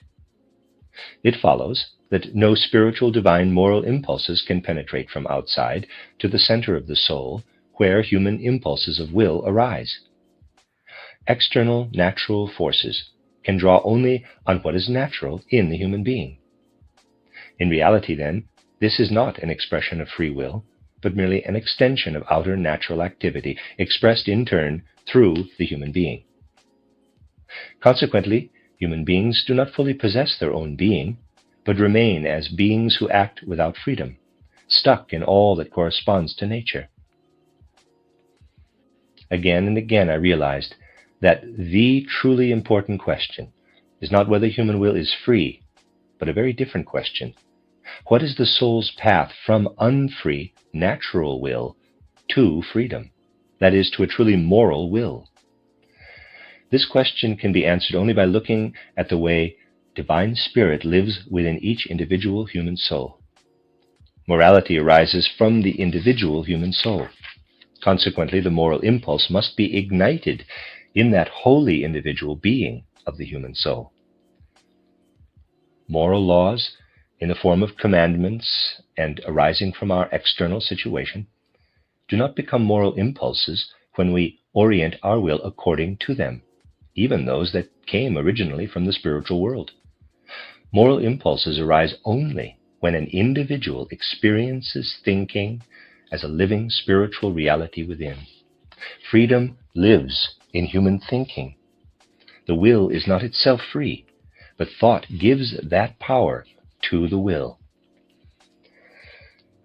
In title Intuitive Thinking as a Spiritual Path, a Philosophy of Freedom, I emphatically stressed freedom of thought in relation to the moral nature of the will. This idea also became strengthened through meditation in particular. The moral world order revealed itself with increasing clarity as the earthly manifestation of the imprint of an order of activity in higher spiritual regions. It became self-evident that it comes within our conceptual grasp once we are able to acknowledge the reality of spirit. It was right at this point in my life that all of these insights came together as the comprehensive truth I had recognized earlier, that world phenomena are not really clarified when thinking is used to explain, but rather when using thinking, one sees the relationships among phenomena in such a way that they explain one another. In those relationships, one phenomenon is seen as a mystery, another as the solution, and human beings themselves become the word for the outer world they perceive. Thus, the truth of the imagination became direct inner experience. Logos, wisdom, the word, ruled the world and all its processes. I felt that with such imaginations, I could clearly understand the nature of materialism. I did not consider materialistic thinking to be destructive because it turns all its attention toward the material aspect of phenomena, but because of the way it thinks of matter. When materialists investigate a substance, they do not notice that in reality they are face to face with spirit manifested as matter. They fail to realize that spirit transforms itself into substance in order to reach a mode of activity that is possible only in that form. Spirit must first assume the form of a material brain in order to live there in a world of mental images that gives the free activity of self-awareness to human beings in earthly life. It is true that in the brain, spirit arises from matter, but only after the material brain arises from spirit. I had to reject the way thinking was applied by physics and physiology, simply because physical matter, when not experienced but merely intellectualized, has been presented as the external stimulus of human experience of spirit. Consequently, matter is thought of in such a way that it is impossible to trace it to where it becomes spirit. Such matter, considered real by this way of thinking, simply does not exist anywhere. The basic mistake in the research of physical phenomena by materialistic thinkers involves their impossible concept of matter, and this blocks the way leading to spiritual presence. When matter arouses only one's experiences of nature and the soul, it becomes a world of illusion. The strength of my experience of these thoughts led me to elaborate them 4 years later in The World as Illusion, title Conceptions of the World and of Life in the 19th Century, later expanded and retitled title The Riddles of Philosophy. In the biological way of thinking, it is not possible for human thinking to be completely driven in this way from the realm of direct experience to one that offers only illusion. In biology, one cannot maintain that Human beings are surrounded by a world they do not experience, one that merely makes an impression on the senses and may not resemble in the least its phenomenal cause. One may ignore the substantial nature of thinking and believe that it expresses something to say that the subjective perception of light corresponds to some objective form of movement in the ether. That was the viewpoint at the time. But only a total fanatic would try to explain in this way what is perceived in the realm of life. It was clear to me that such thinking can never arise beyond ideas of nature to become ideas of the moral order of the world. Ideas formulated in this way imagine that morality falls into the human physical realm from somewhere inaccessible to the power of cognition. I do not consider it particularly significant that such questions occupied my soul as I entered the third period of my life. They had occupied me for a long time. But it was important to me that by immersing myself in them at that point, my whole realm of knowledge, without changing substantially, became much more vivid and alive than before. The human soul lives in Logos. But how does the external world live in Logos? This is the essential question in my theory of knowledge, titled Theory of Knowledge Implicit in Goethe's World Conception, written in the mid-1880s. The same was true of title Truth and Knowledge and title Intuitive Thinking as a Spiritual Path. This soul orientation guided all my thinking in attempting to penetrate the depths of the human soul, from which Goethe tried to bring light to the phenomenal world. At this time in my life, I was especially concerned about the fact that the ideas I had vigorously rejected had such an intense hold on current thinking. People's lives were so completely oriented in that direction that they were unable to see the possibilities inherent in anything that pointed in the opposite direction. I felt so deeply this contrast between what I perceived clearly as truth and the conventional views of my time that it gave the essential coloring to my life during those years of the turn of the century. I encountered that contrast in every aspect of culture. I certainly did not reject everything produced by modern culture. I did, however, feel deep pain, especially in relation to the many excellent things that I could value, because I thought I saw destructive powers everywhere opposing such seeds of cultural development. So, everywhere I was confronted by the problem of how to express in contemporary terms the truth as directly perceived inwardly. Faced with this problem, one feels as though one has to scale an almost unclimbable mountain. One makes attempts from various starting points, only to be frustrated again and again, realizing that all efforts are in vain. Once during the 1890s, I spoke in Frankfurt am Main on Goethe's view of nature. By way of introduction, I said that I wanted to talk only about Goethe's view of organic nature, because it is impossible in conventional physics to build a bridge to his ideas on light and color.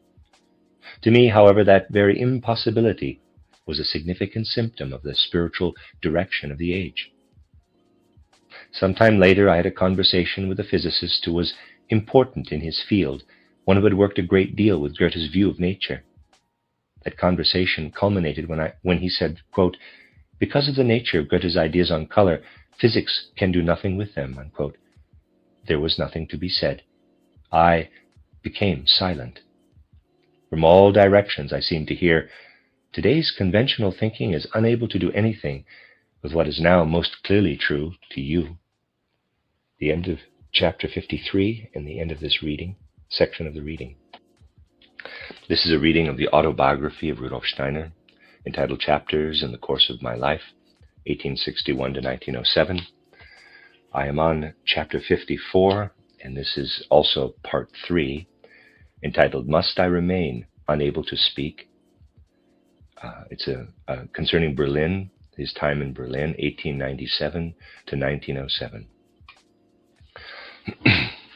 Chapter 54. This question became an experience. Must I remain unable to speak? This was the state of my soul life, and I found it necessary to introduce an entirely new note into my outer activity. It was no longer possible to retain such a close rapport between the factors that determined my outer destiny and the guidelines that arose inwardly from my experience of the spiritual world. For some time I had considered the possibility of letting my contemporaries know, through a periodical, about the spiritual impulses that I felt could be made public at the time. I did not want to be mute, but to reveal as much as possible. It was impossible to start a periodical on my own. I had neither the money nor the connections needed for such a venture. Consequently, I seized the opportunity when I was asked to be editor of the Review of Literature, Magazin für Literatur. It was an old established weekly, begun in 1832, the year Goethe died. First known as the Review of Foreign Literature, it carried translations of foreign works that the editors considered worthy of introducing to German culture. The weekly was transformed later into the Review of German and Foreign Literature. It published the material of culture as a whole, poetry, essays, and reviews. In a limited way, it fulfilled this task very well. In those days, there were enough people in German-speaking areas who were interested in a short, weekly survey of what was happening in cultural life. In the 1880s and 1890s, however, the younger generation had more modern ideas about literature and began to make their influence felt within this steady, peaceful participation in culture, and the review was soon drawn into the new trend. There were fairly frequent changes of editors who adhered to the modern view to varying degrees and temporarily placed their stamp on the magazine. In 1897, when I had the opportunity to become editor, the review supported modern trends without opposing other views too drastically, but it could no longer maintain itself financially strictly through its content as a magazine. Therefore, among other things, it became a journal for the Independent Literary Society. This added to the income from its otherwise insufficient number of subscribers. Nevertheless, when I took over the review, the financial situation required that we also rely more on the less dependable subscribers in order to demonstrate a minimum basis for continuing. By accepting the position of editor, I also had to accept another task, which would probably increase the number of subscribers. That task involved the Independent Literary Society. I had to arrange the content of the magazine so that the society received its due. The society sought to attract people interested in the literary creations of the younger generation. The headquarters in Berlin had been established by younger writers, and there were quote-unquote branches in many German cities, though it soon became apparent that some of them led a very modest existence. It was now my task to present lectures to the society, to also give personal expression to the cultural life that was supposed to be presented through the magazine. Thus, for the review, I had readers whose cultural needs I had to understand, and the membership of the Independent Literary Society expected something very specific, exactly what they had always been offered. In any case, they certainly did not expect the kind of thing I could offer them from my innermost being. Then there was also the fact that the Independent Literary Society wished to be a kind of opposition to the Literary Society, where people such as Spielhagen set the tone. Because of my conscious experience of the spiritual world, I inwardly participated fully in all the relationships I entered at the time. I tried to identify myself completely with the readers of the review and the members of the society, so that I could discover through their view how to best articulate the spiritual impulses I intended to convey. I cannot say I approached the task with illusions that were gradually destroyed, but it was precisely my attempt to work in harmony with the reader and the listener, which I deemed appropriate, that encountered increasing resistance. Those connected with the review before I took over were not overly serious or spiritually minded. Only a few had any deeper interests, and even those few had no strong spiritual impulses, but more of a general desire to participate in the various arts and cultural expressions. Soon I had to ask myself whether I could justify my work in this group of people, both to myself and to the spiritual world. Although many of those concerned were my friends and very dear to me, they also belonged, so far as my inner experience of the Spirit was concerned, among those who made me ask, "Must I remain unable to speak?" And there was something else. Through their attitude toward me, many of my old friends and acquaintances conveyed the feeling that whereas they did not accompany me very far in terms of my inner life, they did see something in me that, in their eyes, gave value to what I contributed, whether in the realm of knowledge or in other areas of life. Because of their experience with me, they often accepted my being without question. But those who had published the review up to that point did not share this impression. They said, quote, "Steiner is essentially an idealist, despite his many practical qualities," unquote. And the former owner naturally had a strong practical interest in the continuation of the weekly, because according to the purchase agreement, he was to be paid installments throughout the year from his perspective. For his own sake and that of the business, he had to ask for more security than I represented, especially since he had no way of knowing how I might affect those already connected with the Review of Literature and the Independent Literary Society. Consequently, a clause in the agreement required that Otto Erich Hartleben sign as co-editor. Recalling the arrangements related to being the editor, I have no desire that they should have been different. As described earlier, when one experiences the spiritual world consciously, it is absolutely essential to learn the facts of the physical world through direct experience. For me, this had become an obvious necessity, particularly through my soul transformation. I would have committed a sin against my experience of spirit if I had not accepted what I clearly recognized as the forces of destiny. I saw not only the external facts that linked me for a time with Otto Erich Hartleben, but also facts of destiny or karma. Yet the relationship led to insurmountable difficulties. Hartleben was thoroughly dominated by aesthetics.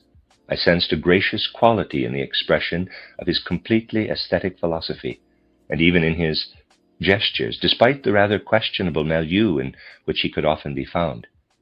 That disposition caused him to feel a need every so often to spend several months in Italy, and whenever he returned, one had an impression of something Italian in his constitution. Also, I felt a strong love for him. But cooperation in what was now our common area of work was indeed impossible. He was not inclined to move into the realm of ideas and interests of the magazine's readers or of those who belonged to the Independent Literary Society. He preferred to impose upon both the dictates of his sense of aesthetics.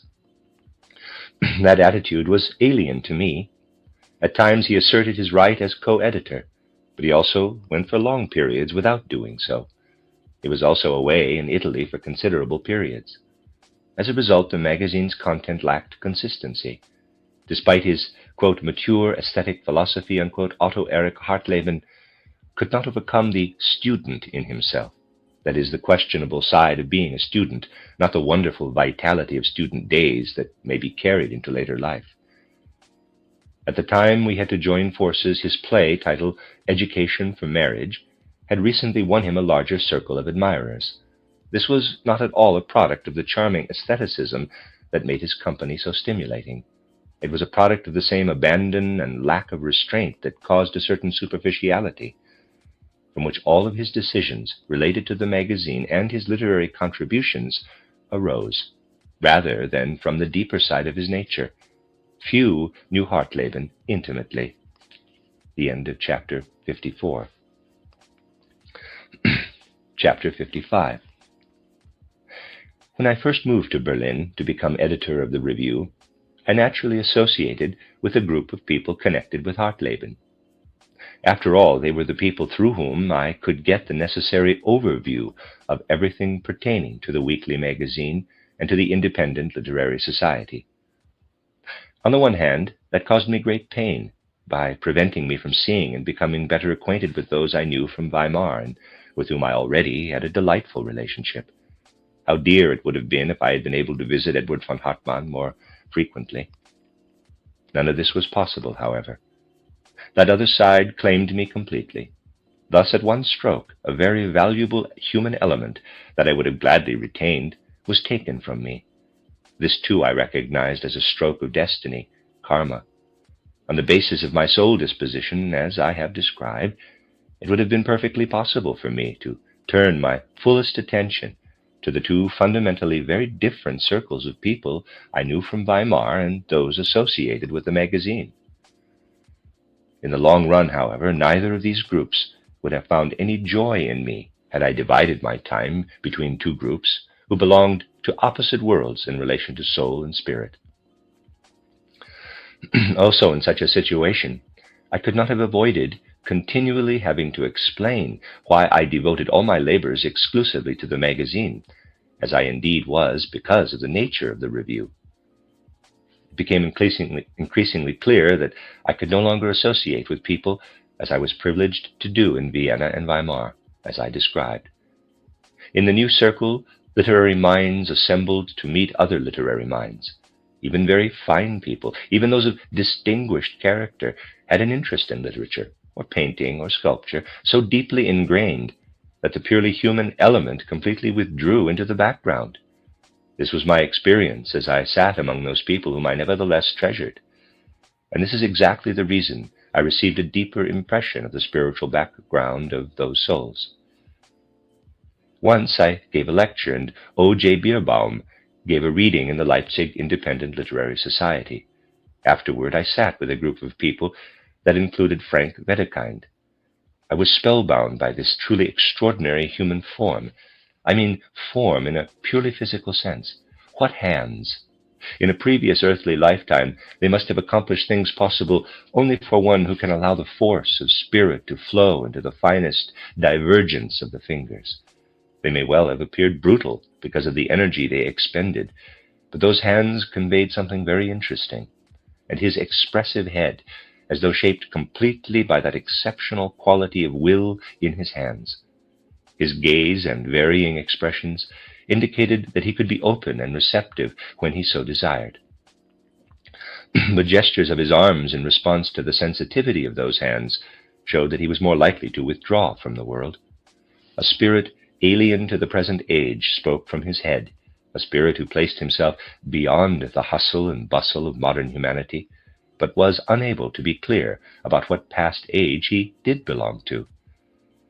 As a man of letters, this is not a literary judgment, but merely to say what I saw in him.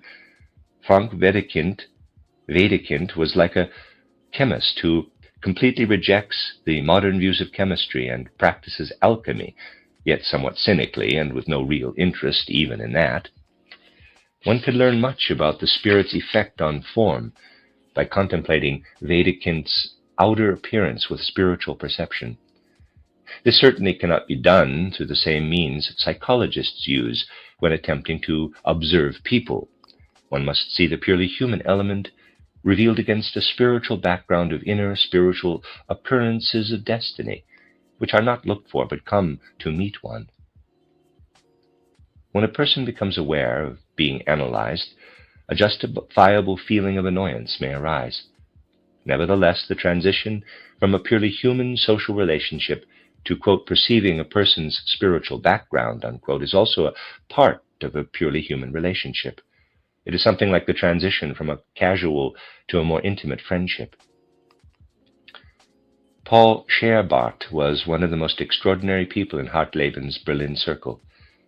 He had written poems that, when the reader first sees them, seem to be an arbitrary collection of words and sentences. They are so outlandish that one feels compelled to go beyond the first impression. One then discovers that a fantastic mind looks for all sorts of otherwise unnoticed meanings in words. Thus, a spiritual meaning can be expressed that stems not only from a groundless soul fantasy, but one that does not even look for a foundation. Within Scherbart was an inner cult of the fantastic that deliberately effected eccentricity. It was my impression that he believed the work of a gifted person should be bizarre, because others drag everything down into mundane artlessness. This feeling is not a desire to develop the bizarre within a rounded artistic form, but within a lordly and deliberately careless soul disposition. The bizarre phenomena of those thought forms must arise from the realm of inner fantasy. It was Paul Scherbart's sole tendency to look for the spirit, but without clarity. That visionary stated that thoughtful deliberations do not attain spiritual realms. Consequently, one must avoid rationality in order to express spirit. Scherbart, however, did not make the slightest attempt to go beyond the merely fantastic to true imagination.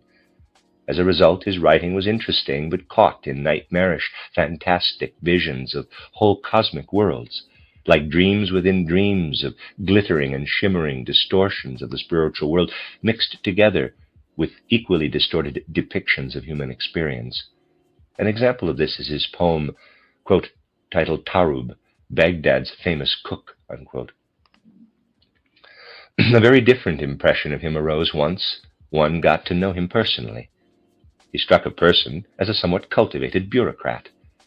Contrary to Wedekind, whose outer appearance was so very interesting, Scherbart appeared very ordinary, even boorish. This impression was soon enhanced as one began to converse with him. He vehemently despised vulgar people, yet his mannerisms and way of speaking were boorish. One had the impression that his aversion stemmed from the fact that moving in boorish circles, he had absorbed too much of this element into his own makeup, and, though he sensed it, felt incapable of transcending it. One read in the foundation of his soul a kind of confession, the desire to destroy all vulgar people because they made him vulgar. Nevertheless, by looking into the inner being of Paul Scherbart, independent of all external manifestation, one discovered a truly fine, though spiritually undeveloped, human spirit that remained stuck in the bizarre and the fantastic.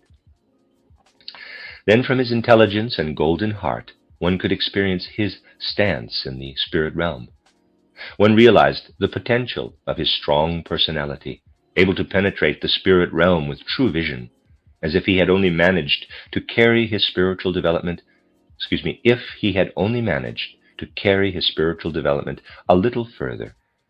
But one also realized that his devotion to the fantastic was already so strong that such development was no longer possible in this life. Frank Wedekind and Paul Scherbart were people who, through their very natures, afforded highly significant experiences to those who knew the facts of repeated earthly lives. They did indeed present a mystery in their present life. One looked to what they had brought with them into this life, and saw that there had been a limitless enrichment of their whole personality. One also understood their imperfections as results of previous earthly lives, which could not be fully resolved in the cultural environment of the present life. It became clear that future earthly lives were needed to transform those imperfections. I had similar experiences with many of those in that circle, and I realized that meeting them was a part of my destiny or karma. I could not gain a purely human, warm relationship even with someone as thoroughly likable as Paul Scherbart. With him, as well as with the others, the literary mind invariably asserted itself in social interactions. Thus my warm affection for him was solely the result of the attention and interest I felt compelled to give such a highly unusual personality. Walter Harlan was the one person who came to this circle as a human being and not as a quote-unquote literary mind. He said little, however, and usually sat simply as a quiet observer. When he did speak, he invariably said something clever, in the best sense of the word, or truly witty. He wrote a great deal, though not exactly as a literary mind, but as one who wishes to express his concerns. At that time, he had just written the title Writer's Exchange, a description of life permeated with priceless humor. I was always pleased when, arriving early at the meeting place, I found him there alone. That was when I came to know him better. I do not include him when I say that I had met no human beings in that circle, only literary minds. I also believe he understood that I could experience the circle only in this way. Our very different life paths soon parted us.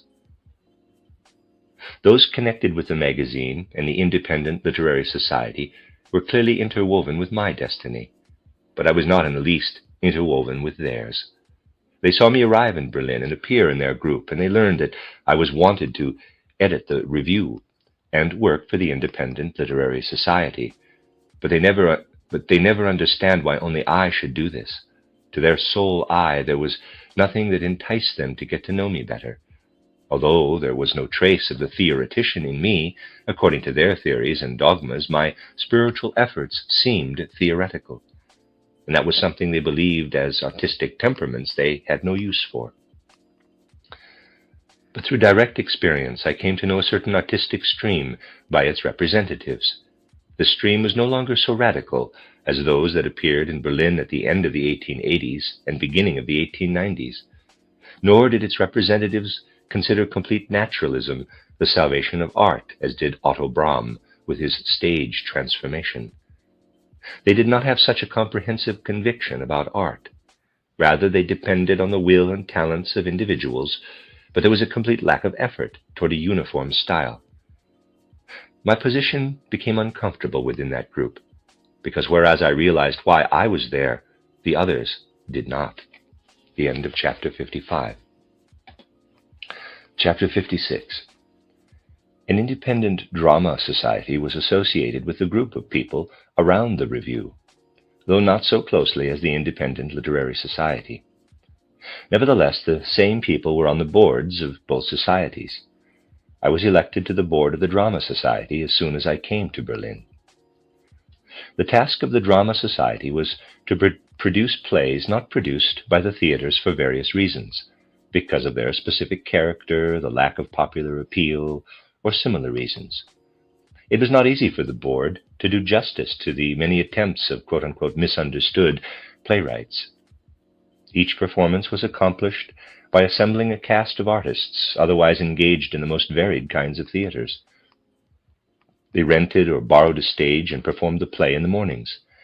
The actors were usually willing to make sacrifices for the society, which was unable to pay proper salaries.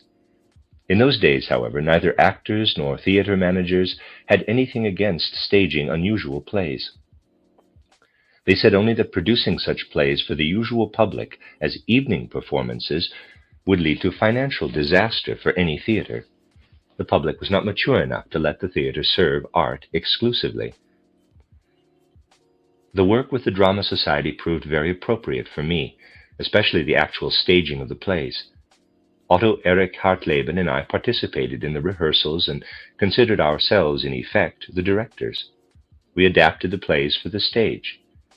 It is clear that theories and dogmas are especially useless in this art, unless they arise from a living artistic sense that intuits the overall style in the details. General rules have to be avoided. Whatever is accomplished must happen in a flash through a sure sense of style, whether it is a gesture or the arrangement of a scene.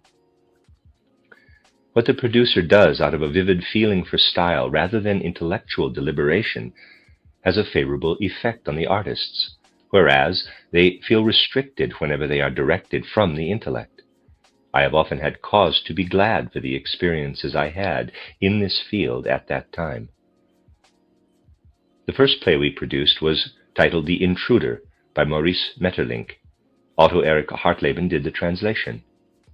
The aesthetes of that period valued Maeterlinck as a playwright who could communicate to a knowing, comprehending audience what lies hidden between life's coarser events. He achieved this through symbolic use of dialogue and what is usually termed incident in drama. His use of symbols attracted many who were averse to the recent phase of naturalistic presentation. People who sought spirit but had no desire to see the spiritual world presented too directly found symbolism satisfying. It speaks a language that is not naturalistic, yet enters a spiritual realm just far enough to speak of it in an indefinite, blurred, mystically divining way. Certain people felt all the more ecstatic as it became harder to tell exactly what was behind the suggestive symbols.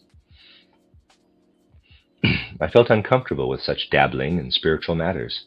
Nevertheless, it was extremely fascinating to participate in staging a play titled The Intruder. To accomplish exactly this symbolic effect through the right scenery especially required the kind of stage management I have described.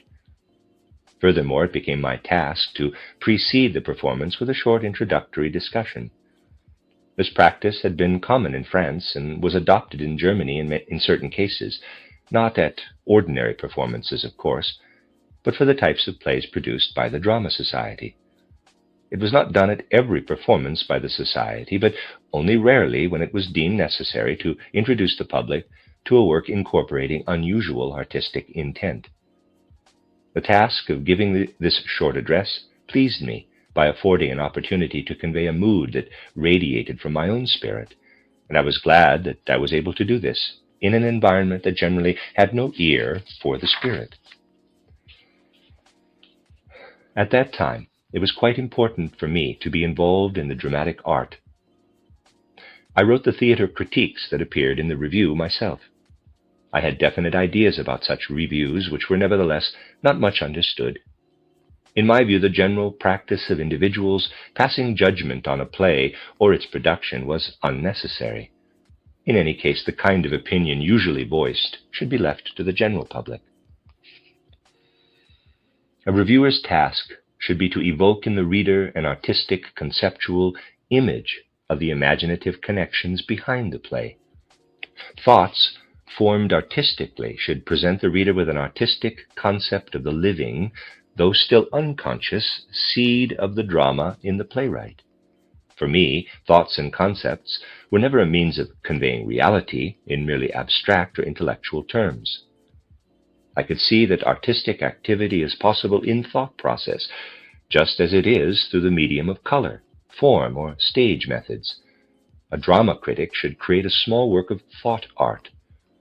It seemed to me that the arts must demand this when a play is performed publicly. Whether a drama is good, bad, or mediocre is revealed by the tone and style of such thought art, because even when not expressed as in a crude, judgmental way, it cannot be concealed. The reviewer's quote-unquote thought art reproduction will reveal the nature of a difficult artistic composition. One presents the thoughts behind the play, but they will prove to be empty and lifeless when a play is not written through true imagination, alive in reality. I wanted this vital cooperation with living art for the review. Consequently, something had to arise that would keep the weekly from emerging as a mere discussion, a critique of art and culture on a theoretical level. It should itself participate in the arts and culture. Everything one can do through quote-unquote thought art for dramatic play can be done for the art of acting itself. One can communicate an artistic image of the intentions behind the artistic direction in the scenery arrangement, and it is possible to enter the mind of the actor and to recreate what lives there, not as criticism, but in positive terms. Then one becomes a writer or co-creator of contemporary art, instead of being the dreaded, pitied, even despised and hated judge standing off in the corner. By approaching all fields of art in this way, a literary and arts periodical exists in real life. But one's experience is always the same with these things. When you point this out to people who write, either they do not really listen because such ideas go against their habitual thinking, which they refuse to change, or they do listen and then say, quote, "Yes, that's right, but this is what I've always done," unquote. People fail to notice the difference between what is asked for and what they, quote, "have always done," unquote. Such problems need not trouble those in a position to pursue their spiritual path independently. But for those who work spiritually with others, this situation becomes a major concern, and even more so once they clearly recognize their inner path and accept it so completely that essentially they cannot deviate from it. The end of chapter 56. Chapter 57. I found no inner satisfaction, either in the articles I wrote for the review or in my lectures. But it is completely wrong when people read now what I wrote at that time and conclude that I was advocating materialism. That was certainly never my intention. This should be obvious from the articles and lecture extracts I have written. One merely needs to compare isolated passages that seem to impart a materialistic tone with those in which I speak of spirit and the eternal. In my article titled A Viennese Poet, for example, referring to Peter Altenberg, I said, quote, "Matters that would be most interesting to those immersed in the eternal cosmic harmony are alien to him. No light of eternal ideas penetrates Altenberg's eyes," unquote, from the Review, July 17, 1897.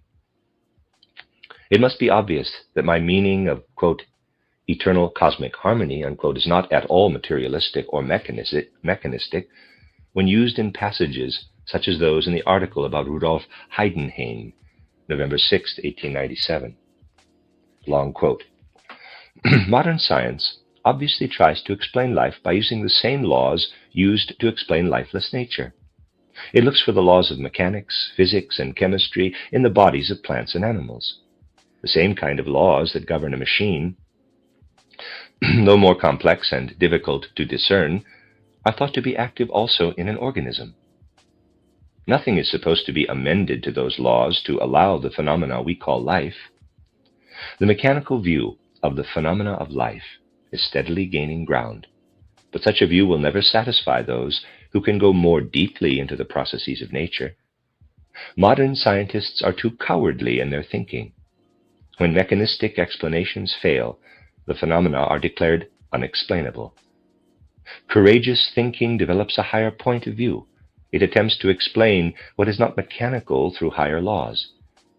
All scientific thinking lags behind our scientific experience.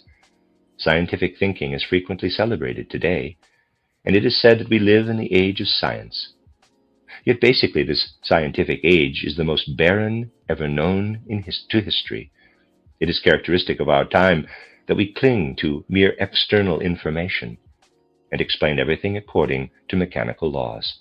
Such thinking can never understand life, because life can be explained only to a higher form of thinking than that required to explain a machine." End quote. Is it not self-evident that one who approaches the phenomena of life in this way cannot be a materialist when approaching spirit? Nevertheless, I often mention the fact that spirit arises from the womb of nature. What do I mean by spirit in that case? I mean everything that gives rise to culture through human thinking, feeling, and willing. At that time, there would have been no reason to speak of any other kind of spirit. No one would have understood it. No one would have understood if I had said, "Something that is not spirit and not nature, but a perfect union of the two, lies at the foundation of spirit, manifested in the human being and in nature. That unity is the creative spirit that produces substance through formative activity." Consequently, it is not only spirit, but also substance manifesting purely as spirit. The concept with which one comprehends this unity could not be further from the thought habits of that time. But one would have to speak of such a concept when describing, from a spiritual view, the original conditions of earthly and human development. And when speaking of the forces of matter still active today in human beings. Forces that on the one, let me read this sentence again. But one would have to speak of such a concept when describing, from a spiritual view, the original conditions of earthly and human development, and when speaking of the forces of spirit, matter still active today in human beings.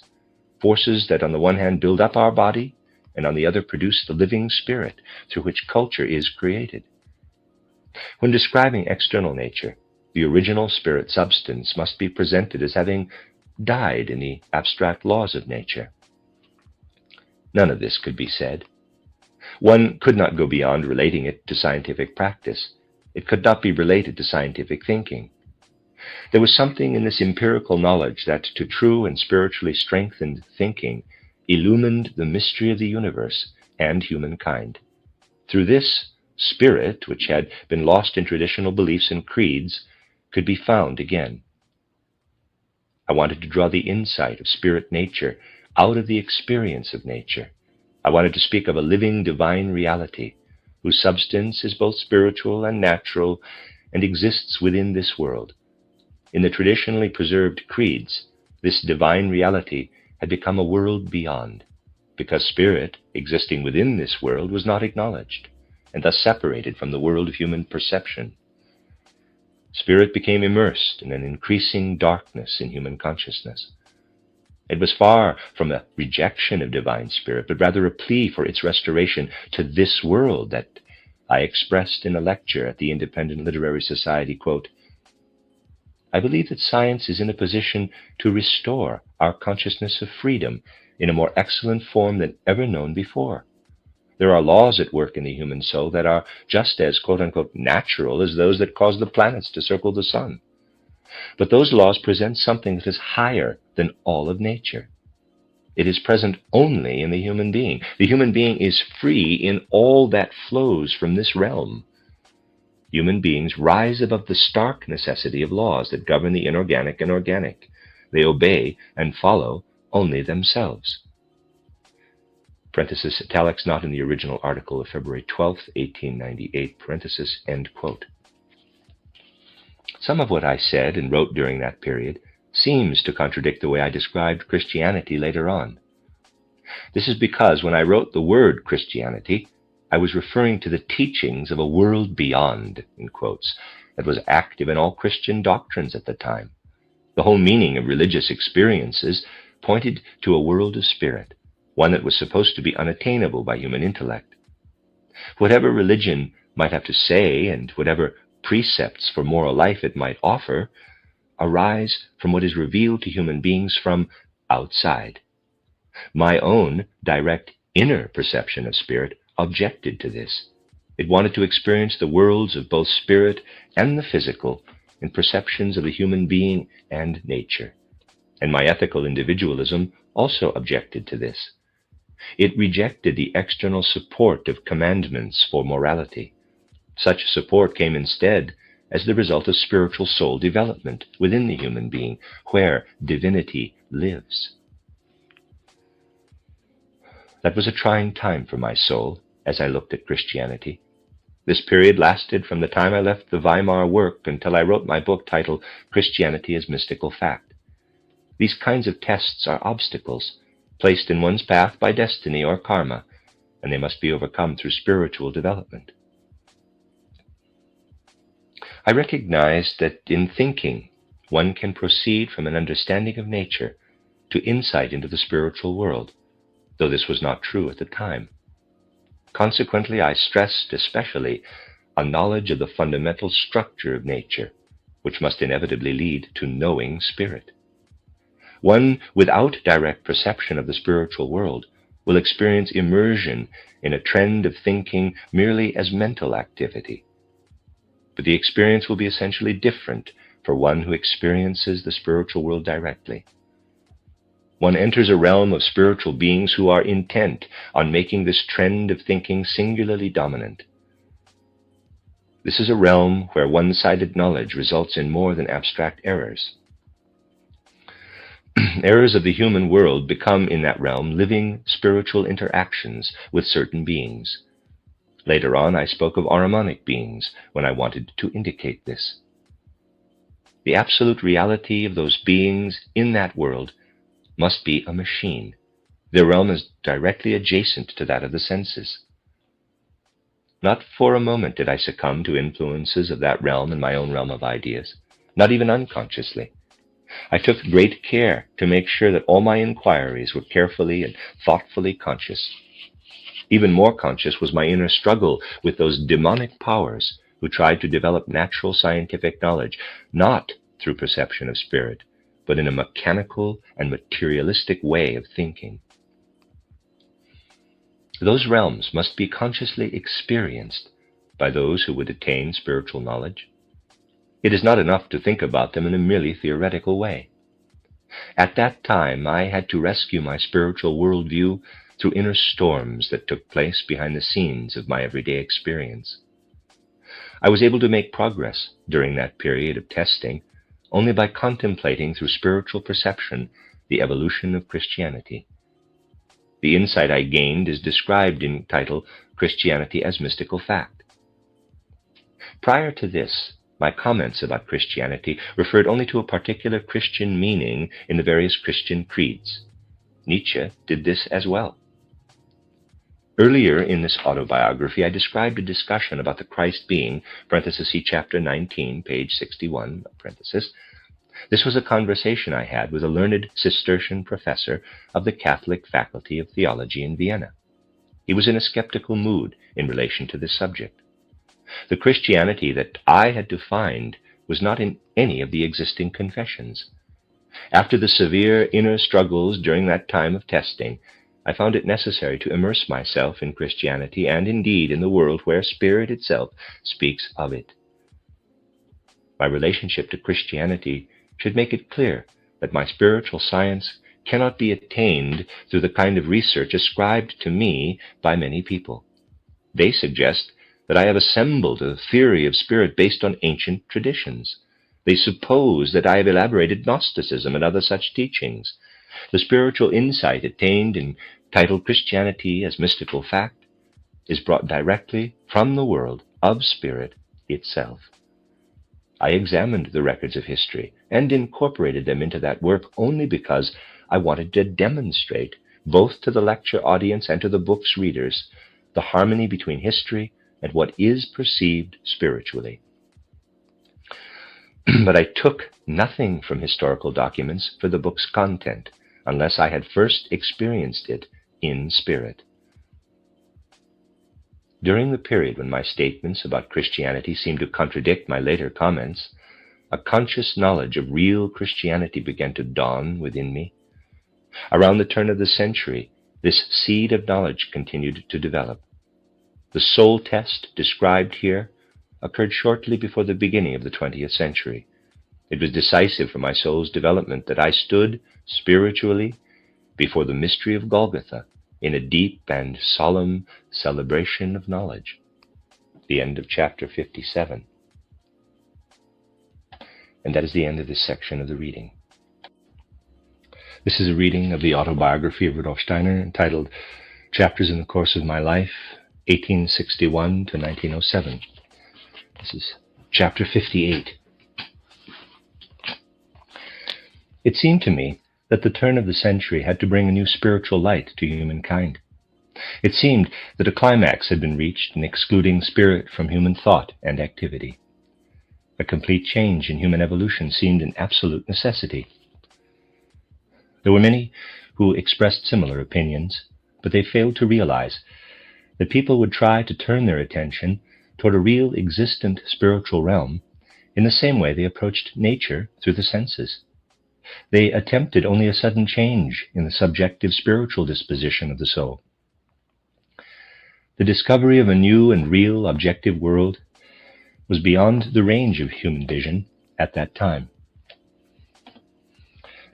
My feelings about the future and my impressions of present surroundings caused me to look again and again by spiritual means into the development of the 19th century. With the era of Goethe and Hegel, the ability to receive and understand mental representations of the spiritual world disappeared from human thinking. It was thought that such images should no longer, quote-unquote, deceive knowledge, and they were banished to the realms of mere belief and mystical experiences. I considered Hegel to be the greatest thinker of modern times. But he was only a thinker.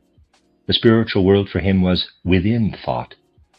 Nevertheless, it was just because I so thoroughly admired the way he carved out every thought that I sensed his lack of feeling for the world of spirit, which to me was directly perceptible. It is a world that can be discovered behind thinking, once thinking has been intensified into a definite experience whose body is thinking, within which the soul receives universal spirit into itself. Since Hegel presents all spirit as thinking, to me he was one who brought the final glimpse of the ancient spiritual light into an era when spirit is veiled in darkness for human cognition. All this confronted me, whether I looked into the spiritual world or surveyed the century that was coming to a close in the physical world. But then Max Steiner appeared in that century, a person I could not follow into the spiritual world. Hegel was completely a person of thought. He worked to develop a kind of thinking that increasingly deepened itself and at the same time broadened to wider horizons. By deepening and broadening thinking, it would ultimately unite with the thinking of cosmic spirit, which encompasses the whole cosmos. On the other hand, Steiner believed that everything produced by human effort originated in the individual's personal will. To him, human achievement as a whole was simply the accumulation of separate individual human efforts. My primary concern, especially at that time, was to guard against any one-sidedness. Because I had delved so deeply into Hegelian philosophy, I experienced it as though it were my own. Consequently, I now had to inwardly immerse myself in this completely opposing philosophy. And indeed, this one-sidedness that posited the human individual simply as a being of will had to become the counterbalance for the Hegelian extreme of seeing cosmic spirit endowed merely with knowledge. I would not have let this flow into my writings or lectures if my experience of the contrast between these two views had resulted only from my own soul experience of my personal development. I have always adhered to this rule in regard to such soul experiences. But this particular contrast between Hegel and Steiner was a part of the 19th century, which spoke through them. It is true, after all, that it is not a question of the effect philosophers have on their own times. One could certainly mention Hegel's powerful influences, but that is not the most important aspect. In the meaning of their thoughts, philosophers reveal the zeitgeist, just as a thermometer reveals the temperature of a room. The subconscious life of the age becomes conscious in its philosophers. Consequently, the 19th century existed within the two extreme impulses expressed by Hegel and Steiner. On the one hand, impersonal thinking inclined toward contemplating the world, in which human beings with their inner creative forces have no part. On the other hand, there was a completely personal will, with little feeling for mutually harmonious cooperation. Indeed, there was talk about all kinds of, quote, social ideals, unquote, but they had no power to influence reality. Life was shaped increasingly by all that arises when individual impulses of will act side by side. Hegel wanted the ideal of morality to assume objective form in society, whereas Steiner felt that the influence of such harmony in human life only misleads the individual, the unique personality. In many ways, my study of Steiner was influenced by my friendship with the important Steiner scholar and editor J.H. Mackie. Earlier, I had met this thoroughly likable person in Weimar through Gabriele Reuter. He had been occupied with part of my title, Intuitive Thinking as a Spiritual Path, a Philosophy of Freedom, the part that deals with ethical individualism, part 2, quote-unquote, practice. He saw a certain harmony between my own social views and my exposition. My interest in Mackie was first aroused by my personal impression of him. He carried the quote-unquote world within him. Everything he said and did bore the stamp of world experience. He had lived for some time in England and America. All of this was steeped in unlimited kindness. I developed a great affection for him. When Mackie settled in Berlin in 1898, we developed a wonderful friendship. Unfortunately, this friendship too was destroyed by life, specifically through my public representation of anthroposophy. In the case of Mackie, I may describe only my own personal impression, which remains the same today, of his work and its effect upon me. I am aware that he would speak very differently of it. That man deeply hated my form of force, that man deeply hated any form of force, ruling force in society. He considered forceful intervention in social administration the worst possible offense. He considered, quote, communist anarchism, unquote, despicable as a social ideology, because it tries to improve human conditions through force. In his desire to fight that ideology and the agitation it stirred up, Mackie made the unfortunate choice of naming his own social ideas with the same term his opponents used, but with a different adjective. He called it individualistic anarchism, which was intended to mean the very opposite of what was then called anarchism. Of course, this led the public to form distorted judgments of Mackie's ideas. His views were shared by the American Benjamin R. Tucker, whom I met when he came to visit Mackie in Berlin. Mackie is also a poetic advocate of his view of life. He wrote a novel titled The Anarchists, which I read after becoming acquainted with the author. It is a noble work, based on his deep-seated confidence in human individuality. The book is a penetrating and exceptionally vivid description of the social conditions of the poorest among the poor, but it also portrays how those people will find the way out of their world of misery to better conditions by turning to the good forces in human nature and developing them so that they work socially in the free community of human beings without the need to resort to force.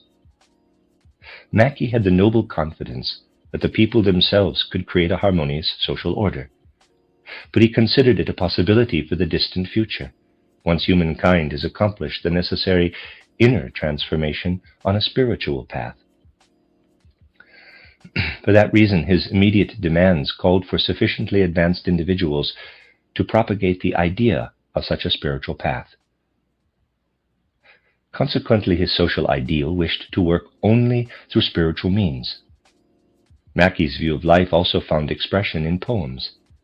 His friends found them somewhat didactic and theoretical and thus inartistic. I loved them.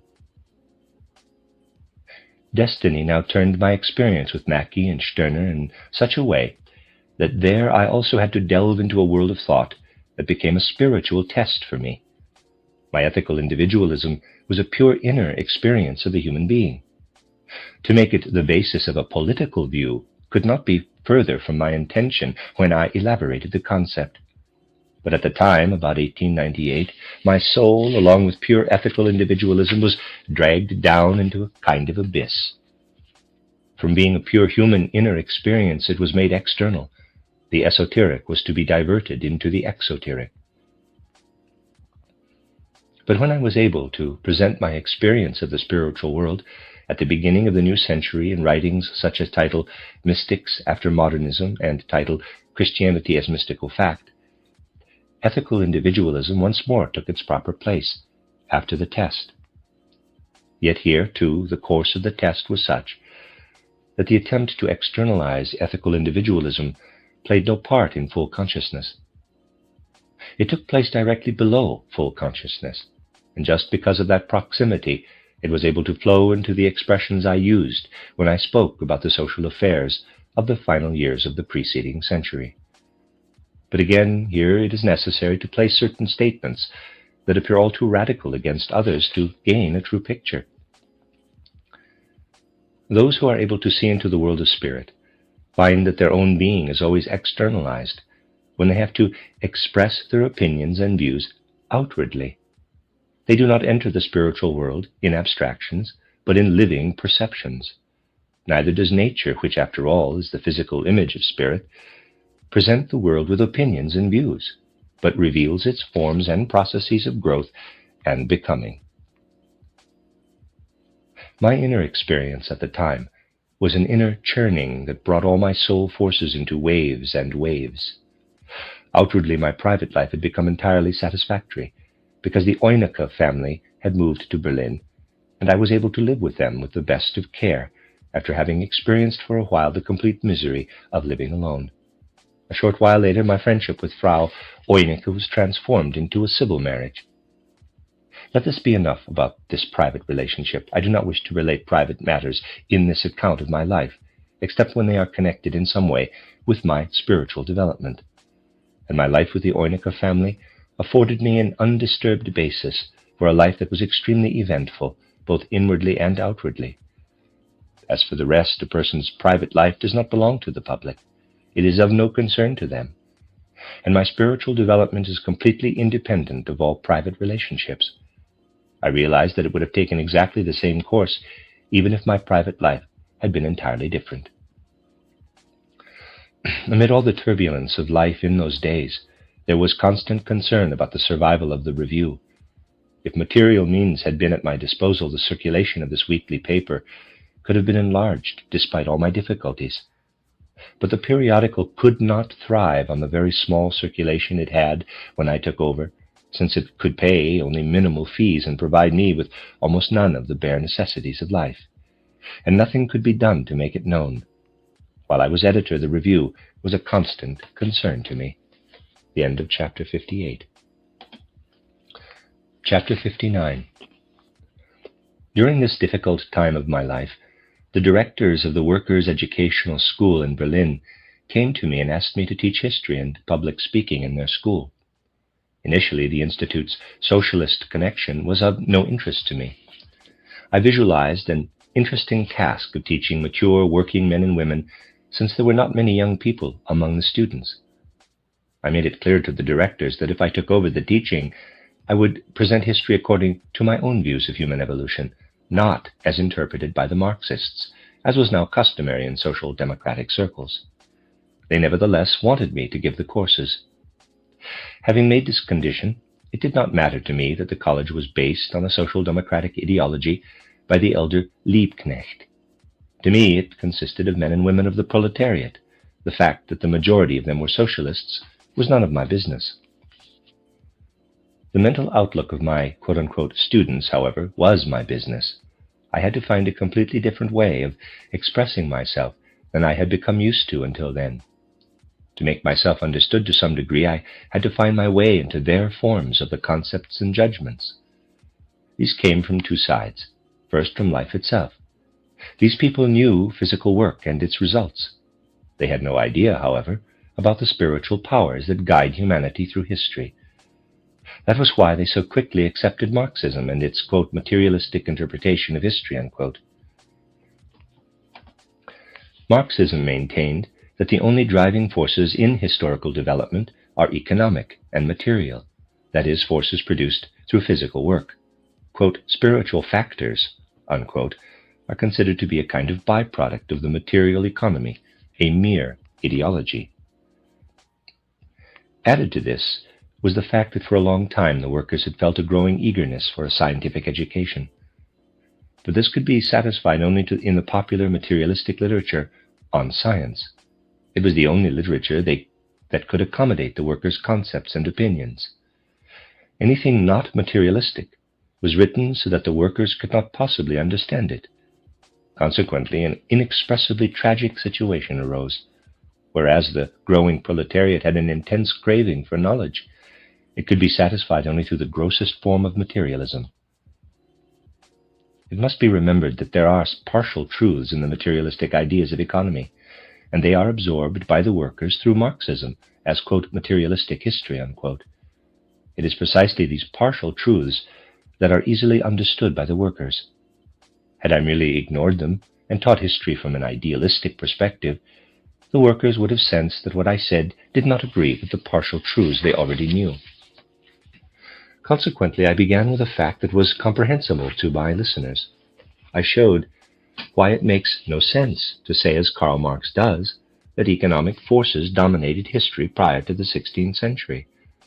I also showed economics did not assume a form as understood in Marxist terms until the 16th century, and that this process climaxed in the 19th century.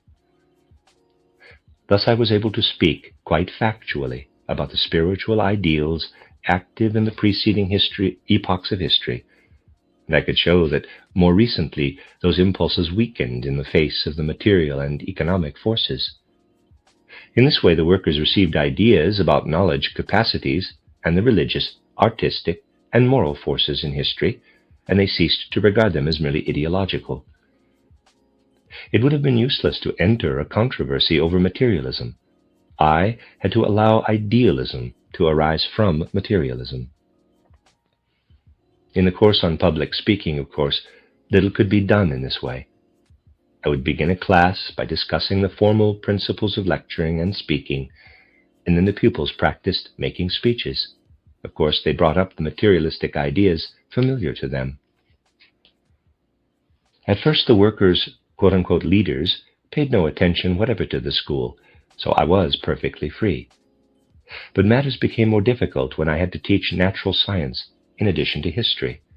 In this area, it was especially difficult to present the facts and go beyond the materialistic concepts spread by those who wished to popularize them.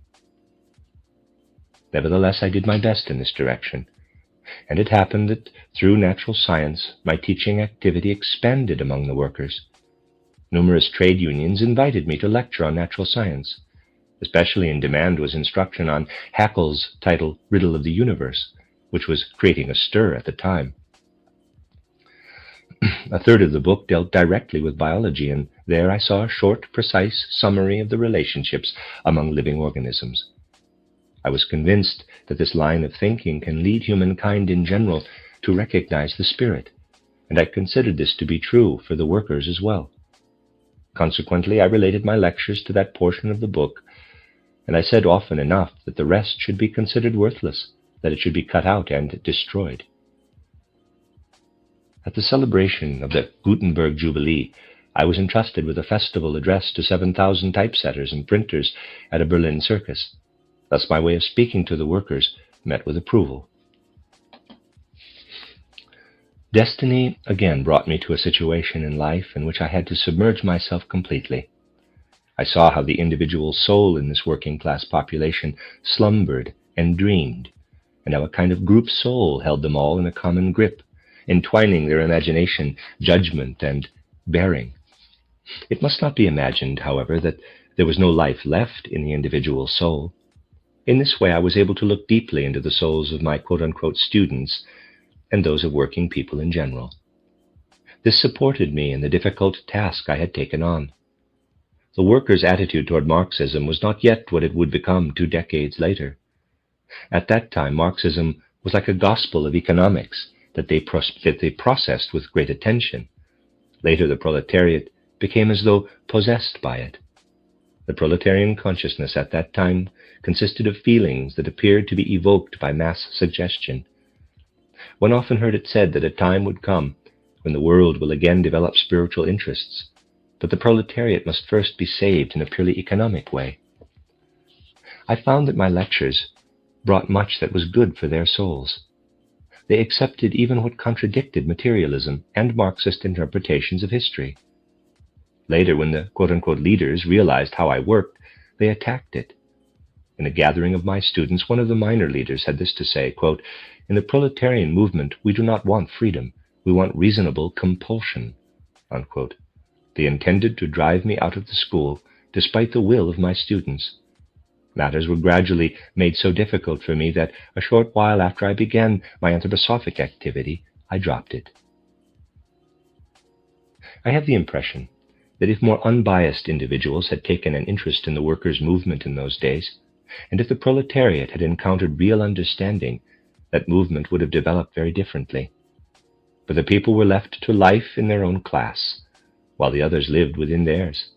The various classes viewed one another merely theoretically.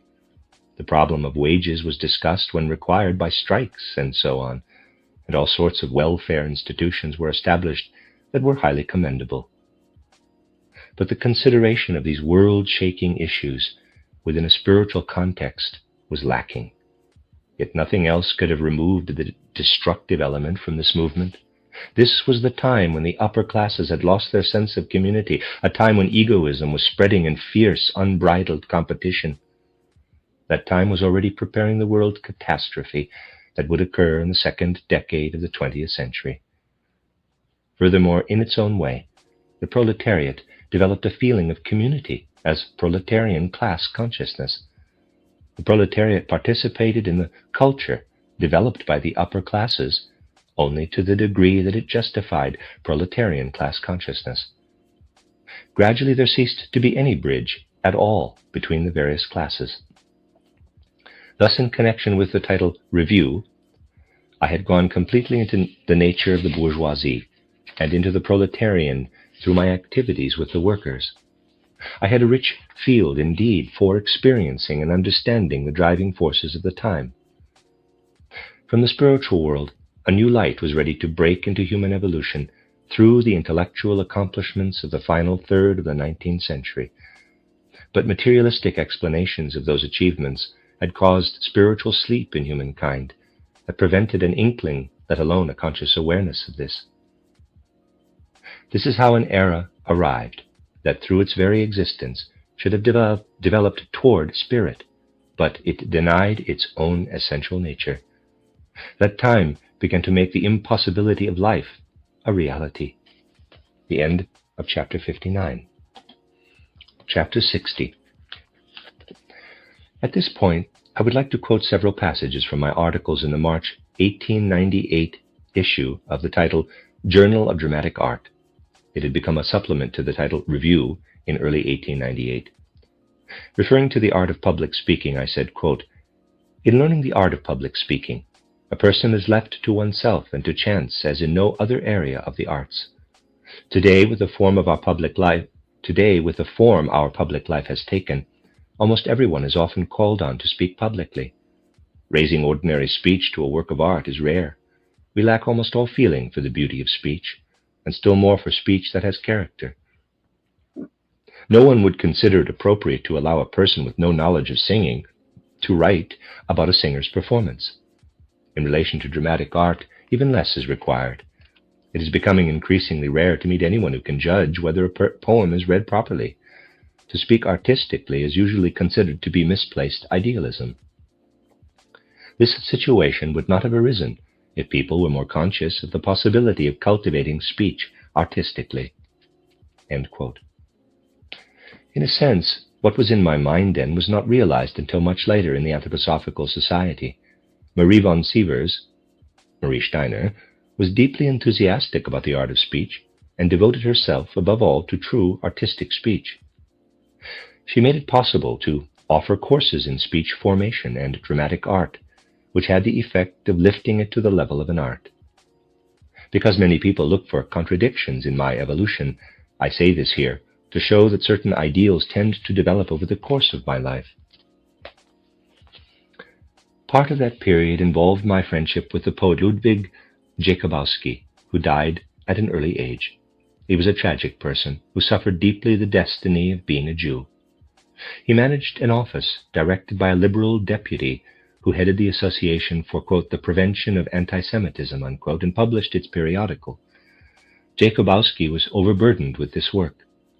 It is work that each day reopened a burning wound because it confronted his soul daily with mental images of the feeling against his people, which caused him great suffering. At the same time, he launched into rich activity in the subject of folklore. He collected everything he could lay hands on for a book he was writing on the development of folklore since primordial times. Some of his articles, written from his rich store of knowledge on the subject, are very interesting. They were written in the materialistic spirit of the time. If Jakubowski had lived longer, however, he would have no doubt opened up to a more spiritual direction in his research. Ludwig Jakubowski, his poetry radiates from his activities. His ideas, though not entirely original, expressed a depth of human feeling and rich, strong experience of the soul. He called his lyrical poems titled Luminous Days. Indeed, those poems, when the mood inspired him, were like sunny days in his tragic life. He also wrote novels. Quote, Werther the Jew depicts Jakubowski's own tragic life, titled Loki, Story of a God, is a work born from German mythology. The soulfulness speaking from that novel beautifully reflects the author's deep love of folk mythology. The amount of work Jakubowski accomplished in such diverse areas is astonishing. Despite this, he found time to enjoy a social life and managed to associate with a great number of people. Furthermore, he edited a monthly paper titled The Society, which meant that he was enormously overburdened with work. He was consumed with life, and he ardently desired to give artistic form to its meaning. He also established a society called The Coming Ones, German Die Kommenden, which consisted of writers, artists, scientists, and those interested in the arts. Meetings were held once a week at which poets read from their poetry. There were lectures on all kinds of subjects, and the evening would finish with an informal gathering. Ludwig Jakubowski was the center of this continually growing circle. Everybody loved this amiable personality, which was full of ideas, and he even developed a refined and sensitive humor within the group. Sudden death tore him from all those activities when he was only 30. He died of meningitis owing to his never-ceasing and strenuous efforts. The task fell to me to deliver the funeral address for my friend and also to edit his literary estate. The poet Marie Stoner, a friend of Jakubowski, wrote a beautiful memorial to him in a book of contributions by his friends. His whole life evoked admiration. His inner tragedy, his aspirations away from this to his, quote, luminous days, unquote, and his devotion to an eventful life. The memory of our friendship remains constantly alive in my heart, and I recall our brief association with affectionate, deep devotion to my friend. Another friend at the time was Martha Asmus. She was inclined toward philosophy, but with a strong tendency toward materialism. This was greatly softened, however, because she lived so intensely with the memory of her brother Paul Asmus, who had died young and been a committed idealist. Like a philosophical hermit during the last third of the 19th century, he experienced anew the idealistic philosophy of the Hegelian era. He wrote a booklet on the human I capital and another on Indo-Germanic religions. Both were written in an Hegelian style, but completely original in meaning. Though he had died quite some time before, I came to know this interesting person intimately through his sister Martha Asmus. This person seemed to me like a meteor blazing forth the spiritually inclined philosophy of the beginning of that century, against the philosophy at the end of the century. For a while, I had significant though less intimate relationships with Bruno Wille and Wilhelm Bölscher, the Friedrichshageners. Wille is the author of title Philosophy, the Pure Means of Liberation. The title is reminiscent of title Intuitive Thinking as a Spiritual Path, but it is concerned with very different matters.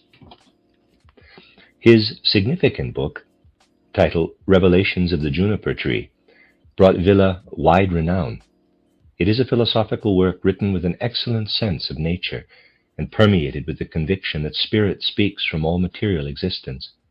Wilhelm Bölscher is well known through his many works on popular science, very much in demand by broad circles of readers. This group of people was interested in establishing an independent college, and I was drawn into that venture. I was to teach history. Bruno Wille taught philosophy, Bölscher taught natural science, and Theodor Kapstein, a free-thinking theologian, taught religion. A second establishment with which they were concerned was the Giordano Bruno Union. This was intended mainly for those with a philosophical interest directed toward an idealistic, monistic worldview. This view stressed that there were not two world principles, matter and spirit, but that the unifying principle of spirit creates all existence. Bruno Wille inaugurated the group with a brilliant lecture based on Goethe's saying, quote, "There is no matter without spirit," unquote. Unfortunately, a slight misunderstanding arose between Bruno Wille and myself after the lecture. At the end of his lecture, I stated that Goethe, a long time after he first coined those beautiful words, supplemented them in a significant way when he recognized that the effective spiritual activity of existence, polarity and intensification, are the concrete forms of spirit, and that only this amplification gives the full meaning to the general aphorism. This remark was taken as a criticism of Wille's lecture, though I fully acknowledged its significance. I met real opposition from the leading members of the Giordano Bruno Union, however, when I gave a lecture on monism myself. In the lecture, I emphasized that the crudely dualistic concept of, quote, matter and spirit, unquote, is, in fact, a recent phenomenon, and that the contrast between spirit and nature, opposed by the Giordano Bruno Union, had also arisen only within the last 2 centuries. I pointed out how scholastic monism compares to this dualism. Although scholasticism maintains that a part of existence is inaccessible to human knowledge, that is, available only to faith, it nevertheless presents a world system that shows a uniform monistic constitution, from the Godhead of the spiritual world all the way down to the smallest detail of nature. In this way, I placed scholasticism on a higher level than Kantianism.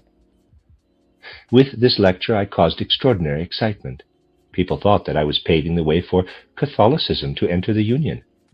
Of the leaders, only Wolfgang Kirchbach and Martha Asmus stood by me. The rest were unable to imagine what my intention was with this, quote, unrecognizable scholasticism, unquote. In any event, they were convinced that I was well suited to bring a great deal of confusion into the Giordano Union. The reason I recall this lecture is that I gave it during the period when I was a, quote, materialist, unquote, that is, according to opinions expressed later on. Nevertheless, at that time it was thought by many that this materialist wanted to revive medieval scholasticism. Despite all this, later on I was able to present at the Giordano Bruno Union my foundational anthroposophic lecture, which became the point of departure for my anthroposophic work. Somewhat difficult decisions must be made when speaking publicly about spiritual knowledge, such as that contained in anthroposophy. The nature of such decisions is best described through certain historical facts. A completely different early human soul constitution corresponded to the cognition of the spiritual world, which existed until the beginning of modernism, sometime around the 14th century. But that knowledge was different from anthroposophic knowledge, which corresponds to our present mode of cognition. After that point, humankind, at first, could no longer produce spiritual knowledge. Ancient knowledge, originally received by human souls in the form of images, was handed down and preserved in symbolic form.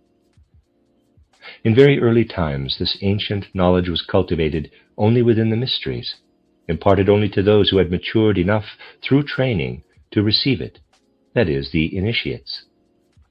It was not supposed to be made available publicly, because there is easily a tendency to handle it in an unworthy way. In later times, those who gained insight into this ancient knowledge preserved that custom. They cultivated it in small groups of people who had been prepared to receive it. This has been the situation that continued until the present day. Among those I have met, I will mention one who made this demand in relation to spiritual knowledge. He belonged to the group I described that gathered around Frau Lang in Vienna. He was also associated, however, with other circles I frequented in Vienna.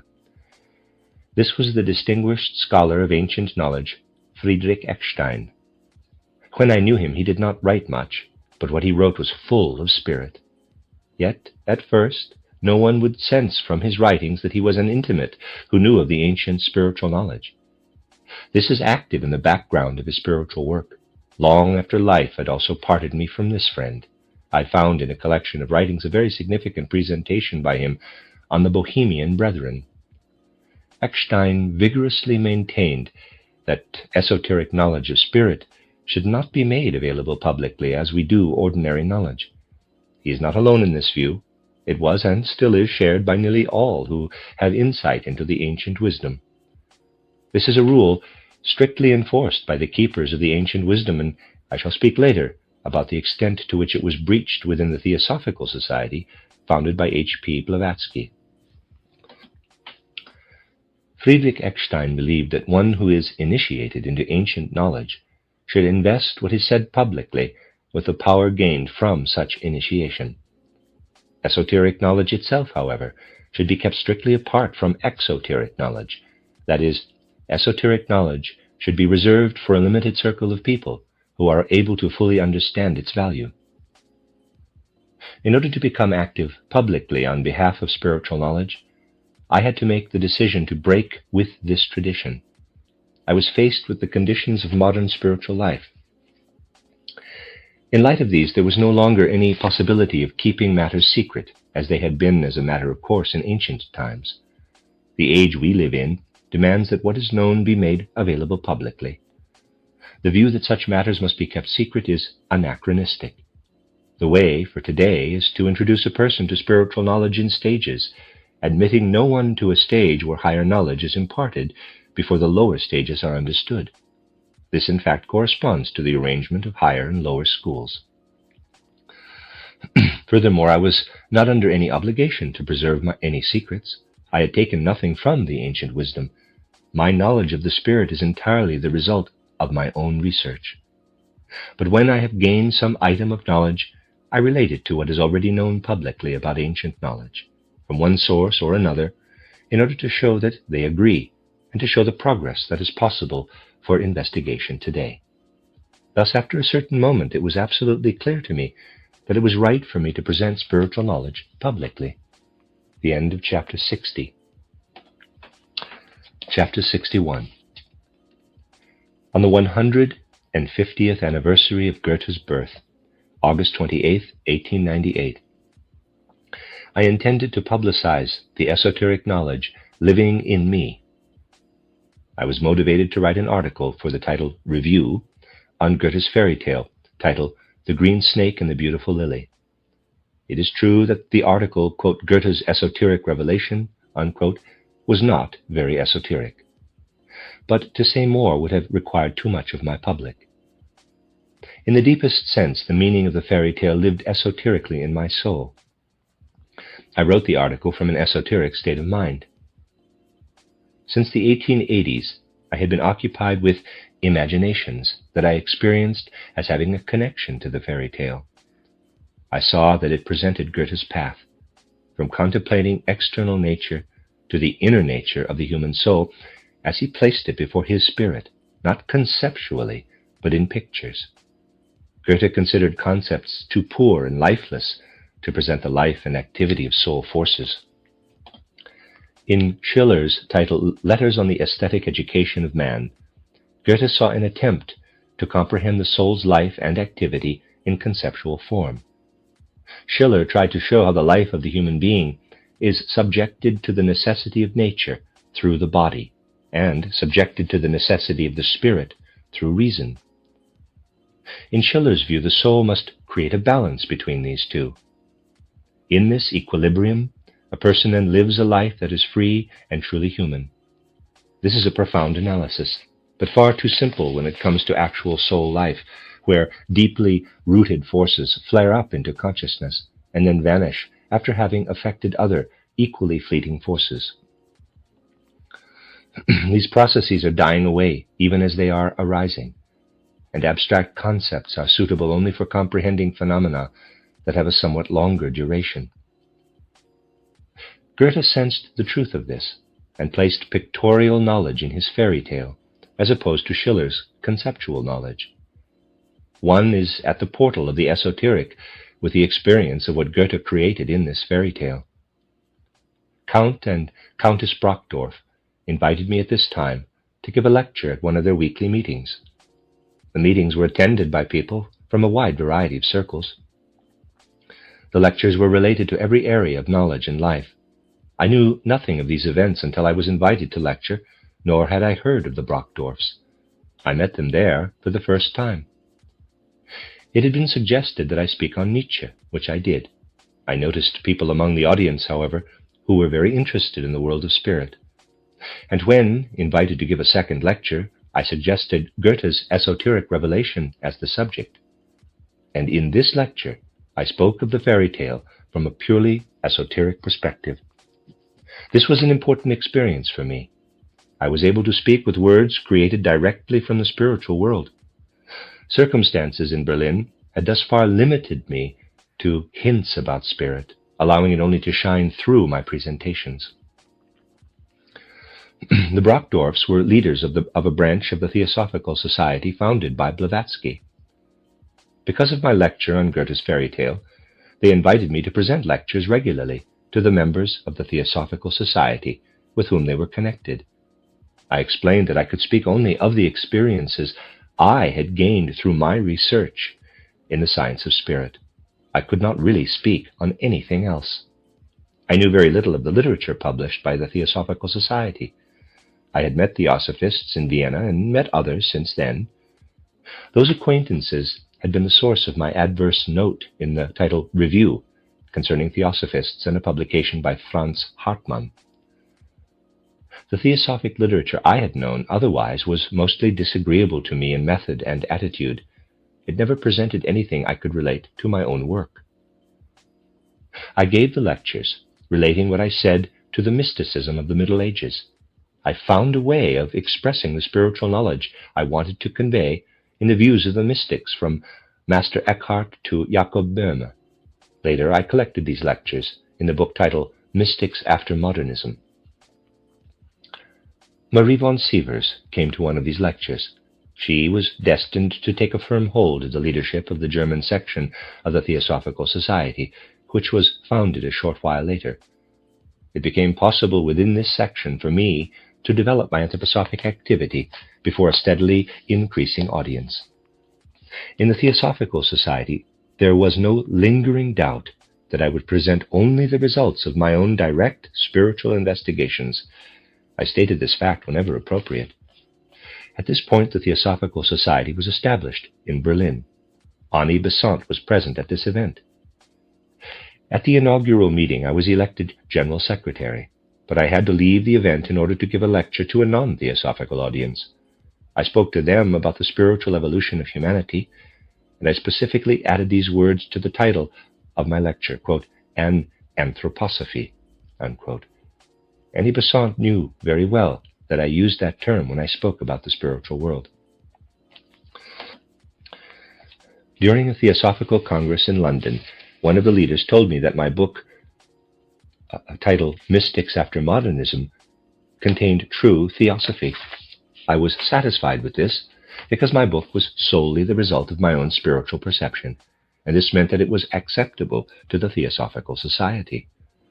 There was no longer any reason not to present this knowledge of spirit in my way to theosophical audiences, which were at that time the only audiences truly interested in spiritual knowledge. Thus I was not pledged to sectarian dogmas. I was simply one who said what he considered himself entitled to say, according to personal experience of the spirit world. Previous to the establishment of the Theosophical Society's German section, I gave a series of lectures titled From Buddha to Christ for the Coming One's Society. In that series, I tried to show the enormous advance indicated by the mystery of Golgotha in relation to the Buddha event, and that human evolution culminates in our endeavor toward the Christ event. I also spoke to this circle of people about the nature of the mysteries. My audience accepted all this. They did not feel that I was contradicting my earlier lectures, but rejection began to arise once the German section of the Theosophical Society was founded, and as a result I was labeled a, quote, theosophist, unquote. It was, in fact, not the meaning of the word itself, but the name and the connection with the society that no one wanted. It was also a fact, however, that the non-theosophical audiences were inclined merely to be stimulated by my lectures and to accept them as literary. There was no understanding for what was most important to me, to introduce impulses into life from the spirit world.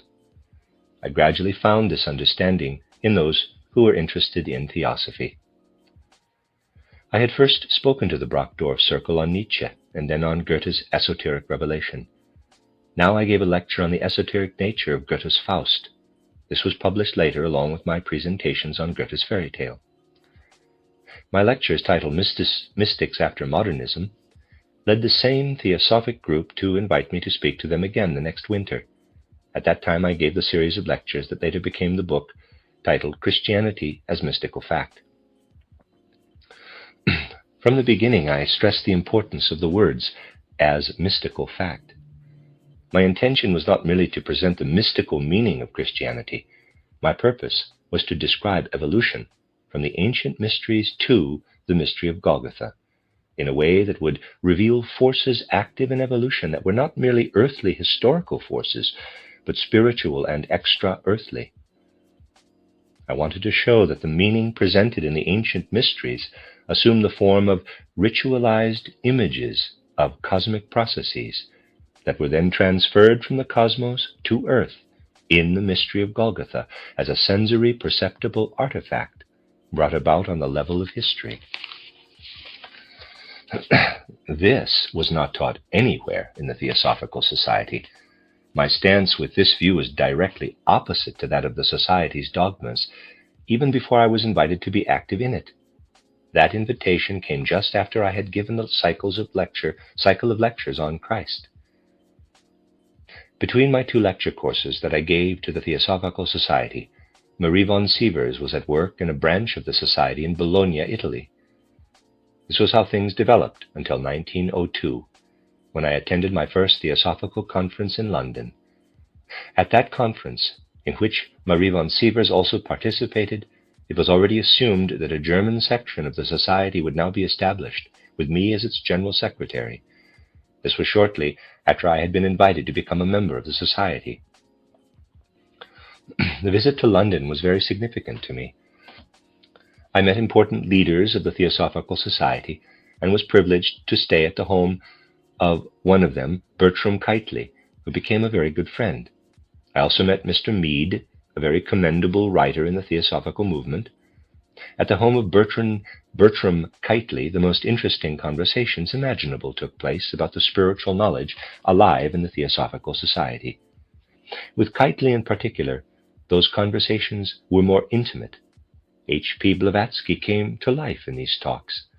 My kind host very vividly described to Marie von Sievers and myself the rich spiritual substance of Blavatsky's personality, to whom he was greatly indebted. I also met Annie Besant, but only in passing. Similarly, I met Sinnett, the author of title Esoteric Buddhism. I did not meet Mr. Leadbeater, but only heard him speak from the platform. He did not particularly impress me. I was deeply stirred by all the interesting things I heard, but they did not influence my own views. While between conference meetings in London, I tried to see as much as possible of the science and art collections. Those collections evoked many ideas in me concerning natural and human evolution. Thus, for me, that visit to London was significant and stimulating. I traveled back to Germany, filled with many different and deeply soul-stirring impressions. The end of chapter 61 and the end of this section of the reading. This is a reading of the autobiography of Rudolf Steiner, entitled Chapters in the Course of My Life, 1861 to 1907. Chapter 62. In the first issue of the title Review in 1899, I published an article entitled, quote, New Year's Reflections of a Heretic, unquote. I did not intend heresy against religious faith, but against contemporary cultural convention. We were at the portal of a new century. The one just ending had progressed tremendously in every area of outer life and knowledge. With this before me, a thought broke through. Despite such advances and accomplishments in the realm of art, for example, it is nevertheless impossible for one who sees beyond the surface to feel good about contemporary education. Our highest spiritual needs require something that modern culture scarcely provides. That was a quote. Unquote.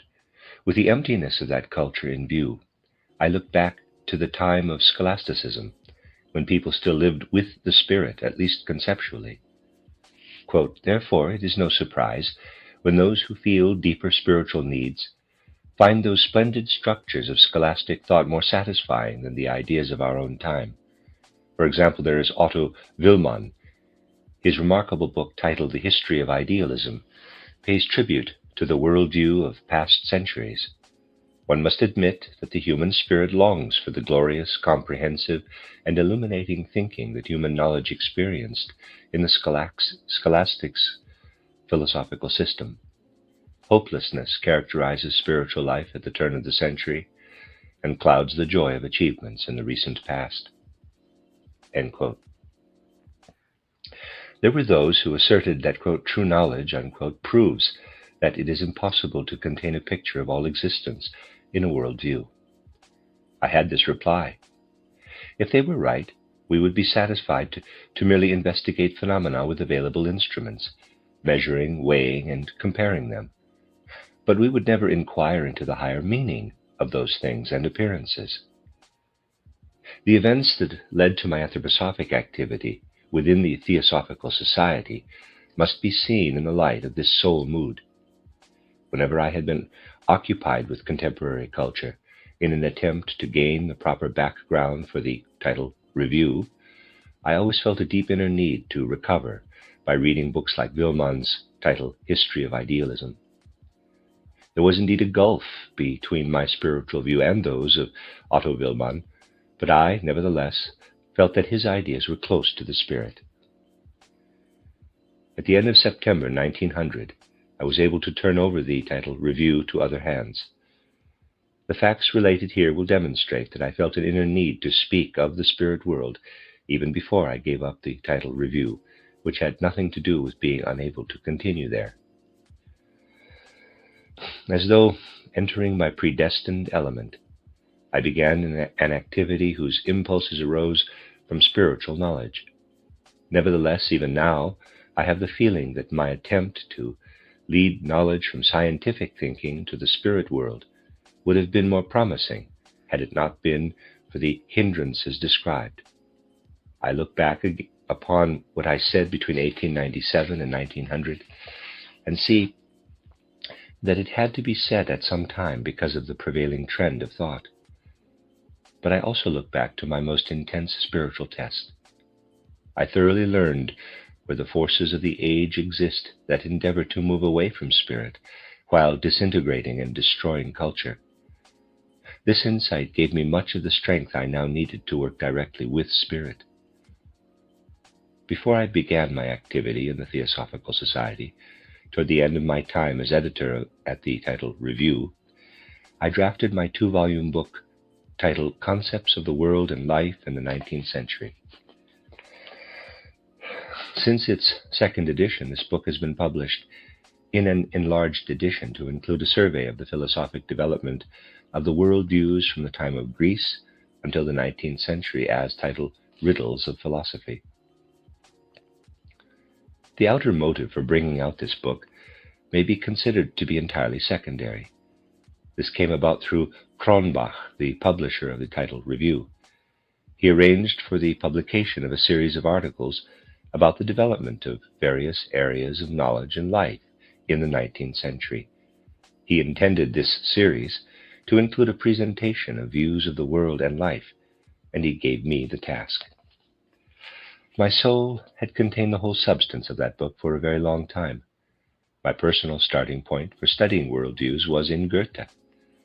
I saw the beginning of a new era in the development of a worldview through the contrast I would describe between Goethe's thinking and Kantian philosophy, as well as in the new philosophic approaches appearing at the turn of the 18th and 19th century with Fichte, Schelling, and Hegel.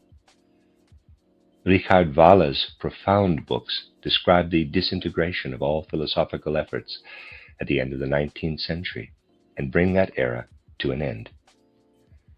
Consequently, the philosophic development of the 19th century appeared to me as a well-defined whole, and I happily seized the opportunity to describe it. Looking back, it seems to me that this book expresses what is symptomatic of my biography. Contrary to a common belief, I have not progressed through a series of contradictions. If that were true, I would gladly admit it, but it is not true of my spiritual progress.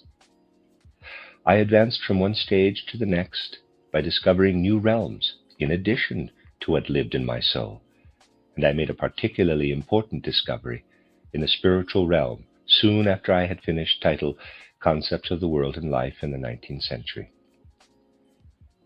In relation to this, I will stress that I never approached the spiritual realm through mystical feelings, but always through crystal clear concepts. My conscious experience of concepts and ideas led me through the world of ideas into spiritual reality. Through imaginative perception, once I had developed the substance of titled Concepts of the World and Life in the 19th Century, I gained insight into the actual evolution of organic life from primordial times to the present. While working on the book, I still saw the scientific view of evolution as presented by Darwin before my soul's vision. To me, however, this simply described a sequence of physical events in nature. Within that sequence, I recognized the activity of spiritual impulses as Goethe visualized them in his ideas of metamorphosis. Thus, I never considered the natural scientific sequence of evolution as presented by Haeckel to be mechanical or merely organic in principle. Rather, I saw that within it, spirit leads organic development from the simplest to the most complex, right up to the human being. In Darwinism, I saw a kind of thinking that approaches Goethe's thought, but remains behind it.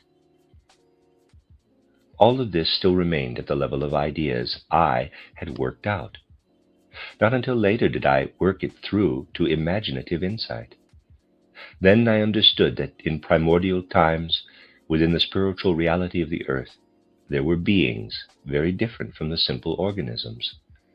And I realized that the human spirit is older than all other living beings. To attain our present physical form, we had to separate from the world being that encompasses us and all other organisms.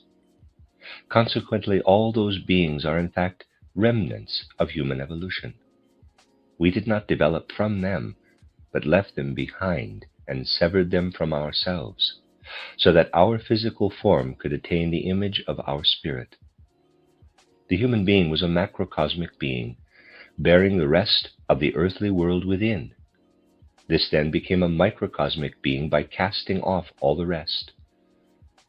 I gained this spiritual insight only during the initial years of the new century. This knowledge, therefore, was still unable to influence me as I wrote titled Concepts of the World and Life in the 19th century. I purposely wrote the second volume so that in a spiritualized form, the views of Darwin and Haeckel, in the light of Goethe's worldview, could become a starting point for penetrating more deeply into world mysteries. By the time I prepared the second edition, I had attained true knowledge of evolution. Although I did not alter the view I had adopted for the first edition, one that illustrates the level one can attain through thinking, even without spiritual perception, I did find it necessary to make slight changes in its forms of expression. This necessity arose in part because of the composition, which was entirely different now that the book contained a survey of the philosophic development as a whole, and also because, when this second edition did appear, I had already published my description of true organic evolution in the world.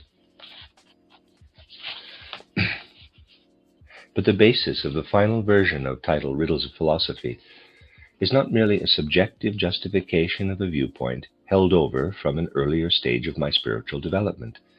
It is validated on strictly objective grounds, specifically that thinking itself, when experienced spiritually, can conceive of organic evolution only as presented in my book. It will be seen that the very next step requires spiritual perception.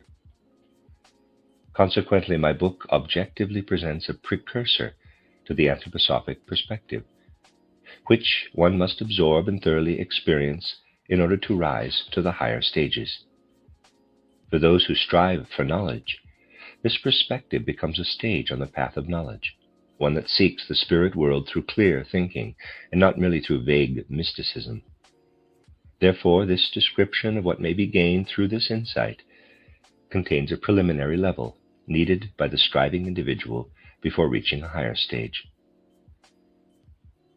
At that time, I saw Haeckel as one who courageously approached natural science from the perspective of thinking, whereas the rest of the world of research excluded thinking and allowed only the results of sensory observation. I was drawn again and again to Haeckel because he valued creative thinking when exploring reality. Consequently, I dedicated my book to him, although its meaning and its form at the time did not agree at all with his views. But Haeckel was simply not philosophical. In terms of philosophy, he was a complete amateur. Thus, I considered it totally unjustified when philosophers rained criticism on him like a hailstorm.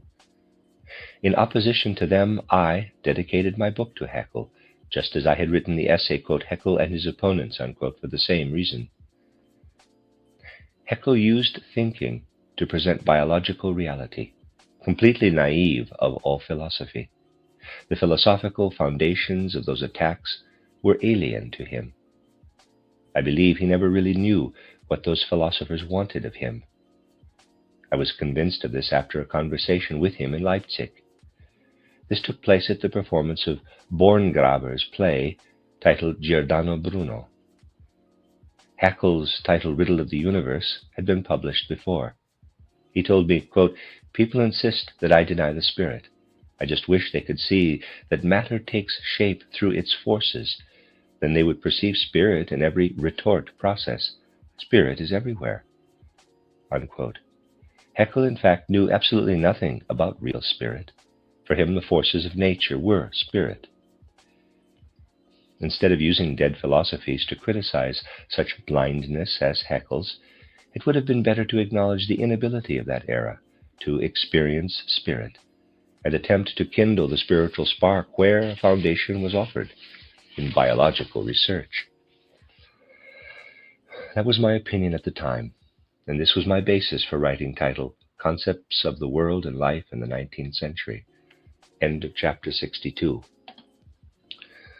Chapter 63. At that time, Hans Kramer was the editor of another publication that presented 19th century cultural achievements. It consisted of a collection of longer articles about the individual disciplines of knowledge, technical activity, and social development. I was invited to describe the achievements of literature. Thus, the evolution of 19th century creativity also passed through my soul at the time. My contribution was not done according to the method of philology, working, quote, directly from the available source, unquote. Rather, I described what I had inwardly experienced in terms of the development of imaginative life. This contribution, too, had a special significance for me, in that I needed to speak of spiritual manifestations without also speaking about real experience of the spiritual world itself. I had to leave out what that world manifests as true spiritual impulses in the literature of poetry. In this case, I also presented the insight attainable for the soul life purely from the viewpoint of ordinary consciousness. I had to do this without activating this consciousness itself to the point of ascending experientially into the spiritual world. But when I had to write an article for yet another publication, I experienced even more significantly this standing, quote, at the threshold of the spiritual world, unquote. This publication was not concerned with the end of the century. It was an anthology intended to characterize the various areas of knowledge and of life in which human egoism was the driving force.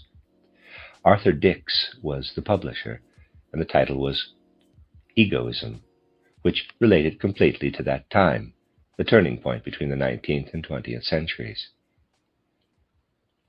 The impulses of intellectualism that had asserted themselves in every domain of life since the 15th century are rooted purely in the soul life of individuals.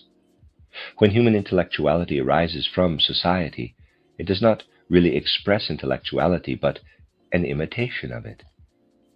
One reason for the strong appeal for social feelings in this age is that such feelings are not experienced originally in the intellect. Here, too, humanity desires most the very thing it lacks. I was supposed to contribute a description, quote, Egoism in Philosophy, unquote, to that work. My article had that title because the book's title required it.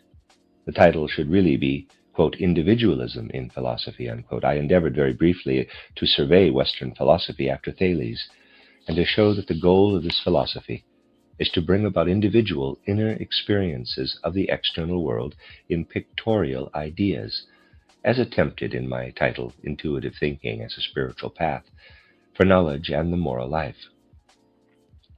I wrote this article, too, at the threshold of the spiritual world. In the human individuality, image ideas manifest, revealing the cosmic meaning. They wait to be experienced consciously, thus enabling the soul to enter the spirit world.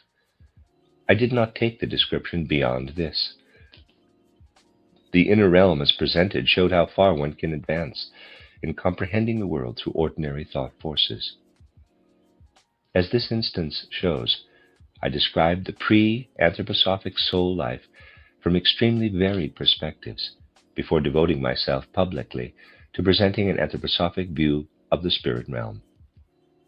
With the advancement of anthroposophy, one can find no contradiction to that previous experience. The cosmic image is not contradicted, but broadened and carried further by anthroposophy. If a mystic tries to give you a description of the spirit world, you would be justified in calling it a recounting of personal experiences, which is subjective. It was not my spiritual task to follow the path of a mystic to the spirit. It was my task to create a basis for anthroposophy, one just as objective as scientific thinking, but going beyond merely registering the facts available to the senses, advancing to comprehensive understanding. Anything I presented as science and philosophy, or scientifically in terms of Goethe's ideas, is open to debate. One may consider it accurate or not, but it represents an effort to be scientifically objective. I gained my experience of the spirit world through such objective cognition with no mystical tendency. In my books titled Mysticism After Modernism and titled Christianity as Mystical Fact, mysticism as a concept is directed toward objective cognition. One sees especially the way my book titled Theosophy is organized. Spiritual perception is behind every step forward in this book. Everything presented there is the result of spiritual observation. In the first stages, however, scientific ideas clothe everything perceived spiritually. Then, as the description rises to higher worlds, the perception must become increasingly free of the senses, becoming more flexible in forming images of the spirit world. The blossom of a plant grows from the stem and leaves. Likewise, the formation of these pictures grows from natural science. Just as the blossom of a plant is not experienced entirely when seen only as a blossom, the physical world is not experienced entirely if one fails to rise from the sensory perceptible to the spirit. Thus I worked to present anthroposophy as an objective continuation of science, not as a comparison of something subjective to science. It was inevitable that this goal would be misunderstood at first. Science was considered independent of all that relates to anthroposophy. No one saw a need to enliven the scientific ideas so that they could comprehend spirit. People were bound by habitual thinking of the latter half of the 19th century. They were unable to find the courage to break through those bonds of mere sensory observation. They were afraid of entering a realm where everyone asserts their own fantasy. This was my inner orientation in 1902, when Marie von Sievers and I assumed the leadership of the German section of the Theosophical Society. Marie von Sievers was the one who, with her whole being, made it possible to protect our work from sectarianism and to give it a quality that placed it in the general culture and educational life. She was deeply interested in drama, declamation, and recitation. She had pursued a training in those arts in the best Parisian schools. Thus, she had perfected her talents to an exceptional degree. When I first met her in Berlin, she was still involved in this training in order to learn the various methods of artistic speech. Marie von Sievers and I soon became close friends. Our friendship became the basis for extensive work together in a great variety of spiritual areas. Our lives soon centered on the task of cultivating anthroposophy, as well as poetry and recitation. Only the spiritual life we cultivated together could be the focus from which anthroposophy would first be carried into the world within the context of the Theosophical Society. When we first visited London together, Marie von Sievers learned much from Countess Wachtmeister about H.P. Blavatsky and about the arrangement and development of the Theosophical Society. A close friend of H.P. Blavatsky, Countess Wachtmeister, was intimately familiar with the spiritual substance that had been revealed to the Society, and was also acquainted with the way it had been cultivated since that time. Within the Theosophical Society, there were those who wished to hear about the spiritual world. But when I have spoken of this, I did not mean primarily those who had become members of the Society. Certainly, however, there were many who quickly came to understand my kind of spiritual knowledge. But a large part of the membership fanatically followed individual leaders within the Theosophical Society, and they swore by the dogmas laid down by those very sectarian leaders. I was repelled by the triviality and dilettantism within the Theosophical Society. Only among the English Theosophists did I find inner meaning that arose from Blavatsky, and this was still cultivated in the right way by Annie Besant and others. As for myself, I could never have worked as they did. But I found a spiritual center there with which it was possible to unite if one was serious about spreading spiritual knowledge in the deepest sense. Marie von Sievers and I counted less on the members of the Theosophical Society than on those in general who attended meetings with open hearts and minds when earnest spiritual knowledge was seriously cultivated. The work within the existing branches of the Theosophical Society, the necessary point of departure, was only a part of our activity. Our primary work consisted of arranging my public lectures to people quite unrelated to the Theosophical Society. They came to the lectures solely because of their content. Thus, the nucleus of what would become the Anthroposophical Society was formed within the Theosophical Society, partly by those who had heard the public lectures and what I said about the spirit world, and also by those who discovered the form of spiritual knowledge, through their activity within one or the other trend of theosophy. Many accusations were leveled against me because of my activity within the Theosophical Society, indeed by the Society itself.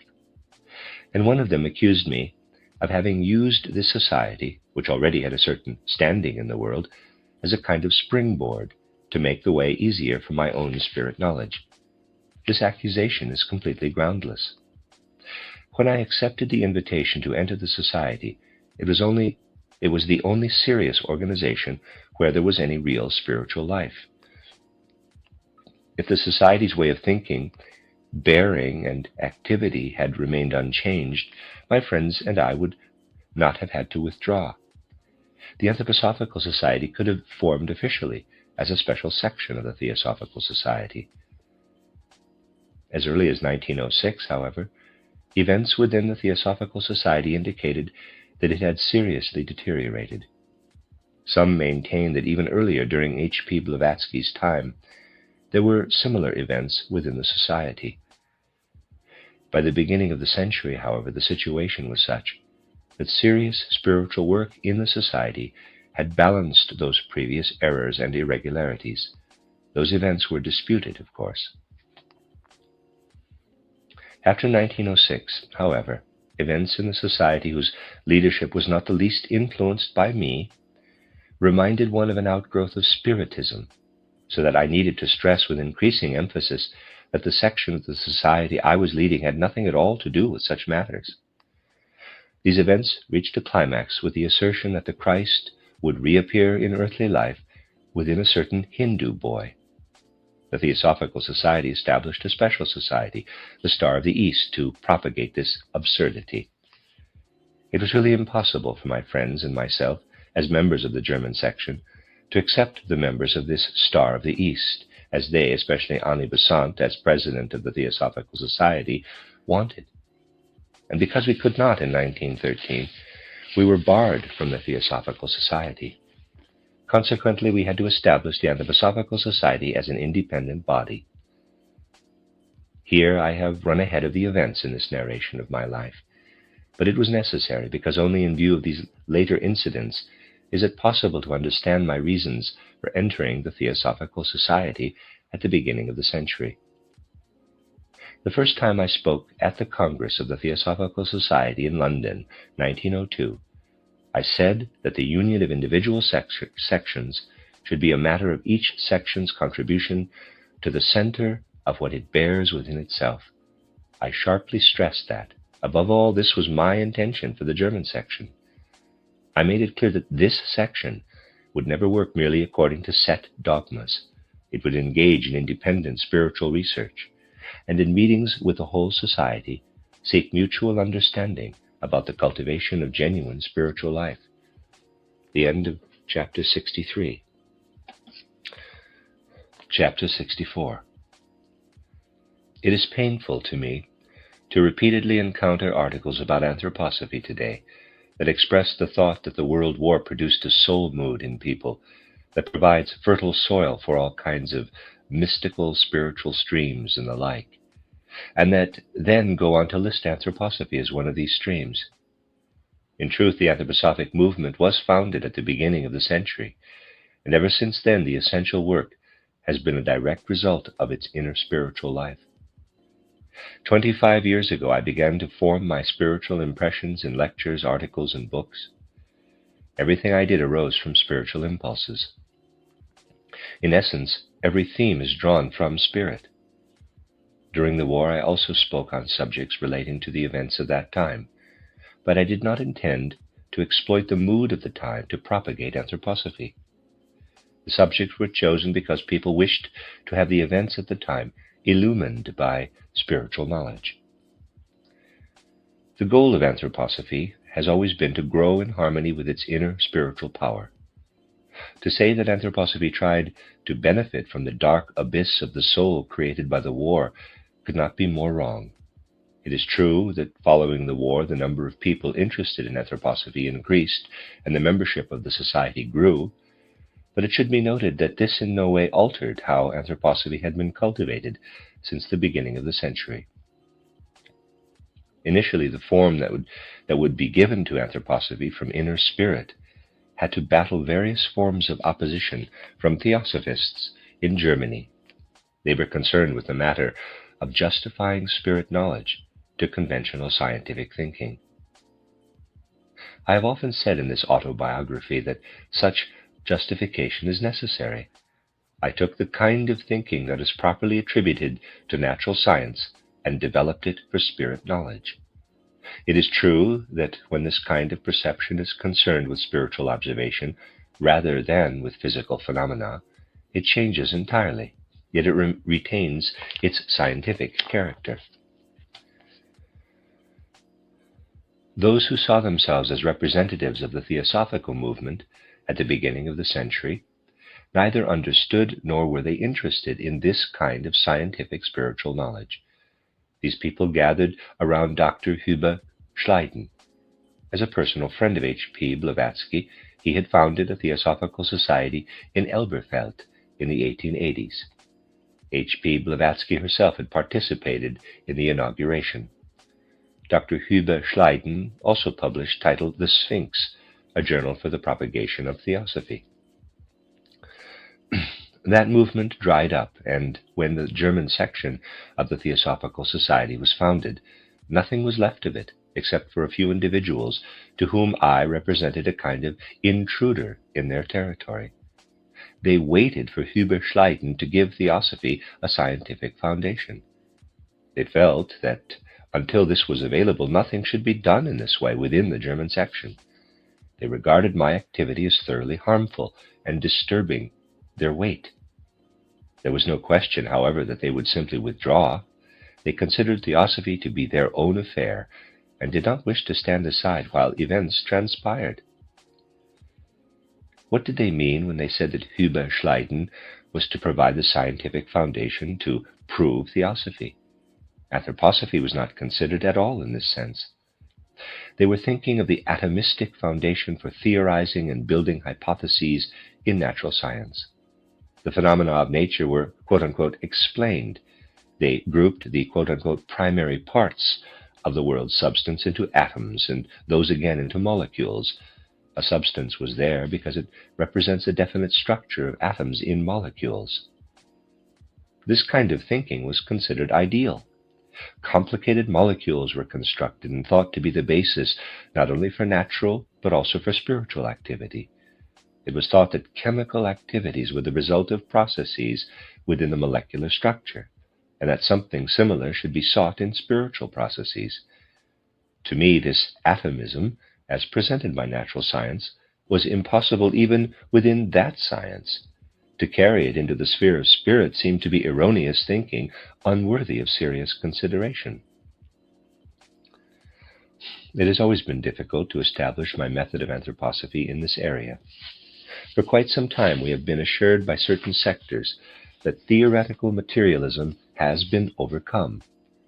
Consequently, it is believed that anthroposophy is fighting windmills when it speaks of materialism in science. To me, however, it had always been obvious that the best way to preserve materialism unconsciously is precisely the way it is being, quote-unquote, overcome. I was indifferent toward the assumption that atoms are involved in purely mechanical or other activity, but it did matter to me that thinking contemplation would begin with the atom, the smallest particle, and try to bridge from there to the organic and the spiritual realms. It was clear to me that it is essential to begin with the whole. Atoms and atomic structures could only result from spiritual or organic activity. Like Goethe, when he looked at nature, I wanted to begin with directly observed primary phenomena, not with a thought construct. I was deeply convinced that Goethe was correct in saying that facts are already theory. There is no need to look behind the facts. This requires the acceptance of what nature communicates to the senses, and in this domain simply allows thinking to guide one from the complex derived phenomena where the overview cannot be surveyed, to the simple primary phenomena. Then one can only recognize that in the outer world one is confronted with color and other sensory qualities within which spirit is active, but no atomistic world is encountered behind the sensory realm. What can be valid in atomism belongs directly to the physical world itself. In the light of anthroposophy, atomistic theory cannot claim to be an advance in understanding nature. The views expressed by Mach, for instance, and more recently by others in this field, do show signs of abandoning the construction of atoms and molecules. But they also show that it has become so deeply ingrained as a way of thinking that if it is abandoned, one also loses all sight of reality. Mach refers to concepts as efficient ways of summarizing sensory perceptions, no longer as a part of spiritual reality, and recent theories are no different. Consequently, the apparent struggle against theoretical materialism is just as far from the spiritual reality of anthroposophy as was the materialism of the last third of the 19th century. What anthroposophy promoted against the habitual thinking of natural science is even more valid today. These issues may seem to be an interpolation of theoretical arguments in this account of my life, but they are not. What I have just explained was a living experience to me, much stronger and far more significant than anything external life brought me. At the time, the German section of the Theosophical Society was established. I felt it necessary to have our own periodical. Thus Marie von Sievers and I began the monthly magazine Lucifer. This name was, of course, in no way related to the spiritual power I later described as Lucifer, who is the counterpart of Ahriman. Anthroposophy had not yet developed to the extent that it could speak of these powers. The name simply meant light-bearer. Although it was initially my intention to work in harmony with the leadership of the Theosophical Society, from the beginning I had the feeling that something must arise in anthroposophy that could develop from its own nucleus, something independent from what was taught in the Theosophical Society. To accomplish this, I needed such a periodical. Anthroposophy as it exists today has indeed developed from my contributions to that periodical. Thus, with Mrs. Besant's backing, as it were, and in her presence, the German section was established. At the inauguration in Berlin, she gave a lecture on the goals and principles of Theosophy. Later, we invited her to lecture in several German cities, and this happened in Hamburg, Berlin, Weimar, Munich, Stuttgart, and Cologne.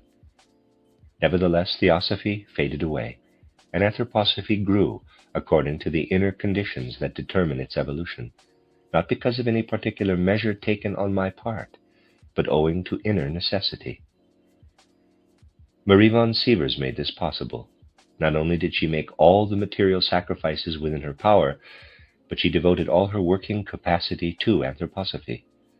To begin with, we could really work only in the most primitive conditions. I wrote most of Lucifer. Marie von Sievers looked after the correspondence. When an issue was ready, we did all the wrapping, addressing, and stamping, and we personally carried the copies to the post office in a laundry basket. Soon after its first issue, Lucifer was enlarged in a certain sense, because a Mr. Rappaport of Vienna, who published a journal called Gnosis, suggested that we combine the two papers. Consequently, Lucifer became Lucifer Gnosis. Rappaport carried some of the responsibilities for a while. Lucifer Gnosis progressed splendidly.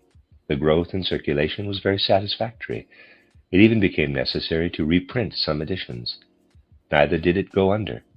But in a relatively short time, the spread of anthroposophy assumed a form that called me to lecture in many cities. Single lectures often led to cycles of lectures. Initially, I tried to continue editing Lucifer Gnosis as well as lecturing, but we were no longer able to get the issues out on time, and at times we were several months late.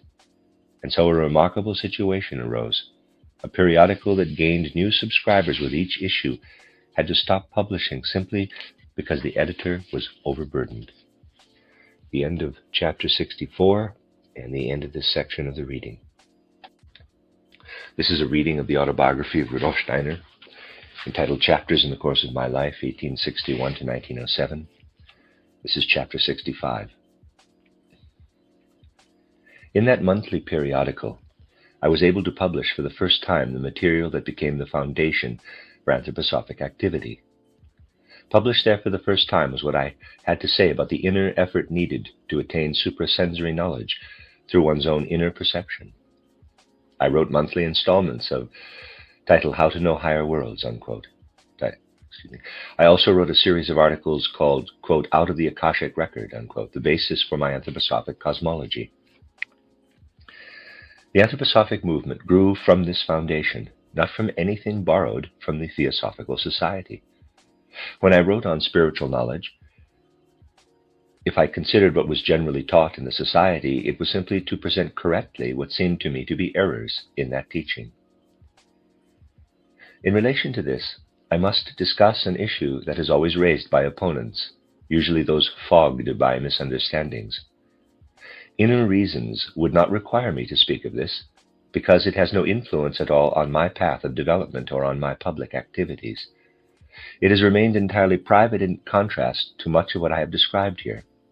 It is the matter of my acceptance into the esoteric school of the Theosophical Society. The esoteric school dated back to H.P. Blavatsky.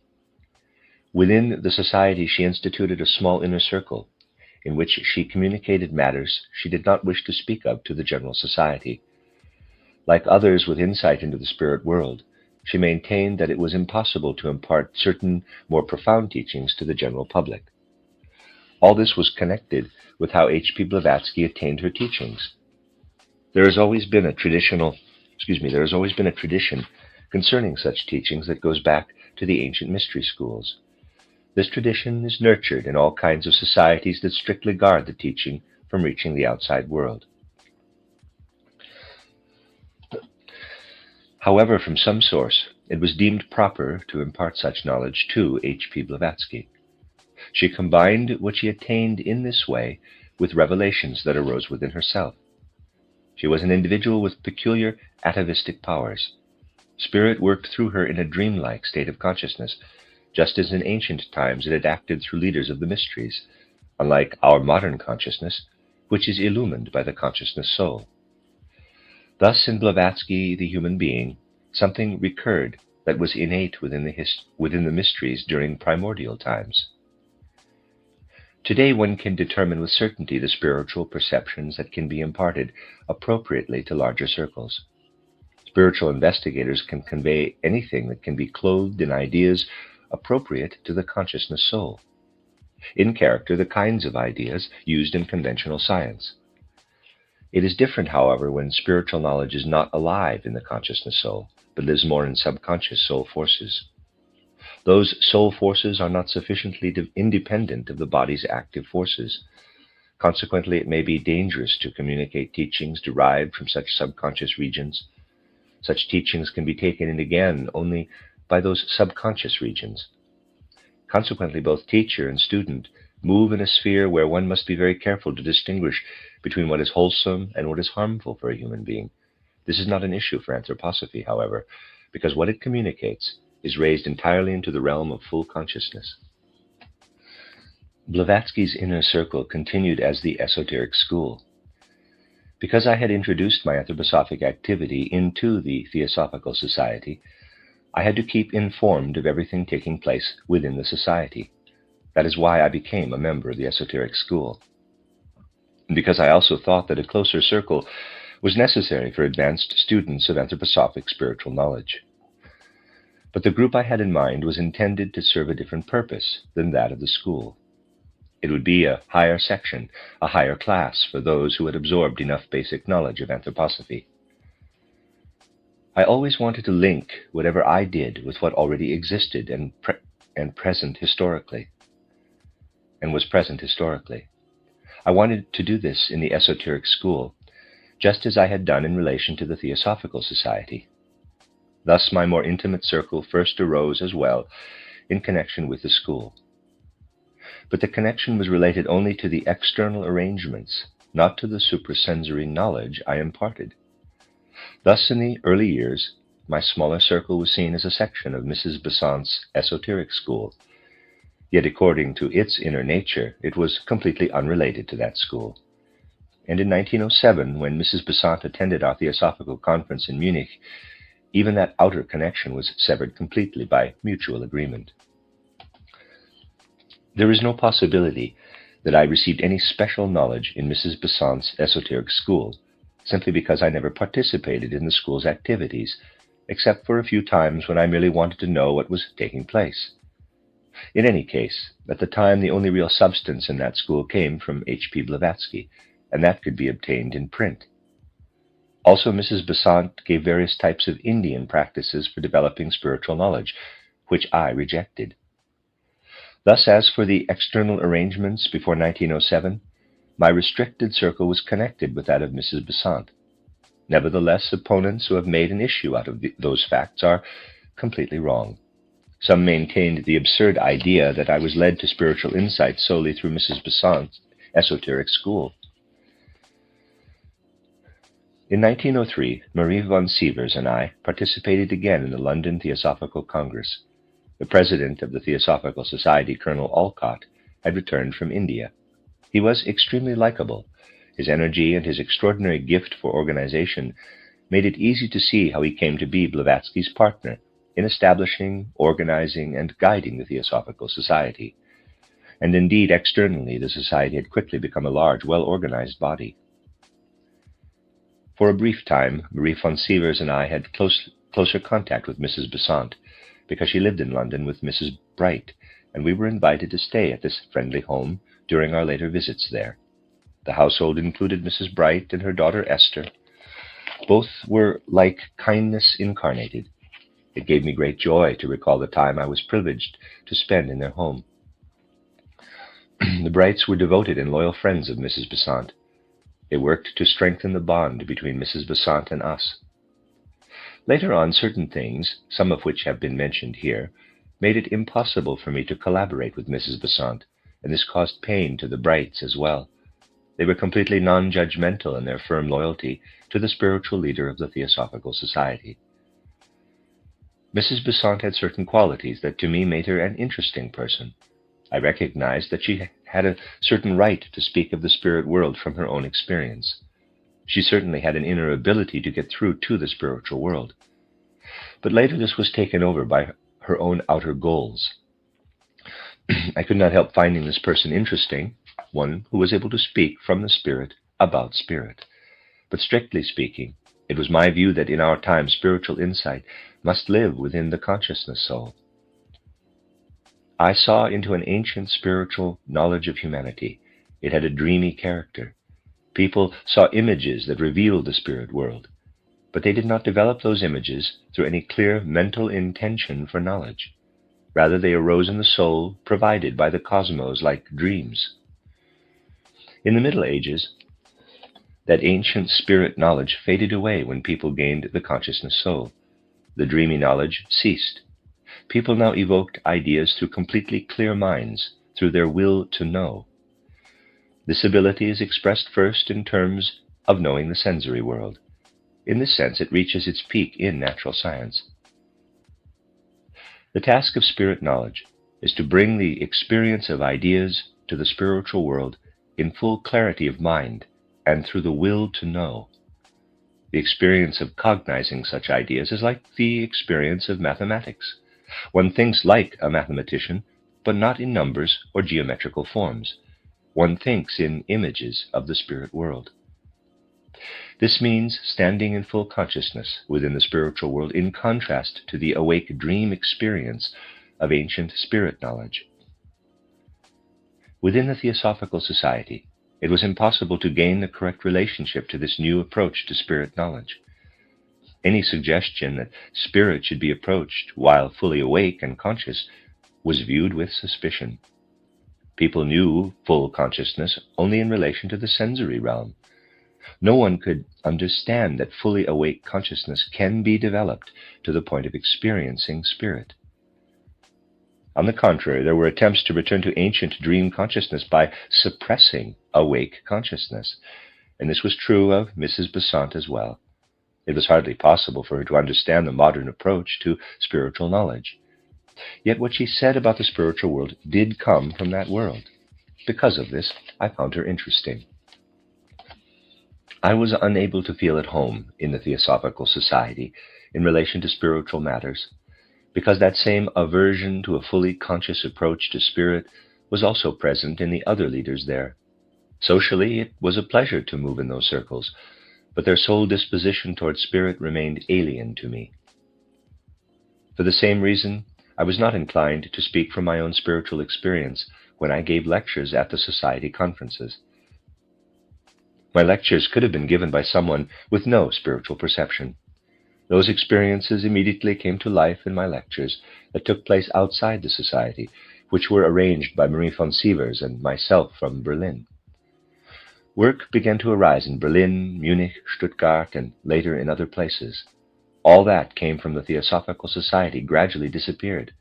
Anthroposophy manifested, and was accepted through the power of its own inner life.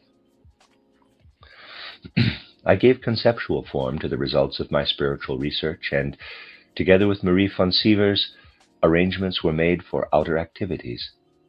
Certainly, at that time I stood fully conscious within the spirit world. But about 1902, and in relation to many events during the following years, I experienced imaginations, inspirations, and intuitions. However, these gradually came together only in my published writings. Marie von Sievers' devoted work made possible, initially on a very small scale, the Philosophical Anthroposophical Publishing Company. Our first publication was a booklet that contained notes from lectures I gave at the Berlin Independent College, which I have mentioned. Our second publication was my title, Intuitive Thinking as a Spiritual Path, The Philosophy of Freedom. It had become necessary for us to obtain this book and distribute it ourselves, because the former publisher was no longer able to do this. We bought the remaining copies and the publication rights. This was not easy owing to our meager financial means. Nevertheless, the work progressed, indeed precisely because it depended on nothing external, but solely on its inner connection with spirit. The end of Chapter 65. Chapter 66. My first lectures within the groups that arose from the Theosophical movement had to be adjusted to the sole disposition of those people. They had assimilated Theosophic literature and were accustomed to certain modes of expression. Initially, in order to be understood, I had to remain with those modes. Nor was it possible for me to use my own terms until, over the course of time, the work had progressed. As a result, the lecture material, as it was made available through notes taken during the first years of the anthroposophic work, gives a true inner picture spiritually.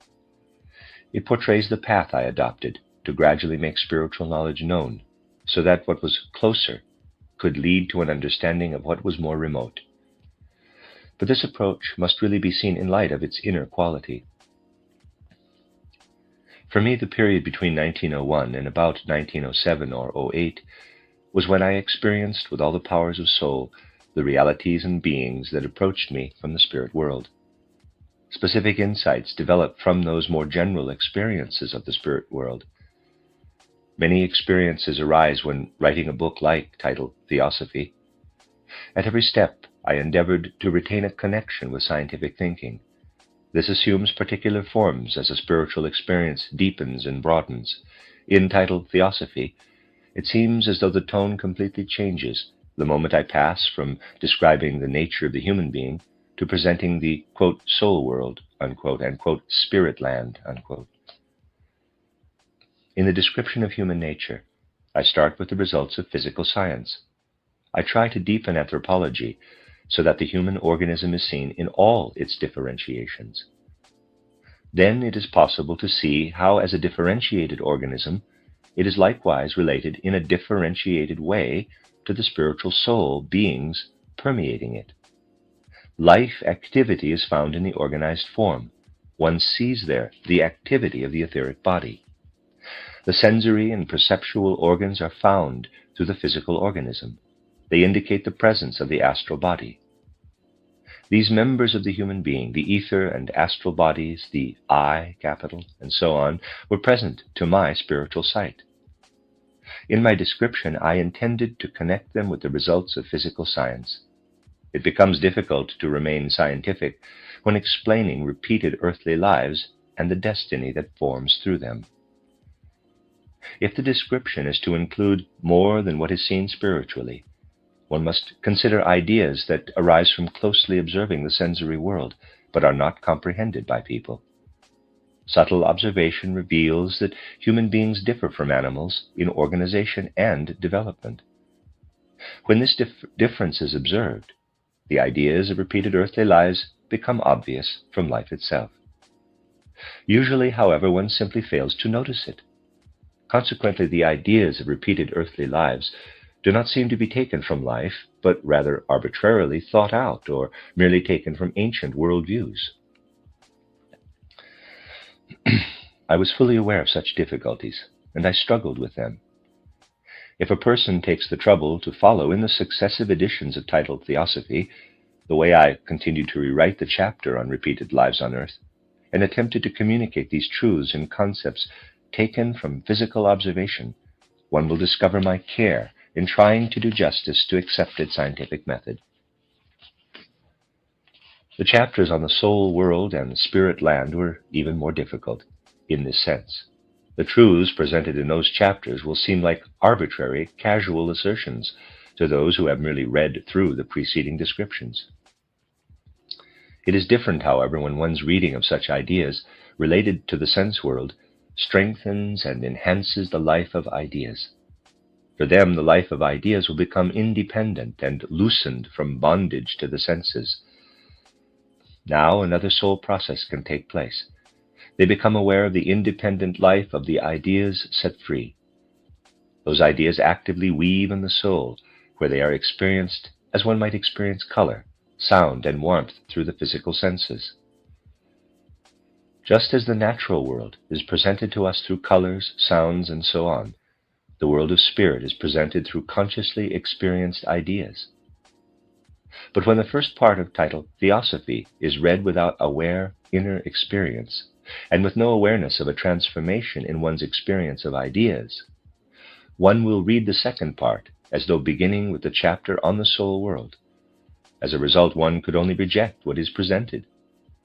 The truths presented will seem like unproven assertions. An anthroposophic book, however, is meant to be received into inner experience.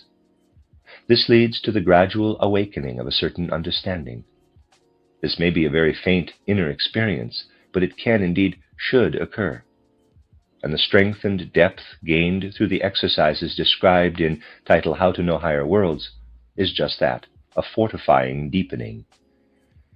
This is necessary for progress on the spiritual path, but a properly written anthroposophic book should awaken the spiritual life of the reader and not merely be a collection of information. Reading it should be more than reading. It should be an experience accompanied by inner shocks, tensions, and resolutions.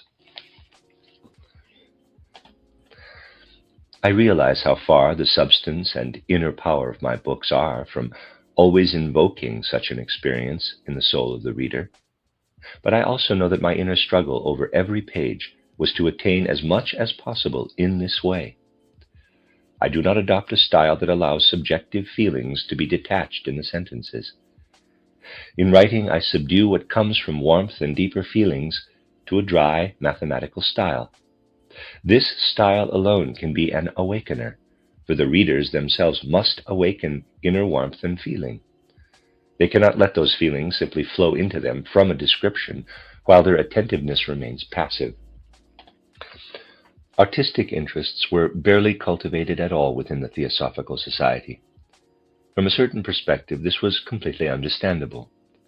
But this had to change before a proper spiritual attitude could thrive. Members of such a society tend to focus all their interests primarily on the reality of spiritual life. In the sensory world, the human being appears to them as merely a transitory existence, severed from spirit.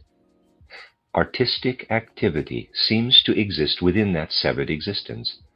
Thus, it seems to be outside of the spiritual reality that is sought.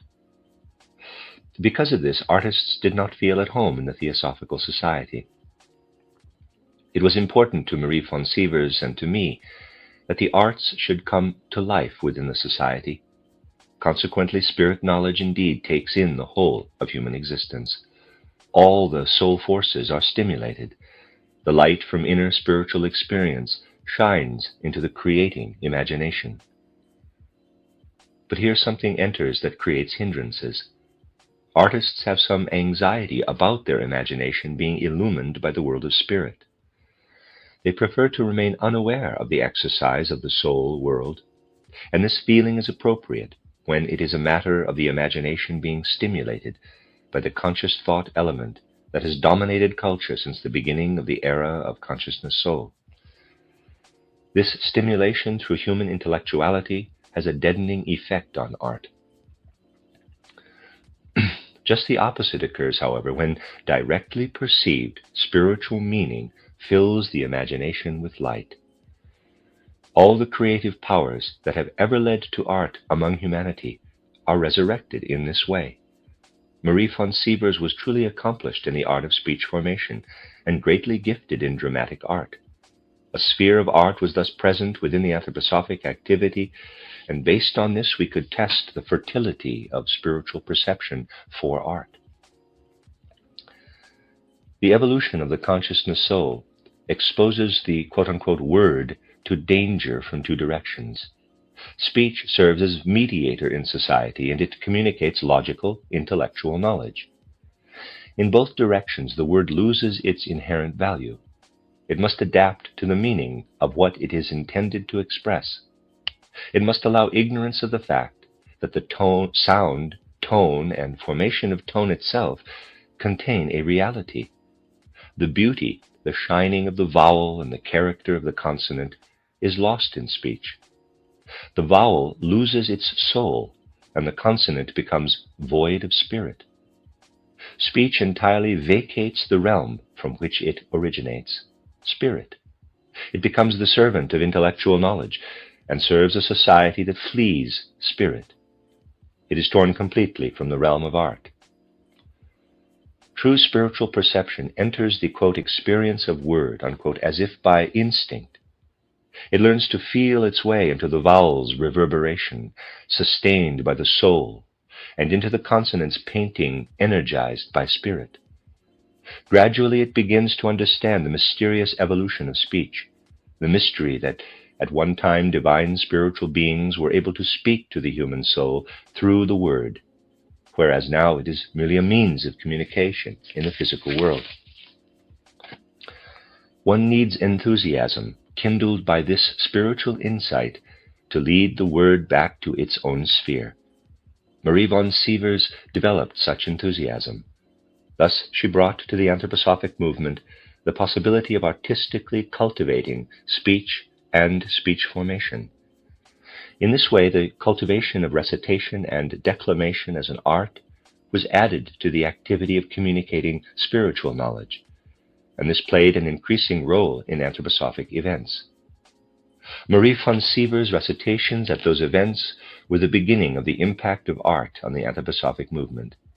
The dramatic performances that later took place in Munich, along with the anthroposophic courses developed directly from those recitations, initially given to supplement the lectures.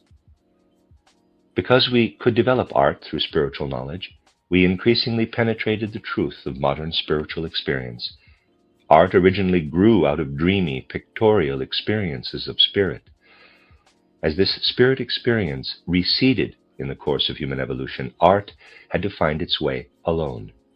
It must find its way again to a unity with spiritual experience, when in a new form this experience becomes part of human cultural development. The end of Chapter 66. Chapter 67. I began the anthroposophic work just when many people were beginning to feel dissatisfied with the trend of thinking in recent years. They wanted to escape their restricted field of knowledge, which was imposed on them because they considered knowledge unreliable if it could not be grasped with mechanistic ideas. I was deeply affected by the fact that many of my contemporaries endeavored to discover some form of spiritual insight. Biologists such as Oscar Hertwig, who had been a student of Haeckel but abandoned Darwin, seemed to express the longing of that time, feeling that spiritual knowledge offered no real explanation of organic development. I sensed, however, that a burden weighed on this longing as a result of the belief that one could obtain real knowledge only from what is measurable, quantifiable, and subject to gravity. That is, only from the phenomena that can be investigated by the physical senses. One would not dare to develop inwardly active thinking, and through the power of thinking, experience reality in a far more direct way than is possible through the senses.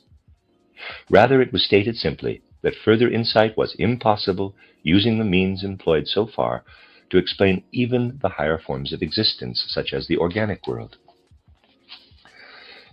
So at the very point where there should have been a positive achievement, insight into the manifestation of life process, only vague ideas emerged. For the most part, those who tried to go beyond explanations of the universe in terms of mechanics lacked the courage to admit that the ingrained thinking leading to those explanations must also be overcome. At the time, there was an unwillingness to admit that an orientation based only on the senses comprehends only what is mechanistic. People had grown accustomed to this orientation by the second half of the 19th century.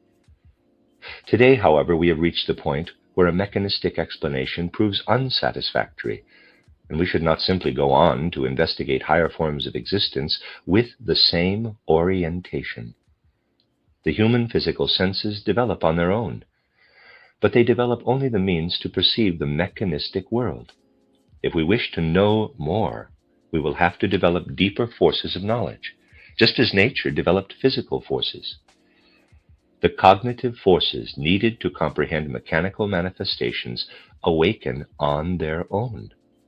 The forces needed to grasp higher forms of existence must be awakened.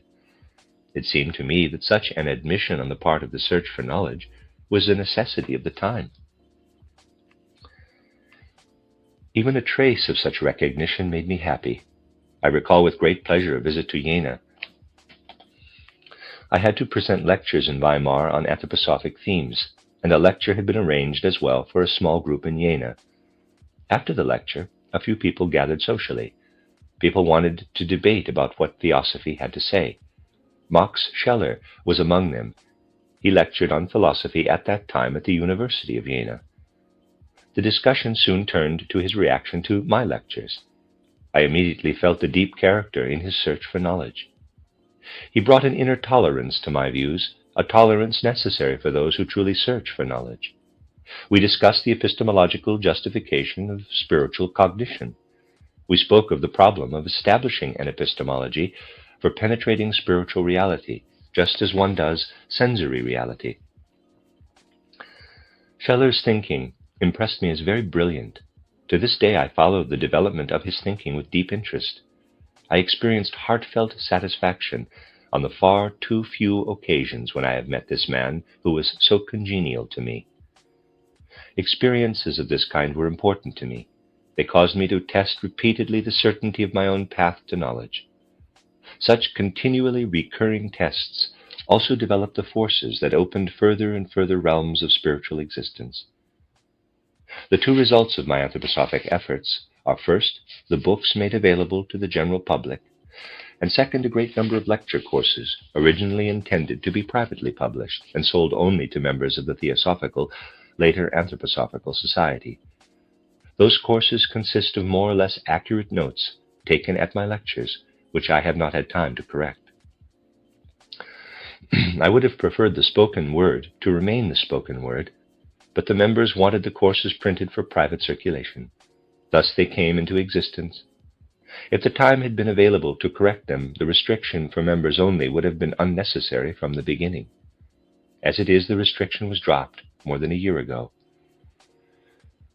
It is especially necessary in my autobiography to say something about how my books for the general public, on the one hand, and the privately printed courses on the other, form a part of the anthroposophy I developed. Anyone who wishes to trace my inner struggle and effort to present anthroposophy for today's mode of consciousness must do so through the writings published for general distribution. There I define my position in relation to the current search for knowledge. They contain the structure of anthroposophy, which, to my spiritual sight, became more and more clearly defined, though certainly incomplete in many ways. Aside from the demand of building up anthroposophy and devoting myself solely to the results of imparting truths directly from the spiritual world to today's general culture, the demand also arose to meet fully the soul need and spiritual longing of the members. And there was an especially strong inclination for anthroposophy to shed light on the Gospels and the Bible as a whole. The members wanted lecture courses on the revelations given to humankind. In meeting this need through private lecture courses, another aspect arose. These lectures were attended by members only, who were familiar with basic content of anthroposophy.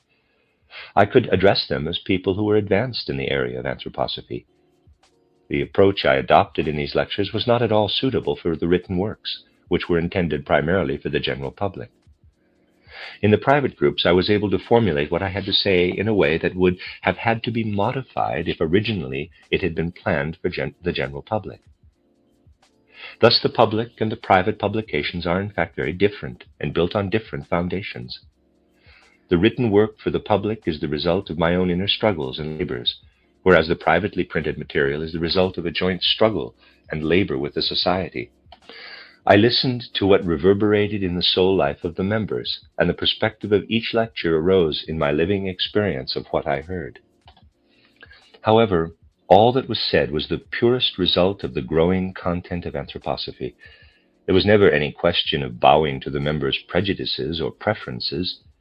Those who read those privately printed lectures can assume that they represent the message of anthroposophy in the fullest sense.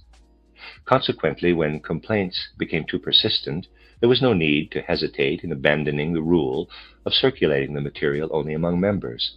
But it must be accepted that since I did not personally revise those reports of lectures, there are faulty passages in them. The right to judge that private material can, of course, be granted only to those who have the prerequisite foundation for such judgment. And in terms of most of that material, this would mean at least knowing the human being and the cosmos as they have been presented in the light of anthroposophy. It would also include knowing what exists as anthroposophic history and what was given from the spiritual world. The end of chapter 67 and the end of this section of the reading.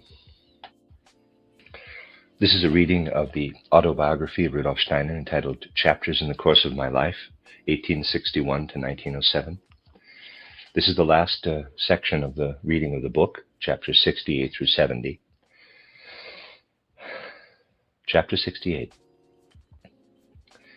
Strictly speaking, an arrangement established within the Anthroposophical Society and originally intended to have no connection with the public does not belong within the framework of this account. Nevertheless, I will describe it because this too has caused attacks against me. Some years after Marie von Sievers and I became active in the Theosophical Society, we were invited to lead a society like those still in existence that preserve the ancient wisdom in symbols and religious ceremonies. I had no intention at all to work in the way of such a society. All that anthroposophy represents must arise from its own source of knowledge and truth. There could not be the slightest deviation from this goal. But I have always respected what has arisen in the course of history. It reveals the spirit living in human evolution. Consequently, I favored linking, whenever possible, the new with the historical. And so I accepted the certificate offered me by the society referred to, which belonged to the stream represented by Yarker. It took the form of Freemasonry of the high degree. I took over nothing, absolutely nothing from the society, except the merely formal right to establish in historical succession my own symbolic ritual activity. Historically, all of this activity was completely independent of any tradition whatever. Although I possessed the formal certificate, nothing was cultivated that did not provide a picture of anthroposophic knowledge. This was intended to accommodate a need that arose among the members. In addition to developing the ideas that clothed spiritual knowledge, there was a need for something that spoke directly to the heart and mind. I wanted to meet those needs. If that society had not made the offer, I would have instituted a symbolic ritual with no historic connection. But this was not intended to create a secret society. It was made very clear to those who wished to participate that they were not joining an order, but that they would experience, as participants in a ceremony, a kind of illustration or demonstration of spiritual knowledge. It was not a ceremony of an order, even though some of it assumed a form similar to the ceremonies of existing orders when their members were accepted or promoted to higher grades.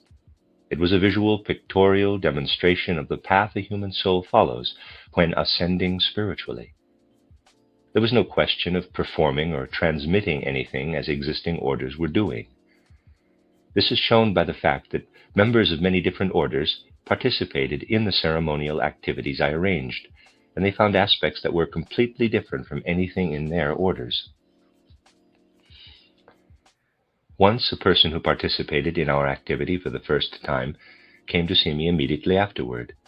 He had reached a high rank within an order, but his experience of what had just occurred made him want to hand over to me his insignia of that order. He felt that since he had now experienced true spiritual meaning, he could no longer participate in something stuck in mere formality. I set it right. Anthroposophy may not tear people from their life connections. Rather, it should add something to those connections, not take away from them. So he remained with his order and continued to participate in our symbolic ceremonies. It is certainly understandable that misunderstandings arise when arrangements such as those described above become known publicly. There are many to whom the external fact of being associated with something is more important than any meaning they gain. And so many of the participants themselves spoke about this matter as though they belonged to an order. They were unable to discriminate that what we demonstrated was free of any connection to an order, and that otherwise it would be given only within an order. The fact is that in this sphere as well we broke with old traditions. Everything was done as it must be when investigating spiritual reality in an original way, as required for a fully conscious soul experience.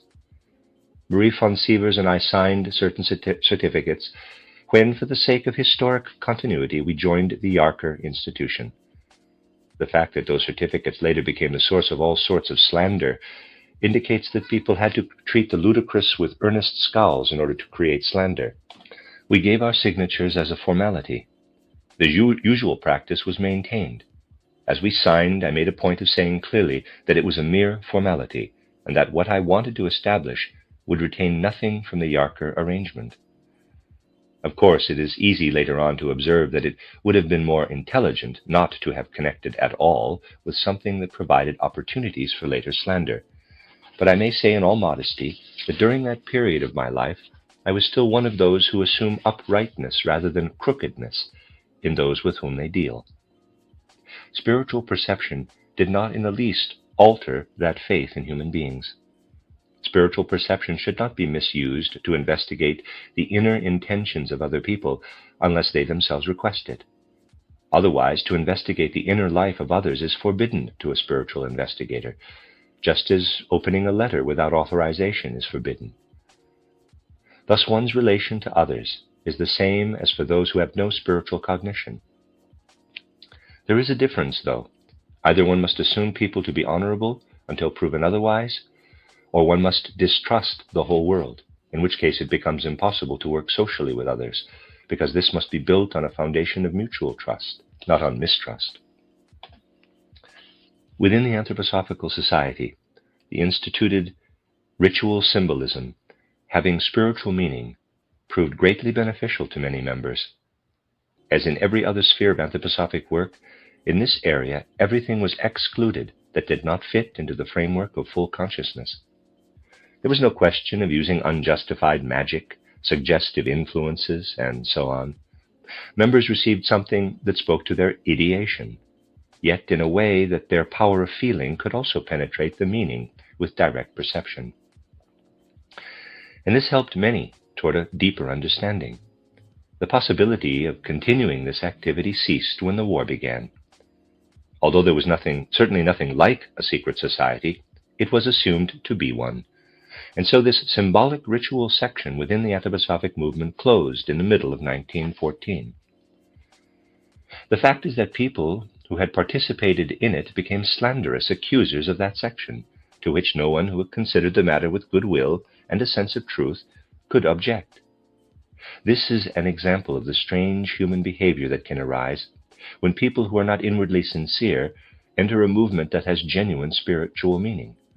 Such people expect something to satisfy their trivial soul life, and when they naturally do not find that, they turn against the very thing they had looked for in the first place, although with unconscious insincerity. A society like that belonging to anthroposophy could be formed only from the soul needs of its members. An abstract program that declares this or that action be taken in the Anthroposophical Society could not be instituted. Instead, it has to work with reality. But the reality is simply the soul needs of its members. Anthroposophy as the content of life was formed from its own sources. It stepped before the contemporary world as a spiritual creation. Many who were inwardly drawn to anthroposophy sought to work with others. Thus the society was configured by people, some who wanted a more religious character, others something more scientific, and still others an artistic element, and it had to be able to be what was sought. Because the work was based on real soul needs of its members, the private material must be assessed on a very different basis than what was entirely public to begin with. The private material was intended to be given orally, not printed, and what was spoken of came from listening to the members' soul needs as they arose in the course of time. The substance of the public writings corresponds to the demands of anthroposophy as such, whereas the soul configuration of the whole society, as indicated, played a part in the way the privately printed material came into existence. The end of Chapter 68. Chapter 69. Anthroposophic knowledge was conveyed to the society in a form that can in part be seen from the privately printed material. Meanwhile, Marie von Sievers and I, through our joint efforts, developed more specifically the artistic element, which indeed was destined to become an enlivening power within the anthroposophic movement. There was recitation oriented toward the art of drama, which had to be cultivated so that the anthroposophic movement could receive the right content. Also, during my journeys in the service of anthroposophy, I was able to study the development of architecture, sculpture, and painting. In this description of my life, I have often spoken of the importance of art to one who consciously experiences the spiritual world.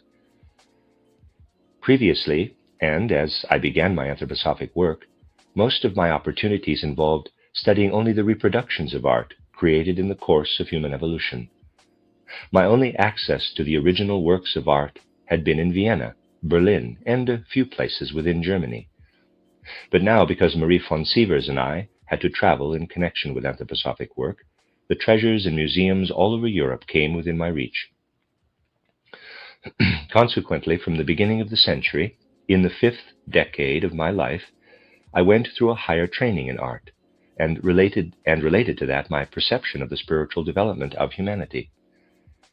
Marie von Sievers was always my helpful companion. With her fine and tasteful participation in all I was privileged to experience in the realm of culture and art, she shared in and supplemented those experiences in a very beautiful way. She understood how all these artistic experiences flow into anthroposophy to enliven and mobilize its ideas and concepts. The impressions I received through art permeated what I effected in lectures.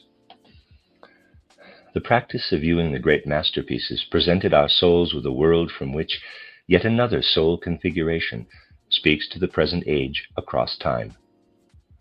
We could immerse our souls in the spiritual nature of art that still speaks from Cimabue. Sorry, I don't know how to pronounce that. Cimabue.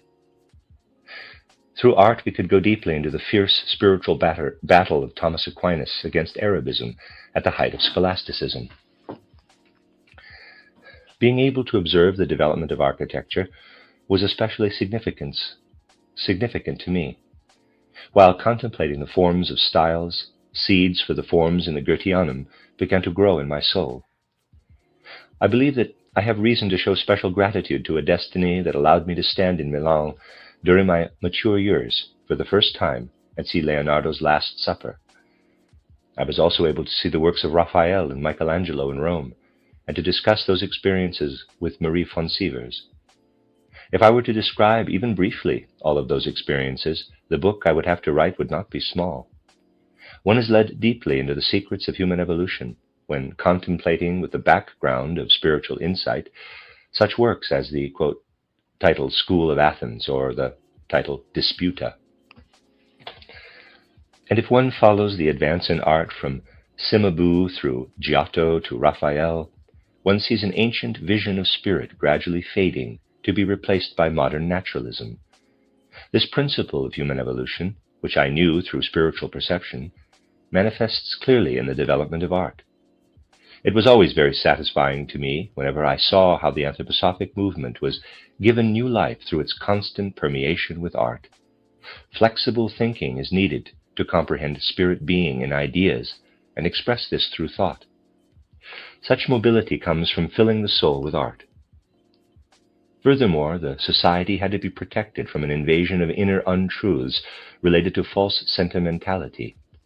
There is always the danger of such invasion in a spiritual movement.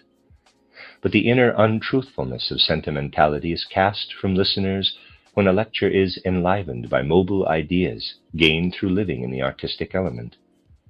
Although sustained by sentiment and feeling, when absolute clarity is sought in the pursuit of art, it can be the most effective balance to false sentimentality. In this sense, I feel that the anthroposophic movement is particularly fortunate that Marie von Sievers was destined to become my collaborator. Her very disposition gave her the knowledge to cultivate with full understanding this element of art, sustained by feeling, yet unsentimental. This inwardly untruthful sentimentality had to be countered continually. It penetrates a spiritual movement again and again. One cannot simply dismiss or ignore it. The very people who are the first to encounter this difficulty are often spiritual seekers in the depth of their souls. At first, however, it is difficult for them to gain a firm relationship to knowledge of the spirit world. Unconsciously, they seek a kind of numbness in sentimentality. They wish for an especially esoteric knowledge. Such knowledge leads them to urge to form exclusive sectarian groups. It is important to make truth the sole directing force of the whole society. Thus, those who deviate in one direction or another would always see the example of those who rightfully consider themselves the central bearers of the movement, since they, after all, initiated the movement. Marie von Sievers and I considered it essential to work in a positive way for anthroposophy rather than to fight deviations. Nevertheless, instances did occur, of course, when opposition became necessary. For me, the period before my course of lectures in Paris was most of all a time when an inner process of development formed a unity of soul. I held those lectures during the 1906 Theosophical Congress.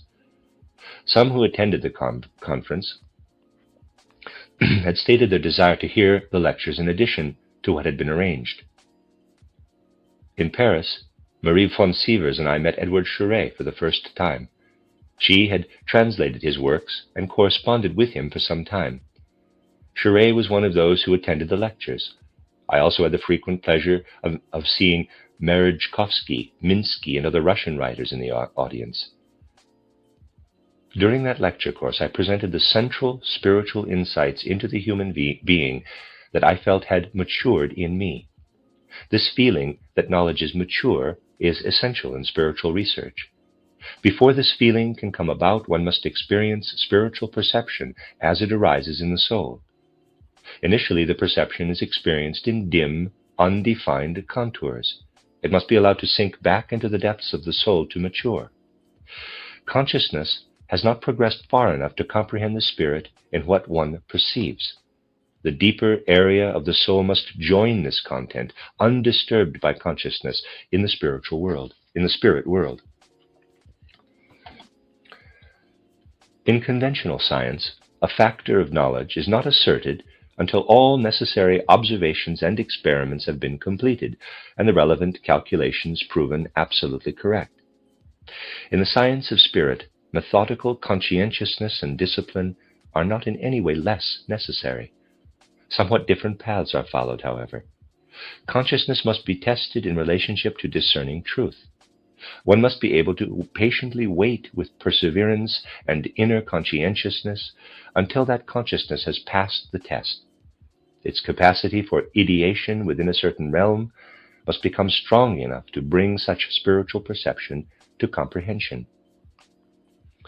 In the Paris lecture series, I presented the meaning of a spiritual perception that had gradually matured over a long period of time within me. I explained the general relationship among the aspects of the human being, the physical and etheric organizations as the media for manifesting life.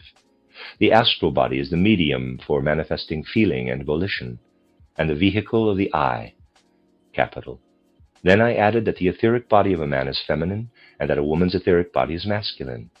Thus, anthroposophy illuminated a fundamental question of existence that was often discussed at the time.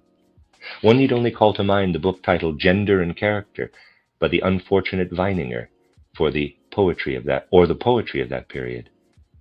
The problem was consequently revealed to be part of the deepest aspect of the human being.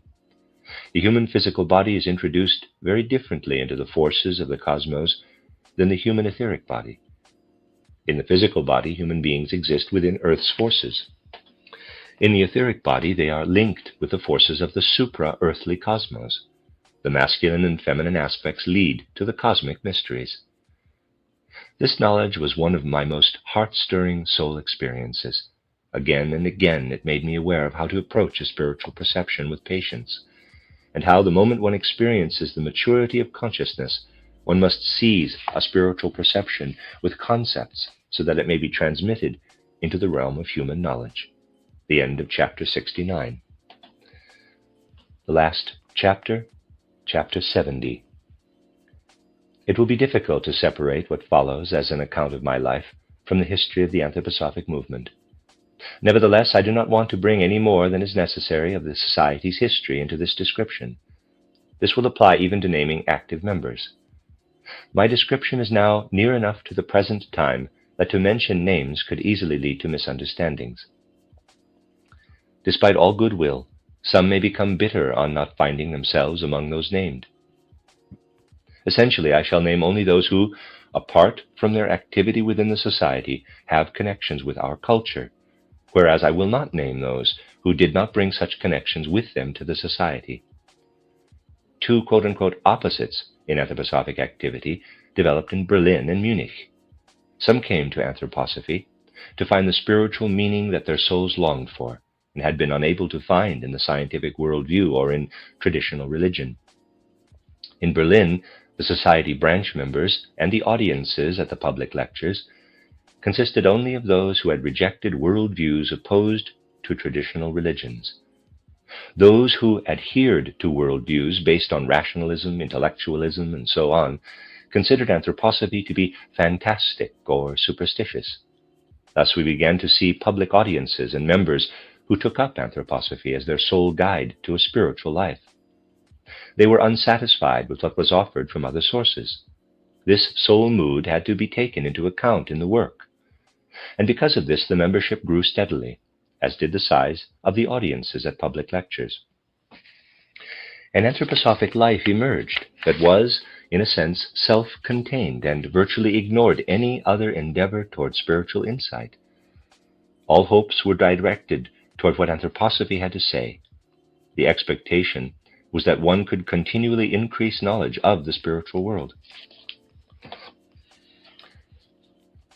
The situation in Munich was different. From the very beginning, an artistic element was active in the anthroposophic work. One could assimilate a worldview such as anthroposophy in a completely different way than one could rationalism and intellectualism. The artistic image is more spiritual than a rationalistic concept. It is alive and, unlike intellectualism, does not kill the spirit in the soul. Those in Munich who set the tone and built the membership and public audiences there were also the ones in whom the artistic feeling worked as mentioned. Consequently, right from the beginning, the society branch in Berlin was marked by uniformity. All who came to anthroposophy had the same sort of interests. In Munich, on the other hand, the artistic feelings evoked individual needs in individual groups. I gave lectures to those various groups. Gradually, a kind of core of those groups built up around Countess Pauline von Kalkreuth. They also gathered around Sophie Stinde, who died during the war. This group also arranged my public lectures in Munich. The continually deepening understanding of its members created a beautiful openness for what I had to say. I must say that the way anthroposophy developed in that group was very gratifying. Ludwig Deinhardt, the old theosophist and friend of Hubert Schleiten, quickly became a very congenial and extremely valued member of the group. The center of another group was Frau von Schewitsch. She was a very interesting person, which no doubt contributed to the fact that a group gathered around her that was less interested in deepening anthroposophic knowledge than in associating with it as merely one spiritual stream among others of the time. Furthermore, Frau von Schewitsch had just published her book titled How I Found Myself. This was an exceptionally strong avowal of theosophy, and another reason she was an interesting center for this group. To me, as to many in the group, Helena von Schewitsch represented a significant piece of history. She was the object of a duel between Ferdinand Lassalle, who consequently met an early death, and a Romanian. Later, she led a career as an actress. In America, she became a friend of H.P. Blavatsky and Alcott. She was a woman of the world. At the time I gave lectures in her house, her interests had become strongly spiritual. Her powerful experiences gave extraordinary weight to her manner and speech. I could discern much through her about Lassalle and his time, and also many features of H.P. Blavatsky's life. She spoke subjectively and with the arbitrary color of fantasy, but, if one allowed for that, one could see through the disguises of truth. She was an altogether unusual person. Other groups in Munich were configured differently. I often recall a gentleman who frequented several of those groups, a Catholic cleric, who took a position outside of the narrow bonds of the Church. His name was Müller, and he was a discerning expert on Jean Paul. He edited a very interesting periodical titled Renaissance, in which he defended a liberal Catholicism. He accepted as much of anthroposophy as he found interesting in his view, but always remained skeptical. He raised objections, but in such an amiable and elementary way that it often introduced a note of delightful humor into discussions after the lectures. By describing the anthroposophic work in Berlin and Munich as opposites, I do not intend to imply that one was better than the other. It was simply a diversity of human nature, all of it valuable in its own way, that became very prominent and required consideration in the work. In any case, there is no point in making a value judgment. Because of the way the work proceeded in Munich, the 1907 Theosophical Congress arranged by the German section took place there. The conferences, which were held previously in London, Amsterdam, and Paris, included arrangements for addressing problems related to theosophy in lectures and discussions. They were based on the same pattern as the scholarly conferences. They also dealt with administrative problems in the society. Many of the arrangements were modified for Munich. We, the organizers, provided a large concert hall to serve the conference, along with interior decoration, whose color and form would reflect artistically the dominant mood of the subject of oral deliberations. The artistic environment would become one with the spiritual activity there. In relation to this, I placed great value on allowing the artistic feeling to speak and to avoid abstract, inartistic symbolism. An artistic performance was included in the program. Chouret's reconstruction titled The Sacred Drama of Eloises had been translated some time before by Marie von Sievers, and I had adapted it for performance. We included it in the program. Thus a connection, however slight, was established with the ancient mysteries. But the main thing was that the conference included artistic work. It pointed to the will never to allow spiritual life into the society without an artistic element. Marie von Sievers rendered the part of Demeter in a way that indicated the nuances dramatic art should attain in the society. Apart from this, through the inner power inherent in speech, Marie von Sievers had developed the art of declamation and recitation to a decisive stage, from which further progress could be made in this art. A great many of the older members of the Theosophical Society from England, France, and particularly from Holland were completely dissatisfied with the innovations offered at the Munich Congress. It would have been good if more people had understood that the anthroposophic attitude toward the spirit was entirely different from the one present so far in the Theosophical Society. This inner attitude is the real reason the Anthroposophical Society was unable to continue as a part of the Theosophical Society. Most people, however, believe that the main reason had to do with the absurdities that gradually developed within the Theosophical Society and led to endless bickering. That is, the life story of Rudolf Steiner ends here. He died March 30th, 1925. The end of the autobiography. Chapters in the Course of My Life, 1861 to 1907. The Collected Works of Rudolf Steiner, Volume 28. I was the first one to ever join the military in my family. When I got out, I knew that I wanted to go back to school, and I was excited to know that Purdue Global have a whole department catered to military people coming in. For me personally, I'm starting a whole new career path. Purdue's a big name, and so to finish and get a degree, it boosts your confidence. This is my comeback. Start yours today at purdueglobal.edu. Oh, I actually really like that. It's like surfing in a squeeze tube. It tastes good. Very good. It's good. This is good. It tastes like juice. That's good. Can I get more? You are listening to RudolfSteinerAudio.com. This is a reading of a cycle of lectures by Rudolf Steiner, given in England, in actually London, in 1922, entitled Man's Life on Earth and in the Spiritual Worlds. Lecture 1. It is absolutely necessary at the present time that a number of persons should be aware of the position of humanity today as regards spiritual development, and the means to be adopted to prevent our civilization from going to ruin. Speaking now in a purely anthroposophical way, I may say that the forces which draw man down to earth are those spiritual forces known to us as the Ahrimanic, which include all that is thought or carried out materialistically by mankind, everything simply and solely intellectual. These Ahrimanic forces are very strong in our age, and they seek every means to impress the souls of men. They try in every way to lead them astray into materialistic frames of mind, into experiencing the world in a purely intellectual manner.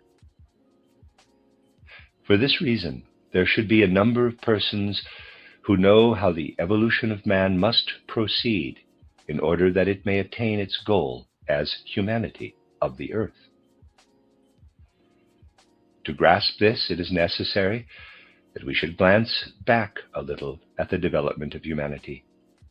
We might look back into still more remote times, but it is not necessary today for us to go beyond the 3rd or 4th millennia before the mystery of Golgotha. We shall trace the development from that time to our own, from a particular point of view. In the ancient time of which I wish to speak first, a civilization was developed in the East, in Africa, which in my book, titled Occult Science, I have called the Old Persian. Zarathustra, or Zoroaster, was the teacher of mankind during this old Persian epoch. He was not the Zarathustra of whom history tells, and who lived at a later date, but a much older teacher of mankind. In those remote ages, it was customary for the pupils of a great and significant teacher to retain his name for a long time, and the man known to history as Zarathustra was the last pupil of the great Zarathustra. Zarathustra was initiated in a very special way into the mysteries of existence, and was able to teach the humanity of that epoch as a great initiate, a very remarkable initiate. Through his initiation, he knew that in that part of space at which we gaze when we look at the sun, there dwelt a great and mighty cosmic spirit. Where we today, with our ordinary consciousness, see the physical sun, Zarathustra beheld a great cosmic spirit, and this cosmic spirit exercised a spiritual influence upon him. As a result of this, he knew that in the sunshine, in the rays of the sun's light, come the divine spiritual rays of grace, which are able to enkindle the higher man in the human soul and spirit, the higher man whom the ordinary man must strive to reach, and to whom the initiates of old gave no external name, but a name which came to them as a result of their knowledge. Thus the great initiate Zarathustra, or Zoroaster, was called by his pupils the radiant star, by which they meant the radiant divinity which sends the rays of wisdom to the earth. In comparison with all the later initiations, this was of a higher order, for in that spiritual cosmic sun beheld by Zarathustra were contained all the forces which cause stones of the earth to consolidate, which cause the plants to grow forth from their seeds, which bring about the spreading of the different species of animals over the face of the earth, and which cause men to grow and prosper. Everything that took place on the earth was known to the first Zarathustra, the radiant star. He knew all this through his knowledge of the sun as a spiritual being. Then came a later time when it was no longer possible to penetrate thus deeply into the cosmic secrets. This I have called in my occult science the Chaldean Egyptian civilization. Even then people still looked up to the sun, but they no longer saw its radiating force, only the luminous and shining globe. And it was Ra, whose earthly representative was Osiris, who shone down to them in the sun that circled round the earth. Thus, when the initiates of old were no longer able to perceive in complete inner clearness the radiant cosmic God, but only that which came from the primal forces, from the astral forces of the sun, certain secrets were lost. Zarathustra saw a being in the sun. At all times, he could see the being there. But the Egyptian and Chaldean initiates only saw the forces of light and the forces of movement which came to the earth from the sun. They already saw something less than a spiritual being. They saw spiritual deeds, but not a spiritual being. And the old Egyptian initiates designated the one who on earth represented those forces of the sun, which we as human beings have within us, as Osiris. When we come to the Greek age, the 8th, 7th, 6th, and 5th centuries before the mystery of Golgotha, It was no longer possible to look into the mysteries of the sun. Men could then only see the manifested effects of the sun around the earth. They only saw, in a sense, the working of the sun in the ether, which filled the space around the earth. And this ether outspread round the earth, and which also permeates man, was called by the Greek initiates, not by the people, but by the initiates, by the name of Zeus. Thus, there was one stage of development in which the initiates saw a spiritual being in the sun, one in which they saw in the sun only the forces that work from thence, and one in which they could see nothing but the manifested effects of that working in the earth's ether. Now, my dear friend,